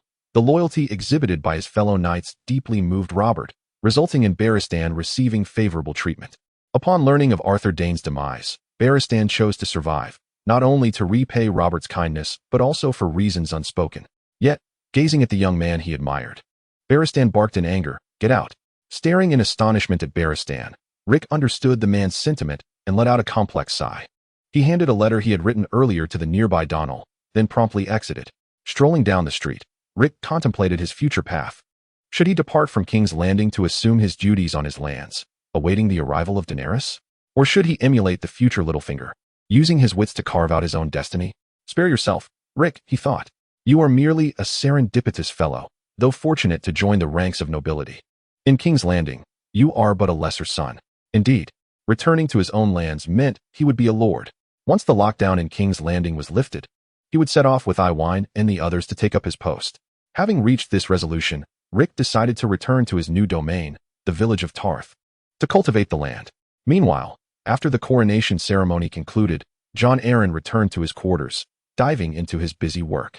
Troubled by the plight of the thousands of refugees, Jon prepared to summon others to discuss how to address the situation, instructing a nearby attendant, "Fetch Eddard Stark, Dennis Arryn, and Brandon Tully. Inform them that I have matters to discuss." Moments passed. Summoned by Jon Arryn, several individuals hurriedly arrived. "My lord," they greeted. "Oh, no need for such formality. It is merely a title." Jon Arryn humbly waved his hand. "The reason I called you here in haste is that there is a pressing matter requiring your consideration." "What is it, my lord?" inquired Brandon, one of his longtime subordinates, as the other two young men shared his curiosity. Jon Arryn explained, first, there is the mad King Aerys' forced conscription of the residents of King's Landing, followed by Tywin Lannister's malicious plunder. The entire city has now descended into paralysis. The inhabitants have ceased production, and villains have begun to rob, while thieves extend their hands, attempting to seize the last morsel of bread from the impoverished. Robert has shown kindness, providing relief to a portion of the refugees, yet, akin to a wayfarer lost in the Dorne desert, a mere drop of water cannot save them. Thus, I require your assistance in addressing the plight of these refugees. Upon finishing, Jon Arryn regarded the contemplative faces of the gathered individuals, filled with anticipation. For each of them had intricate ties to his cause. Chapter 63. Post-war King's Landing. As time passed slowly, it was the typically silent Eddard who first broke the silence. My lord, the North has not witnessed such turmoil in a long while. Yet historically, it is best during such times to send them to the Kingswood for hunting, allowing people to procure their own sustenance while alleviating the population issue in King's Landing. This may even lead to the formation of new villages or towns, enhancing production. After hearing Eddard's words, Jon Arryn turned his gaze to the other two. I find Eddard's suggestion quite sound. However, even if they were sent to the Kingswood, survival would still be a challenge. They would need housing and basic necessities. In my view, it would be more effective to consolidate efforts to cultivate arable land near the Blackwater, while the military hunts in the Kingswood for food and simultaneously borrows grain from the local nobles to provide sustenance for the refugees. Once the harvest comes next year, we can repay those nobles, Brandon proposed. Nodding thoughtfully, Jon Arryn looked at his distant relative, Dennis. My lord, I believe we could seize this opportunity to reorganize the slums and replan the urban layout. Following Tywin Lannister's pillaging, many residential areas have become uninhabitable, unable to support even the most basic living conditions. Therefore, I suggest we first borrow grain from the nobles, then implement a real name management system for each area's residents. This way, should any crimes occur, we can swiftly identify and address the culprits, while also assigning those receiving food to assist in rebuilding housing, Dennis articulated confidently. While feeling gratified, Jon Arryn also sensed a tinge of regret. As the steward of the Vale, he had already considered these matters thoroughly. The suggestions from the trio were not foreign to him, yet implementation was not as simple as mere words. Your thoughts are commendable. Return and refine your ideas, and we shall reconvene this evening for further discussion. Without offering any evaluations, Jon Arryn dismissed them, and after their departure, he summoned a few others. Stepping out of the Red Keep, the three individuals contemplated Jon Arryn's inquiry with great care. As they surveyed the ravaged buildings around them, remnants of a war-torn landscape, a collective sigh escaped their lips. Let us return to our thoughts. This is also a test from Lord Arryn, particularly for you, Eddard. You shall be responsible for governing the vast North, Brandon remarked to the two. Indeed, Lord Brandon, they replied in unison. Upon returning to his residence, Dennis pondered extensively. He did not perceive any flaws in his reasoning, yet he acknowledged that a flawless resolution eluded him. Perhaps I should seek assistance, he mused. Resolute in his decision, Dennis hastened to gather his friends. As he regarded them, he recalled the clever little brother. Who among you knows the whereabouts of Rick? The group exchanged puzzled glances. Seemingly bewildered, Dennis led them towards the abode of House by Water. After a series of convoluted events, they ultimately found Rick, guided by Jesslyn, Dany, and Morton Marvin. What a curious assembly. Come inside, Rick inquired, his tone laced with intrigue. Note, at this point, Rick had already been granted lands and no longer required the honorific. Settling into the room, Dennis had no intention of departing. He directly articulated Jon Arryn's conundrum within Rick's parlor. As he recounted the tale, Rick observed the furrowing brows of those present, realizing that these second-generation nobles, despite their remarkable martial prowess, had yet to master the art of governing a territory, let alone a realm as expansive as King's Landing. After a moment's contemplation, Rick conceived a potential solution. Though he formed an opinion in his heart, he continued to scrutinize the group without uttering a word. Eventually, Marvin shattered the silence. My heavens, this is exceedingly difficult. I am utterly at a loss. Casting a glance at Marvin, Rick thought, as a second son, you ought to hone your martial skills rather than hastily address the governance dilemma. For you should reflect on how your brother ought to treat you, and how you might become the heir. Shaking his head, Rick finally spoke. I have an immature notion. Later that night, in the Red Keep's council chamber, Jon Arryn summoned Eddard, Dennis, and Brandon once more. Share your reflections since our last meeting, Jon Arryn urged. As before, Eddard's proposal revolved around relocating individuals, while Brandon synthesized some suggestions from the morning's discourse. When Jon Arryn's gaze fell upon Dennis, he heard Dennis articulate, "Following discussions with my friends, we believe the immediate priority is to address the disruption caused by the idle populace in King's Landing concerning production. Thus, we have organized our thoughts. First, we propose a labor for relief system, wherein refugees would work for us. We would periodically assign tasks, such as repairing homes or transporting rubble. And in return, we would provide them with food or currency. No labor would equate to no sustenance. Secondly, in conjunction with our suggestions from this morning, we must identify individuals with criminal records or tarnished reputations for management, and for those whose offenses are more severe, they may be sent to the Great Wall. Conversely, the honest and diligent individuals may be assigned to cultivate the Blackwater River, for which we can provide them with tools, and in return, we shall collect half of their produce. Thirdly, conscription is imperative. Although the war has concluded, the Seven Kingdoms remain unstable. His Majesty requires a formidable army to instill fear among them, especially since he has departed from the Stormlands. It would be remiss not to utilize the royal army. Listening to Dennis, Jon Arryn felt that these were, for the most part, the key points. Given the current scarcity of gold and provisions, there seemed to be no superior alternatives. Nevertheless, he did not overlook Dennis's initial mention of friends. "Well, Dany, this plan is quite commendable. I shall give it due consideration. I am curious whether this idea originated from your friend?" Jon Arryn inquired. "Rick Roland, Sir Tammy's," Dennis replied. That name sounds familiar." Tapping the table, Jon Arryn began to ponder. "Is he the lad who volunteered to lead you into King's Landing?" "Indeed, my lord, that is him," Dennis confirmed. "You all may leave now. Tell him he has earned merit once more," Jon Arryn instructed. In the clandestine corridors, Rick gathered a group of his companions before two large chests. Gold dragons, 2 full chests of them, were the spoils of their relentless scheming and ultimate triumph. Observing the few individuals in the cramped space, Rick declared, "Each of you shall receive 5 gold dragons." "Thank you, Chief," they responded. After distributing the gold, Rick continued, "Today, I have an announcement to make." Pausing momentarily, he ensured everyone's attention was fixed upon him before stating, "I have been bestowed the title of Knight, with lands on the Crab's Claw Peninsula, adjacent to the town of Nymph Springs. Will you accompany me, or do you intend to remain in King's Landing?" Without hesitation, Iwi and Lifer proclaimed, "We pledge our lives to follow you, Chief." The others, too, readily echoed their agreement. Observing the loyal companions who had stood by him for over 2 years, Rick felt a profound sense of satisfaction. "Excellent. Lifer, I entrust you with the affairs of Tammy's village. Jason will be by your side to learn. The security of the territory shall rest upon you, Iwi. Along with Sam and Tom. Jess, you shall remain by my side. Additionally, as for Buna, I recall she has been studying literacy. She will teach you all to read. Should any bright children emerge in the village, they shall be entrusted to Buna for their education." Having clearly delineated their roles, Rick was convinced that following him was undoubtedly the best choice, especially when compared to the uncertain existence they faced in King's Landing, where sustenance was sporadic and prospects bleak. The 5 gold dragons they now received were perhaps more than an ordinary person could earn in a lifetime. But if someone were to say no, Rick suddenly turned his gaze towards Ilivor, who coincidentally met Rick's eyes with a smile of restrained amusement. "You understand, do you not? The benevolent Mr. Tomrian?" Chapter 64, Gifts and Relocations. Rick's new journey is about to commence from the Crabclaw Peninsula, the Royal Forest, King's Landing, a place that had accompanied him for over 2 years, and now Rick is finally set to depart. Prior to this, having provided a modicum of assistance to Jon Arryn regarding the refugee issue, Jon Arryn sought to elevate Rick as his scribe, promising him a fief with a castle in the Vale upon his coming of age. However, having long since determined his own path, Rick graciously declined Jon Arryn's goodwill. Nevertheless, adhering to his principle of nurturing talent, Jon Arryn nonetheless afforded Rick considerable privileges, vowing to exempt him from the taxes of his fief until adulthood and bestowing upon him 500 golden dragons, coupled with the 2,000 golden dragons gifted by Robert.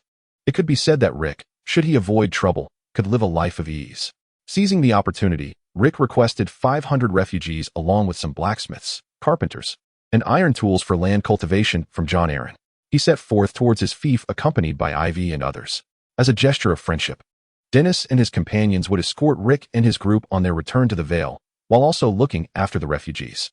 At Windhome, as he packed his belongings, Rick surveyed his modest abode with a sense of nostalgia. Shaking off his reverie, he addressed Jesslyn beside him. "Jesslyn, I am departing. Is Brother Yalad able to walk now?" "He is well, and can move about." The maester said he should be fine in 6 months. Are you truly not considering visiting Sir Balistan once more? Jessalyn inquired. No, Jessalyn, Lord Balistan will not forgive me. I entrust this room to you, Rick replied. With a dismissive wave, he hoisted his final belongings onto the wagon. As Rick gradually receded from view, Jessalyn understood that this younger brother, not much smaller than himself, had ambitions that far surpassed those of his peers. Perhaps the next time they meet, he would be a distinguished knight. Weighing the key in his hand, Jessalyn made his way home. At Old Tom's dilapidated abode. When the children in the yard learned of Rick and his companions' impending departure from King's Landing, panic ensued among them. Chief, we want to go with you. What shall we do if you leave? They cried. Observing these children, Rick echoed the question he had posed to Ivy and the others. Unlike Ivy's group, these children, who were largely unaware of the circumstances, received Rick's utmost compassion. Ultimately, only 11 children, 8 boys and 3 girls, decided to accompany Rick and his companions. You will henceforth fall under Jessalyn's jurisdiction, and the girls will be under the care of Bruna, Rick announced, making arrangements. Observing the noticeably taller youth beside him, Rick inquired curiously, given your potential, if you were to accompany me, you might one day become a knight. However, if you remain in King's Landing, I cannot offer you any assistance. The young man, looking at Rick with respect, replied, My lord, it is not that I do not wish to follow you. But if no one remains in King's Landing, who will tend to the foundation of Steel Street? I have heard that it is precisely because you possess influence in King's Landing that you are able to assist His Majesty, and I stay here to aid you. Dismissing the youth's impudence, Rick perceived him as a somewhat sharp-witted individual. What is your name? He asked. I am known as One-Ear Vito, the youth responded. Casting a glance at his severed left ear, Rick found the moniker quite fitting. Very well, Vito. Initially, I intended to assign Tom's dilapidated abode to a subordinate in my army, but since you harbor such intentions, then it shall be entrusted to you, Dune. A tall man stepped forward and said, I am here, Captain, at your command. From now on, this place is entrusted to you and Vito. I hope that when I return, you will have established a stronghold in King's Landing, Rick stated to the two. Yes, my lord, they responded in unison.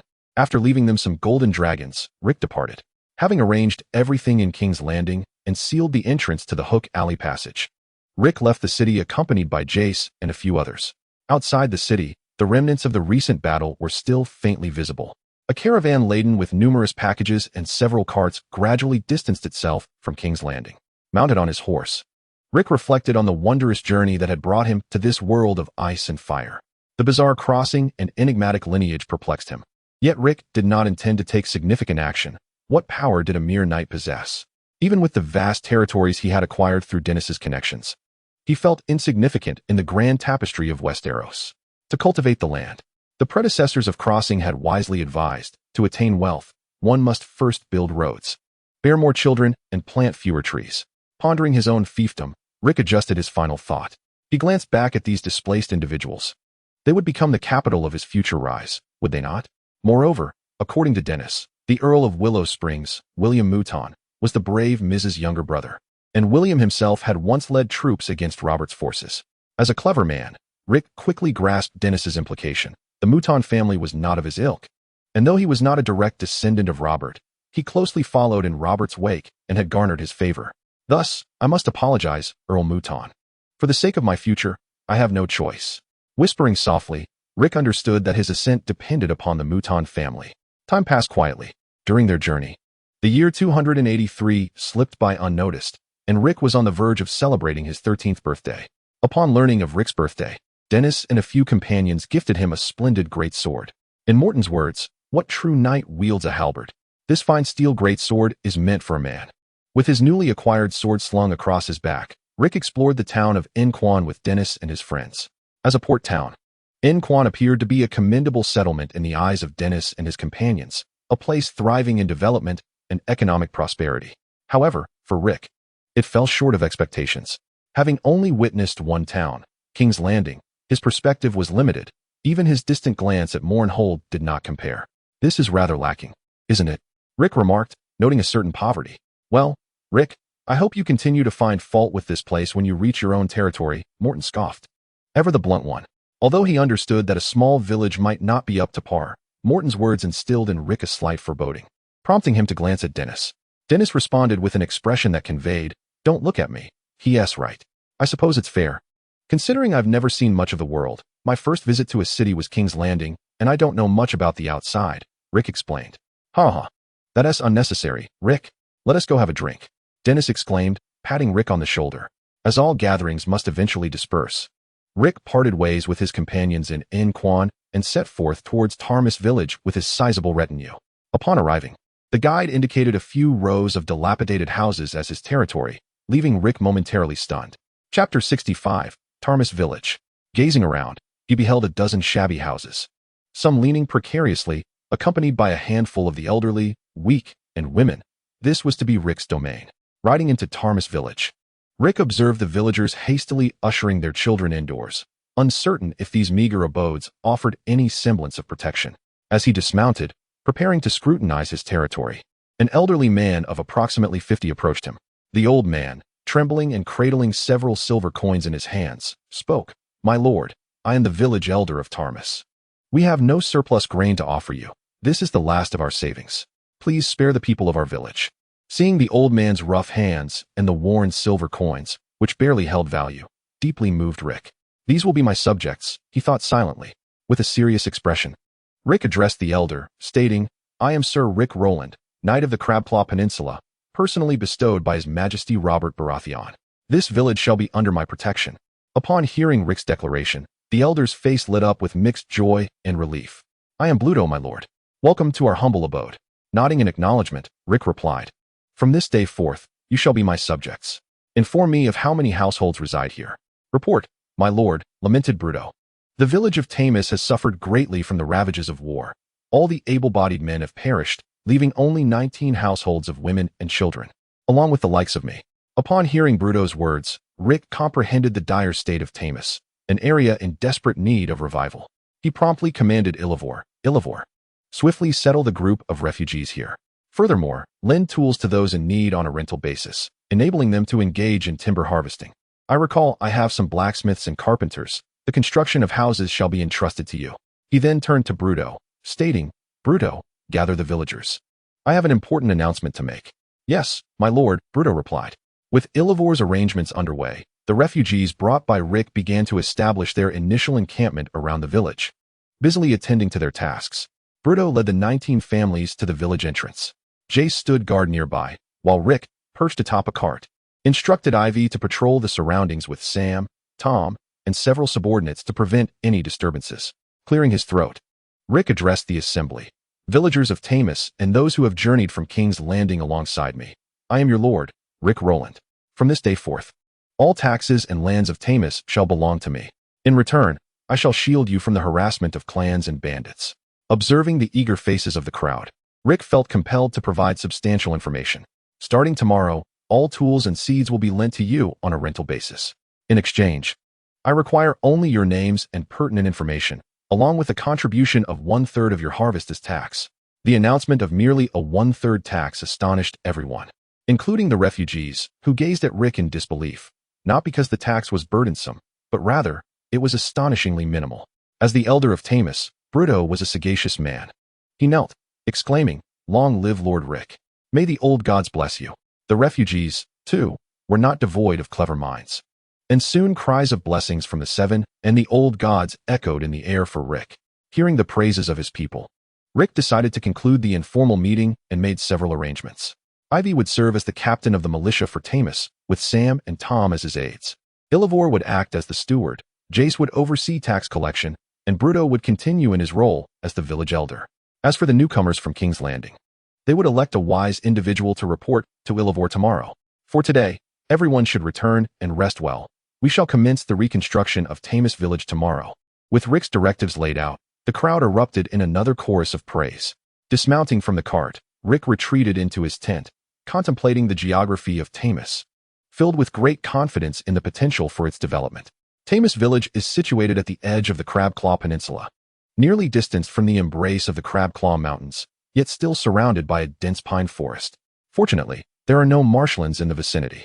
Approaching Crab Bay signifies that Rick can either foster a fishing industry or engage in the plundering of merchants.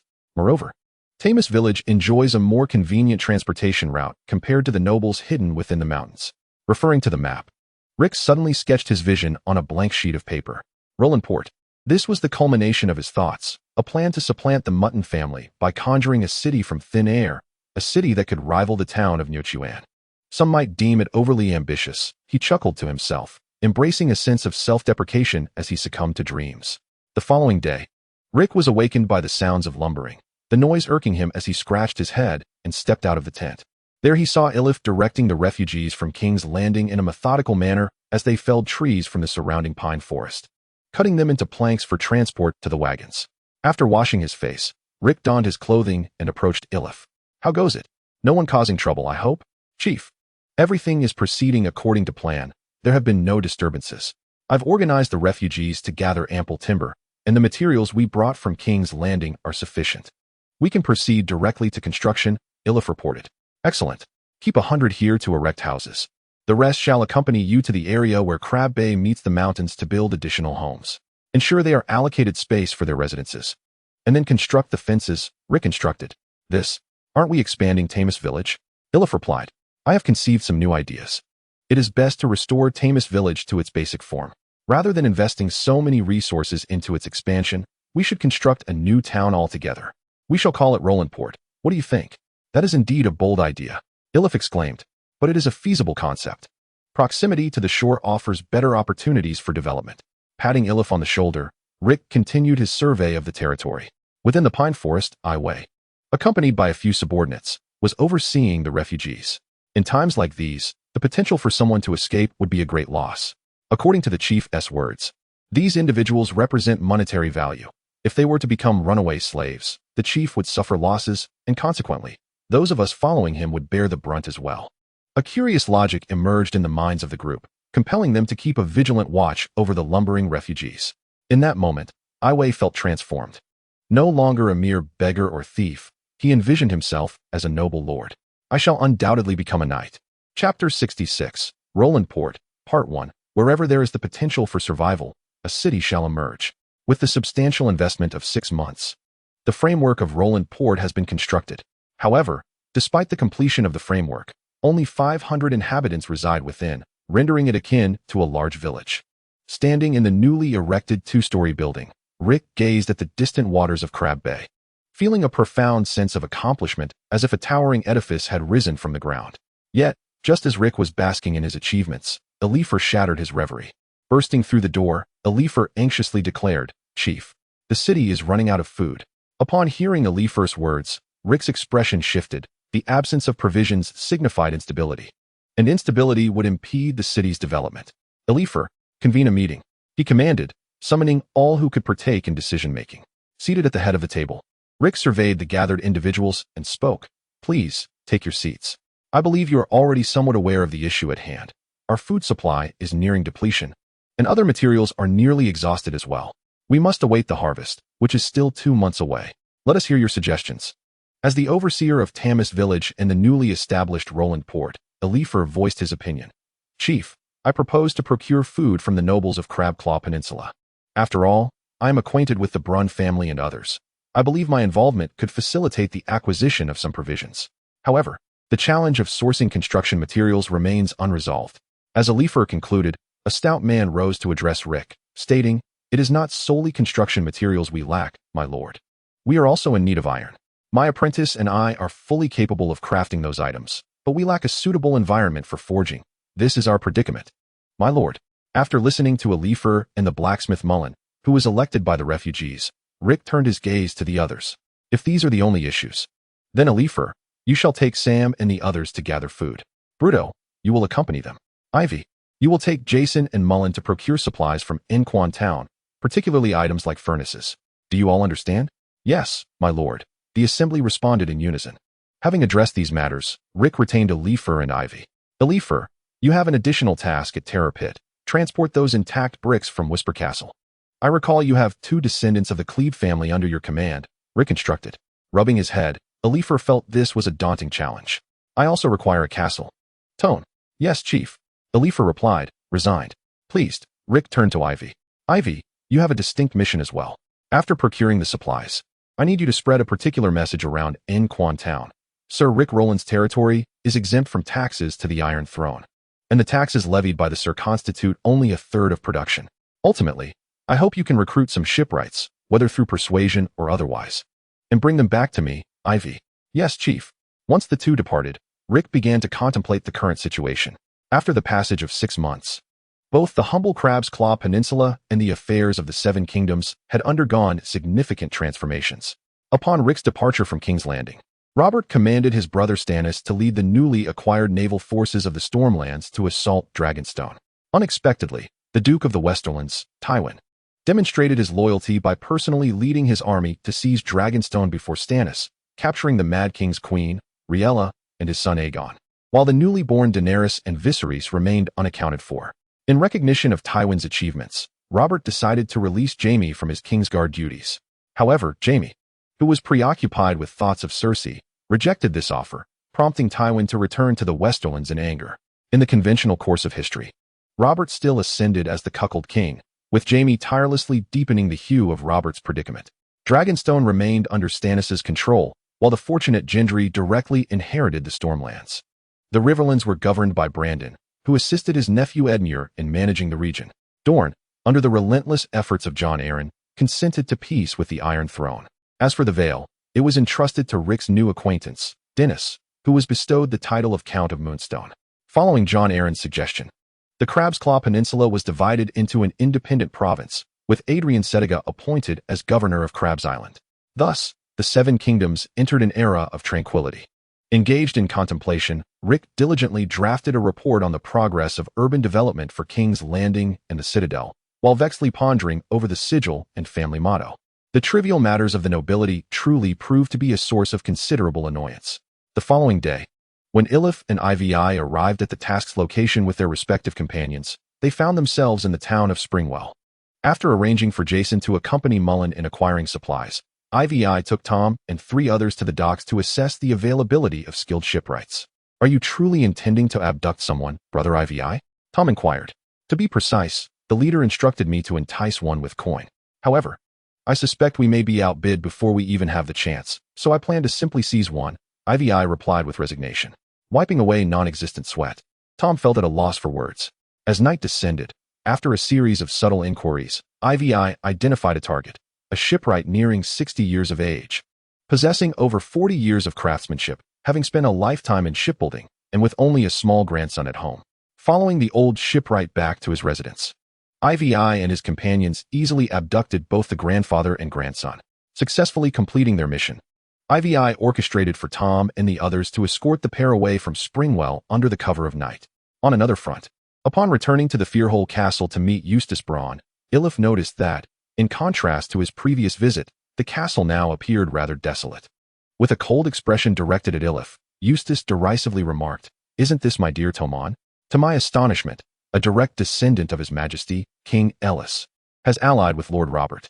Within the confines of his castle, Eustace expressed his derision without a hint of restraint. Dear Sir Eustace, you are mistaken on several counts. Firstly, I am not a subordinate of the Mad King Aerys.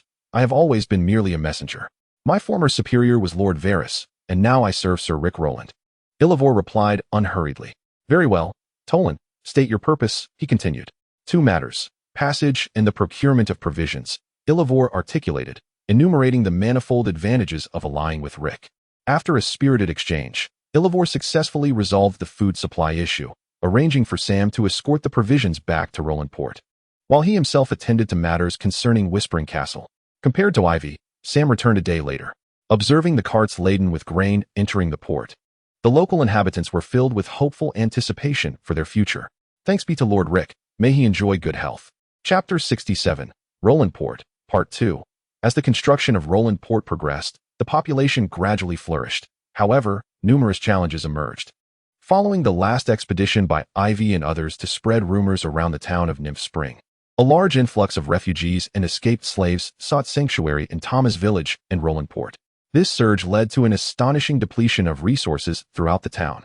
Ilivor, how many escaped slaves have arrived in the past 2 months? We should still have sufficient provisions, correct? Rick inquired, rubbing his temples. Chief, this year's harvest has been satisfactory. Discounting our requisitions, each household has surplus grain. Furthermore, the arrival of summer allows the villagers to sow once more. As for the number of individuals fleeing from the vicinity of Nymph Spring and the Crabclaw Peninsula, it stands at 876 and is still rising. The construction of Rolandport must accelerate, Ilivor reported. Listening to Ilivor's account, Rick gained a renewed perspective on the assets of his domain. While not wealthy, it certainly held great potential. How is the shipbuilding progressing? Rick queried further. I have dispatched Jace to oversee the shipwrights. According to his previous reports, they have currently constructed 2 rowboats and 3 small longships, Ilivor responded. Oh, are they ready for use? Rick exclaimed in surprise. Regrettably not, Chief. We lack professional sailors. Ilivor shook his head. Very well, let that old shipwright pass down his skills. We require more shipwrights, not just one.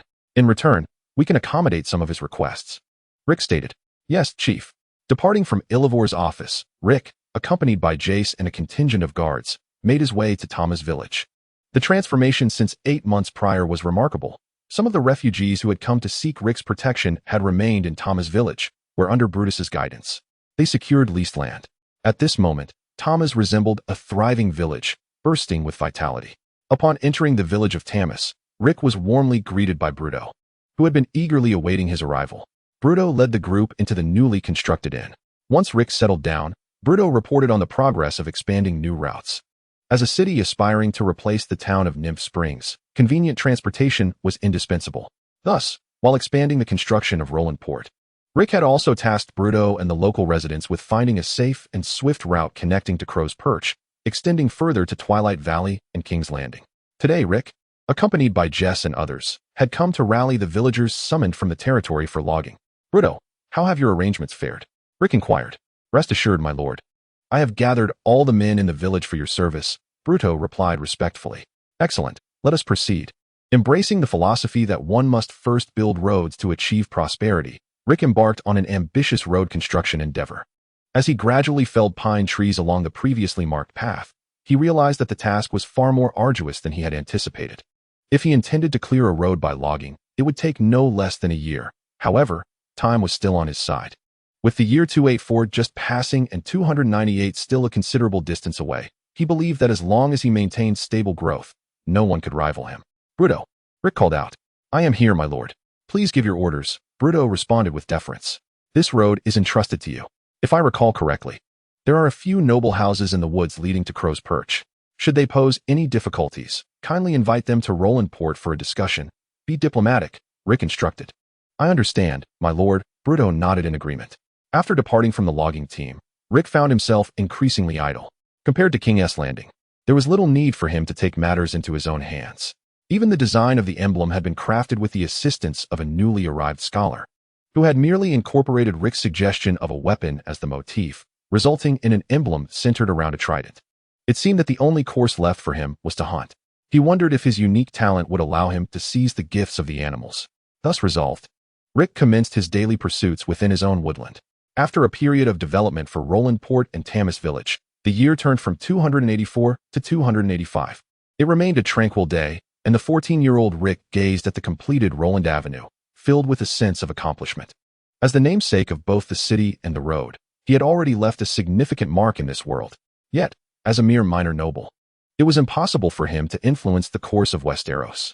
Although individuals like Yui and Ilivor were oblivious to the looming crisis, Rick understood that in just over a decade, Daenerys would unleash her 3 dragons upon the realm of ice and fire, while the indulgent King Robert would foolishly meet his demise at the hands of a wild boar. Bruto, you have done well. From this day forth, you shall be the village chief of Tamas. Rick gazed down the road and remarked to the noticeably plumper Bluto beside him. Kneeling on the ground, Bluto expressed his gratitude to Rick. Motioning for Bluto to rise, Rick hurried back to his city, Roland Harbor, to attend to the final matters concerning Roland Avenue. On his way, he led Jess to a nearby shoreline not far from Roland Harbor. The area was surrounded by massive boulders, with a cliff looming on one side, and nestled between them was a medium-sized rowing boat alongside 5 smaller longboats, forming a rudimentary harbor. Rick instructed Jess to notify the individuals inside while he surveyed the surroundings, which offered ample concealment. Moments later, Tom rushed up to Rick, following Jess. The chief welcomes your arrival. The shark is always ready for battle, Tom informed Rick. Oh, is the shark operational already? Show me, Tom, Rick replied.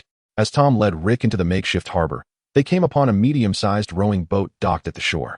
Unlike other standard vessels, it was clearly designed with an additional iron plate at the bow to enhance its ramming capability.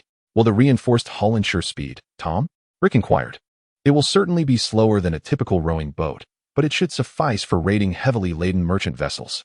Moreover, we have these 5 small longboats, which can easily intercept any ship, Tom explained. Excellent. What about the crew? Have we assembled navigators and all necessary personnel? Rick asked. I have recruited a band of outlaws along with a navigation apprentice from Mr. Elifer in the towns of Nymph Spring, Dusk Valley, and King's Landing, as well as some honest folk from Roland Harbor, Tom reported to Rick. An apprentice, you say?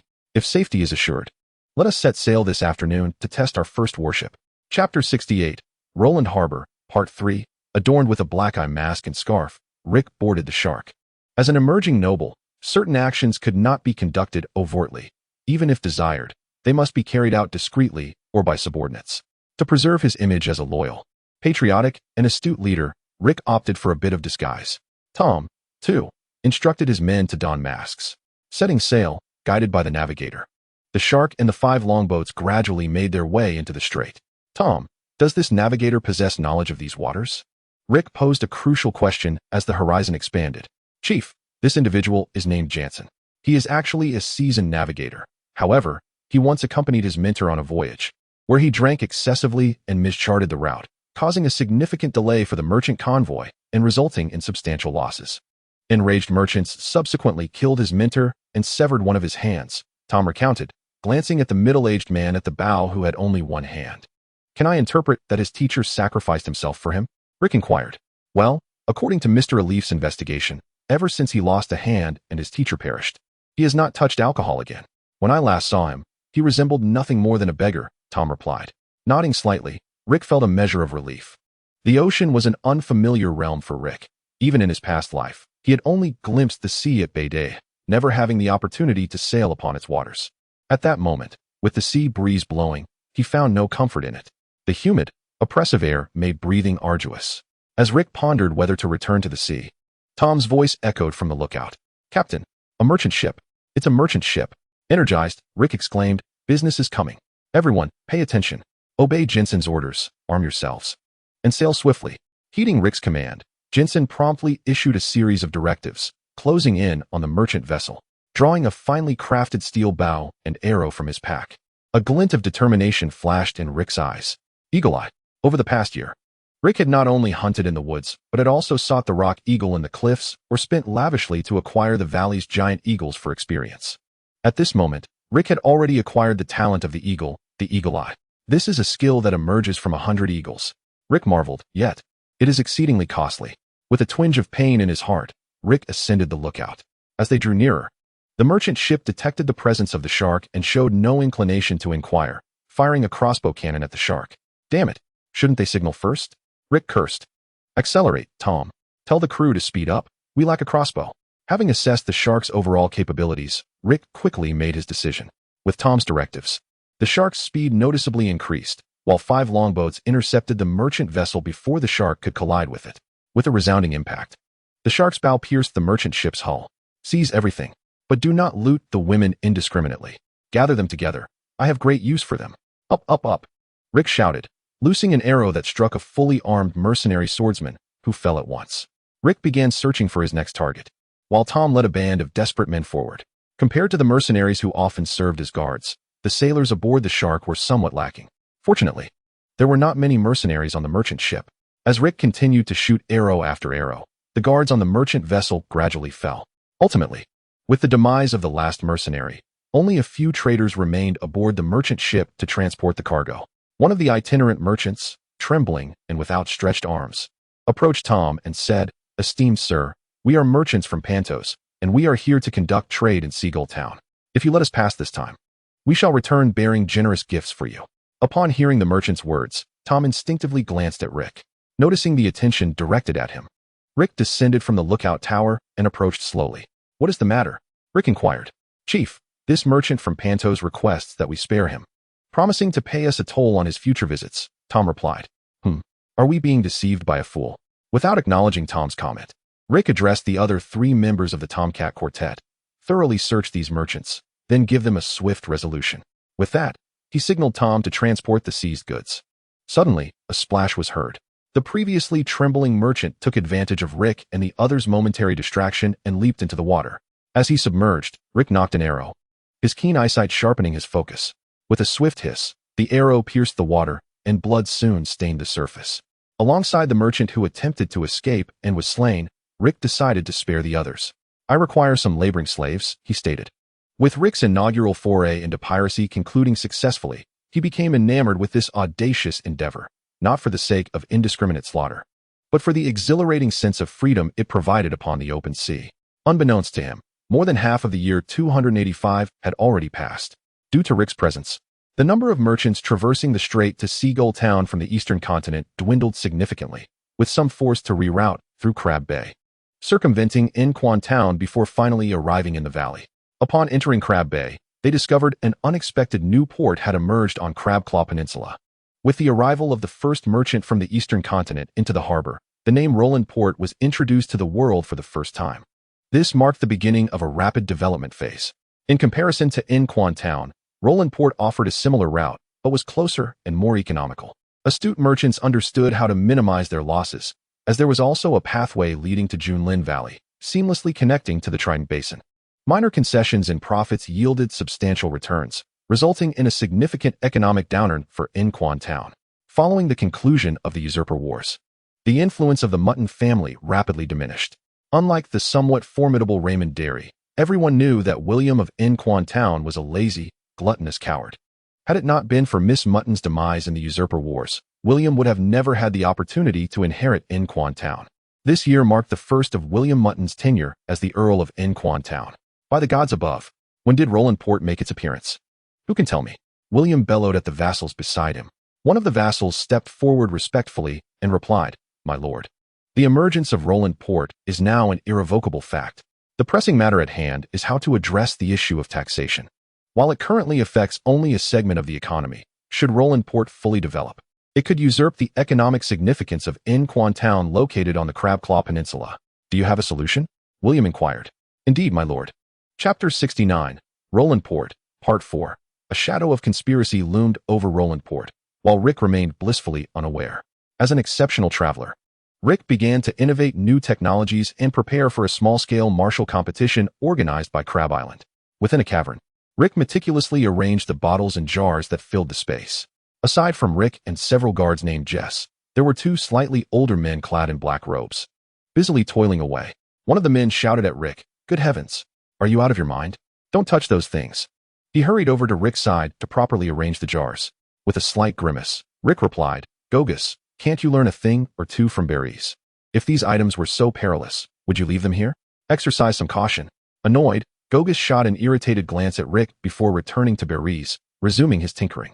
Unperturbed, Rick continued, "You both know that Aerys has been deceased for 2 years, and the days of fire mages grow increasingly dim. My demands are not lofty. I seek the secret formula, the method of wildfire. If you two divulge the technique to me, I can assure you that fire mages will retain their status akin to the era of Aerys within my domain." Having grown accustomed to their obstinacy, Rick expressed another sentiment. "Perhaps you still believe that fire mages remain crucial, and you possess what I require. However, due to the affair with Rosat, Robert has thoroughly curtailed the Alchemist Guild's progress. I have no doubt that when the guild reaches its nadir, someone will eventually reveal the formula to me. I can afford to wait." With that, Rick made his way toward the exit. "Rick, we can discuss this." Berries, who had remained silent, suddenly spoke up. Ignoring Berries' remark, Rick continued his path toward the exit. Rick! Paying no heed to Berries' calls, Rick departed the cavern with Jess and the others. Just as Rick had stated, he could indeed afford to wait. Winding his way through the labyrinthine passages, he instructed the guards at the entrance to keep a vigilant watch. Rick returned to Plunderport, which had now acquired its own name. Departing alongside a convoy of supply wagons, Rick began to contemplate another significant matter, marriage. In this world, one could easily establish a family by the age of 14, and considering the typical constitution of Western women, there were no issues whatsoever. It is quite common for a father and son to have an age difference of merely over a decade. At this moment, Rick intends to bolster his own capital, willing to exchange his physical form for some advantages. A hint of shyness flickers within him. "It is settled. I shall journey to Crab Island," Rick declared with unwavering determination. Having finalized his itinerary, he gathered his trusted companions, Ivy and the brothers Jess, while the familiar Elier, who was acquainted with Adrian Setiga, was tasked with maintaining the daily affairs of Rolandport. After preparing his gear, Rick and his companions made their way to Crab Island, following the port of Crow's Perch. Although Crab Island appeared diminutive on the map, it was indeed not vast. Nonetheless, it satisfied the development aspirations of the Setiga family. The immense maritime trade rendered the Setiga family the wealthiest in the vicinity, and their lineage traced back to the ancient noble blood of Valyria's freehold. Following the death of Rhaegar, Adrian Setiga decisively allied himself with Robert, aiding in the transport of injured soldiers from the coast. Consequently, upon Robert's ascension to the Iron Throne, Adrian Setiga became the governor of the Crabclaw Peninsula, and Crab Island was no longer under the domain of Dragonstone. Guided by a servant, Rick entered the port town, where he observed the bustling streets filled with knights clad in armor, alongside some ragged mercenaries hoping to win Adrian Setiga's favor through their valor. Aware that these individuals shared the same ambitions, Rick merely smirked in disdain. After years of training and growth, he had adeptly harnessed his lackluster abilities to acquire two permanent passive skills, mastery of polearms and eagle eye. Achieving a mastery level of 100 in polearms, he found himself almost effortlessly skilled with any long weapon. With the addition of eagle eye, Rick felt no possibility of defeat, bolstered by a sense of inflated confidence. He was fully prepared to pay a visit to Governor Adrian Setiga at Crab Fortress. News of Rick's departure from Rolandport soon reached the ears of William Mutton. Praising the seven gods, he eagerly spread rumors. How are the connections with the clan in the woods progressing? He inquired of his retainers, brimming with excitement. My lord, everything has been arranged. You will soon hear of Rolandport being completely plundered. It does not possess the grand walls of Maiden Spring, one of his vassals informed him. Ha ha ha, splendid. Damn Rick, if it weren't for the fear of retribution from the Iron Throne, a mere rural lord would be an easy conquest for the Mutton family. William exclaimed, his anger simmering.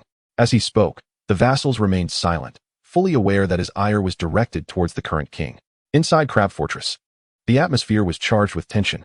Having entered the reception hall, Rick gestured for Jess to have his subordinates place the luxury items they had plundered during this period down. He turned to the steward and inquired, is it convenient for His Excellency, Count Adrian Setigab, to meet with me now? Of course, my lord. Lord Adrian is on his way. Please wait a moment, the steward replied politely. Before long, as Rick found himself growing increasingly impatient, Adrian Setigab emerged. Taking his seat at the head of the table, Adrian regarded the evidently youthful Rick with uncertainty and remarked, are you the nobleman who wished to meet me? Rising respectfully, Rick introduced himself, Sir Roland of Port Thames. I am Rick Roland, honored to meet your excellency. Oh, the young noble who has established a new town for himself? Indeed. You are remarkably young, Adrian mused, before asking, what brings you here, Sir Rick? Certainly, my lord. I primarily came to participate in the tournament you are hosting on Crab Island, and I also took the opportunity to pay you a visit. This is a token of my esteem, my lord, Rick said, gesturing towards Ivy behind him. Ivy promptly opened the boxes, revealing them to be filled with Panto's gold coins, exquisite crafts from the eastern continent, and luxurious silks. Observing these treasures, Adrian's eyes brightened.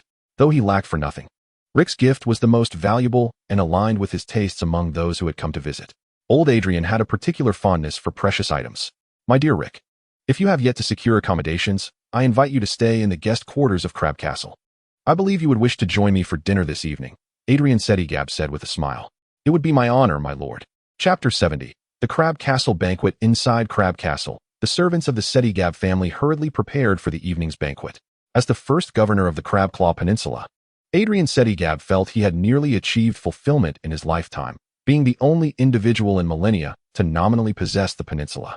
Each successive head of the Setigab family had regarded the return of the Crabclaw Peninsula to their domain as their duty, and as the current patriarch, he felt a deep sense of accomplishment. The ongoing tournament was designed to seek supporters within the peninsula. The Setigab family had prepared 3 daughters for potential alliances, while the eldest son, Bram Setigab, was set to marry the daughter of the most esteemed noble in the Crabclaw Peninsula, Eustace. As the time for the banquet approached, nobles of great renown and wealth from the peninsula began to enter the hall. Rick had Ivy accompany him into the reception area, while the Jess brothers remained in the guest quarters. Observing the hall, Rick saw familiar nobles engaging in lively conversation, while only a single young man was present to receive them. That is Bram, the heir of Adrian Setigab. Ivy introduced him to Rick. Observing the visage of this quintessential Valyrian, Rick mused upon the overwhelming prevalence of patriarchal lineage in this world, save for the Starks. The resemblance to the Adrian he had previously encountered was striking, albeit with a 2-decade age difference. It was indeed easy to discern. Let us proceed. For I believe a knight such as myself is still entitled to partake in the past. With a self-deprecating chuckle, Rick approached Bram alongside Ivy. With the intent of forging new friendships, Rick stood before Bram. As a well-bred heir, Bram, upon noticing the approaching Rick, greeted him with commendable politeness, exclaiming, "You must be the illustrious Sir Rick who has dared to breach King's Landing. Your youth and accomplishments are truly commendable," leaving me somewhat abashed. He even placed a hand to his forehead in a gesture of admiration. Rick, upon hearing Bram's words, realized that this heir was far more mature than he had anticipated. At the very least, he was self-aware, even if it was information relayed by Adrian. Such social finesse had certainly earned Rick's respect, for he had encountered many second-generation individuals before. "Bram, you may call me Rick. Titles such as Sir seem rather antiquated for someone my age of 14. We are still youthful, are we not?" Rick feigned innocence as he spoke.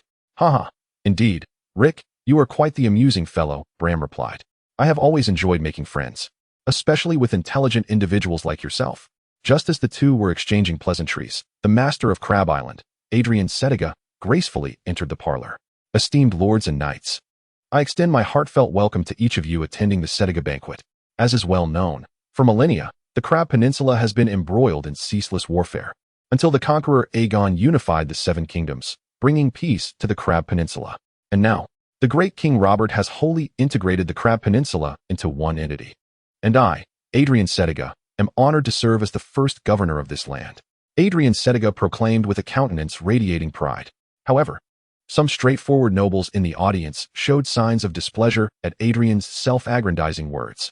After all, the tax officials of Setiga had been levying taxes from the nobility of the Crab Peninsula for thousands of years, and even after being annexed by House Targaryen, they continued their tireless collection. Yet, as members of the unyielding iron-headed faction, they had largely disregarded the Setiga family. Now, however, he could do so with legitimacy. Sensing the shift in the atmosphere, Rick felt it was time for him to make his entrance. "Sir Tamas, I, Rick Roland, extend my congratulations to Lord Adrian. May the seven gods bless you." With that, he bowed elegantly. With Rick, this audacious fellow, leading the charge, the nobility of the Crab Peninsula followed suit, bowing their heads in acknowledgement of Adrian Setiga's words. "Governor of the Crab Peninsula," Adrian Setiga remarked, casting an appreciative glance at Rick, his tone filled with joy. "Today, may all our esteemed guests from afar indulge in the evening's festivities. Tomorrow shall herald a series of exhilarating tournaments, enriched with the unique flair of the Crab Peninsula. Every inhabitant of the peninsula is acutely aware that we are born archers. Thus, archery shall serve as a significant event to showcase the prowess of the peninsula's people." As Adrian Setiga concluded his statement, Rick found himself convinced that this competition was perfectly aligned with his own capabilities. He refrained from making grandiose declarations, for the recent events had already garnered sufficient attention. Whispers circulated among the nobles, who reverted to their previous demeanor before Adrian's arrival, forming clusters anew. Taking a seat, Rick began to ponder how to win Adrian's favor. Frankly speaking, he felt that his journey to Crab Island had already achieved half of its success. As his gaze grew increasingly vacant, his thoughts began to wander. "Hey, Rick! Rick!" A voice called out, snapping him back to focus. And he saw his newly acquainted friend, Bram. "Oh, Bram, what brings you here?" Rick inquired, puzzled. "Indeed, I have something to discuss. I wish to introduce you to my sister," Bram said mysteriously. With a quizzical expression, Rick raised his hand and pointed behind him, saying, "Are you referring to the lady behind you?" Bram's complexion visibly paled as he turned around, revealing a face marked by indifference. "Brother Bram, you truly went to great lengths to send me away," the woman remarked with a cold smile. The newcomer was strikingly beautiful, perhaps the most exquisite woman Rick had encountered since his arrival. She bore the quintessential features of a Valyrian, slightly taller and more voluptuous than the mother of dragons from the series, though her beauty was somewhat eclipsed by that of the latter. However, her brows exuded a commanding presence. Breaking the ice and alleviating Bram's awkwardness, Rick politely bowed to the lady. "Rick Roland, Mississippi Ramona Sitiga." She replied with a courteous nod. Observing their amicable exchange, Bram took Ramona's hand and addressed Rick. "Ramona is my cousin, the youngest child of my uncle. I must say, my uncle has 3 daughters, and the younger they are, the more beautiful they become." As Bram spoke, 2 women approached from behind him, bearing a striking resemblance to Ramona. Rick's expression grew increasingly peculiar. He sensed that Bram's luck was rather extraordinary. "Bram, are you implying that we are unattractive?" The older woman scoffed. "Indeed, Brother Bram. You have offended us, and Uncle Adrian shall not let this pass." the younger woman chimed in, feeling a twinge of sympathy towards Bram. Rick found himself envious of their familial bond, having never experienced such warmth in his previous life. Chapter 71. The tournament. Quietly withdrawing from the dispute among the Saitiga sisters and Bram, Rick approached Adrian Saitiga. Raising his goblet, he elevated his voice slightly to address him. "Governor, my lord." Upon hearing a voice, Adrian turned around to see the astute and considerate young noble. With a reserved smile, he remarked, "My dear Rick, I believe you shall achieve remarkable results tomorrow. I have faith in you." Faced with a 14-year-old boy, still in the realm of childhood, albeit with the fervor of youth, Adrian thought that a compliment would cost him nothing. Aware of Adrian's flattery, Rick confidently replied, "Thank you for your kind words, my lord." Confidence? Or perhaps a touch of naivety? Adrian pondered, yet he maintained his politeness, chuckling. "Ah, you are indeed my most admired junior. Do your best." With a feigned familiarity, he patted Rick on the back and walked towards his peers. Feeling that further lingering held no purpose, Rick waved at Ivy and returned to his guest room. Inside the guest chamber, Rick was organizing his belongings, donning a brand new light armor. He understood that, compared to the higher defensive capabilities of plate armor, his youth was a hindrance. It would be better to wear light armor to leverage his speed. Gazing at his modest attire, Rick felt a pang of inadequacy. Alas, my foundation is too shallow. Had I traversed into the realm of Rhaegar, I might have already ascended to kingship, preparing for a campaign to the east, he lamented. His head hanging low. Lost in such thoughts, Rick eventually drifted into slumber. The following day, Rick, fully equipped and meticulously donned, did not let the absence of the tournament's commencement deter him from wearing his armor. As he entered the arena, he noticed the absence of common folk, replaced instead by merchants and portly noblemen. Ignoring this unsightly assembly, Rick's gaze fell upon the dais, where the three young ladies of the Saitiga family observed the knights entering. According to the rumors surrounding the Saitiga family, participants who excelled in this tournament might have the opportunity to form a union with them. Donning his helmet, Rick obscured his visage. Upon reaching the center of the arena, he proclaimed, "Life is but a battle. I have triumphed many times before, and I shall continue to prevail. This battle is destined for victory." After uttering this audacious declaration, Rick took his place among the competitors. Seated beside the audacious lad who had just spoken, Shalini Brunn felt a wave of repulsion. She perceived an air of foolishness emanating from him. "Indeed, he is quite foolish," she mused, shifting slightly away, as though to avoid being tainted by his perceived folly, feeling considerably relieved. Noticing the discomfort of his neighbor, Rick could only resignedly offer himself solace. "You do not understand me, and I do not blame you." As the tournament commenced, with Adrian's speech concluding, pairs of jousting knights ascended to the arena.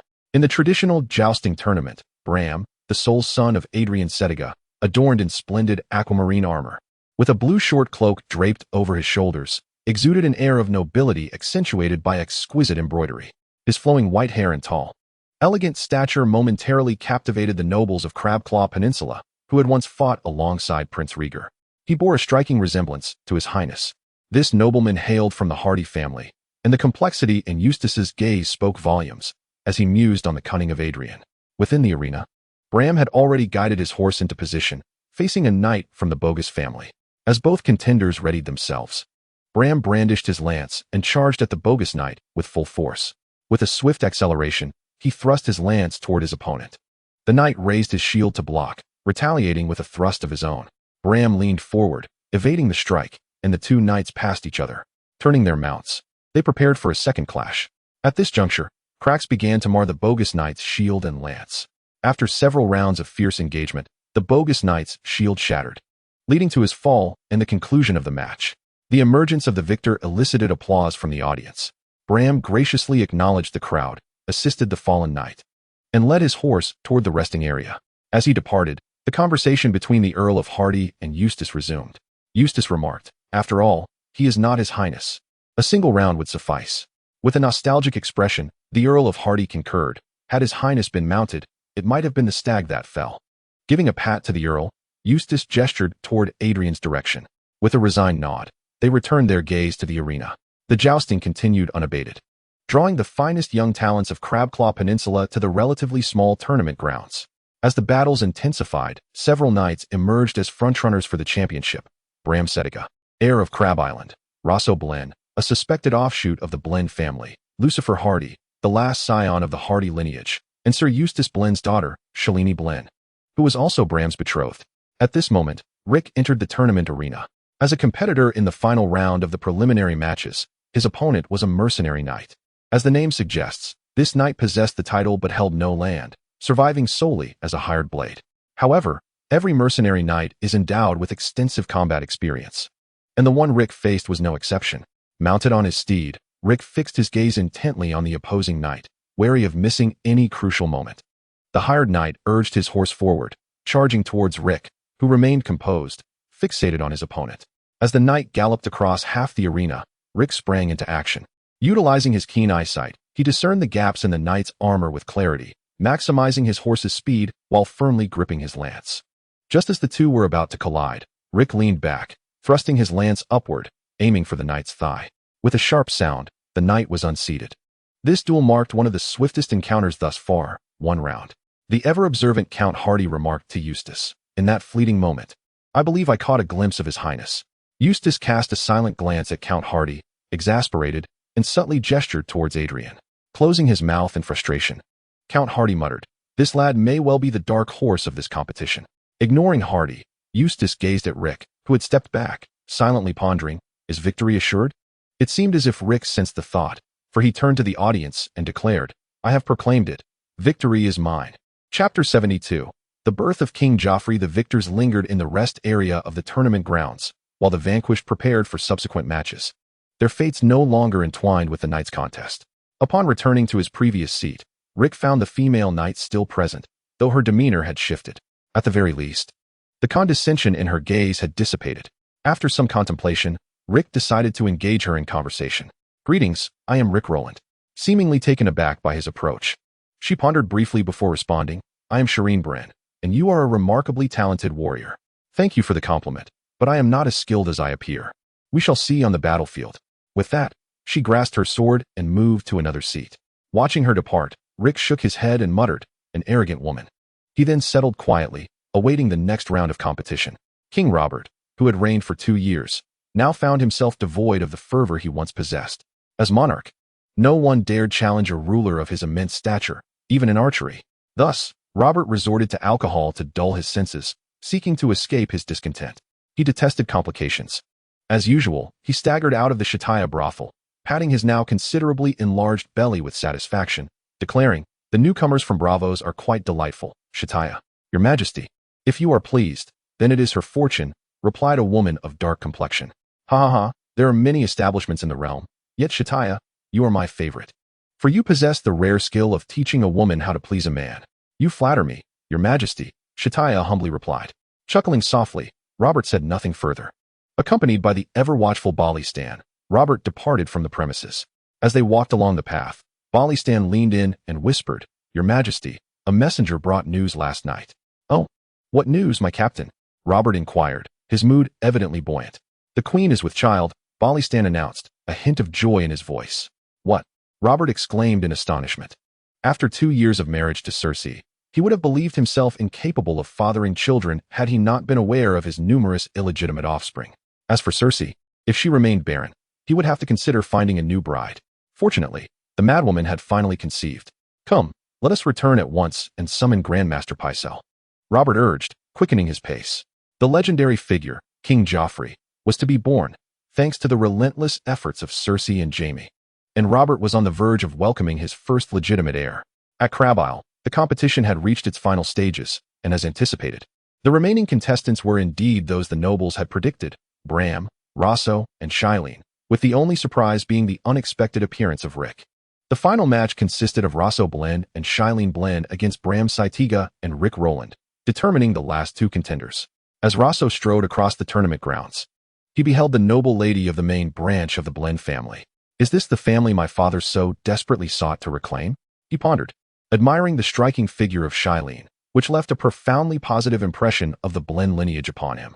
Lost in thought, Rosso was jolted back to reality when Shailene called out, "Do you share the Blend name as well?" Responding politely, Rosso replied, "Indeed, Miss Shailene, I am Rosso Blend." "Regardless of the outcome, come back with me to Hollow Castle," Rosso, Shailene declared.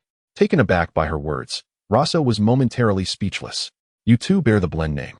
Do you not, Rosso? You should return home. No Blend child should be lost to the world," Shailene continued. Overwhelmed with emotion, Rosso dismounted his steed and swiftly approached Shailene, kneeling before her. I, Rosso Blen, am deeply grateful for the opportunity to return to the Blen family, and I humbly offer my service as your retainer, he proclaimed loudly.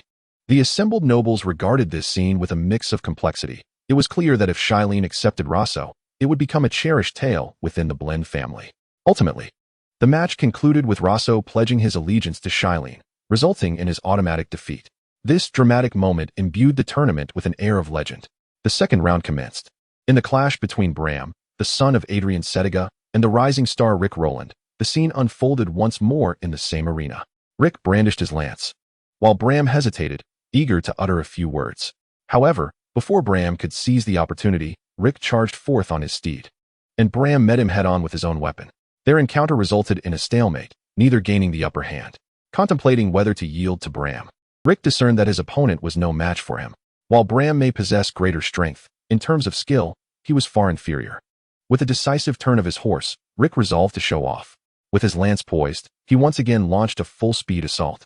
Observing this reckless maneuver, the onlooking knights shook their heads, concerned for both horse and rider under such strain. As Rick surged forward once more, Bram's expression shifted. Although he did not fear Rick's onslaught, he recognized the potential for significant injury, for he aspired to claim the championship. Gritting his teeth, Bram urged his horse forward, raised his shield, and chose to defend against Rick's vigorous advance. Just as Rick was about to strike, he deftly maneuvered to the side of his horse and thrust his lance, piercing Bram's abdomen. With that blow, Bram was unseated, and Rick's lance splintered in the process. Regaining his mount, Rick's horsemanship astounded all the noble spectators. The victor, Sir Rick Roland, was proclaimed by the judge. Dismounting, he assisted Bram to his feet and inquired with genuine concern. How do you fare, Bram? Do you require assistance in summoning a healer? Struggling to rise, Bram grimaced as he replied, I believe I have broken 2 ribs. Feeling a tinge of embarrassment, Rick hastily called out to the healer, quickly, Bram needs medical attention. As Bram was led away, his voice echoed, Rick, take my lance. Picking up Bram's weapon, Rick shouted to the resting Sir Helene, I do not require a break. Come forth, Helene, let me witness your prowess. With a hint of discomfort, Helene recalled her previous words to Rick. I accept, she declared stubbornly. As Helene entered the fray, Rick mounted his horse once more, flexing his armed hand, and readied his lance again. Meanwhile, Helene prepared herself, her gaze fixed intently upon Rick. Ladies first, Rick proclaimed. With a derisive snort, Helene urged her horse toward him. As a woman, Helene was formidable, yet she faced substantial disadvantages compared to her male counterparts. Even though Rick had not yet reached his peak, enduring Helene's strike, Rick countered, thrusting his lance toward her. Technically, Helene was slightly superior to Bram, but the disparity between genders was glaringly evident. Her lack of strength rendered her fate akin to Bram's. With a swift turn and a leap, she aimed for a decisive blow. The entire arena observed the swift contest, and it was only when the referee declared the results that the spectators finally grasped the situation. The champion had emerged. The victor, Sir Rick Roland. Chapter 73, The Alliance. With Rick's triumph in the lance competition, the event concluded with an unexpected dark horse. As for the team competition scheduled for the following afternoon, Rick chose not to participate, for he possessed the self-awareness to recognize his lack of prospects in such a direct confrontation. After all, he had but one capable ally, Ivy, seated in the audience. Rick received the olive branches extended by those around him with polite gratitude, acknowledging the nobility's goodwill. Just as he was engrossed in watching the knights below skillfully wield their weapons in a fierce exchange, a playful voice broke through the din. Ah, Rick, my dear fellow. Are you accompanying me? I see you have not entered the team competition. The speaker was Bram, though this time he had shed his ostentatious attire from the first day, opting instead for a simple tunic. Bram, haha. It appears you have little to occupy your time, still full of life, Rick jested. By the 7 gods, my friend. The scholar warned me that if your strength were any greater, your ribs might puncture my innards. Bram retorted with an exaggerated roll of his eyes. My apologies, Bram. I had no idea it was so severe, Rick replied with a tone of regret. Ha ha ha. If you truly feel remorse, then perhaps you should marry my sister. Bram laughed, patting Rick on the shoulder. Oh, are you referring to the lady behind you? Rick feigned surprise, pointing towards Bram's back. Ramona, let me explain. Bram quickly turned, only to find no one but the nobles engrossed in the contest. Rick. Bram settled back down, a hint of irritation in his voice. Ha ha ha, Bram.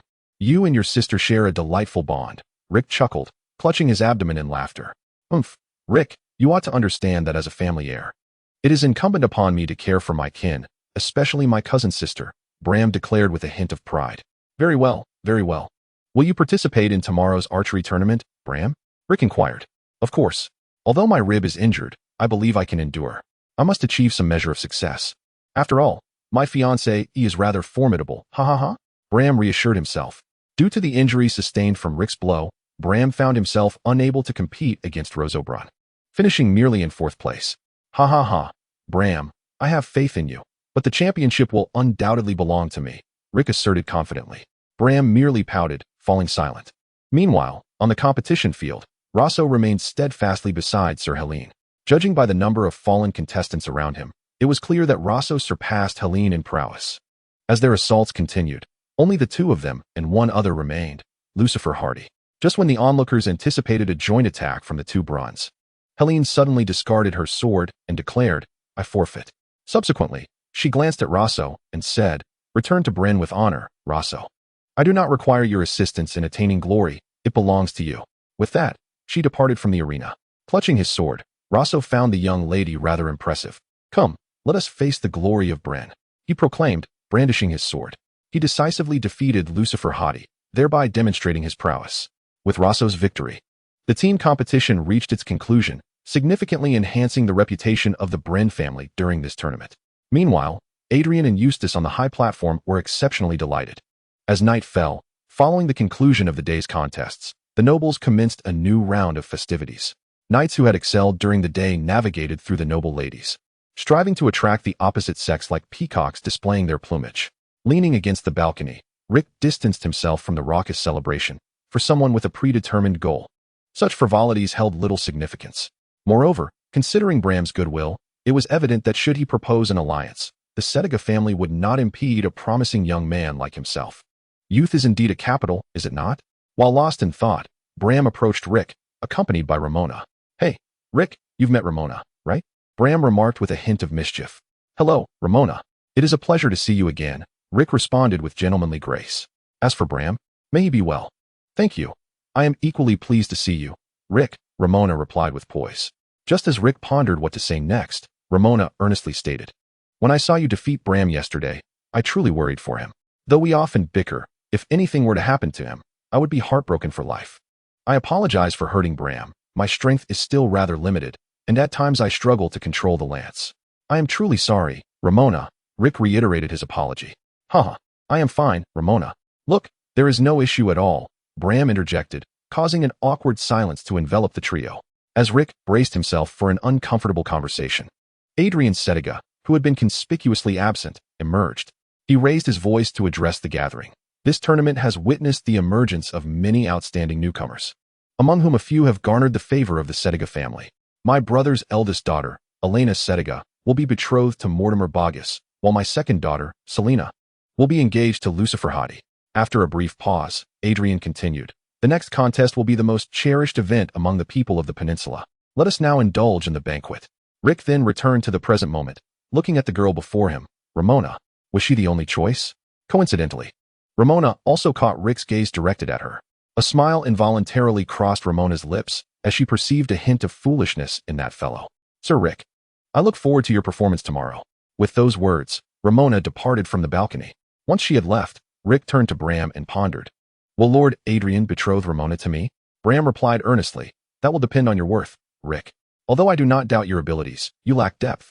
You are a burgeoning noble, and unless you can earn my father's utmost admiration, tomorrow's contest may be your final opportunity. If you secure first place, I shall assist you. Thank you, Bram. Should you find yourself in need, seek me out at Roland Harbor. Though I am just beginning, the diminutive Crabclaw Peninsula shall not impede my ascent, Rick asserted, exuding formidable confidence at that moment. Ha!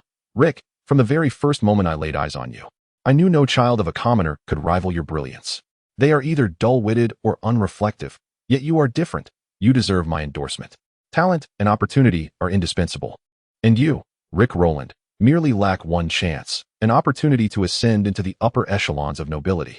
At this juncture, Bram revealed his sagacious nature, extending his hand. He embraced Rick, then whispered, Brother Rick, I shall introduce you to the true essence of nobility. Await the spectacle. Releasing his grip, Bram departed from the balcony. As Rick watched the departing figures, he murmured, the true essence of nobility, indeed. Chapter 74. Arrows and Beauties as the final event of the tournament. Archery was a quintessential skill for every inhabitant of Crabclaw Peninsula, greatly aiding both survival and combat. Today, the aim was to determine the strongest archer among the peninsula's youth. Each participant, clad in full gear, approached their designated positions.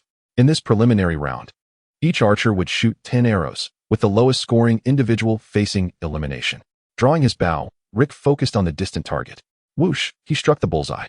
Meanwhile, the other competitors were just beginning to raise their bows. After swiftly releasing the remaining 9 arrows, Rick returned to the waiting area. From afar, the judge approached Rick's target, examined the arrows embedded within, and declared, "Sir Rick Roland, a perfect score."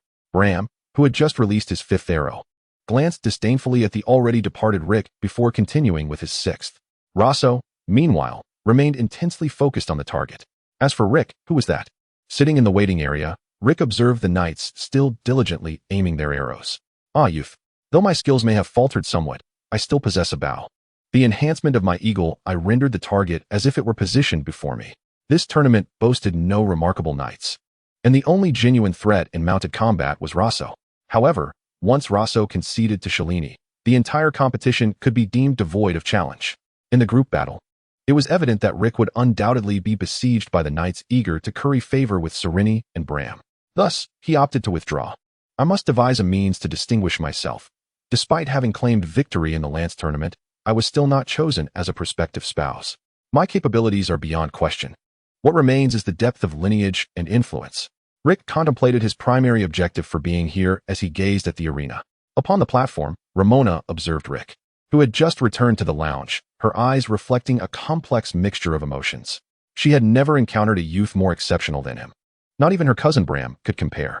Through conversations with her uncle and various nobles, Ramona learned that this was a young man devoid of any familial ties or support. "He is remarkably resilient, is he not?" Reflecting on her few encounters with Rick, it was difficult to discern that he hailed from a commoner's background.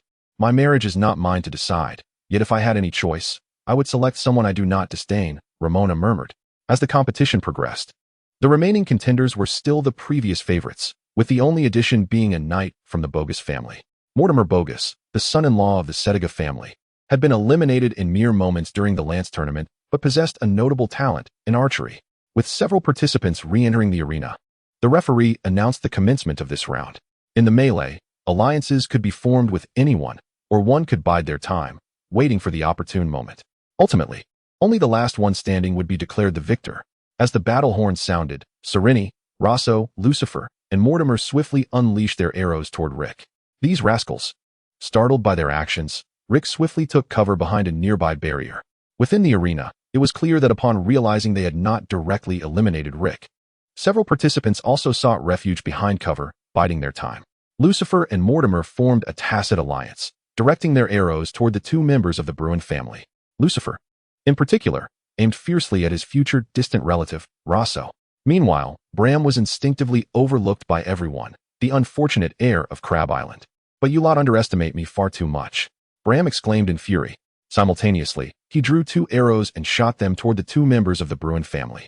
Even in his rage, Bram recognized the greater threat.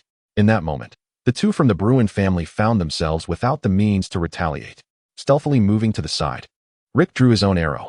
With a swift whoosh, Bram fell to the ground. "I apologize, Bram," Rick shrugged, indicating his remorse before pivoting to shoot at Sereni. "Damn you, Rick." Bram, marked with distinct white spots, retorted angrily before rising and exiting the arena. Witnessing Bram's elimination, the remaining 4 effortlessly directed their arrows toward Rick. Avoiding the arrows shot by Rick, Shalini addressed Lucifer and Mortimer, urging, "Let us first eliminate this intruder."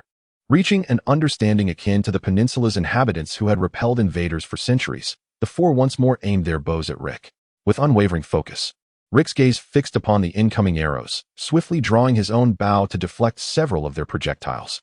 Rolling to the side, he seized another arrow and directed it at Shalini, subsequently launching 3 more to seal her position. Just as his arrow was about to strike Shalini, Rosso intervened once more. Reminiscent of a jousting match, dusting off the white flecks from his attire, Rosso offered Shalini an encouraging smile before retreating from the arena. Seizing the moment while the others were distracted by Rosso, Rick drew his bow again, this time targeting Lucifer. Caught unawares, Lucifer was struck by Rick's arrow. "Hey, that's a sneak attack. Such dishonorable conduct," Lucifer exclaimed. "On the battlefield, you are already dead," Rick retorted, rolling aside to evade Mortimer's arrow, silently drawing from his quiver. Mortimer, expressionless, aimed at Rick. In response, while dodging attacks, Rick mockingly remarked to the duo, "You coordinate well, but unlike you, I have always kept my eyes on the opponent." With that, he fired at the remaining Shalini and Mortimer. Compared to the archery prowess of Rick, Shalini and Mortimer felt like prey in the hunt, clumsy and bewildered. Ultimately, due to a lapse in Shalini's concentration, Rick's arrow found its mark. Eliminated. "Damn the intruder," Shalini exclaimed angrily as she discarded her bow. Ignoring her ire, Rick drew the last 3 arrows, quickly knocking them on his bowstring. The trio of arrows flew almost simultaneously towards Mortimer. With no arrows left to defend himself, Mortimer was rendered defenseless against Rick's onslaught. He evaded 1 arrow but could not avoid the other 2. With Mortimer's elimination, Rick stood alone on the battlefield. Before the referee could declare Rick's victory, he approached the platform adorned with a floral crown. Placing the crown upon the arrow he had just retrieved, he aimed towards Ramona and released it. The arrow whizzed through the air, embedding itself in the column above Ramona, while the crown gently descended onto her head. Observing the stunned Ramona, Rick lowered his bow, knelt on one knee, and proclaimed, "Miss Ramona Sediga, may I propose that I become your new groom?" In an instant, silence enveloped the arena. Chapter 75. The port of Roland is ablaze. With Rick's declaration, all eyes turned to Ramona. As a member of Sediga, confronted with Rick's semi-coercive proposal, Ramona glanced at Adrian. Nodding gently, Adrian signified his approval. With a sigh of relief, Ramona adjusted her crown, refraining from answering Rick's question directly. Instead, she offered him a polite bow before departing from the stands. Rick reciprocated the gesture and exited the arena as well. However, the crowd erupted into cheers, hailing the Pearl of Crab Island. As night fell, the final banquet of Crab Island was to be held in the daytime arena. As the rightful champion of the tournament, Rick took his place near Adrian. Raising his goblet, Adrian congratulated all the young knights who had participated. With a formal address, Adrian displayed the demeanor befitting a traditional noble. At that moment, Rick finally achieved the goal he had set for his journey to Crab Island. When Adrian and his brother Bramk announced that Ramona was to be betrothed to Rick, the nobles who had previously overlooked him began to engage in conversation. The mere verbal proclamation of Rick's impending alliance with Sediga transformed the nobles' attitude towards him. In the span of a few hours, he had transitioned from an ostracized outsider to a relative of the governor's household. Engaging in pleasantries with the peninsula's nobility, Rick felt as though he had truly stepped into the world of the aristocracy. Beyond the town of Water Spring, on the current Thomas Road, a procession of over 100 individuals was steadily advancing towards Thomas. Each member of the group was clad in leather armor or the pelts of animals, representing a clan of the forest, yet among the disheveled ranks stood a knight in shining armor. This knight addressed the clan leader, stating, "Son of the earth, Tob, according to our agreement, we should now directly raid Roland Harbor rather than prepare to plunder a mere village." With a dismissive glance at the elaborately dressed knight, Tob explained, "Even a newly established city will have walls. Whether wooden or stone, they are not something my few hundred can breach. It is far better to raid a village, draw them out, and defeat them in a place where we excel. Then, everything in Roland Harbor will belong to Tob." It seemed that Tob's reasoning had persuaded the knight, who chose not to argue further. Taking a shortcut through the woods, Tob and Knight Mutton arrived at the village of Thomas. Within the village, the watchful villagers, upon noticing the approaching clansmen, hurriedly sounded the alarm to signal the impending attack. As the horn echoed, the village militia armed with rudimentary weapons gathered at the entrance. Fortunately, due to the Lord's command, a fence encircled the village, providing a modicum of security despite its lack of robust defenses. Stepping forward from the militia, Bruto called out to the clansmen, "Which clan leader do I address? The village of Thomas is willing to offer 800 pounds of grain in exchange for peace. Please, noble leader, show mercy." Upon hearing Bruto's words, Tob unexpectedly found it astonishing that an ordinary village could yield as much as 800 pounds of grain, a testament to its affluence. Upholding the honor of his clan, Tob declared his identity. "Tob, son of Tub, declines your proposal." With that, he signaled his men to launch an assault, blocking the cart stationed at the village entrance, while Bruto retreated to a place of safety. From within his garments, he retrieved an item bestowed upon him by the noble Sir, which, according to the Sir's instructions, was an invention of the alchemists of King's Landing, capable of illuminating the skies. He placed it on the ground and ignited it with a flint. As the fuse burned down, A sudden flash of crimson light illuminated the heavens. Observing this eerie red glow, Tobb's expression darkened slightly. This signaling method was unfamiliar to him. Grasping his battle axe, Tobb charged into the throng. Witnessing Tobb enter the battlefield, Sir Mutton wore a peculiar smile. Not far away, at Rolandport, the crimson light above Thames drew the attention of the sentinels. They hurried to report this development to the acting Lord, Ilivor. As a close confidant of Rick, Ilivor was well aware of what the red light signified. After a moment's contemplation, he instructed Sam to guard Rolandport and enlisted the help of his disciple, Dick Clabe, while he himself prepared to lead troops to address the situation in Thames. Upon arriving at the military camp, he gathered the 300 newly recruited soldiers at Crabclaw Peninsula. With a sigh, Ilivor reflected on the fact that Rolandport's current revenues could scarcely sustain 300 soldiers, effectively a drain on Rick's private assets. Dismissing such futile thoughts, Ilivor dispatched 200 men, hastening with carts towards Thames village. At that moment, Rolandport was left with only 100 soldiers and a few half-grown boys from King's Landing, along with the dockworkers patrolling the port. Shortly after Ilivor's departure, a mysterious figure clad in a black robe vanished from a corner not far from the military camp. Moments later, when the enigmatic figure reappeared, it was at the harbor of Rolandport. Accompanied by a dozen similarly garbed individuals, the mysterious figure retrieved a piece of flint and a paper soaked in oil. After igniting it, he tossed the flaming paper into a nearby vessel, while some black-clad accomplices poured flammable substances to stoke the flames, and others ignited ship after ship, mirroring the actions of their leader. With their deliberate encouragement, the port soon erupted into a towering inferno. By the time the dockworkers noticed, it was already too late. Within the administration hall, 15-year-old Sam had matured considerably, yet remained as stoic as ever, while his elder counterpart, Dick, a year his senior, was noticeably more astute. Upon hearing the news of the port's predicament, Sam insisted on leading troops to the harbor.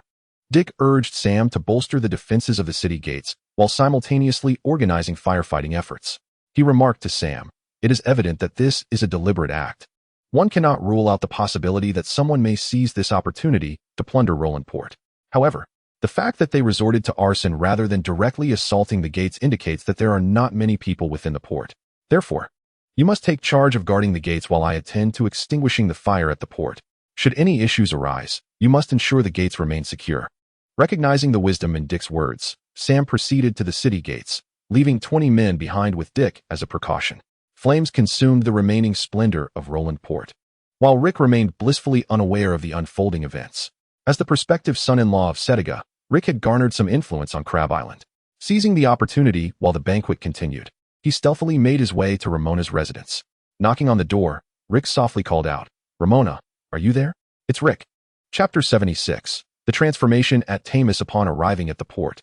Dick was greeted by the sight of merchants directing their sailors in a frantic effort to extinguish the flames engulfing their moored vessels. Observing this scene, the precocious Dick understood that these merchants would no longer return to Rolandport. After arranging for his men to assist with firefighting, he scanned the surroundings in search of clues, yet found none. It was evident that the arsonists had already departed. With a sigh, Dick joined the ranks of those combating the fire. On the road to Thames village, Elif pondered who might dare to attack Rick's domain at such a critical juncture.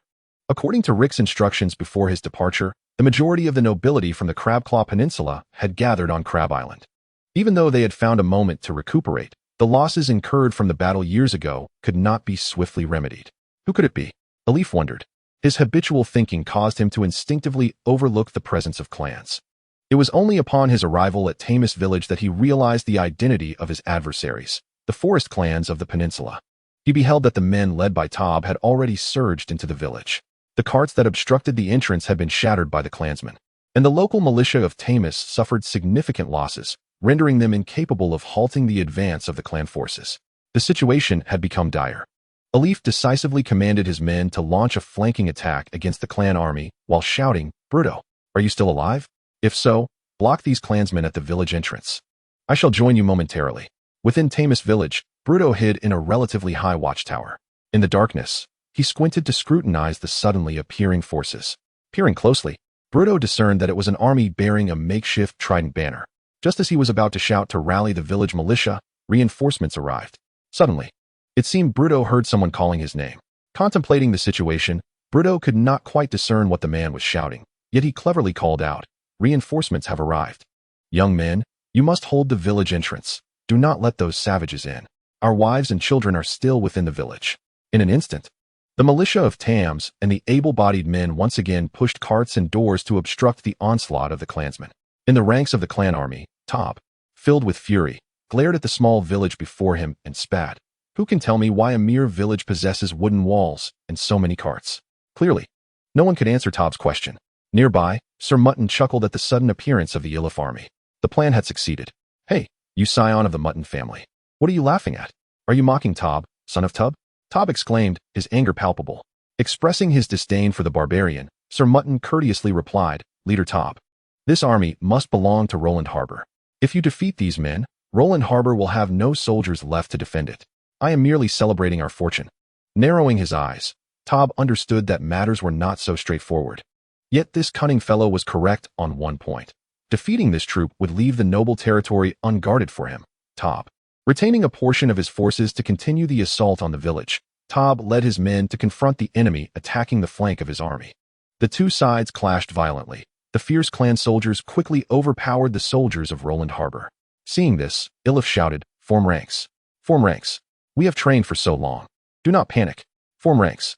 Responding to Ylif's command, the soldiers gradually came together to form makeshift squares. After suffering some losses, Ylif finally organized the most basic formation. Meanwhile, the clansmen missed their prime opportunity to decisively overcome Ylif. As Ylif's forces steadily advanced, Tob seethed at the impenetrable formation before him. Although the casualties among the Roland Harbor soldiers were significantly greater than those of the clansmen, the wooden houses and walls of Roland Harbor provided a vital advantage. While the strength of the clan was embodied in its youth, the death of one was a diminishment of the tribe. Observing his own men falling, Tob took a deep breath and shouted, All warriors, take the plundered provisions and return with me.